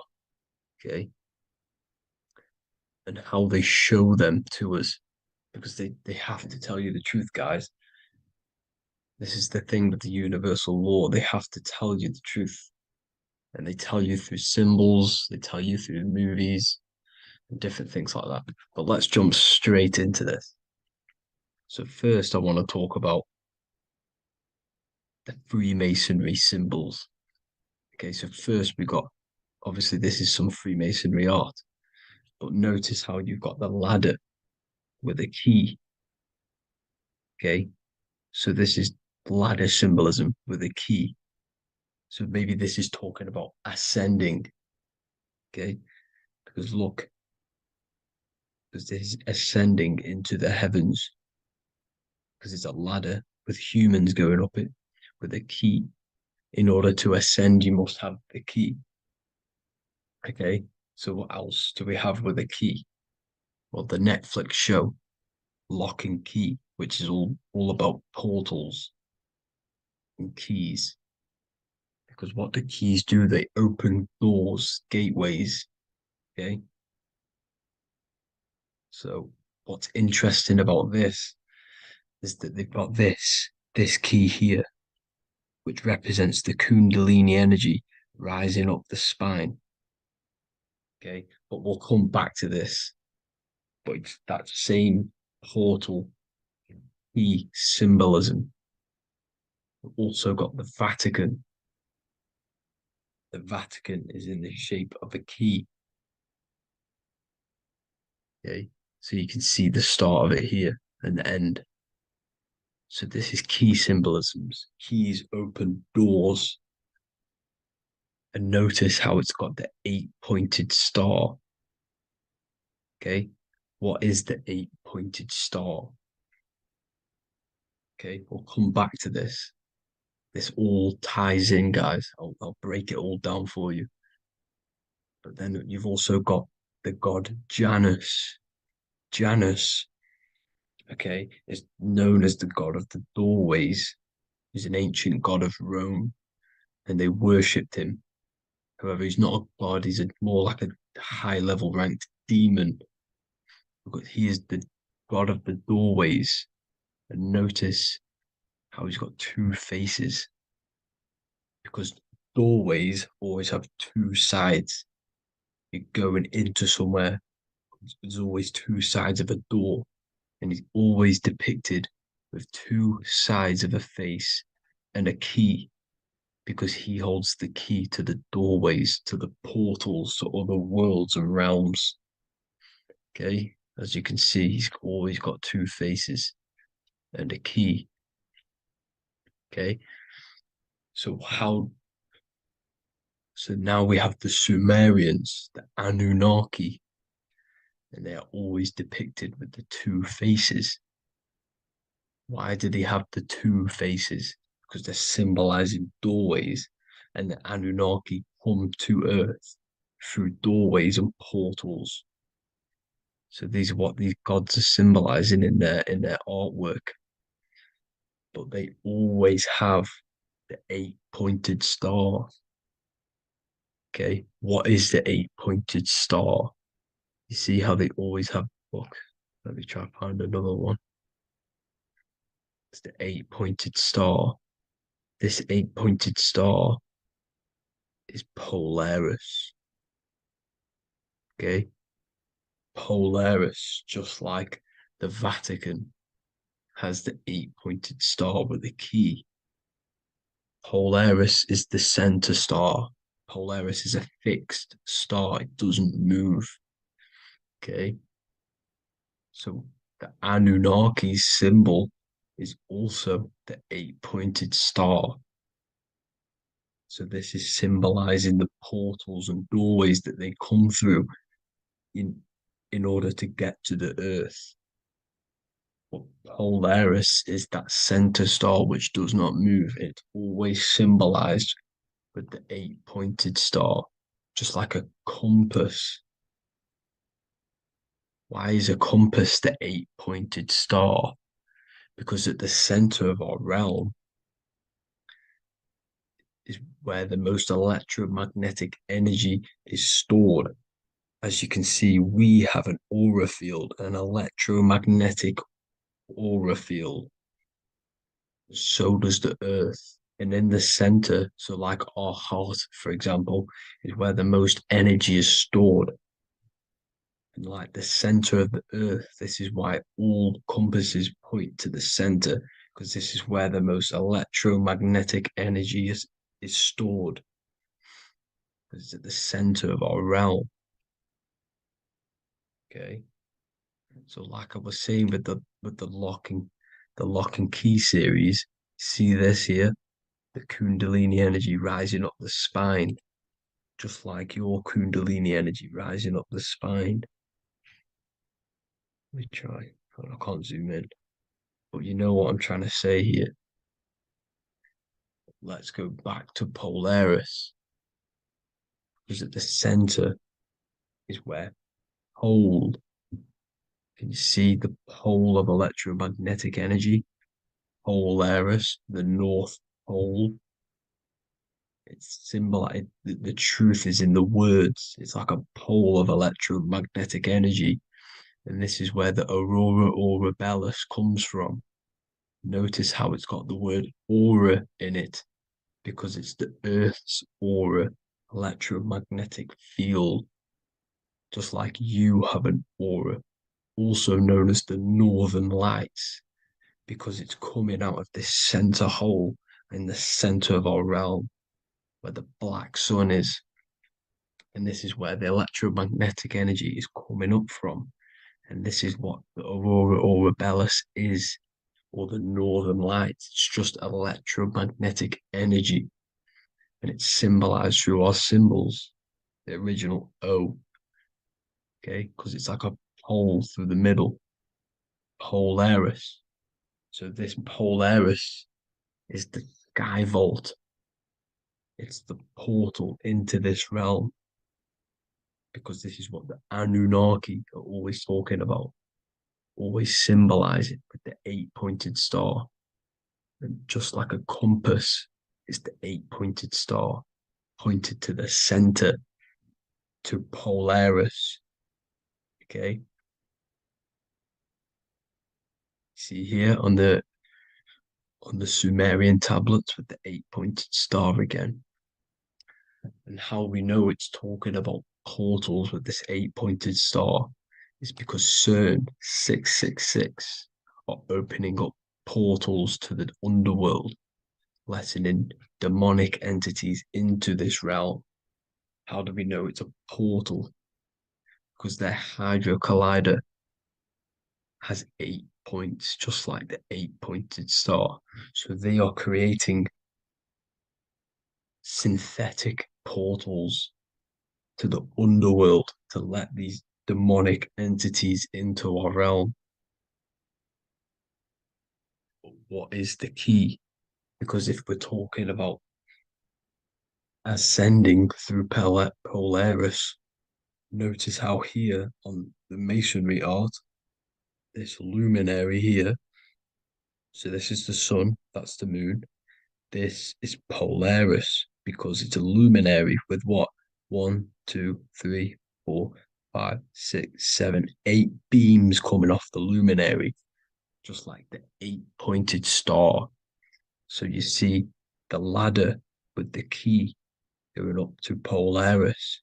It's symbolizing ascending out of Earth. So what is this key that they're keeping from us? Because it's a human holding a key going up the ladder to Polaris. Well, chakras. We have 7 chakras. Okay, so this is what they are telling us in the lock and key symbolism. The Kundalini energy rising up the spine. Okay, just like they have 33 vertebrae on the back of your spine. Okay, this represents the Kundalini energy going up your 33 vertebrae, just like in masonry has 33rd degrees. Okay, so what is the key? Your chakras. Your chakras have to be unlocked. Okay, you have to unlock your chakras, and you can't unlock this one without going through this one. You have to go through them all. It's like a ladder, just like Jacob's ladder. You can't go from the bottom to the top. You have to unlock each one. Okay, just like you have 7 chakras, you have 7 layers of your aura. Okay, you have to unlock your chakras to the highest point in order to reach Christ consciousness. And this is the key that they're talking about. They're symbolizing the organic portal within each and every one of us to ascend out of this realm. Okay, so this is the key that they're talking about, and they're holding back this knowledge to keep us trapped in this 3D realm. Okay, so like I was saying with the 33 vertebrae and the Kundalini energy coming up the spine, 33 vertebrae, you can see this sort of symbolism going up to the light, because it's the light. You see here, your crown chakra turns on and becomes enlightened, just like the Illuminati symbol. Can you see it? But also, Jesus also died at 33. So this is symbolizing, okay? They're symbolizing the death of the ego, the body. So once you open up your chakras and reach Christ consciousness, which is your 33rd vertebrae, once your Kundalini energy goes up your 33rd vertebrae, your body technically, not physically, but spiritually dies, because you then become formless. You reach Christ consciousness. So then you can travel other worlds. Okay. This is what they're talking about with Vatican, 8-pointed star, and the key. Janus with the key. The Sumerians with the 8-pointed star. Anunnaki, the 8-pointed star. Polaris, 8-pointed star. So Polaris is the way out of this realm, which is at the center. Pole, North Pole. Okay, so the key is that they're hiding from us is the knowledge to unlock our chakras. Okay, and without this knowledge that they keep from us is trapping our souls in this reality to keep reincarnating. Okay, well, thank you all for tuning in. I'm going to leave you all there. Make sure to leave a like and a comment in the comment section. Let me know some topics to talk about so I can break it down for you. God bless you all. By the end of this video, you will understand the 3 expressions of consciousness, how to use them to create the life you truly want. You'll discover the hidden meaning of the word God, the secret power of the number 3, and how consciousness itself is the key to your reality. We have 3 main expressions of consciousness. We think, we feel, and we act. God is 3-fold. It stands for generator, operator, destroyer. The generator is the mind. This is what thinks, generates ideas. This is the beginning of all creation. This is the first expression of consciousness. It is the first form of consciousness, not a physical form, but a spiritual form. Then we have the operator, which is emotion. When we think something, if we have care or any emotion towards it, then we take physical action. The body, the destroyer. We think, we care, we act. Thoughts and emotions are the 2 spiritual forces which merge together and give birth to actions. Think about it. Why are you watching this video? Because you had a care to watch the video. Therefore, the reality in front of you is because you had a thought, you had a care, you took action to express that reality. Everything goes through this 3-fold process. This is why we say, follow your heart, because the body does follow the heart. We think something in the mind, We feel something in the heart and the body takes action towards it. Everything operates on the care energy of the heart. The body follows the heart. If you do not care about something, then you do not act towards it. It is the care energy that guides our actions in this world. Going back to the generator, the mind is a part of the mental plane, the infinite dimension of infinite information. There is no limitations in the mind. Everything already exists as a piece of information or a thought. This is the beginning of all creation, the spark of creation itself, thought, the mental plane. And our mind exists like a radio, our conscious mind. This is why we call it a mindset. What we set our mind onto through attention, mental attention, whatever we set it on, we receive thoughts that are very similar to what we set it on. The mind is like a radio, and whatever we tune that radio to, we receive that frequency and play that song.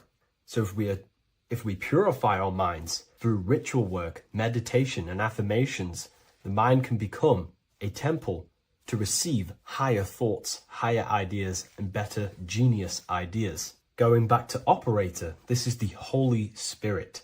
This is what we care about, our emotion. This is the feminine side of consciousness. Thoughts is masculine, the Father. Emotion is the Holy Spirit, which is feminine. And these two create a child, which is Jesus, the Son, which is actions. When thoughts and emotions merge together, you have a physical action, which is a masculine force, which is why it's a son. The Holy Spirit represents a purified heart, love consciousness, holding love in the heart. And when we purify our minds, we have an effect and purify our hearts. And the reason why I say that is because whatever we think in the mind directly corresponds to what we feel in the heart. As above, so below. Thoughts create emotions. If we think something and our heart tells us that is bad, we have a feeling that that is wrong, then we should not take physical action towards it. And if we do take physical action against the feeling of knowing it's bad, then you are going against the spirit. That's what the word Satan means, or Satan. The Hebrew word for Satan is Satan. It means adversary or opposer. You're opposing the Holy Spirit. You're opposing what you know is good. You're taking a sin against the Spirit, against the guidance from your soul, the knowingness of good. So when we do purify our mind, we purify our hearts. And when we cultivate love for the self and one another's in our hearts, we gain the Holy Spirit, which is love consciousness. And when we think in our mind with the love of the heart and we merge our thoughts with love, it gives birth to perfect actions. This is what the true Christ consciousness is. We think with the love of the heart and it gives birth to perfect actions. And if everyone did this in the world, we would live heaven on earth. Everyone would be balanced within themselves and the world as a whole would be balanced. So we need to gain full mastery over these three aspects of our consciousness, over what we give mental attention to, gaining love for ourselves and the collective in our hearts, and gaining a strong disciplined willpower for our physical actions. And if you can gain full control over these three-step process, you can gain full control over your reality. The number 3 represents this 3 aspects of creation or transformation. This is a transformative process from going invisible to the visible. This is also why Jesus dies in a cave for 3 days. It's all about transforming the self. Transformation is the number 3. Me personally, I think the Holy Spirit has been replaced for the sacred feminine aspect of consciousness. They do not want us connecting to our feminine side of consciousness, because then we will cultivate love in our hearts for the self and one another. And love is the most potent force there is in the whole universe. It is what unifies everything. It nurtures everything. It allows things to grow. Think about it. When you hold love or care for someone, you grow relationships. The sun is the perfect symbol and representation of love energy. The sun gives abundantly, expecting nothing back, and allows everything on the earth to grow. It's a caring, nurturing, feminine force that allows things to grow and unify and come together. In today's world, we mainly have thinking and acting without emotion, without care, without the judge of our hearts. It's all about gaining unity consciousness. We think, we care, true care for one another and the self, and we act. And if you align these three forces towards something, your business, whatever you're trying to create, you will fully create that reality, because these are the three forces that you can use to generate a reality. You can do ritual work to create care in your heart about something, and then you will take more action towards it. The book I'm using here is the Book of Wisdom, Volume 1. You can get this paperback or PDF on my website. So I hope this video has helped you. Please leave a like, comment, and a subscribe on the channel if you like the content. Let me know what you think about the Holy Spirit and if it is covering up the feminine side of consciousness in the comments section. There is a secret meaning behind the number 666. 666 is 3 sixes. The number 3 in occult and esoteric numerology represents the 3 aspects of human consciousness. We see this symbolism in the all-seeing eye with the light and the triangle. The triangle is the number 3. The eye represents consciousness, observation, and the light represents the light of consciousness, because consciousness is pure light. The 3 aspects of our consciousness is thoughts, emotions, and actions. Every thought creates a feeling, and the feeling creates the action. All physical manifestation is driven from these 3 aspects of our consciousness. All physical manifestation comes from thought. Every object you see around you, this screen, the phone you're on, the laptop you're using, or the iPad, was a thought in the invisible realms of consciousness.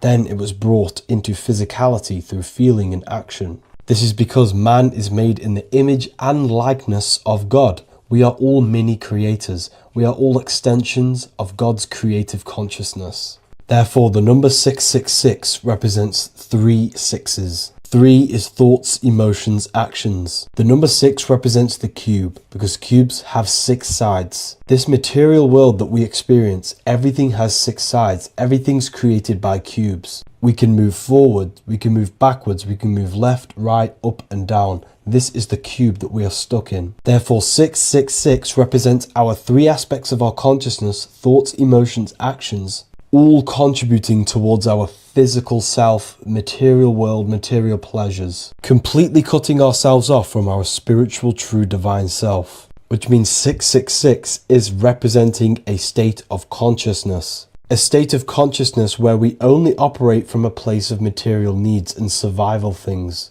As humans, we possess a physical material body in the physical material external world, but we also possess an invisible inner world, which is what we call spirit. When we disconnect ourselves from our inner world, we become lost in this materialistic way of thinking and acting, which can lead to no life purpose, a feeling of emptiness and voidness in our hearts. Humans possess the ability to transcend our animal instinctual natures and turn to the divine mind, to the spiritual inner world.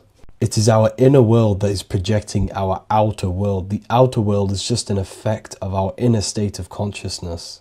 It's important as we go through this human life to not lose ourselves and look for our validations outside of ourselves. The external world is simply just a mirror, mirroring with mathematical precision what happens inside our consciousness. When we change our inner world, we produce effect in the outer world. To get back on track about this number, this represents when we are lost in our material self and we are completely cut off from our true divine self. The devil is always having goat horns, which represents a ground animal. This is the lower animal self of man. He's always red. The frequency of red is the lowest vibrational color, and it also represents the root chakra. This is all to do with survival mode and our physical needs and physical self. Red represents chaotic and intense emotions like hatred and anger. This is why the devil is always red, because it represents anger and an uncontrolled state of emotion and consciousness. You see, we've been taught in the church and all through religion indoctrinations that the devil is an external deity which influences humans. And in fact, this is nothing but a metaphorical story. The devil is a character which represents an aspect of the human mind, the lower aspect of the human mind, a facet of our own consciousness and psyche. The voice that we have in our head that tells us to do these negative things is not an external deity pushing us to do something bad. This is an aspect of our own mind. Jesus and Satan are just two characters which represent the two voices that we have in our own consciousness. In fact, the word devil was never present in the early Gospels. Instead, what was mentioned was a spirit of evil. A term spirit of evil was not meant to denote a specific deity or being, but rather any force of negativity, whether it manifests as a destructive thought, emotion, or action. The spirit of evil represents the darker sides of our mind, the part that leads us astray and brings forth negativity in our lives. The reason why they want you to believe in a devil is because they don't want you taking responsibility for your creations. They don't want you to realize that the external world is truly a mirror of your inner state of consciousness. Instead, when something bad happens in your life, you blame it on some external devil or Satan who tempted you. Everything is your creation in your life. When you realize this, you take full control and you begin to reshape your external world by changing your inner state of consciousness. Welcome to Revival of Wisdom. Welcome people, we're back with another video, and this video is about Freemasonry and the connection to the Illuminati. Please, as always, to make sure to hit that like and the subscribe button and turn on the notifications to never miss a video. On May the 1st, 1776, the founder of the Illuminati, Adam Weishaupt, founded this secret organization, and this date can be found in Roman numerals underneath the all-seeing eye pyramid on the $1 bill. This $1 bill also says Anu Coptus Novus Ordo Secularum. This is Latin for announcing the birth of the New World Order. This New World Order will be headed by Lucifer, the all-seeing eye, and followed by the 13 layers of bricks for the 13 elite bloodlines. So your Orsini's, Rockefellers, Rothschilds, Soroses, and the other 9 elite families. So when Adam Weishaupt created the Illuminati, he made it consisting of high-level degree Masons, French and Latin philosophers, and many more powerful people to all become one society. So this is why you see Masons using this same symbol of the all-seeing eye inside the pyramid. But not all Freemasons are part of this Illuminati secret society. As the 33rd degree Freemason Manly P. Hall said in his book The Secret Teachings of All Ages, Freemasonry is a fraternity within a fraternity, an outer organization concealing an inner brotherhood of the elect. So what he's saying here is that Freemasons have to go up the degrees of Freemasonry, and once they hit the top, they either get elected or not into these secret societies like the Illuminati, Skull and Bones, and Knights Templar. So when you see celebrities doing this one-eye symbolism, either covering one eye, doing the triangle, or doing 666 over one eye, this is showing and reflecting the symbolism of Freemasonry. They have taken the oath to never speak on anything they learn about Freemasonry. Duncan's Ritual of Freemasonry book states the oath they have to take. Quote, I ... of my own free will and accord, that I will hail, ever conceal, and never reveal any of the secrets, arts, points of Master Mason's degree to any person whomsoever. All this most solemnly, sincerely promise and swear. Now, this is what happens when they break the oath, stated in this book, quote, myself severed in two, my bowels taken from thence, and burnt to ashes. So this states that Freemasonry comes first before any law of the land. It has the right to kill you if you break your oath. This is the hand gesture they have to do every time they enter the ritual room inside the Masonic lodge. This is the cutthroat symbol, showing you and reminding you of the oath and what will happen if you break it. Now in this book, Richardson's Monitor of Freemasonry, it states, if you break your oath, binding myself under no less penalty than to have my throat cut across, my tongue torn out by the roots, and my body buried in the rough sands of the sea.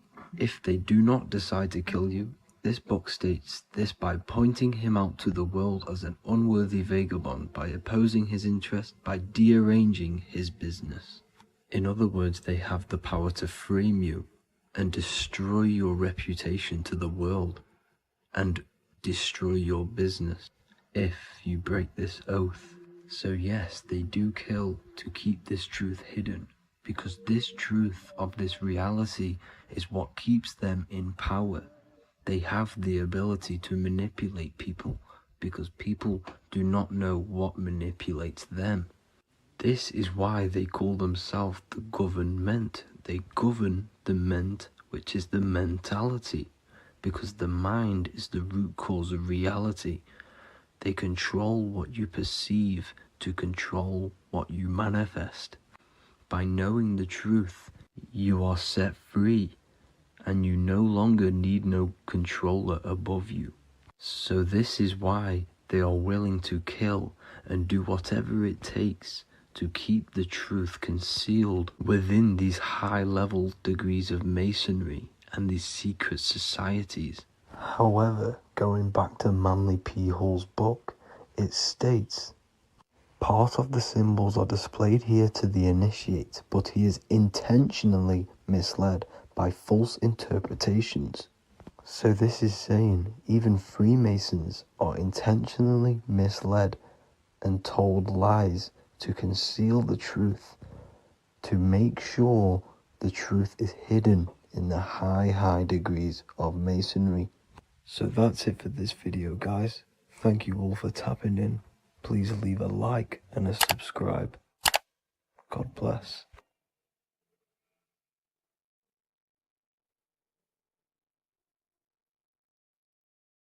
Welcome to Revival of Wisdom. Welcome people. We're back with another video. Please make sure to hit that like button, subscribe, and turn on notifications to never miss a video. The Earth is a giant torus field consisting of a positive and a negative pole. The Sun being the cathode with a positive charge, and the Moon being the anode with a negative charge. This is why the Sun rules over the day, giving you lots of energy, and the Moon taking your energy from you, making you go to sleep. Now, the plane that we live on is called the plane of inertia, and at the center of this plane of inertia is the North Pole. This is where the two electromagnetical energies meet. Now, this is where the most electromagnetic energy is stored. This is why all compasses will point north, because it's the most magnetic place in this reality. So the Sun and the Moon is spinning around this center point, which is stirring the ether of this reality and making everything move in circles, meaning this is a cycle. Everything's recycling itself. It's an organic simulation. The ancients also knew about this sacred land at the center of this reality, known as the North Pole.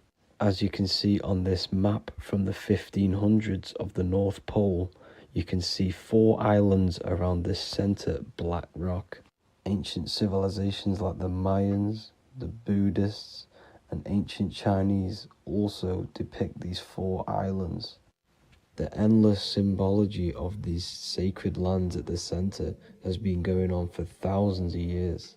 These sort of secrets are now kept by the elites, but as always they have to show the truth in plain sight, and this is what they are doing with the Windows symbol and also the Wizard of Oz. Now in the Wizard of Oz, as you can see, there's something called Munchkin Land.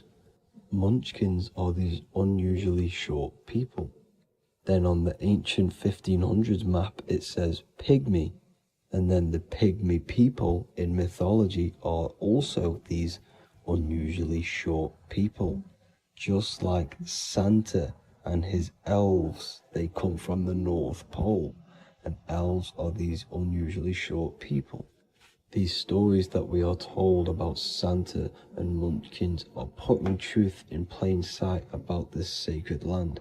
This sacred land at the center of the earth is where the aurora borealis comes from and is being emitted from this black hole in the center, also known as the black sun. The aurora borealis is the earth's aura, hence why it has the word aura inside of it.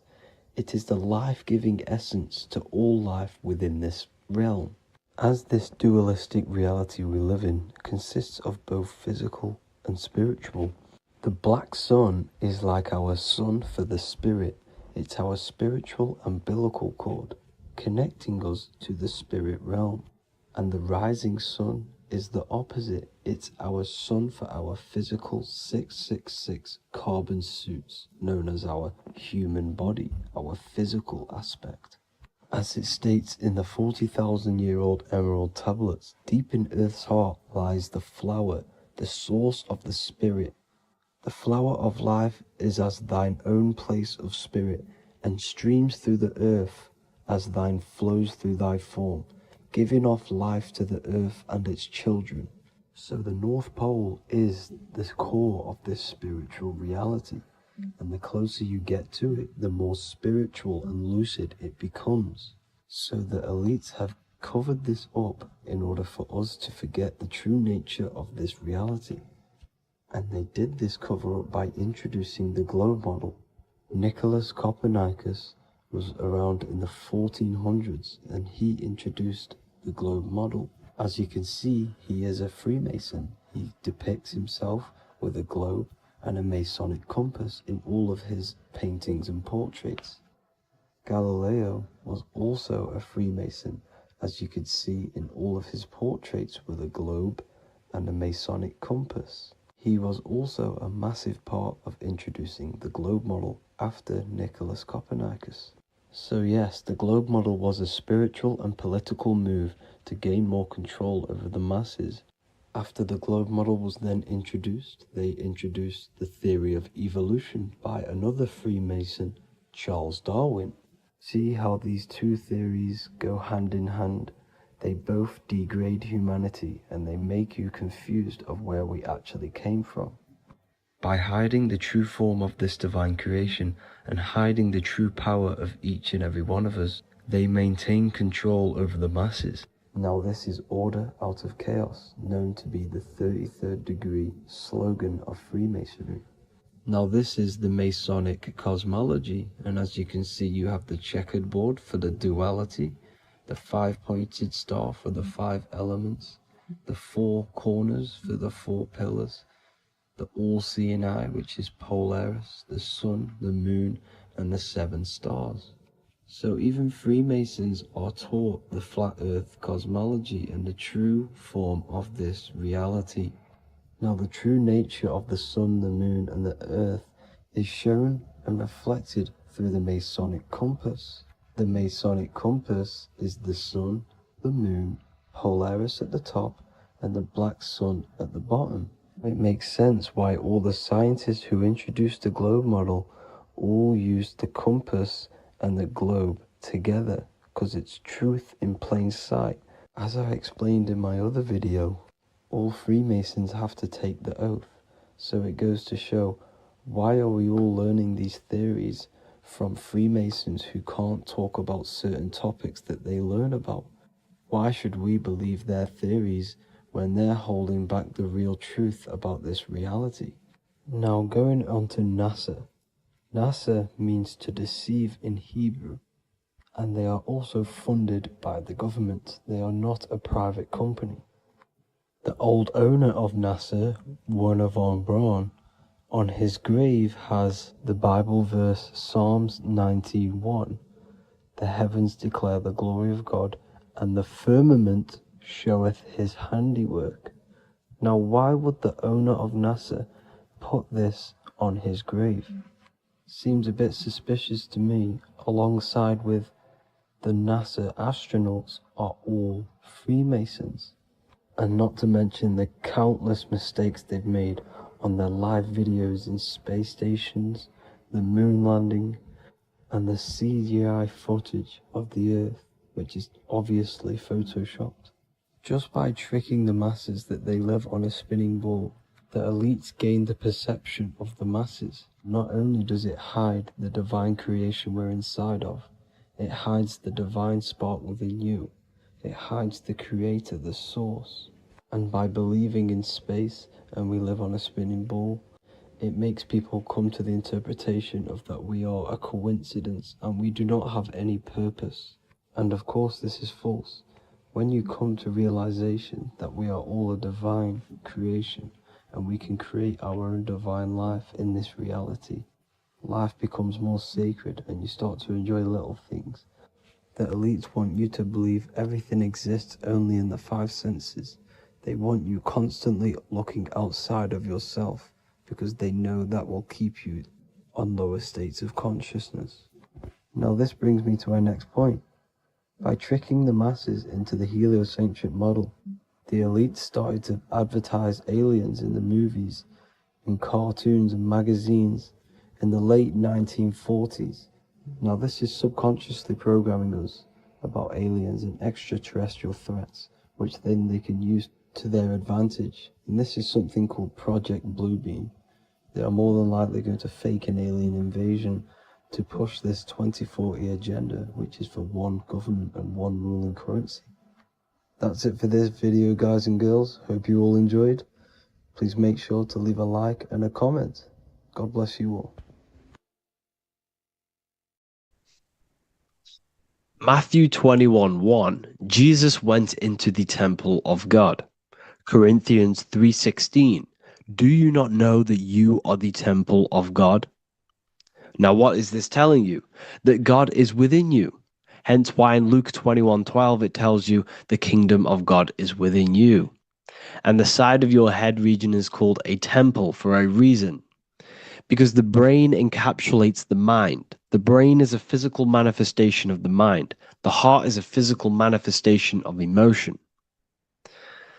So we have these different layers of our consciousness. We have an intellectual, communicative aspect of our consciousness, which we would call the mind. We have an emotional aspect of our consciousness, which is the heart. And to communicate with the divine, it's all to do with the mind. Hence why the ancients always symbolize the mind being God. This is why Michelangelo always placed God inside of the brain on top of Sistine Chapel in the middle of the Vatican. He understood that God is in the brain. God is within you, not outside of you. The church tells you that God is in the sky because they are creating a externalization of the truth to create a business and a distraction so that you don't find the divinity within you, so that you don't find your power. Now you have Adam, the physical man, the physical body, the ego, the lower self. And he is resting. He's not trying to reach to God, but God is reaching because the higher consciousness within you is always trying to communicate with you. It's always trying to wake you up to your divinity. But the lower mind, the lower self, Adam, the physical self, is always in ignorance of truth, always in ignorance, and stays in a materialistic way of thinking, which is the lower animal self. And this is what we call a sleep or an NPC. This is the lower mind of man. But all you have to do is to move your finger to touch God. You have to look within yourself, within the brain, meditate, and you can find God. This is why in the Bible we see many references to the human body and anatomy to truly connect with God. Kings 6:8, the door to the middle chamber was in the right side of the house. which is the right hemisphere of the brain. The middle chamber is the pineal gland, where the seat of your consciousness is, where the seat of your higher consciousness is, the mind. And they went up the winding stairs, which is your spinal column, into the middle chamber, and out of the middle chamber into the third. So they went up the winding stairs. This represents raising your consciousness up the winding stairs. Your spinal column acts as a stairway of consciousness. Depending on what sort of consciousness you are operating in, depends on what part of the spinal column you are using. Because the spinal column ascends and descends consciousness. What do I mean? If you are in a reproductive way of thinking and you're always thinking about sex, you're jerking off all the time and you're always eating, all of your brain's power and your mind's power is being descended into the lower aspects of the spinal column, which represents hell, the physical state of man, Adam, the ignorant state. We're basically living off low-level pleasures like an animal. And the stairway to heaven is your spinal column. They went up the winding stairs into the middle chamber, which is your mind, your pineal gland, and out of the middle into the third stage of consciousness, physical, etheric, astral. When you meditate and you start to raise your consciousness during meditation, you enter the astral plane when you turn off thought. But this is the middle chamber inside of the brain. Here we see another painting inside of Sistine's chapel of God inside of the brain. This is the brainstem. This is the brain. This is the frontal lobe. This is the back lobe. This is the back lobe. This is the cerebellum. Here's the reptilian brainstem. Here's the claustrum. This is what we are seeing here. Anatomy. Here is another one in Sistine's chapel in the middle of the Vatican. This is depicting the brainstem. God's neck looks exactly like the brainstem. Here we see a real brain compared to God's neck, because the neck is just below the brainstem. And this is what they are symbolizing, because they knew that God is within you. God is a part of the human body. God is inside of the body, because the body is a vessel for consciousness, for universal consciousness. Inside of you, inside of me is the same spark of consciousness. And this same consciousness is spread out into every living essence, because everything comes from the one source, the one God, the one consciousness. Matthew 6:22-23. The light of the body is the eye. If therefore thine eye be single, thy whole body shall be full of light. Practicing the single eye. What is this? This is meditation.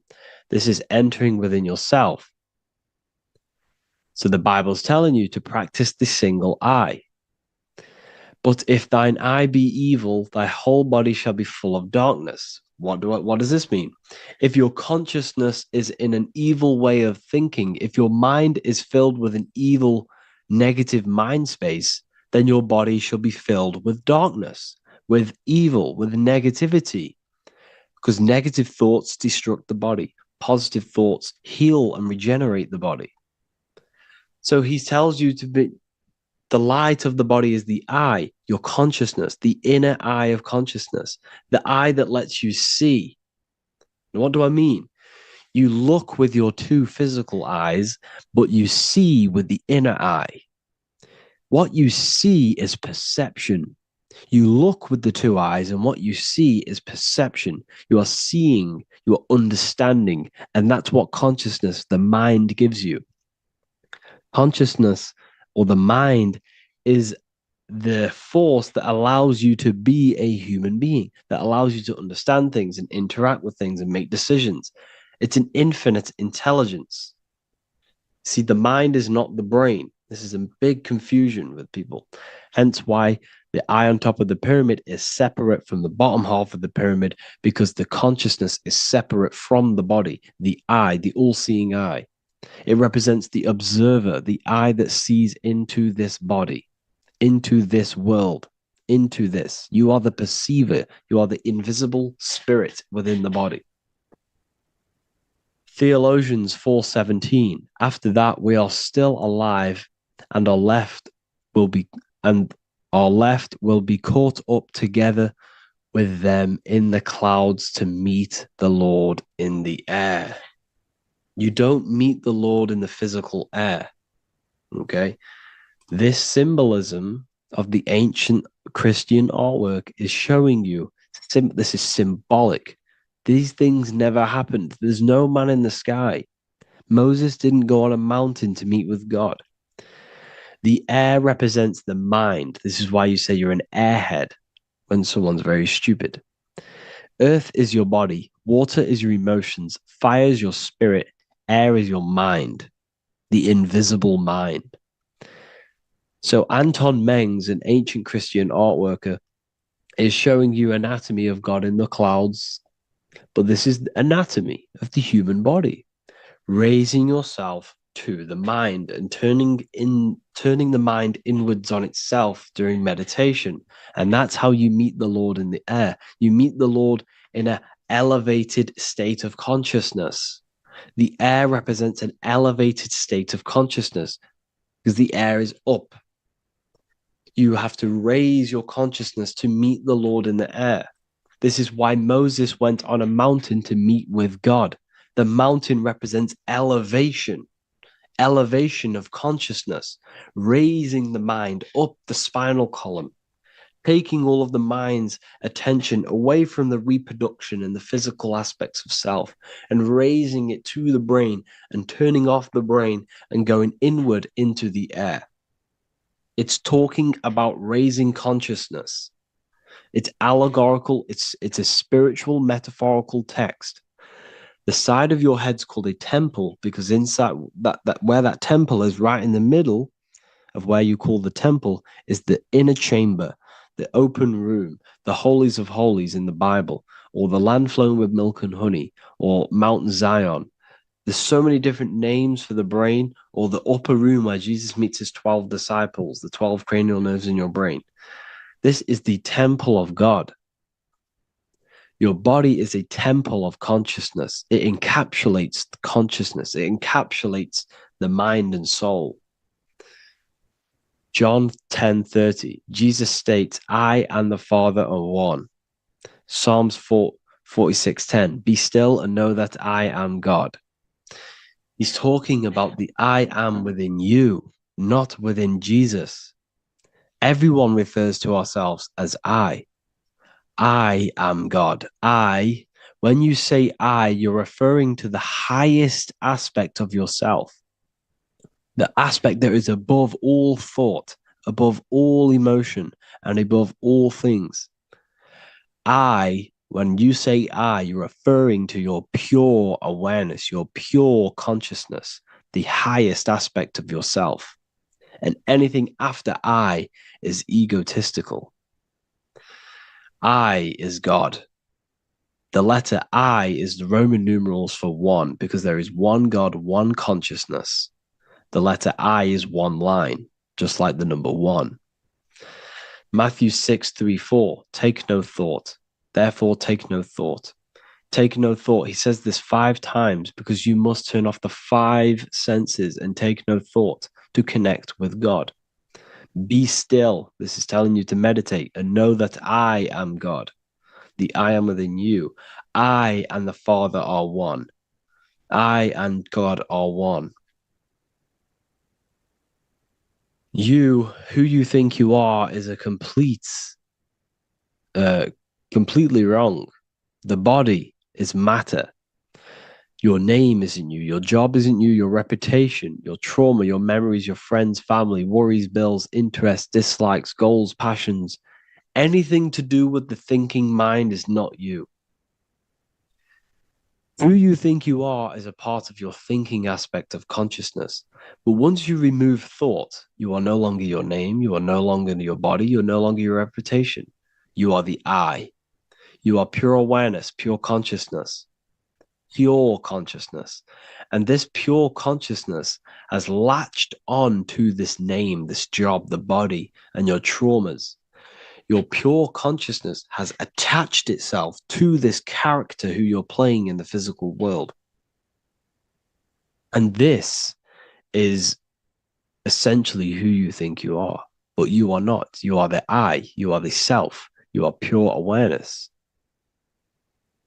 So, in order for you to detach from these things, you must learn how to detach from your name, your job, your reputation. And you do this through meditation by turning off the thinking mind.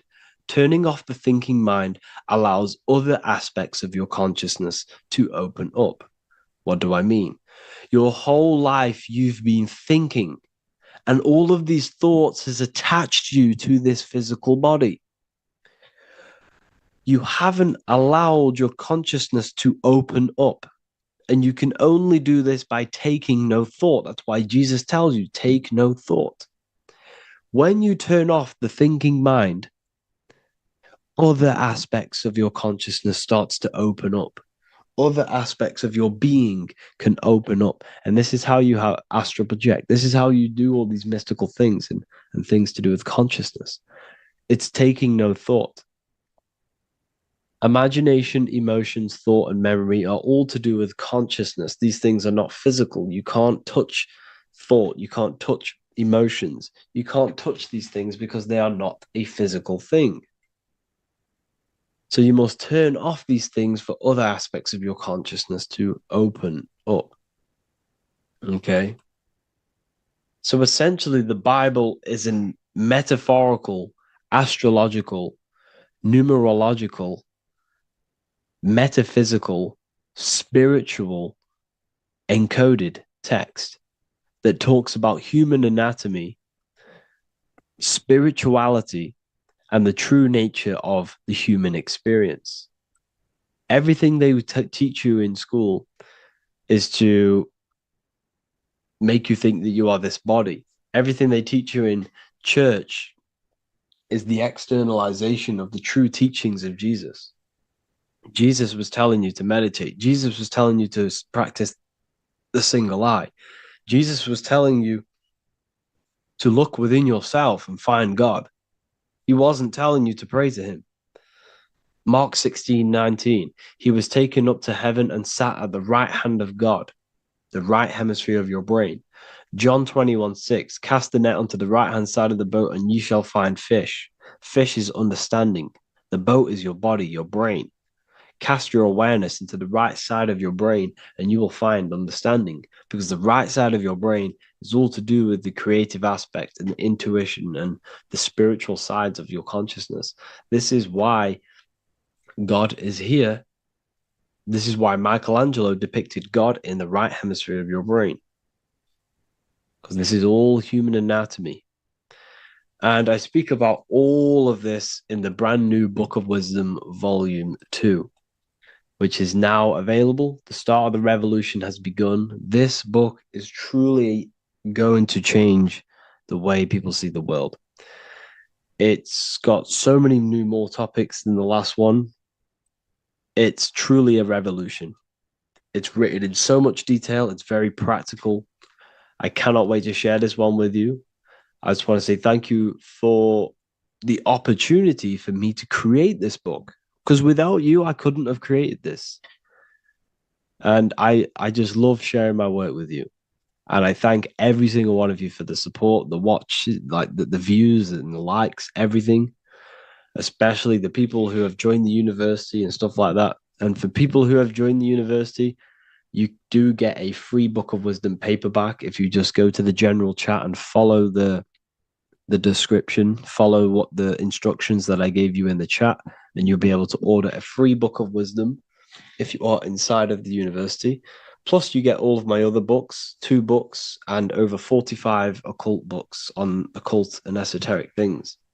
You get lectures, live calls, a community, a manifestation mastery course, and a whole library and reoccurring updates every month, every week.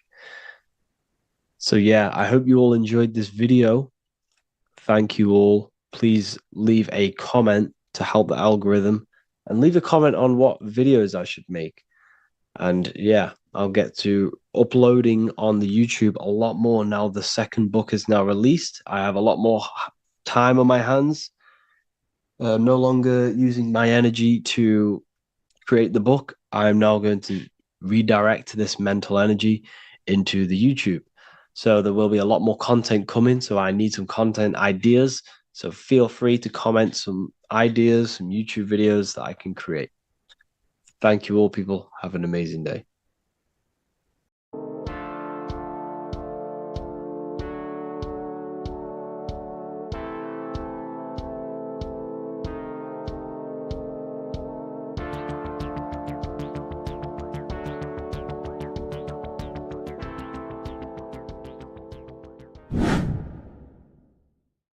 What is good, people? It's Revival of Wisdom. Today we're going to be talking about Saturn. I've done this video in the past. However, this video is going to contain a lot more in-depth explanation of Saturn. So the 33rd degree Mason, Manly P. Hall, said, Saturn is the key to crystallization, physical matter. Light is matter, matter is light. They are interchangeable. Low vibrating light turns into matter, high vibrating matter turns into light. And Saturn is the god of this world, this physical world. He crystallizes light into matter. This is symbolized as the Masonic checkerboard, matter and spirit, matter and light, light and matter. He's also the god of time, destruction, justice. He creates and destroys, because all things in time die. He creates and destroys you. So,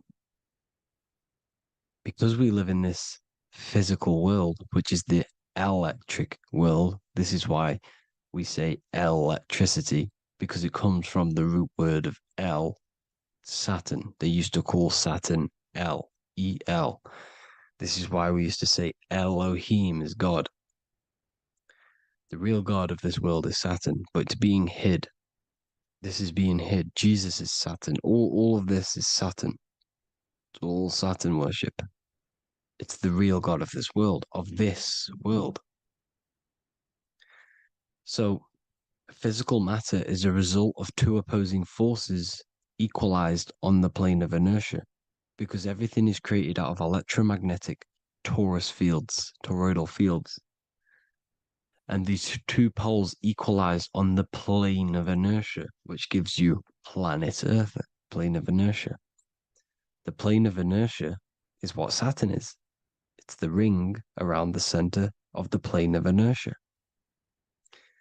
Thank you to Walter Russell saying, physical matter is a result of two opposing forces on the plane of inertia.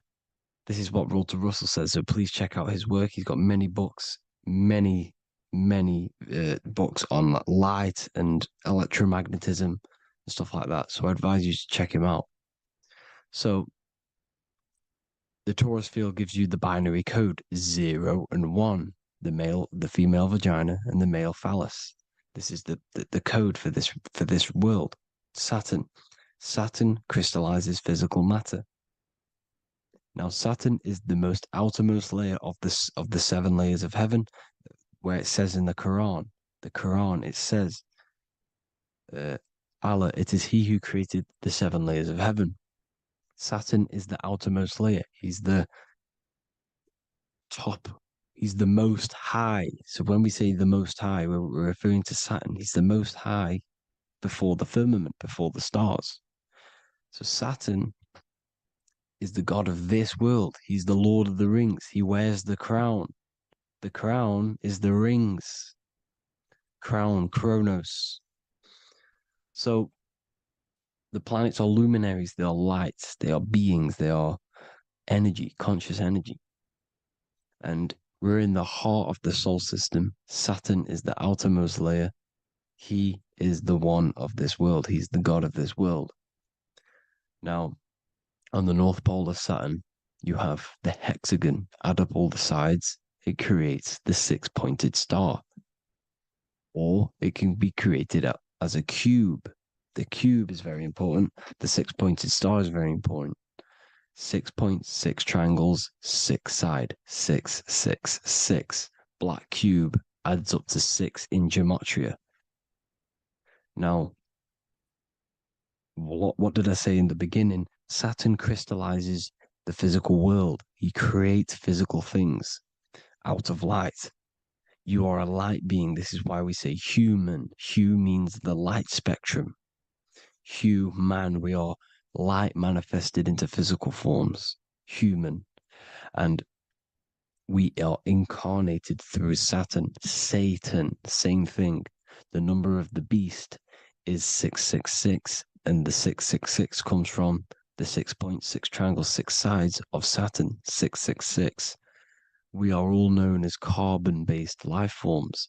Carbon, the atomic structure of carbon, is 666, 6 protons, 6 electrons, 6 neutrons. We are materialized into our physical bodies through Saturn, through the number of the beast. These bodies are the beast, it's the animal. The divine, the Christ, is the consciousness within, because you are a physical, spiritual being combined into one, hexed into one. Hexagram. This is a hexagram. You're hexed into physical matter, spirit and matter, light and dark, combined into one. Now you contain of the mark of the beast, the mark of your body. Your body's the beast. It says in the Bible, Satan, who is the god of this world. This world. There are many different worlds, but this world is run by Saturn, and it says that in the Bible. Saturn is Satan. It's the same thing. And look at the crown of thorns are wrapped around the heart. The soul is in the heart. The mind is in the brain. The soul is wrapped around the rings of Saturn. You're wrapped in physical matter. This is what it's showing you. This is symbolizing the rings of Saturn wrapping you. And the cross on top is the cross of the cube. The cube, the black cube of Saturn, unfolds into a cross. So Satan, who is the god of this world, Corinthians 4:4 in the Bible, Satan, who is the god of this world, has blinded the minds of those who don't believe. Saturn blinds your mind because the god of this world materializes you, and he blinds your mind when you incarnate into physical matter. When you enter this soul system, not the solar system, you hit Saturn first. He materializes you. And look at the symbol for Saturn. This is the symbol for Saturn. All of the planet symbols are created out of the Holy Trinity. The Earth, Moon, and Sun. Body, mind, and soul. The sun is your soul, the moon is your mind, the earth is your body. Your body's made out of the 5 elements. The sun is your soul because the sun is life force, gives life to everything. Your sun is a soul. Your soul is the sun of your body. The moon is the mind. The moon is the moon of your body, the mind of your body. Intelligence. So all of the symbol of the planets are created out of these. The Saturn symbol is created out of the Earth cross, matter, and the moon crescent, moon, mind, matter over mind. This is why Satan, who is the god of this world, has blinded the minds of those who don't believe. He blinds your mind. Look at the symbol, it's showing you. The Saturn symbol is matter over mind when it should be mind over matter. So we descend into a soul system, into our 666 Saturn carbon suit bodies, and we are matter over mind. Then we have to move up the spine to go back up to spirit, to mind over matter, where you manipulate your own reality. Now look at this. It creates the number 5. 5 is the number of change. You're moving from this side of the number sequence over to the right side. You're moving from the spiritual into the physical world. You're incarnating into the 5 elements, the 5 senses. So the cube, the black cube of Saturn, is another major symbol. Very important symbol. Here you see the cube, and the color black is associated with Saturn because Saturn's associated with death. He creates and destroys. Light and dark. Death is associated with black, spirit, because you can't see spirit, which is blackness. So the black cube is Black because Saturn rules the nighttime, which is dark, blackness, and he rules the winter, which is death, blackness. So Saturn is the black cube. Cubes have 6 sides: up, down, right, left, back, and forward. Cubes are 6-sided. Everything is 6-sided inside of this creation because you're incarnating, you're materializing, crystallizing into the cube, the world of the cube. Everything's a cube, everything's got 6 sides. Here's Leonardo da Vinci showing you that you're in the cube. Leonardo da Vinci did this famous painting. You're in the cube, you're hexed into physical matter, where you're incarnated into the 3rd dimension, the 3-dimensional world, which is a cube, 3D. And black cube adds up to 6 sides of the black cube. The Kabbalah means cube god in Arabic. And look at what they do. They worship the cube, the black cube, and they stand in rings like the rings of Saturn. Australia, Denmark, Manhattan, Santana all have these black cubes. You go to New York, you will see the black cube there as well. These black cubes are everywhere because it is the real God of this world, So look at the cross. The cross unfolds into the cube. Xbox, Nintendo GameCube, Sega Saturn, anything to do with a simulated gaming reality, they put Saturn in it because we're in the simulation of Saturn. This is a simulation. And this is why they reflect this through the Xbox, GameCube, Sega Saturn, anything to do with gaming, simulations, is all Saturn. Because we're in the cube of Saturn, the black cube. We're in the GameCube, the Xbox, the Sega Saturn. As above, so below. So they reflect it through the simulations that they create inside of this simulation. Cubes have 8 points for the 8 points of time and space. 8 is the number of time. Everything's cycling, infinity. So look at the cube. The cube is symbolized as in Judaism. The Judays have the black cube. They wrap themselves in a black band and they cover their eyes into blackness. The black cube, for the black cube of Saturn, they use the star of Saturn and they worship their god on Saturn Day because it's all Saturn worship. And look how the Saturn god is wrapped around with these thorns or leaves, just like Jesus is wrapped around his heart. And Jesus on the cross is us on the cross. We are in the cross. We are in the cube. The cross is the cube. And the cross is even in the Saturn symbol. This is another symbol for Saturn. There's 2 symbols. You got this one, the one I've just broke down. And there's this one. This is the cross of Saturn, the cube god, the simulation, the game cube. Now, Chronos is another word for Saturn. Chronos means time. When you clock into work, you go to the Chronos machine. Well, I did anyway. And I tap my card on the Chronos because Chronos is time. Anything to do with time is Saturn. He creates and destroys. Look at the artwork of Saturn with the sand, the time.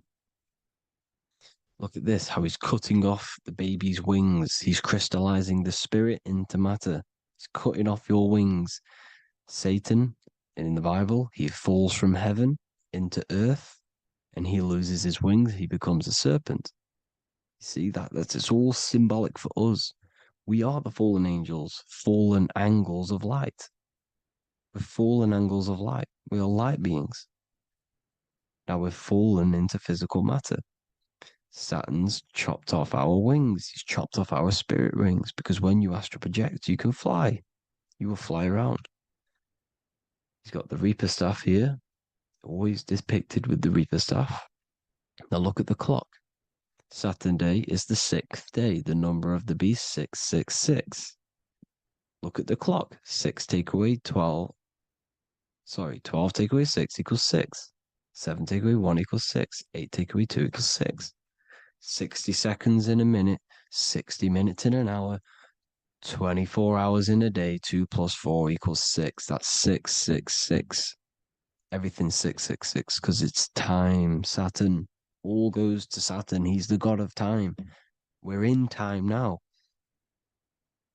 We're in time. We're in the time, which is God, the God of this world, the God of time. Now look at this. The Reaper is also depicted as the Reaper with the staff, the black cloak, black symbolizing death, spirit. Judges wear black because Saturn is the law. He's the God of this world. He's the law. This is why they wear black cloaks. When you graduate from university, you wear a black cloak and a black cube on your head. You've been hexed. Funerals, you wear black because it's all to do with Saturn, Father Time, Father Crystallization. Now, Saturn, here's another one of him cutting off the wings of a child because he cuts off the wings. He creates and destroys your body. We're in the electrical world. Everything that is electrical vibrates. All vibrations have to come back to a standstill point, which is death. This is why your body dies. Your atoms stop vibrating. Corona. Look at the crown. The crown is the corona. Corona means crown. And look at this is an alcohol brand for beer. You can see the staff of Saturn in the symbol with the moon crescent. Corona, which is the crown, Saturn, the crown on Saturn, the rings. And then you've got the staff. It's all Saturn worship.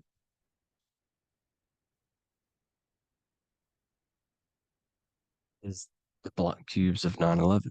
2 black cubes. This was a ritual for Saturn. It's all ritualistic. And look at the Star of David, the Star of Saturn. It's not the Star of David. Creates IXXI, the sigil of Saturn. IXXI means 9/11 in Roman numerals. 9/11. It's all a ritual for Saturn, and they have the 2 black cubes of Saturn. Now look, XX. There's more symbolism of Saturn now. We're going deeper. XX is more symbolism for Saturn. The sigil of Saturn is XX, as above, so below. Same with the Star of David. You split it in the middle, as above, so below, as above, so below. XX, this is a Knights Templar Cross of Lorraine. XX, Knights Templar, high order of Masonry. They all worship Saturn. Well, Saturn's the real god of this world. X Eon with the XX. XXL magazines, which is all to do with famous rappers and stuff like that. When you die, you put XX on the eyes because it's Saturn. He's the Reaper. Is Jesus with the XX crown with the thorns around his heart, around his soul, with the cube on the top, the cross cube. Lil Uzi Vert with the XX Cross of Lorraine. Jay-Z with his alcohol brand, XX Cross of Lorraine. The X Factor with the rings of Saturn. All Saturn worship. The seal of Melchizedek is also Saturn. This is the cube. This symbolizes the cube with the 8 points for the 8 points of space and time. And this is the cube. It's another ancient symbol for Saturn. Here you see the star of Saturn with the Melchizedek symbol around it, which is all to do with Saturn. Here you see an altar, the Holy Grail, the Melchizedek symbol on it, and they're worshipping it. This is why we wear rings, wedding rings for the rings of Saturn. It all goes back to Saturn. Earrings. The 8-pointed star of the ancient Sumerians is all Saturn. It's all Saturn. So the ancients, the symbols of Saturn goes on forever. It's in all of the major corporations. You can see it everywhere, the rings of Saturn. Toyota is an obvious one. Internet, Nike, Target, Sega, Saturn. All Saturn worship. All Saturn worship. Because he is the real god of this world. Here's Kanye West's album with a Saturn here. Here's Michael Jackson's album saying X, escape. There's the X again. The X, escape. You have to escape this reality. Maybe that's what he's pointing at. Here you see it on the dollar bill, the star of Saturn. Here you see it again on the dollar bill. So that is it for today's people. I hope you all gain some insight on Saturn. Please like, comment, and share if you can. Subscribe if you like the channel. Please have an amazing day. God bless.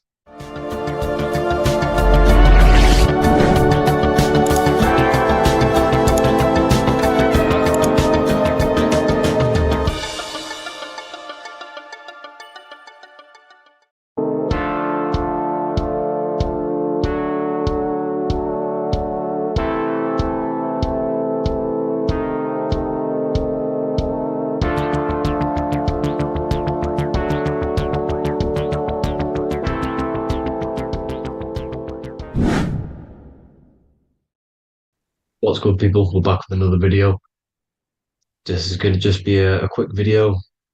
Manifestation, magic, bending reality. So let's jump straight into this. So you have a conscious and a subconscious part of your mind. The conscious is what you're conscious of, what you're actually doing, where you can choose or not. However, the subconscious is the part of your brain which is automatic. So all of the systems in your body, like the digestive system, your heartbeat, these are automatically being ran. And you do not have to tell these systems to do anything. You do not have to consciously tell your heart to beat. It's automatically doing it. And this is what the subconscious mind is controlling.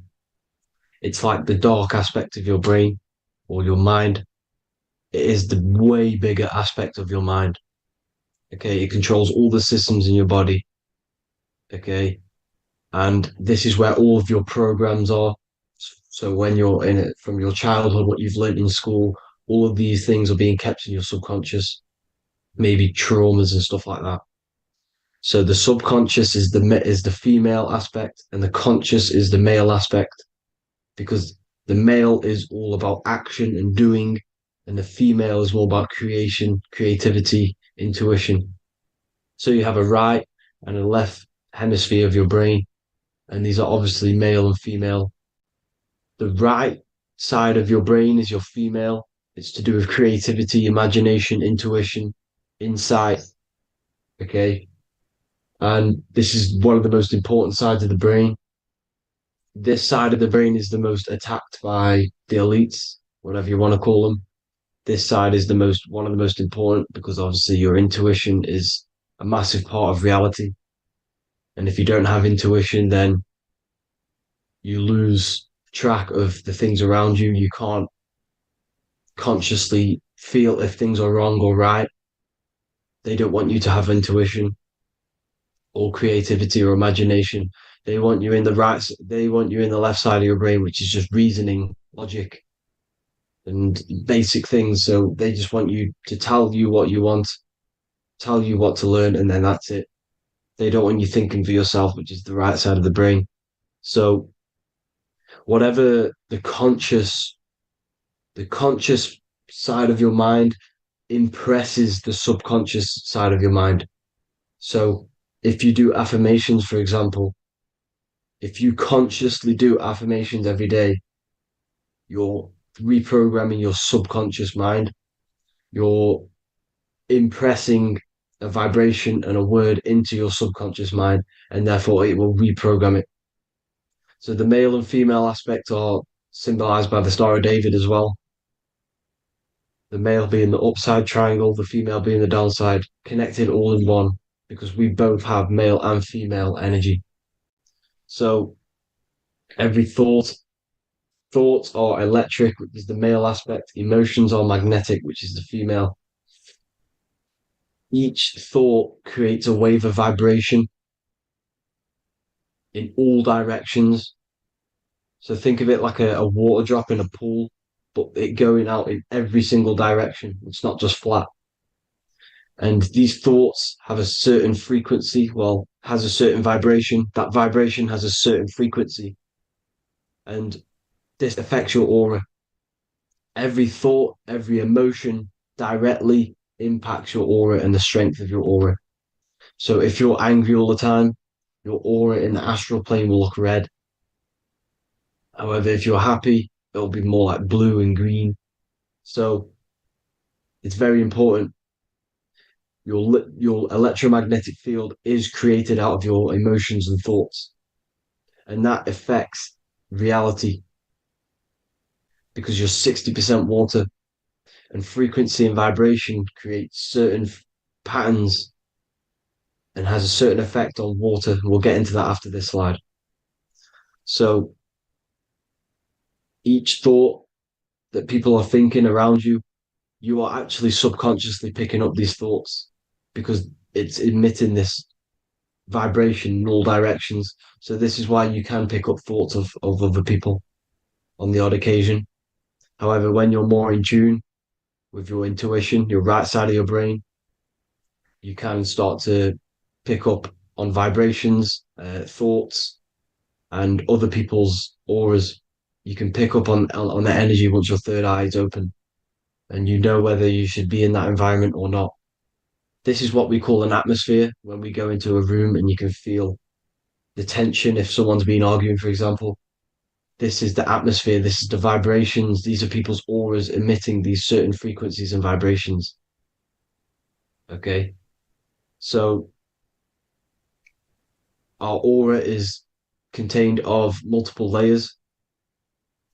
Obviously, we have the physical body. This is the electromagnetic layer. However, you have the different planes of existence, the spirit, mental, astral, etheric, and then physical. The physical is the lowest plane of existence. And the physical plane is a product of all of the planes above.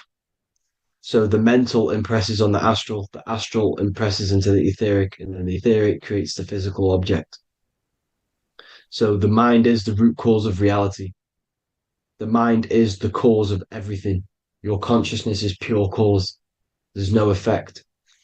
Everything you see in this reality is the effect. Everything that you experience is the effect because the root cause was the mind. The decisions you made you experience that certain experience. And that decision was created on the mental plane. And this is just pure thoughts. And thoughts are things. If it exists in your mind, it is a thing. It's a certain frequency. So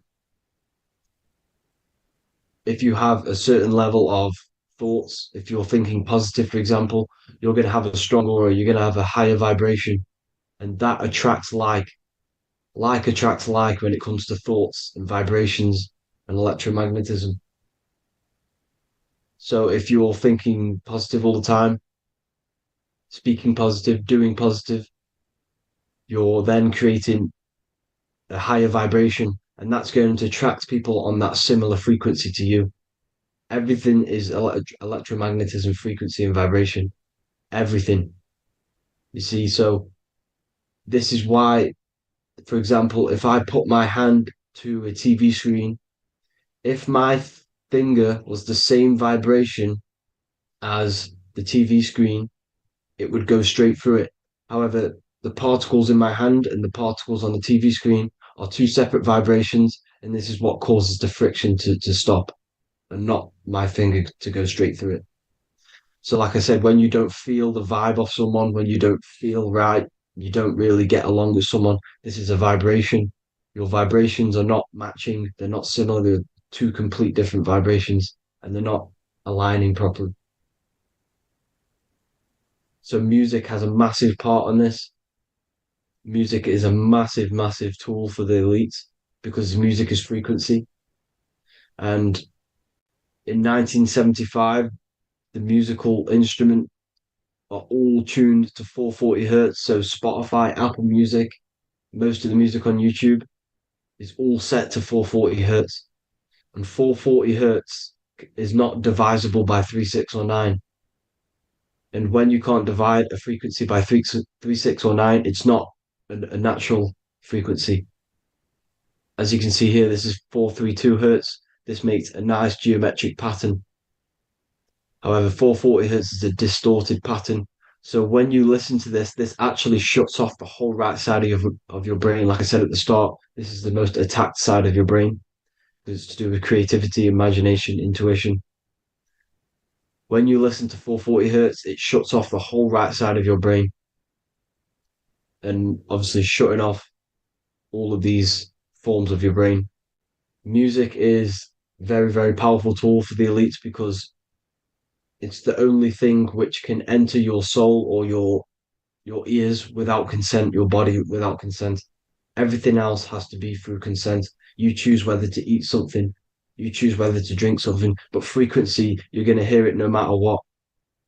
This is why it's so powerful. And music influences the body in many different ways. It's the most powerful imitator of everything. It directly affects all listeners.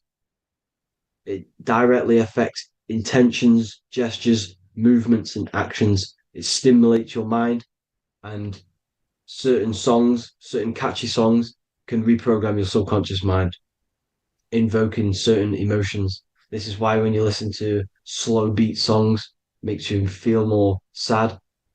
When you listen to upbeat songs, you feel more energetic. This is because these frequencies have a profound influence on reality and on how you feel. Because, like I said, you are 60% water. And as you can see here, each frequency creates a different geometric pattern. And inside of you is 60% water. So, like I said, 440 hertz is going to make a distorted pattern in your water. And this is going to have a profound effect on your emotions and your reality. So, like I said, health is not just the body. It's you are made of body, mind, and spirit. You need to look after what you put in your body. You need to look after your spirit and look after your mind. It's very important to keep all these in balance because once one of these are unbalanced, it affects the other two. So if you're eating wrong, it's going to affect your spirit and mind. If you're thinking wrong, it's going to affect your body and spirit. These are all interlocked. Uh, you have to look after them all. So it's very important you understand music. Stop listening to low vibrational music. To be honest, you want to listen to music without any sort of speaking inside of it. You just want pure uh, frequencies, which are the solfeggio scale, like one of these, for example, 432, 528 hertz. These are all good frequencies. It's called the solfeggio scale. And these frequencies make you more in tune with nature. 528 hertz is what the earth vibrates at.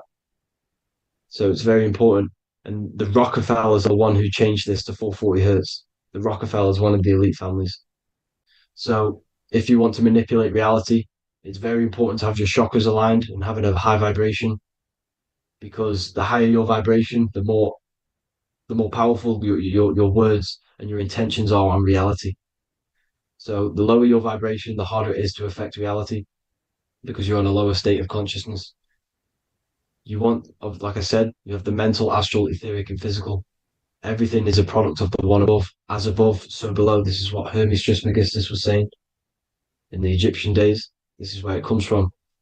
As above, so below. If you affect above, it directly affects below. So, like I said, meditation helps on this, helps align your chakras. Think positive, feel positive. Like I said, your feelings are magnetic, your thoughts are electric.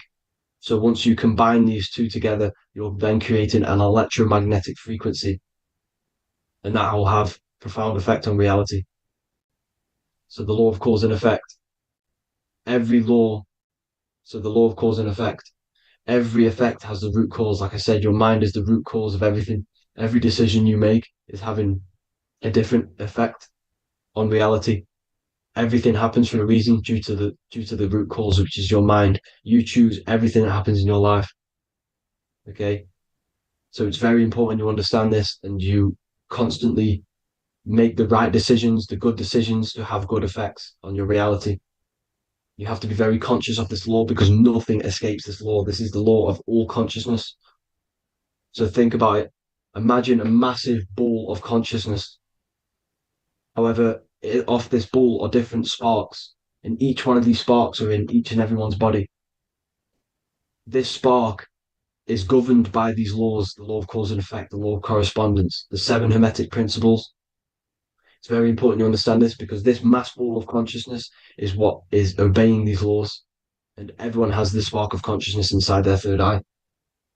And like I said, everyone is the same consciousness. This is why if you do bad onto someone else, that will directly affect your reality.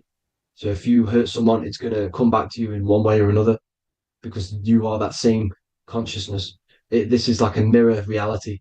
As within, so without. Whatever you feel on the inside, you're gonna see that on the outside. You're gonna experience that reality, whatever you've impressed.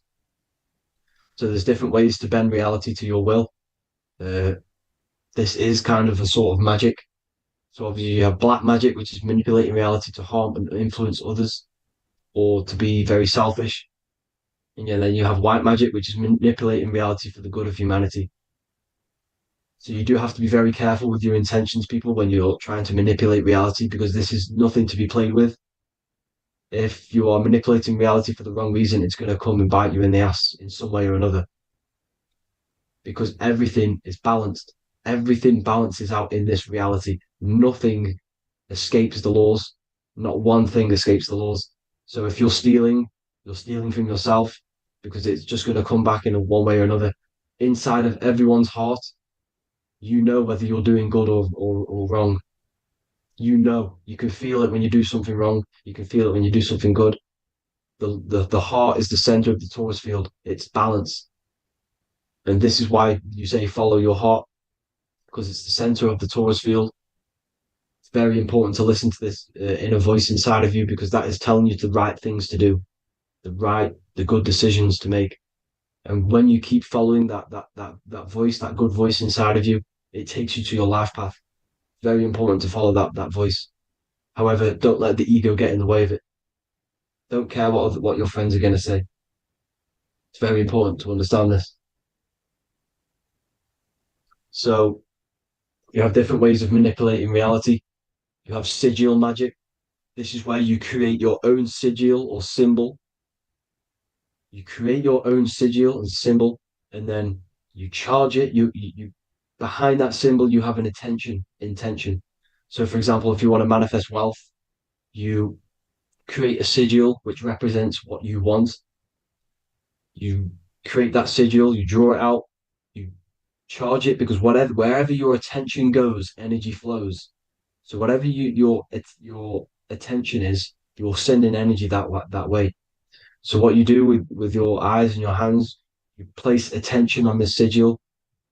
Imagine that it's glowing. Imagine that you're sending energy to the sigil, and then you burn the piece of paper once you've done this. And then after this, you meditate on that symbol. You constantly think about that symbol because that symbol is the frequency, is the thing that you want to manifest. So that's one way. Or you can just meditate on your reality. So imagine yourself having already what you have. This is what they call a mindset. You must set your mind to the frequency what you want to manifest. Okay. So if you want to manifest wealth, for example, imagine yourself being wealthy. What would it feel like? What would you be doing? Imagine a scene in your mind.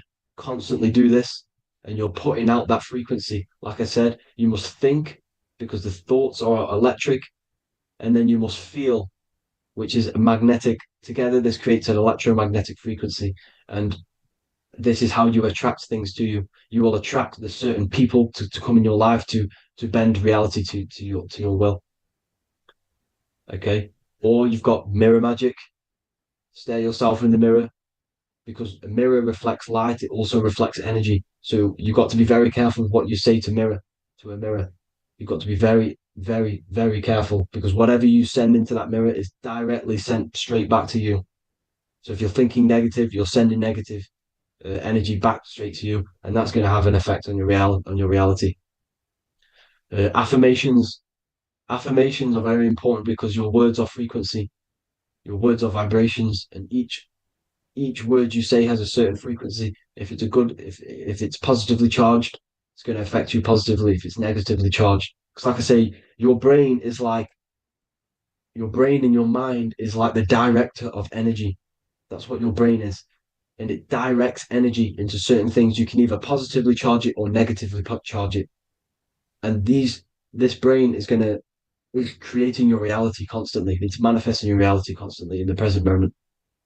So this is what the government knows. The government know your mind is the root cause of reality. This is why they call themselves a government.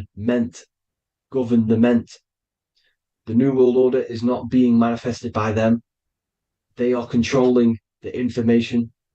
They are controlling your perception of this reality. And they know the mind is the root cause of reality. Therefore, if they control your perception of reality and your information, what you believe, you're going to manifest that information, that perception. So we, the people as a collective consciousness, are the ones manifesting this new world order. You see, so this isn't black magic. They're actually tricking us into manifesting their own their plans, this new world order. You see, this is how smart these people are. They know how to get around the laws of reality. They know how to bend reality to their will without facing the consequences. They're getting humanity to do it. You see, there is a collective consciousness. As like I said, we all have that same spark of consciousness, right? So as a collective consciousness, we are on a very low vibration at the moment. However, we are waking up rapidly. There are more and more people waking up at the moment, and light always chases away the shadow. Light is a lot more powerful than darkness, you see. So one person waking up has a massive effect than one person being asleep. It has a profound effect. Because like I say, the light always chases away the darkness. It's more powerful. The light is always more powerful. High vibrations are more powerful than lower. So that's it for this, people. I hope you all enjoyed. This is a short, quick video. God bless you all.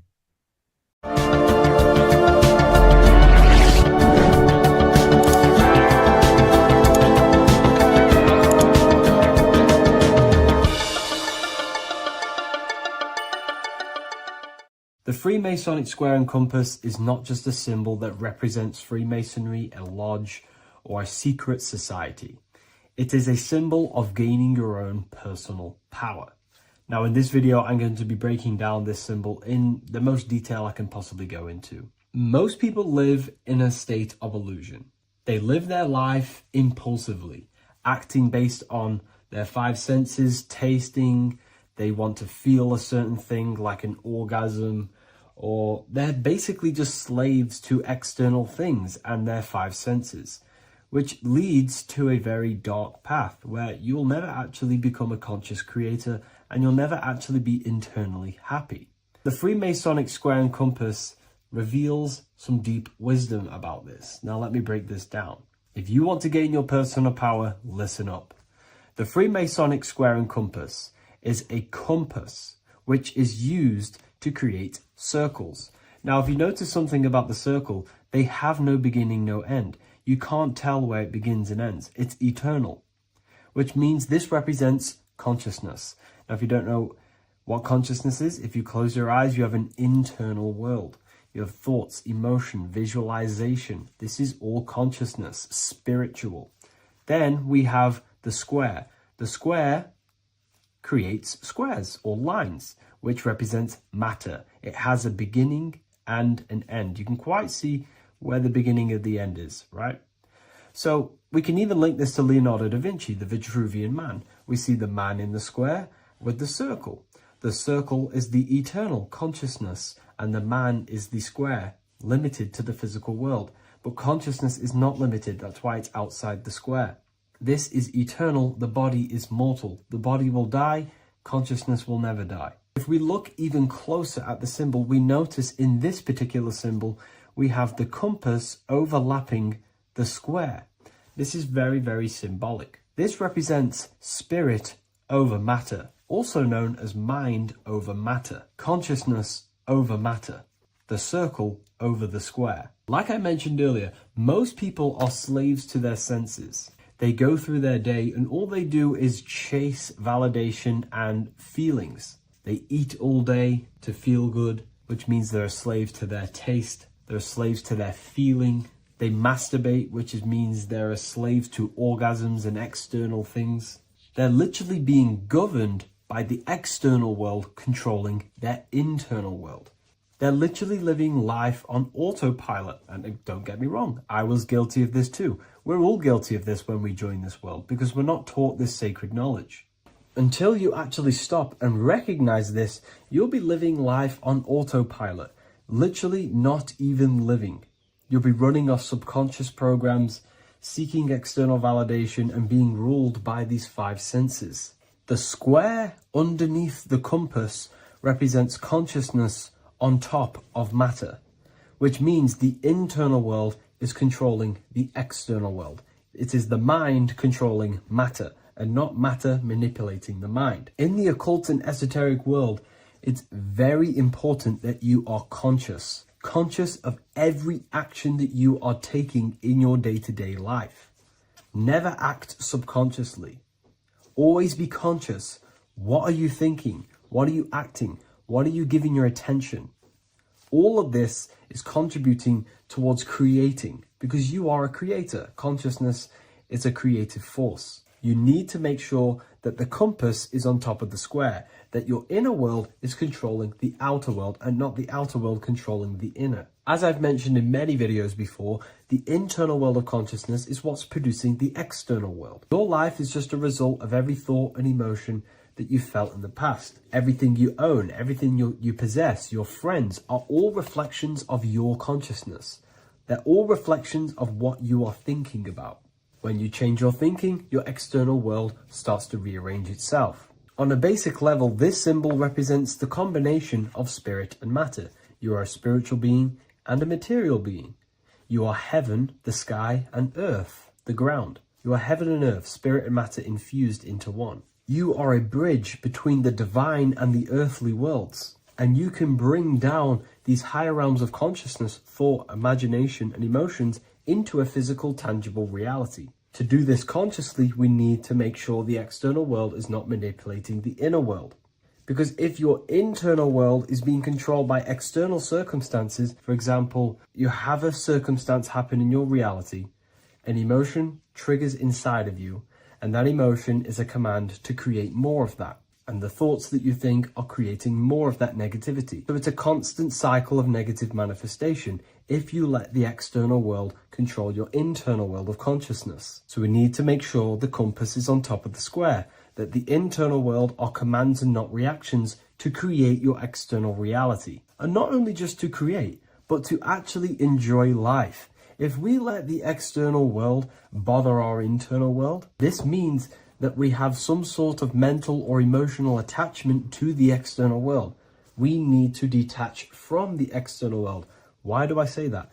Because it's temporary. It's an illusion. We are going to die one day, and none of this will matter. You need to understand that everything in this world is temporary. You have to be okay with losing things, losing family, losing things in this world, because it's guaranteed to be temporary. We need to make sure the internal world is order and not chaos, commands and not reactions. Now, at the back of the Book of Wisdom, Volume 2, the book that I've wrote here, I go over the different meanings of the different arrangements of the square and compass. Sometimes we see the square overlapping the compass, which is the opposite of what we've just broken down. Or sometimes we see one leg of the compass on top of the square and one leg of the square on top of the compass. These are all highly symbolic. When we see the square overlapping the compass, this pretty much represents the beginning of the Freemasons' journey. When their internal world is being controlled by the external, they have a lot of spiritual growth and a lot of learning and inner work to do. Now, when we see half and half, one leg of the square on top and one leg of the compass on top, this represents the Mason's gradual emergence from the material realm into the spiritual. This interplay of symbols reflects the process of gaining greater light and knowledge as the Masons ascend from material concerns towards spiritual enlightenment. And of course, we've just broken down what this means. This represents spirit over matter. They're not chasing external physical things anymore. They're actually chasing and gaining validation and happiness from spiritual growth, more knowledge, and deeper understanding of consciousness and themselves. Most people chase external material things, which actually don't make you happy in the long run. You could be given £1 million today. Welcome to Revival of Wisdom. Today we're going to be breaking down Saturn worship and how the occult are linked in with Saturn. Okay, so first of all, let's start with the celebrities. All these celebrities are doing 666. Okay, covering the one eye, which also symbolizes the all-seeing eye, which is another occult symbol. But we're focusing on the 666, the 6 with the 3 fingers. Also, we have CERN with the 666 within their logo. Also Disney, okay, as you can see here, 666 within their logo. Pepsi, Coca-Cola, and even Cadbury's. Monster Energy with the 666 in Hebrew numerals. Unleash the beast. So what is 666 to do with Saturn?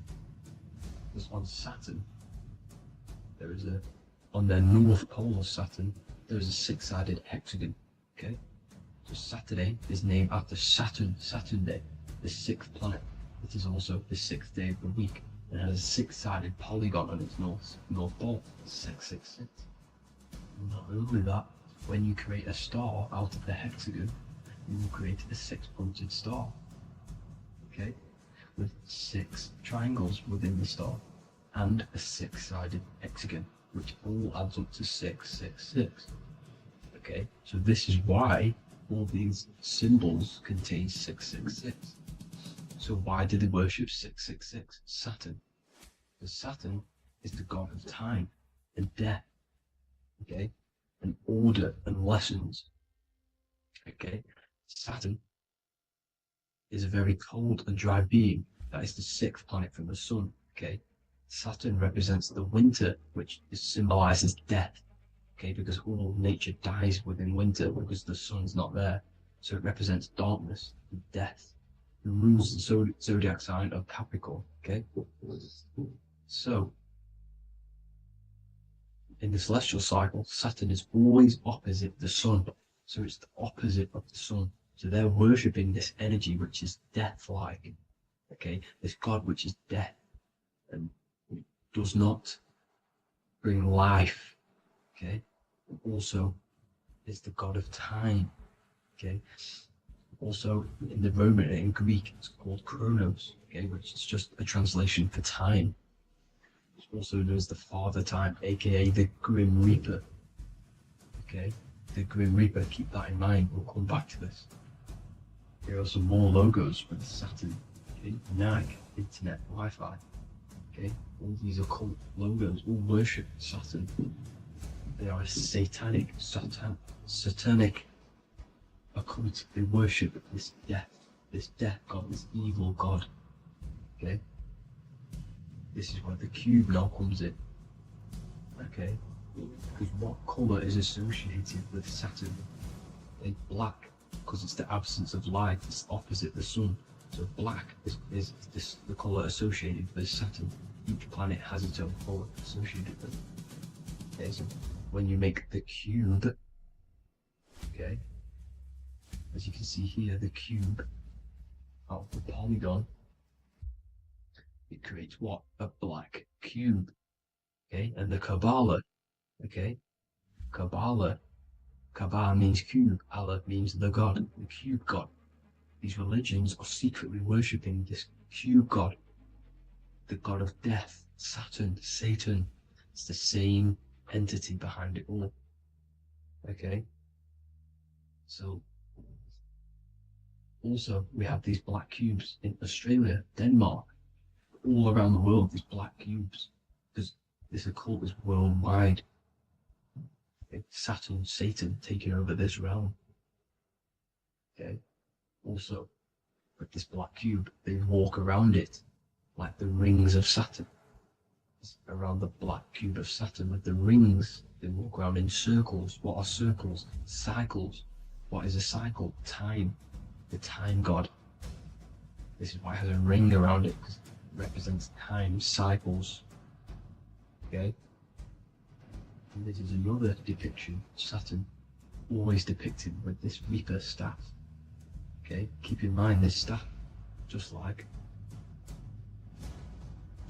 we associated with, aka the Grim Reaper.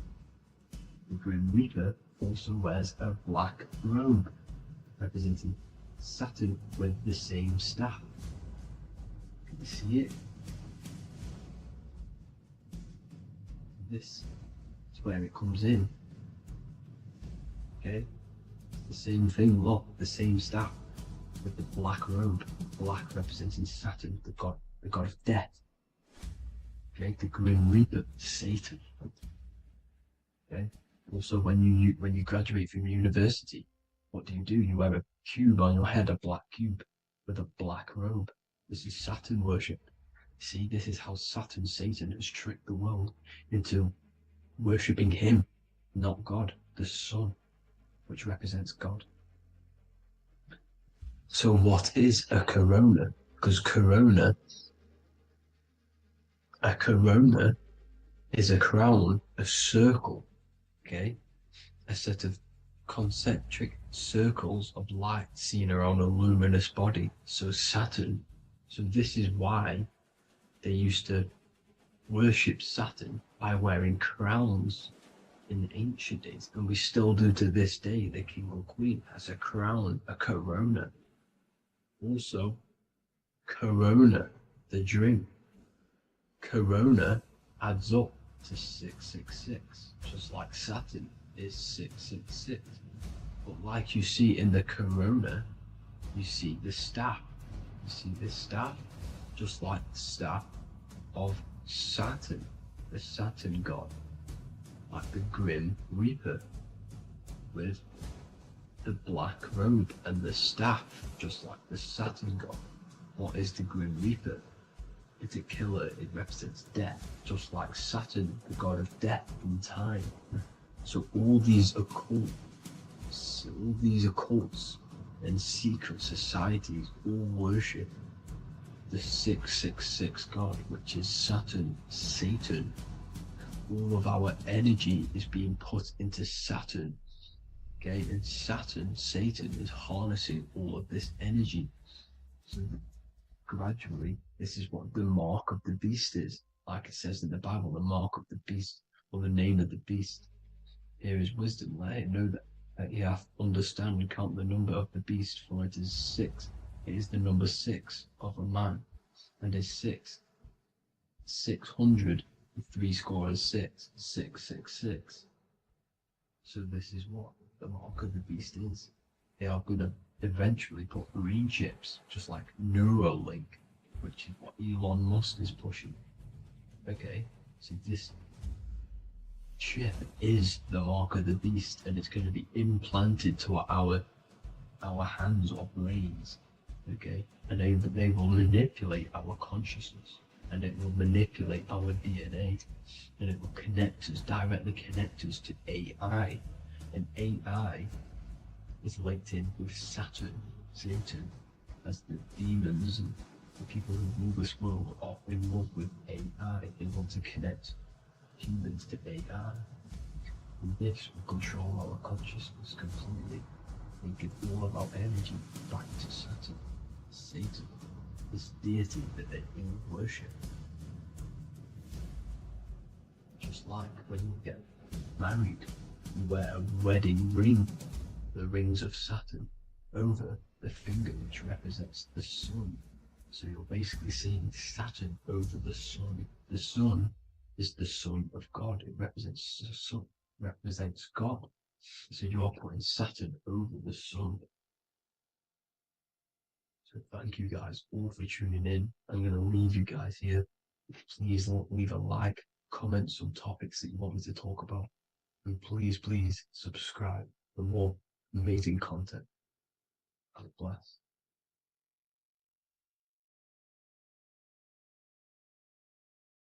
In this video, we're going to be talking about the evolution of consciousness. You are born human, however, you possess consciousness, which is the awareness behind your being, the awareness behind your thoughts, the experiencer behind your five senses, the experiencer, the observer behind your thought, emotions, and senses. You are an eye, an invisible consciousness looking through a lens which is your body. Your body produces this physical world that you experience. Your brain produces this world. Your brain and body is a technological computer. However, you are an infinite, ever-expanding consciousness behind this physical body. And there is an evolution of consciousness, a cosmic journey of expansion.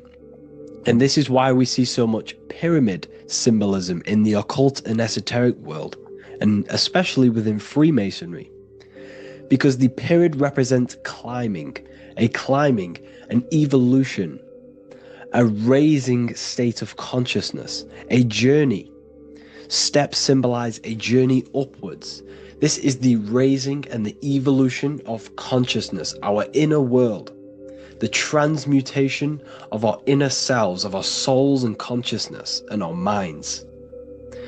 So when we see this pyramid, we're seeing a evolution, a way up to source consciousness.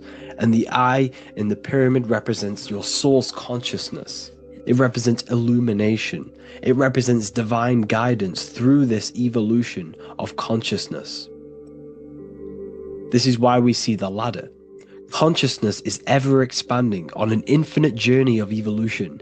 Each individual is a part of this cosmic process, contributing towards the ongoing expansion of both mind and awareness. As we evolve, we collectively explore deeper levels of existence, expanding the boundaries of thought and consciousness. The mind has the ability to expand infinitely into new realms of thought, into new dimensions of mind. The mind cannot be filled up. It is not a physical substance. The body can be filled up because it is a physical thing, but you cannot fill the mind. Therefore, the mind is constantly expanding, ever expanding into new fields of thought. So what we see in Freemasonry, the ladder, is again a journey, an elevation of consciousness. When we are born with an infant consciousness, and as we gain older, we gain an adult consciousness. Our inner world, our inner mind, and our emotional intellect changes and evolves. We are significantly different from when we were very young as an infant. It's because our consciousness evolutes, it changes, it alters like water. So just like this evolution of your own consciousness as growing up, there is consciousness of beings existing in cycles beyond our own. And their consciousness is unimaginably different from ours. They operate on a higher level of understanding and knowing, experiencing reality in ways that transcend our current comprehension. Our minds right now cannot comprehend the highest states of consciousness. There are entities, there are beings beyond our own, existing in higher dimensions of consciousness that we cannot comprehend because they have expanded. They are on a further way up the ladder of consciousness. However, we are all on the same journey. None of us can take the same journey. There is one ultimate goal, reaching source consciousness. However, this is always ever expanding. However, we are all on a different journey. There is one truth, one source, one goal. However, there are billions in different ways of reaching it, and we are all on these different paths to source consciousness, to this ladder, this evolution of universal evolution. Okay? Their awareness is attuned to new dimensions of existence, reflecting a more advanced stage in the cosmic journey of consciousness evolution. So when you take DMT, you are shot into these higher realms of consciousness where you meet these beings who look similar to these images. They are not speaking to you physically. They don't speak to you three-dimensionally through vibration and words. They speak to you mentally. If you have done DMT, then you know this. And if you have met these beings, then you know this. You might have even met some of these types of beings on mushrooms or any psychedelic drugs. Because ultimately, when you take these mind-altering substances, it's altering your consciousness. It's merging your consciousness with the spirit of that substance. And you are essentially attuning your mind to higher dimensions of consciousness. That's why we say we're getting high when we take these substances. Therefore, when you meet these beings on DMT, you are essentially meeting beings who are attuned to higher dimensions of consciousness, and they speak to you mentally. They speak to you telepathically through thought, because the universe is mental. Everything exists within the mind. The way you are now, your physical existence, is a state of mind. Mind, thought creates matter. Spirit and matter are two opposing ways of thinking. If we have a very spiritual mind, we have an expanded mind, we are a spiritual person through the mind. However, if we have a very low state of consciousness where we think about food, sex, lust, and all physical things, then we have a physical consciousness. Matter and spirit are two opposing forces, two ways of thinking. The mind attunes itself to different levels of understanding in different dimensions. So, essentially, this is what we're looking at.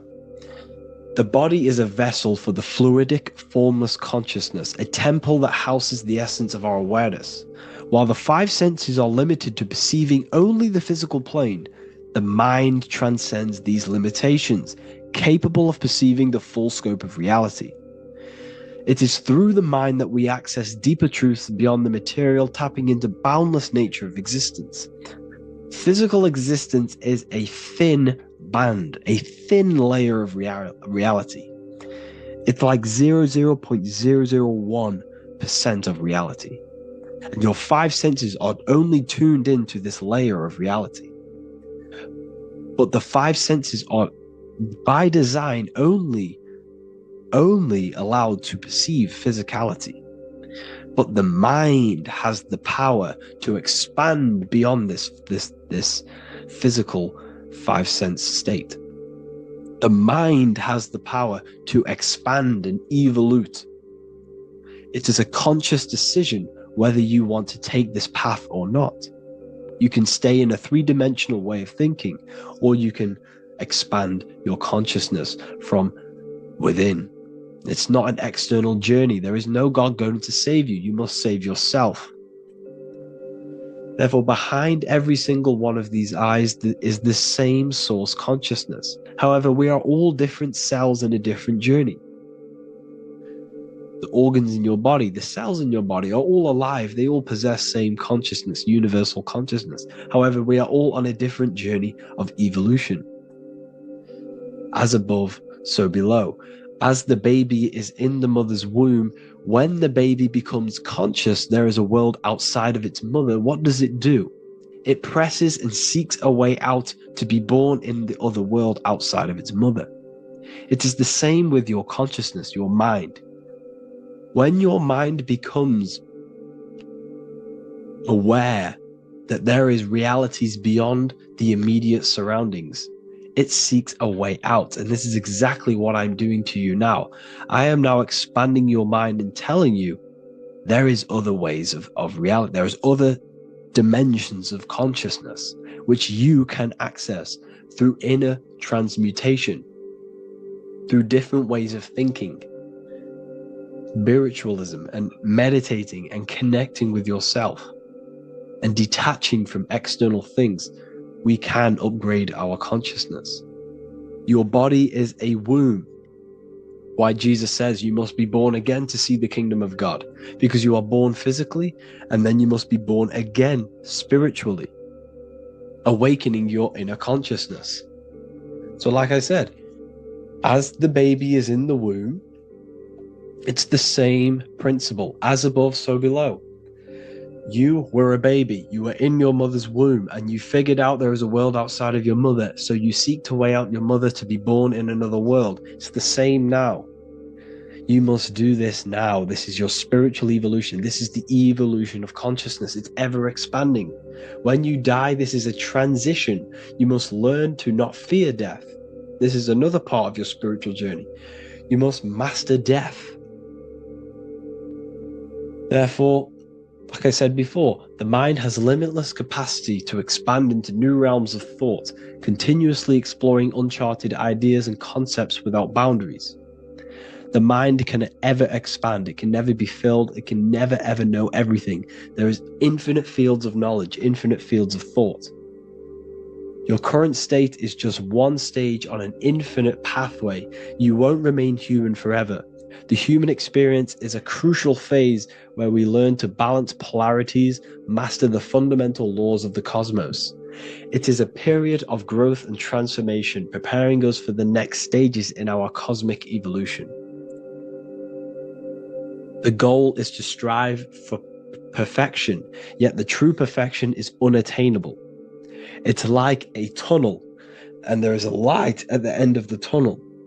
And as you walk through this tunnel, the light is ever moving backwards. You should forever seek to meet that light, but you will never meet that light because consciousness is ever expanding. You should strive for perfection, yet knowing that perfection is forever unattainable. The journey is endless, with each step revealing deeper layers of understanding and experience. The pursuit of growth and expansion is itself the essence of our evolution. You can find all of this knowledge in the amazing book that I have read for years. I have read this book, The Emerald Tablets of Thoth, the Atlantean, by M. Dorial, translated by M. Dorial.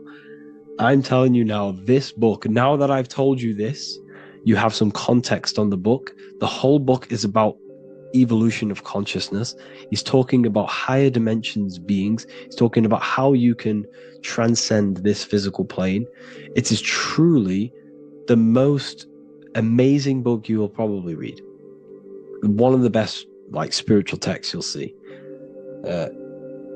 It's hard to understand, so you must read it over and over again. And the more your mind progresses, like for me, I read this every couple months.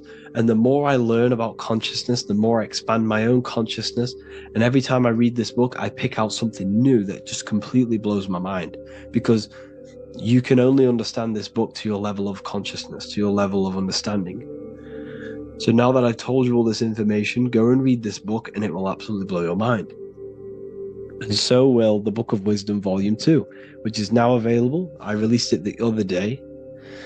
I'm just going to read a page out now. This page is called Spirit and Matter. The Earth is not merely a dense, lifeless rock drifting through space. It possesses spirit, a living essence that animates its form. But what do we mean by spirit? Spirit in esoteric terms refers to the energy, the life force, animating the principles infused in matter. So essentially, what this page is talking about is how everything has spirit, consciousness within it. You are the middle, you are spirit and matter. You have the ability to expand your mind to the God self and raise above our animal instinct, our material self, and know the divine and expand. Animals cannot do this. Animals are not self-aware. Humans possess self-awareness. We can observe our consciousness. We can say, why do I exist? We can look in the mirror and know that we need growth. And this is what Anunnaki means. Anu means above. Anu was the supreme god of the sky, which is a metaphor. He represents spirit above, heaven. Anu came down to earth and married Ki, the goddess of the earth, which represents matter. It's a myth, it's an allegory. Anu married Ki and gave birth to the Anunnaki. Spirit came down and infused with matter and gave birth to the human, which is you. You are spirit infused in matter, Anu and Ki, Anunnaki. You are the Anunnaki. And this is just one of the teachings in my book. Honestly, this book is absolutely amazing. If you truly, truly want to expand your consciousness, give this book a read. And obviously, if you're inside the university, I give you this book for free. A paperback version. If you join the university, follow the steps inside of the general chat, you'll be able to download this book. Sorry, not download it. Order a paperback for free. All you have to do is pay for the shipping. You'll also gain amazing knowledge inside of my library, where your mind will just be overblown with the amount of esoteric books. There's over 45 rare occult books, plus you get a PDF of the Volume 1 and Human Health Guide. You get reoccurring updates where I expand on symbolism, occultism, where you will just feel absolutely amazing once you understand esotericism in yourself. You'll also learn how to create the dream reality that you want with the Manifestation Mastery course, where I teach you how your consciousness creates reality. You'll have a real lectures where I post lectures on symbolism, occultism, esotericism. There's a conscious community and live calls and Q&A where you can ask me questions and I'll answer your questions. I just want to say thank you to everyone who has joined the university. Thank you for even liking and watching this video. Any support I just appreciate every single one of you. Please, if you can, leave a comment and a like on this video and let me know any videos you want me to make in the future. And I will start uploading a lot more to the YouTube. So yeah, thank you all for tuning in today. Have an amazing day. Hey everybody, welcome back to Living Life with Miss Faye. And today I thought I would talk about the Book of Wisdom, because to me, this is information that should be in every household. And you really shouldn't pass this by, because information like this may not be out here forever. But this information is so important, especially for you today, because so many things have been hidden from you about the world, about our living in the world, about our own existence. So many things have been hidden. And these books, the Book of Wisdom, this is book 1, and this is book 2. And they both are jammed with hidden knowledge.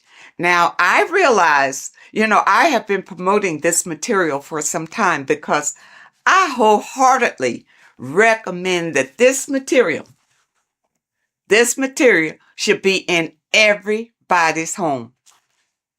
Your children should be exposed to this material, because when they go to school, they're taught one thing. They're taught to be, not to be free thinkers. They're taught to be followers in school. And this information goes into why that happens and why the system keeps you in the dark. All right. And also your religion has a lot to do with it. Now, even in your religion, a lot of things have been misconstrued, and some of it is just downright lies that have been told to you. But in this material, it tells you exactly what's going on. It really does. And it tells you the meanings behind a lot of the artwork that we've seen, and the beautiful figures and the way that the chapels are painted. There's a meaning behind all of that we are not privy to.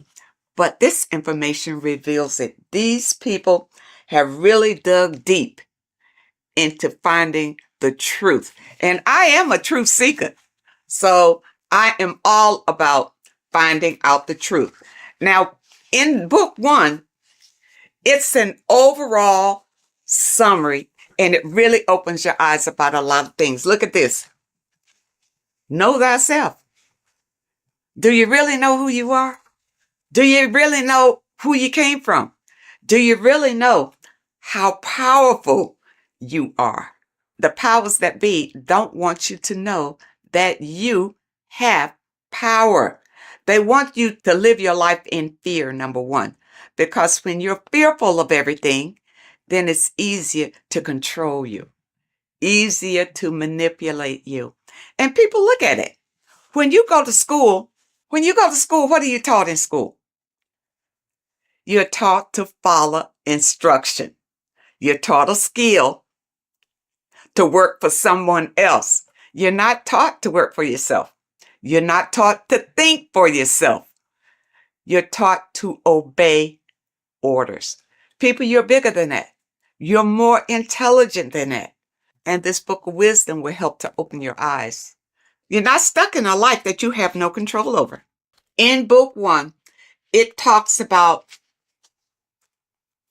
man is God made flesh, and it tells you why that is. We're all a part of the God source. That's how we were made, being a part of it. And a lot of us don't know that. We just think we're just out here flapping in the wind, and that's not true. It talks about the influence that the moon has over our lives. You know, in a full moon, you realize that there's a lot of activity that goes on during the full moon because it energizes people. You know, it energizes, and a lot of times there's a lot of crime that goes on because people are energized. They don't know what to do with that energy, but they're being affected by the moon. And it tells about Saturn and what Saturn has to do with your religion and what Saturn has to do with our existence. Okay? This book goes into all of it. And what it does, like I said, book 1 is more of an eye-opening summary of it all. And it says here, this discerning wisdom doesn't merely offer easily assimilated insights. It serves as a guide, illuminating the intricate threads weaving between our essence and the cosmic expanse. It provides an abundance of information to facilitate the evolution of your mind, your body, and your soul. This is genuine awakening. The author is Harry B. Joseph, and I know a lot of you, if you're on social media a lot or whatever, you've probably seen where he'll tell you some inserts from these books.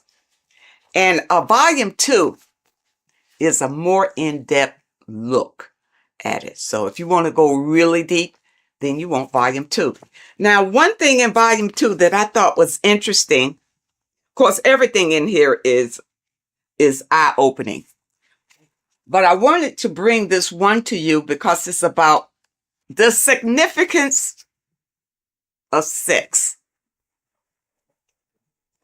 It says sex is a sacred ritual that transcends the physical realm and also takes place in the astral plane.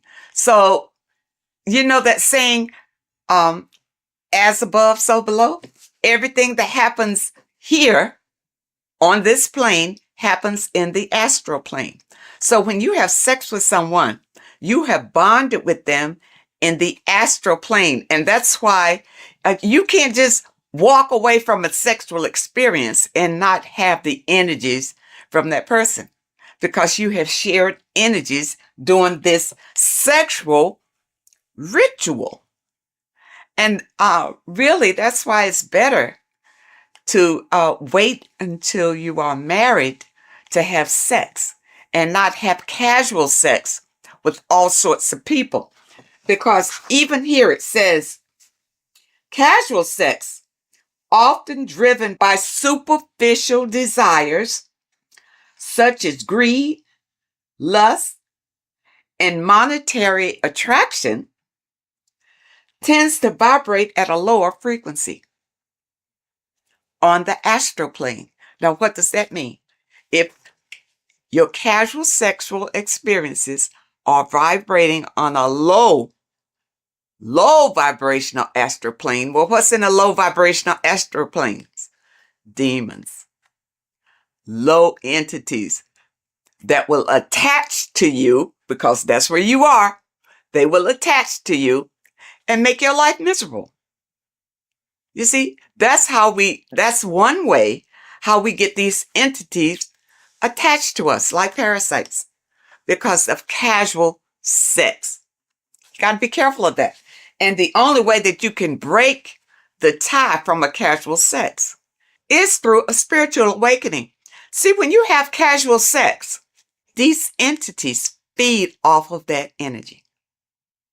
That's why they attach to you so easily. This is what you need to be aware of. And a lot of you don't understand why your lives are in the toilet. It's because of the things that you are doing and the people that you are interacting with. And if you had this material beforehand, then you would be aware and able to guard yourself from a lot of heartbreak and disappointments in your life. Because once these entities attach themselves to you, they're not bringing you any good. They're going to bring you harm. Okay? And devastation. You don't want that. When sexual activity is engaged from a place of love, deep passion, and high vibrational energy, it fosters a protective and positive atmosphere. Protective and positive. When you engage in a sexual experience and you both love each other, it's genuine love. Okay? That's what you get. Not when somebody's fooling you and tricking you and making you think that it's love. And as soon as you've had sex with them, now they disappear. Now they have nothing to say to you. Now they'll tell you that they didn't want to get involved. You know, they're not looking for a relationship, that sort of thing. Well, no, that's still low vibrational because you didn't wait until you got to know the person. Just had sex with them. Don't do it. And when you have a love-based connection, elevates the energy, creating a shield against negative influences and ensuring that the experience aligns with higher spiritual principles. Okay, and that's what you want. See, this book goes into everything, and it goes into the foods that you should be eating, the foods that you shouldn't be eating. And it goes in a lot of Masonic symbolism because the Masons have been ruling for a long, long time. And we're not aware of it. It just passes us by, you know, because we are in survival mode. And the powers that be have put us in survival mode. We hardly have time to just enjoy our lives because we have to work for the elites. Work hard for the elites, you see. But if you have knowledge and understanding about how they maneuver and how they manipulate and control you, it will help you to improve your own life. In this book, you will discover more than just knowledge. You'll unlock the mysteries that lie beyond the veil of the ordinary. Dive deeper into the cosmic currents that flow through the universe, guiding your mind, body, and spirit toward a higher plane of existence. People, you don't realize how powerful you are because you have been dumbed down from the time you got here and made to believe you don't have any power. There's an external God that you must pray to for forgiveness of your sins, for anything that you desire in your life. You pray to that God, and that God will deliver it to you. Now, has it happened? Have you received all that you desire from the God that you have been worshiping? If not, maybe you need to know the truth about things. Maybe you need to look deeper into things. Now, it also talks about symbolism, and symbolism is everywhere. But many times we don't understand what the symbolism is. And we see people doing these mantras, and we think, it's evil what they're doing. What they're doing is calling in power from the entities that are around them, because they understand that we are all energy. And they do these mantras to bring in energy, whether it's for confidence, whether it's for strength, endurance, or whatever. That's why you see a lot of celebrities doing these mantras that you think is evil, because you don't know, because your mind is closed and you're living in fear of everything. You don't understand, but you see them progressing and doing better and better and better and doing all these evil signs. These signs are not evil, number one. They're not evil. They have learned how to manipulate energy to their benefit. And you don't know how to do it. That's why you need the information. You need the information to learn how to manipulate the energy that's already here to better your life. The first book will open your eyes to it. When I first got this, I tell you, when I first got this book, I was so impressed by it. I bought my people a book, sent them a book, whether they can understand it or do something with it or what. But I think it's so important just to have it in your home, because somebody is going to pick it up and this information will resonate with them and put them on a path of enlightenment. And those of you who have your book, spend a little time every day reading and understanding, because there's so much information, even in the first book, that it will take you a while to go through, where you can understand what it's saying in every page. The advertisement on social media talks about this book. He goes through some key points, but don't think that he's covering all of this information.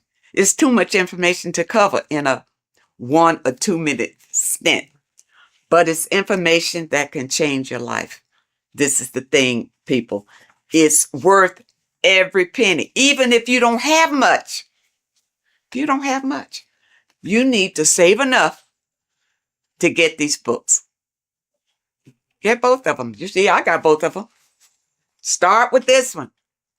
If you never dug into this kind of information before, start with this one.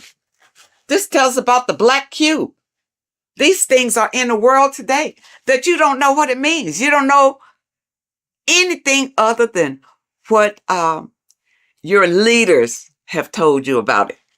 Well, who's to say they're telling you the truth about what it is? Okay? It's all here. Okay? All here. It talks about the scam. It talks about scams in here.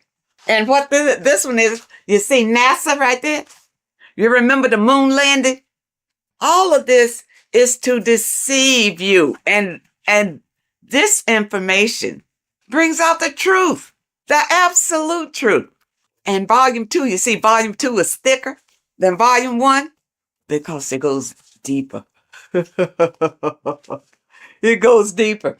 And even if they come out with a volume 3, I'll be ready for that one too. This one opened my eyes to so many things that I had questions about, as far as heaven, hell, the gospel, the Bible. For a long time, I just rejected the Bible totally. I rejected it because the stories in the Bible didn't really make sense to me. It really wasn't logical. Going through this material, I realized that the Bible is written in parables. All right. It's like morals to a story. It's like lessons that you learn from the stories that they tell. Okay? Because think about it. In the Bible, it says that, the apostles wrote these chapters in the Bible. During those days, those apostles couldn't even read or write. So how they write that? Okay. But from whichever documents that they pull certain information out and put the Bible together. All right. But the Bible, and I'm going to use this little slogan that I heard that I really like. The Bible is basic instructions before leaving earth. It's not for you to take the stories literally. It's to take the meaning behind the story and apply it to your life. And because many of us have not read the Bible, and many of us have. The Bible is written in a way to it's hard really to understand. That's why you go to Bible study, so somebody can tell you the meaning of it or what. And most of the times when you go to Bible study, they don't know any more than you do. They haven't ventured out into research to know exactly what those scriptures mean. In this information, it goes through it. It goes through your scriptures and tell you what it really means. Okay? And it leaves no stone unturned, really. And it opened my eyes so much to the Bible until now I can embrace it. I can embrace the Bible because I understand that these are stories for you to learn from. But you got to understand the meaning and what it means. For instance, water is emotions. Okay, it's not just water. It stands for something. It stands for your emotions.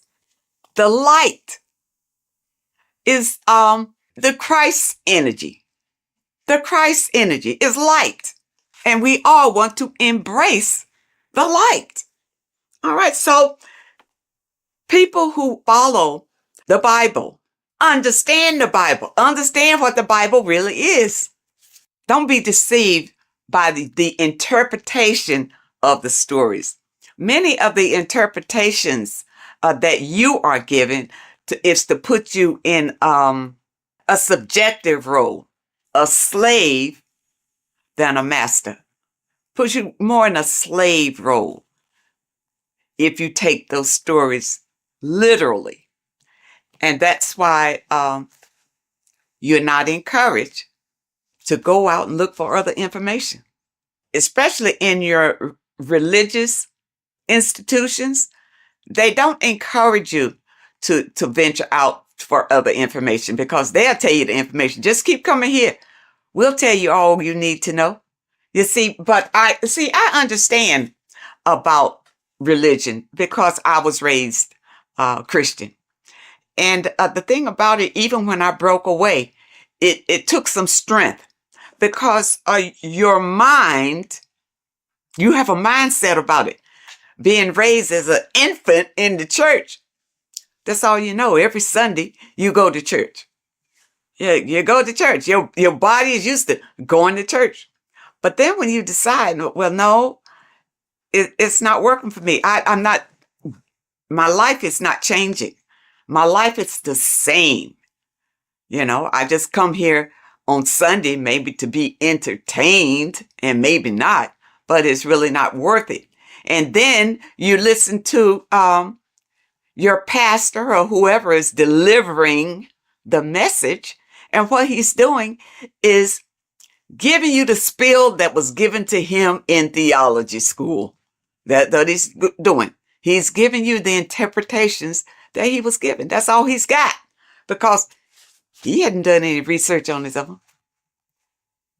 He didn't know any different. You see? And there are many people out here who feel like ignorance is bliss. I know you've heard that. Ignorance is bliss. No, it's not. Especially in today's world with so many changes coming down the pike, and fear is leading it.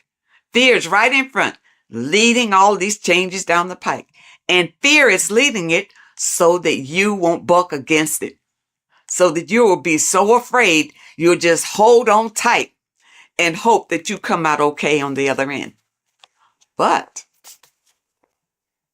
if you get this material under your belt, it will give you strength and a way to grab the power that you have inside of you so that you won't feel desperate and you won't feel afraid. You'll feel empowered. And that's what we all want. That's why I feel like everybody should have this material in their home.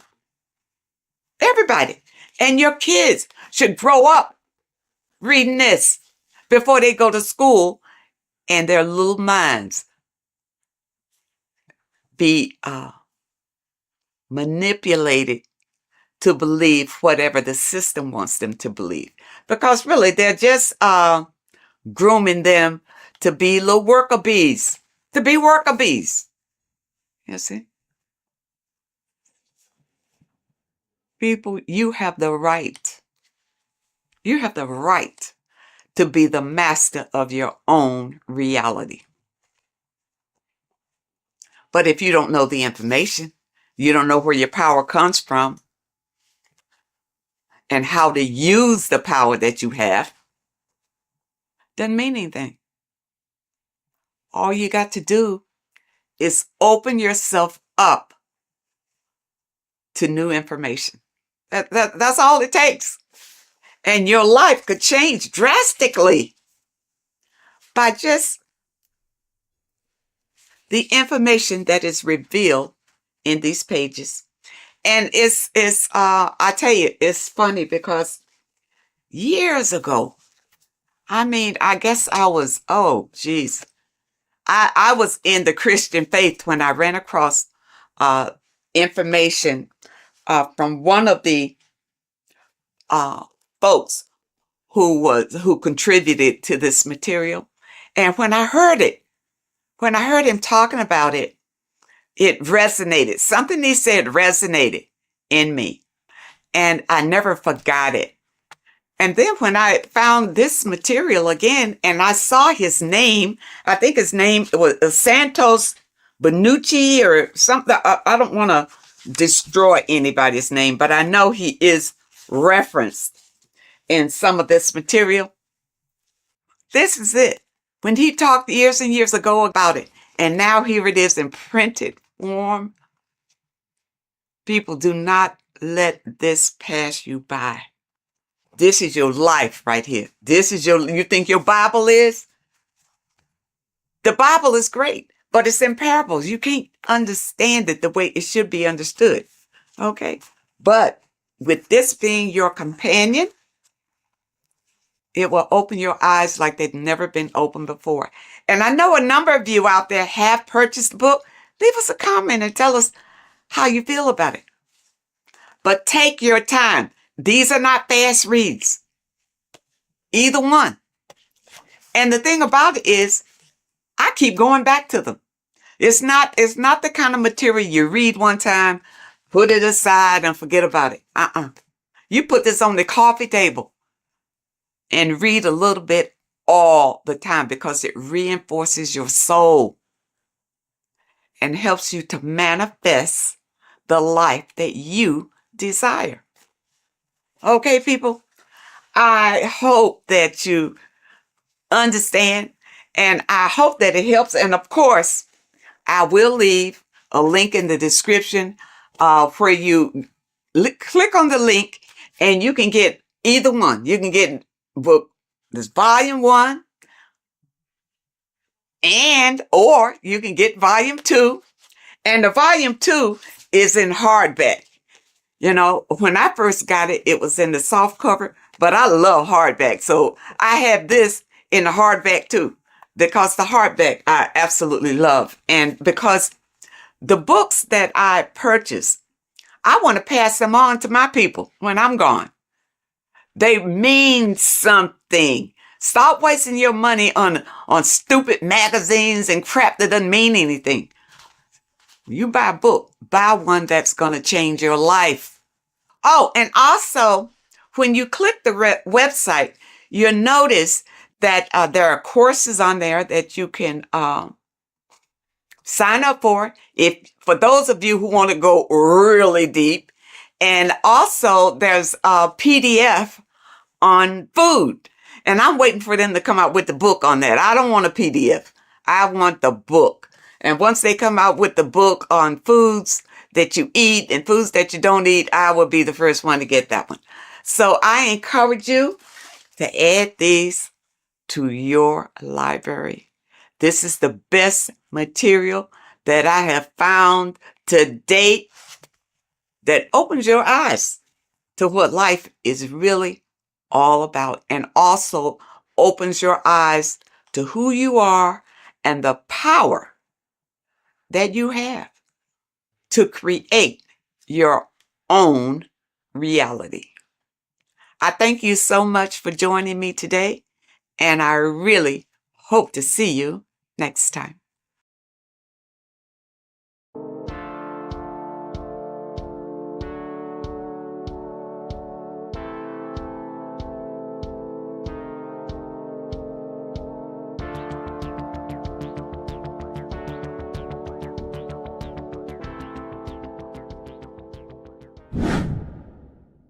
Welcome back, people, to another occult lecture by Revival of Wisdom.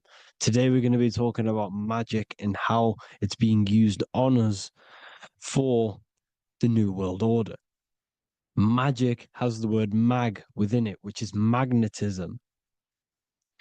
Magnetism is the force.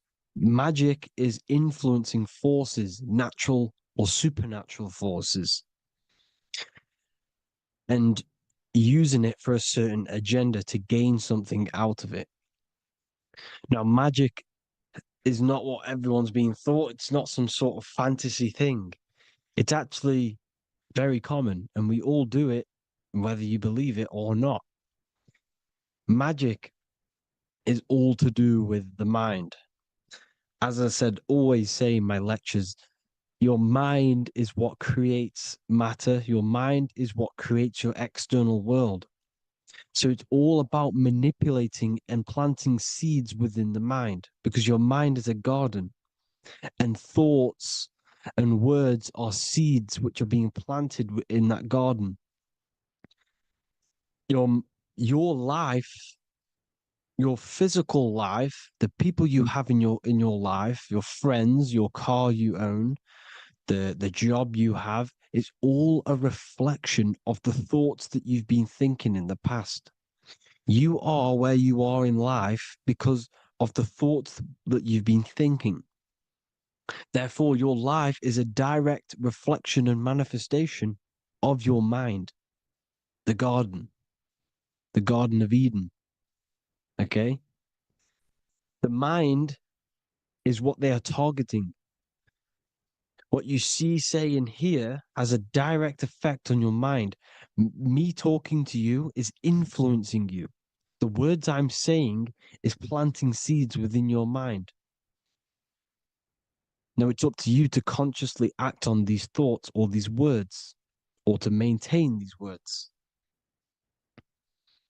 As above, so below, as within, so without. What's inside of me is outside of me. What comes into the storehouse comes out of the storehouse. You have the left, you have the right, you have the up and you have the down, as above, so below.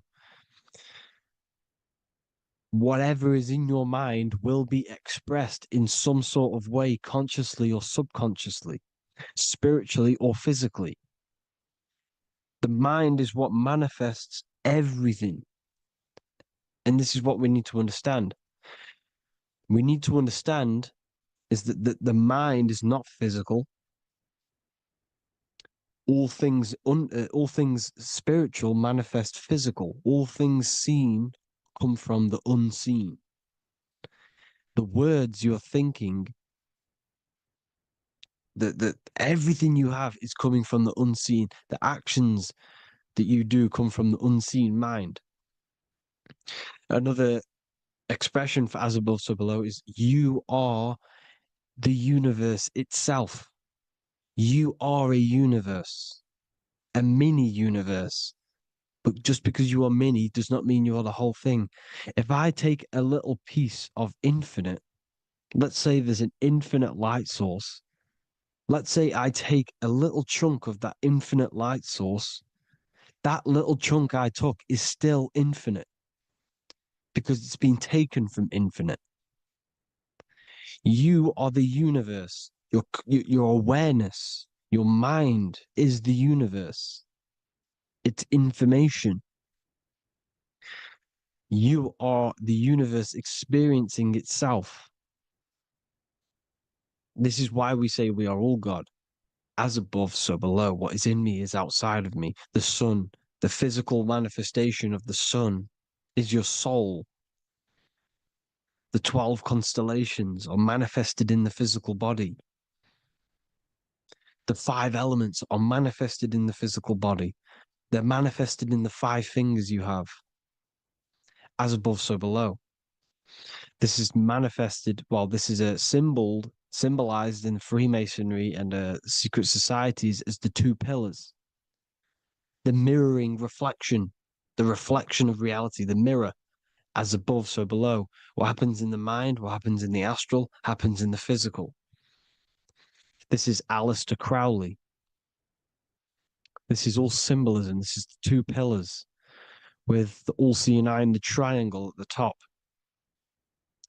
Aleister Crowley was a master magician, very powerful dark magician, black magician. There's 2 types of magic. You have white and black, just like the checkered board, the Masonic checkerboard. You have white and black, you have good and evil.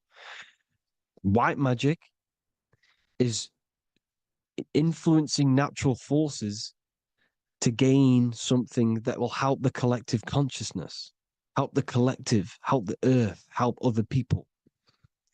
Black magic is something you manipulate something so you can get something personal out of it. Doesn't matter if it's good or bad. It's still considered as black magic because you're being selfish. Everything you do should be contributing towards the collective consciousness and helping others.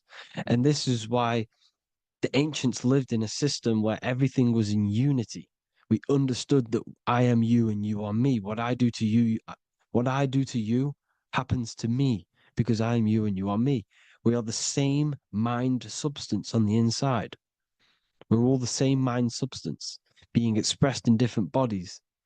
So what I do to your mind will have a ripple effect on my mind because all of our minds are connected within the mental plane. So this is why they know all this knowledge. They know all this knowledge. So yeah, this is the mirroring effect of reality, the 2 pillars, or symbolizes the number 11. The number 11. We'll go deeper into that. The technology we're using is magic. It's a form of magic. Television is tell a vision. They're telling a vision into your subconscious mind, into your memory. And when you turn on the television, you get a program because they're telling a vision to create a program within your subconscious mind. You see, the conscious mind is only 10% of your mind, which is to do with your, what you're aware of, your 5 senses. What are you consciously aware of? Well, I'm aware I'm here, I'm talking. I'm aware of what I'm wearing, the 5 senses, what I can hear, taste, smell, hear. What I'm wearing, I'm aware of what I think of. But the subconscious mind is the 90% of your mind. It's the hidden part of the mind, which is telling your heart to beat, telling your body to breathe. It's storing all of your emotions. It's storing everything you see, storing all the belief systems that you have. It has everything. It stores all of the habits you have, the values. It stores everyone's name that you know. All the words that I'm speaking right now is all coming out of the subconscious. Everything is subconscious. And it literally manipulates 90% of your daily basis behavior. Most people don't know this. What you did yesterday is what you will do today because of these beliefs and mental programs within the subconscious, stored within the subconscious. So the subconscious is what they're aiming at. They're trying to create programs within the subconscious because the subconscious manifests 90% of your thought patterns, 90% of your actions and words. They know all this stuff. So the subconscious mind is the most powerful part of the mind. Another way the subconscious manifests and influences your life is, let's say you were in a car crash years and years ago, 10 years ago. Let's say you're in this car crash, right? And you really hurt yourself. The emotion you felt in that time when you were injured in that car crash had a great impression on your subconscious mind. You see, the stronger you feel something emotionally, the stronger impact it has on the subconscious. You can remember and recall that moment and very vividly because of the impact it had on the subconscious. Another, for example, you become that terrified of cars that it manifests into your life today, that you are wary to go in certain cars. You don't want to go into cars at all, maybe, because of that moment that stood within the subconscious. And it will manifest into anxiety. It will manifest into not going into cars. It will manifest into depression, maybe. These things, these emotional, very emotional, traumatic events have a great impression on our subconscious and they control your life. This is why you need to meditate and let go deep within yourself and let go of these internal, deep emotions that you may have repressed and keep pressing down and ignoring. But you need to address it and let go of these subconscious impressions you have, which are controlling your life, like anxiety, depression. All of these things are stemming from things that are stored within your subconscious years and years ago, more than likely. Broadcasting. They're casting spells to a broad audience, to news, north, east, west, and south. They're casting spells. No, if you watch the news, everything's red. Breaking news in red writing or the red background, everything's red. Why? Because red's the root chakra, which is all to do with survival. They want to stimulate this root chakra because they want you down there in survival mode. They want you in survival mode because you're easier to control. They control out of fear. And not only they're casting these spells as if, because most of the things they cast in the news hasn't already happened. They're constantly bombarding you with there might be a war breaking out, war this, war that, kill here, kill there, murders. It's impressing, it's casting spells on your subconscious mind. So when the event does turn up in real reality, in physical reality, you're less emotional, you're less surprised. You're not as surprised because you've already heard it before. Your subconscious has already heard it all before. If you never heard of a war and then a war broke out, you'd be going crazy. So they subtly program your subconscious mind through the words, because the words they say is impressing your mind. It has an effect on your mind, which will have an effect on your behavior, your words, your conversations you have with people. They're casting spells to north, east, west, and south on the tell a vision. They're telling a vision by broadcasting, by saying spells. This is why we call it spelling. Even the word, Listen, the words we say cast spells. Bless. Oh, bless you. That's be less. The subconscious mind only picks up literal things. You see, when I say bless you, your conscious mind picks that up as, oh, thank you, you're blessing me. But your subconscious picks up as be less. You see? Because the subconscious it has no filter. It's just, it is what it is. Everything is factual in the subconscious. Therefore, if I call you an idiot, your subconscious, my subconscious will think I'm talking to myself and calling myself an idiot, and it will take that as true. That is truth. Everything is truth within the subconscious, and the subconscious manifests your behavior. The devices this is the biggest one. Black scrying mirrors, device, the devil's vice, the device. Okay. Black scrying mirrors, black screen is scrying.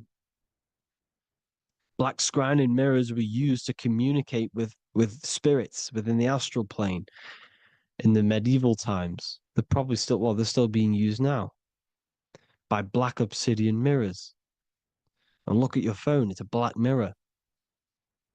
And there's some sort of, I'm not saying this is facts, but personally, I believe these are portals for spirits and ethereal entities to come into your life, to come into your surroundings. So this is the next big thing: the TVs, your iPhone, your iPod, all black mirrors, and mirrors are very, very powerful. Even just a normal mirror. Mirrors have an effect. Whatever you say into a mirror, what you say is energy. And when you say something into a mirror, you're saying it into yourself. It's an infinite cycle of words of energy because it's being reflected infinite times. When you say something into a mirror, it has a massive effect. You're saying it directly into your eyes, into your mind. So what you say in a mirror should be said with precaution. Never say anything negative into a mirror, because mirrors are very, very powerful ways for you to reprogram your subconscious mind for the good. You can say very positive things into mirrors and it will reprogram your subconscious mind. Okay? Manifesting is all magic. It's all magic. Everything is magic. But consciously doing it is what they're doing. They hid this knowledge. Your phone is magic. It manipulates your mind. The iPhone, okay. See, magic isn't all of this with wands.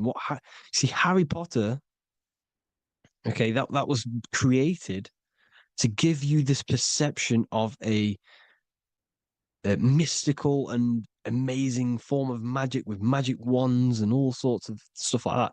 Yes, that stuff was true when the collective conscious minds were on a higher level and our belief systems believed in these things, because the universal mind, all of our minds contribute to reality. If the masses don't believe in magic, if the masses don't believe in a certain thing, it's going to have an effect on physical reality. So when the collective minds are higher and have more open minds, things like Harry Potter can come true. See, it's all in the mind. The iPhone, the eye is the symbol for the mind, the invisible intelligence. The triangle is the ethereal plane. Okay. So the eye in the triangle is the eye that sees into the beyond the ethereal planes.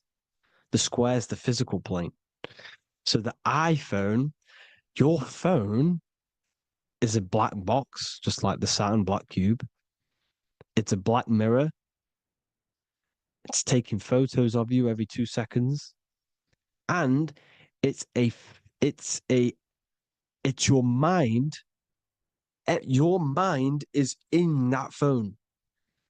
Everything you like, everything you text, everything you type in Google, everything you say to someone, every conversation is all recorded on the phone. Therefore, it is a direct reflection of your mind. Your mind is imprinted into your phone because your mind, everything you think in your mind, you're manifesting into typing, saying, taking pictures into the phone, and it's collecting it and storing it. And what they're doing, and this is for all forms of magic, it's manipulating the mind. It's all manipulating the mind. Reels, Instagram, TikTok, this is all dopamine. It's all controlling the mind. Every like you get, every follow you get, every share that you get is dopamine within your brain. They're literally targeting your brain and mind. It's all manipulating because what they're pushing through the phones, through the media, through the news, through the televisions is visions and programs. You are the one manifesting the New World Order. They're not manifesting the New World Order. They're giving you the information so you can manifest the New World Order. Everything they say is contributing to your mind. For example, digital money and all the information they put out for you to see is contributing to your enslavement. Your mind is manifesting the New World Order. They know this.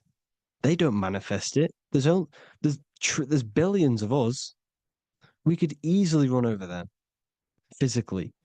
But on a mental level, these people have the knowledge and they hide it from us and they let us manifest reality because we are the collective. They give us the information which manifests their agenda. It's all magic through the phones, the media, the television. So your phone is a manifestation of your mind. It's a record of your mind. Hollywood, holly tree, holy tree. They used to make wands out of holy trees, holy trees, because it was the most holiest wood, the best for casting and transmitting energy. So they used holly trees to cast spells. That's what Hollywood is. And in Hollywood, they have the red tear, the blood drop next to the Hollywood sign, because it's all satanic. They're all black magicians. They use Hollywood to cast the spells through the music, through the films. You see, music is a form of magic. All of this is magic. Everything they do is a form of magic because they want an agenda behind it. But it's not black magic. They're letting us create our prison. This is what you have to see. Yes, they're evil, but they're not doing anything evil, or else they would face the karma. They let us manifest this agenda through giving in the information by telling you what's going to happen in the movies. Everything that happens in a movie, it's all there on purpose to program your subconscious, to plant a seed within your garden, your subconscious, your mind. Because when the mind is already seen something, when it comes up and turns up in physical reality, you will be less shocked and you won't rebel. So they lure you slowly. They make you aware of these things over time. They make you gradually think it's okay. Like the technology, we never used to use these phones. How did we become so addicted and reliant on them? Well, because first they gave you a little flick phone. Well, no, sorry, they gave you a phone in your house. And then once you got used to that, they say, oh, here's the newest version of a little flick phone. You started texting your friends. Everyone was loving it in high school. They could now meet up without saying, let's meet on the weekend at this point at this time, like your parents probably did. Or maybe some of you watching this, you probably had to tell your friend to meet on the weekend at a certain time because you had no way of communicating. So everyone got these phones and got addicted to them. Then they slowly got addicted to the new iPod with the touch screen. Now they invented touch screen. Then everyone got addicted to touch screens. Then because all of this is producing dopamine in the brain, which creates you to become mentally addicted to things and physically addicted, chemically addicted. Because dopamine's a chemical. Your subconscious becomes a program within your subconscious, and your body becomes chemically addicted to these phones. And these phones are the enslavement of humanity, technology. Without this, we wouldn't be in this mess without technology. Because they're creating a hive mind. We're creating a hive mind. So back on track anyways, they program you.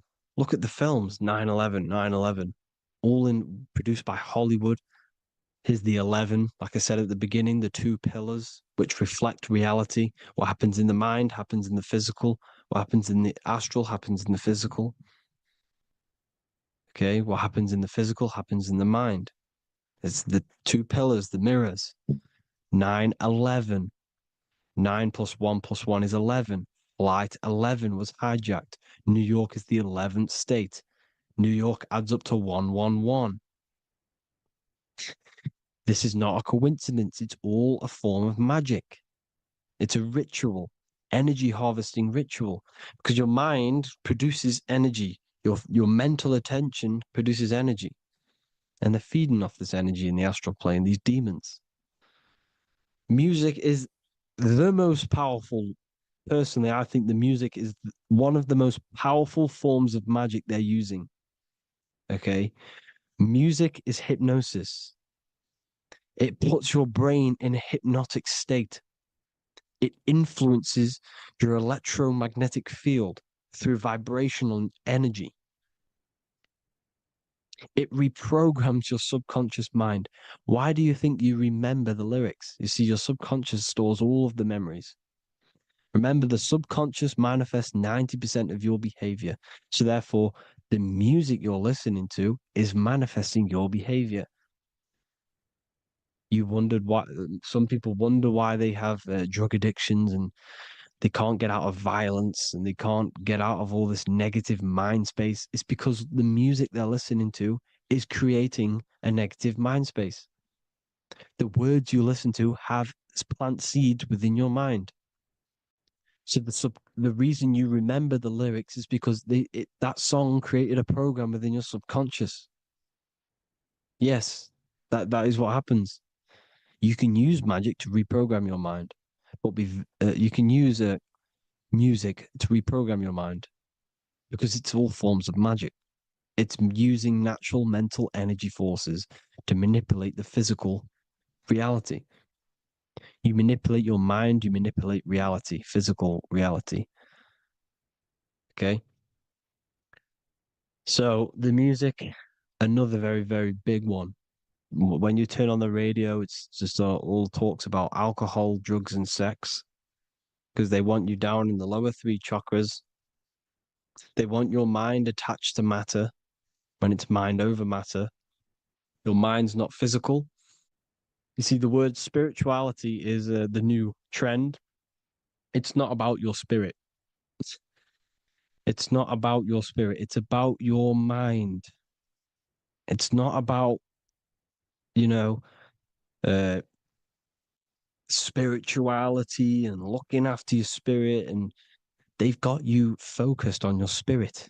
Why? Because they hide your mind from you. You see, a lot of people think their mind is their brain, but the mind is everything. There is no physical reality without mind. You can have a brain.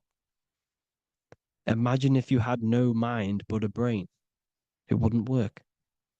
The mind is everything. The mind controls your avatar. It begins in the mind before it happens in the brain. Then the brain manifests through the body. The brain's just an electrical computer.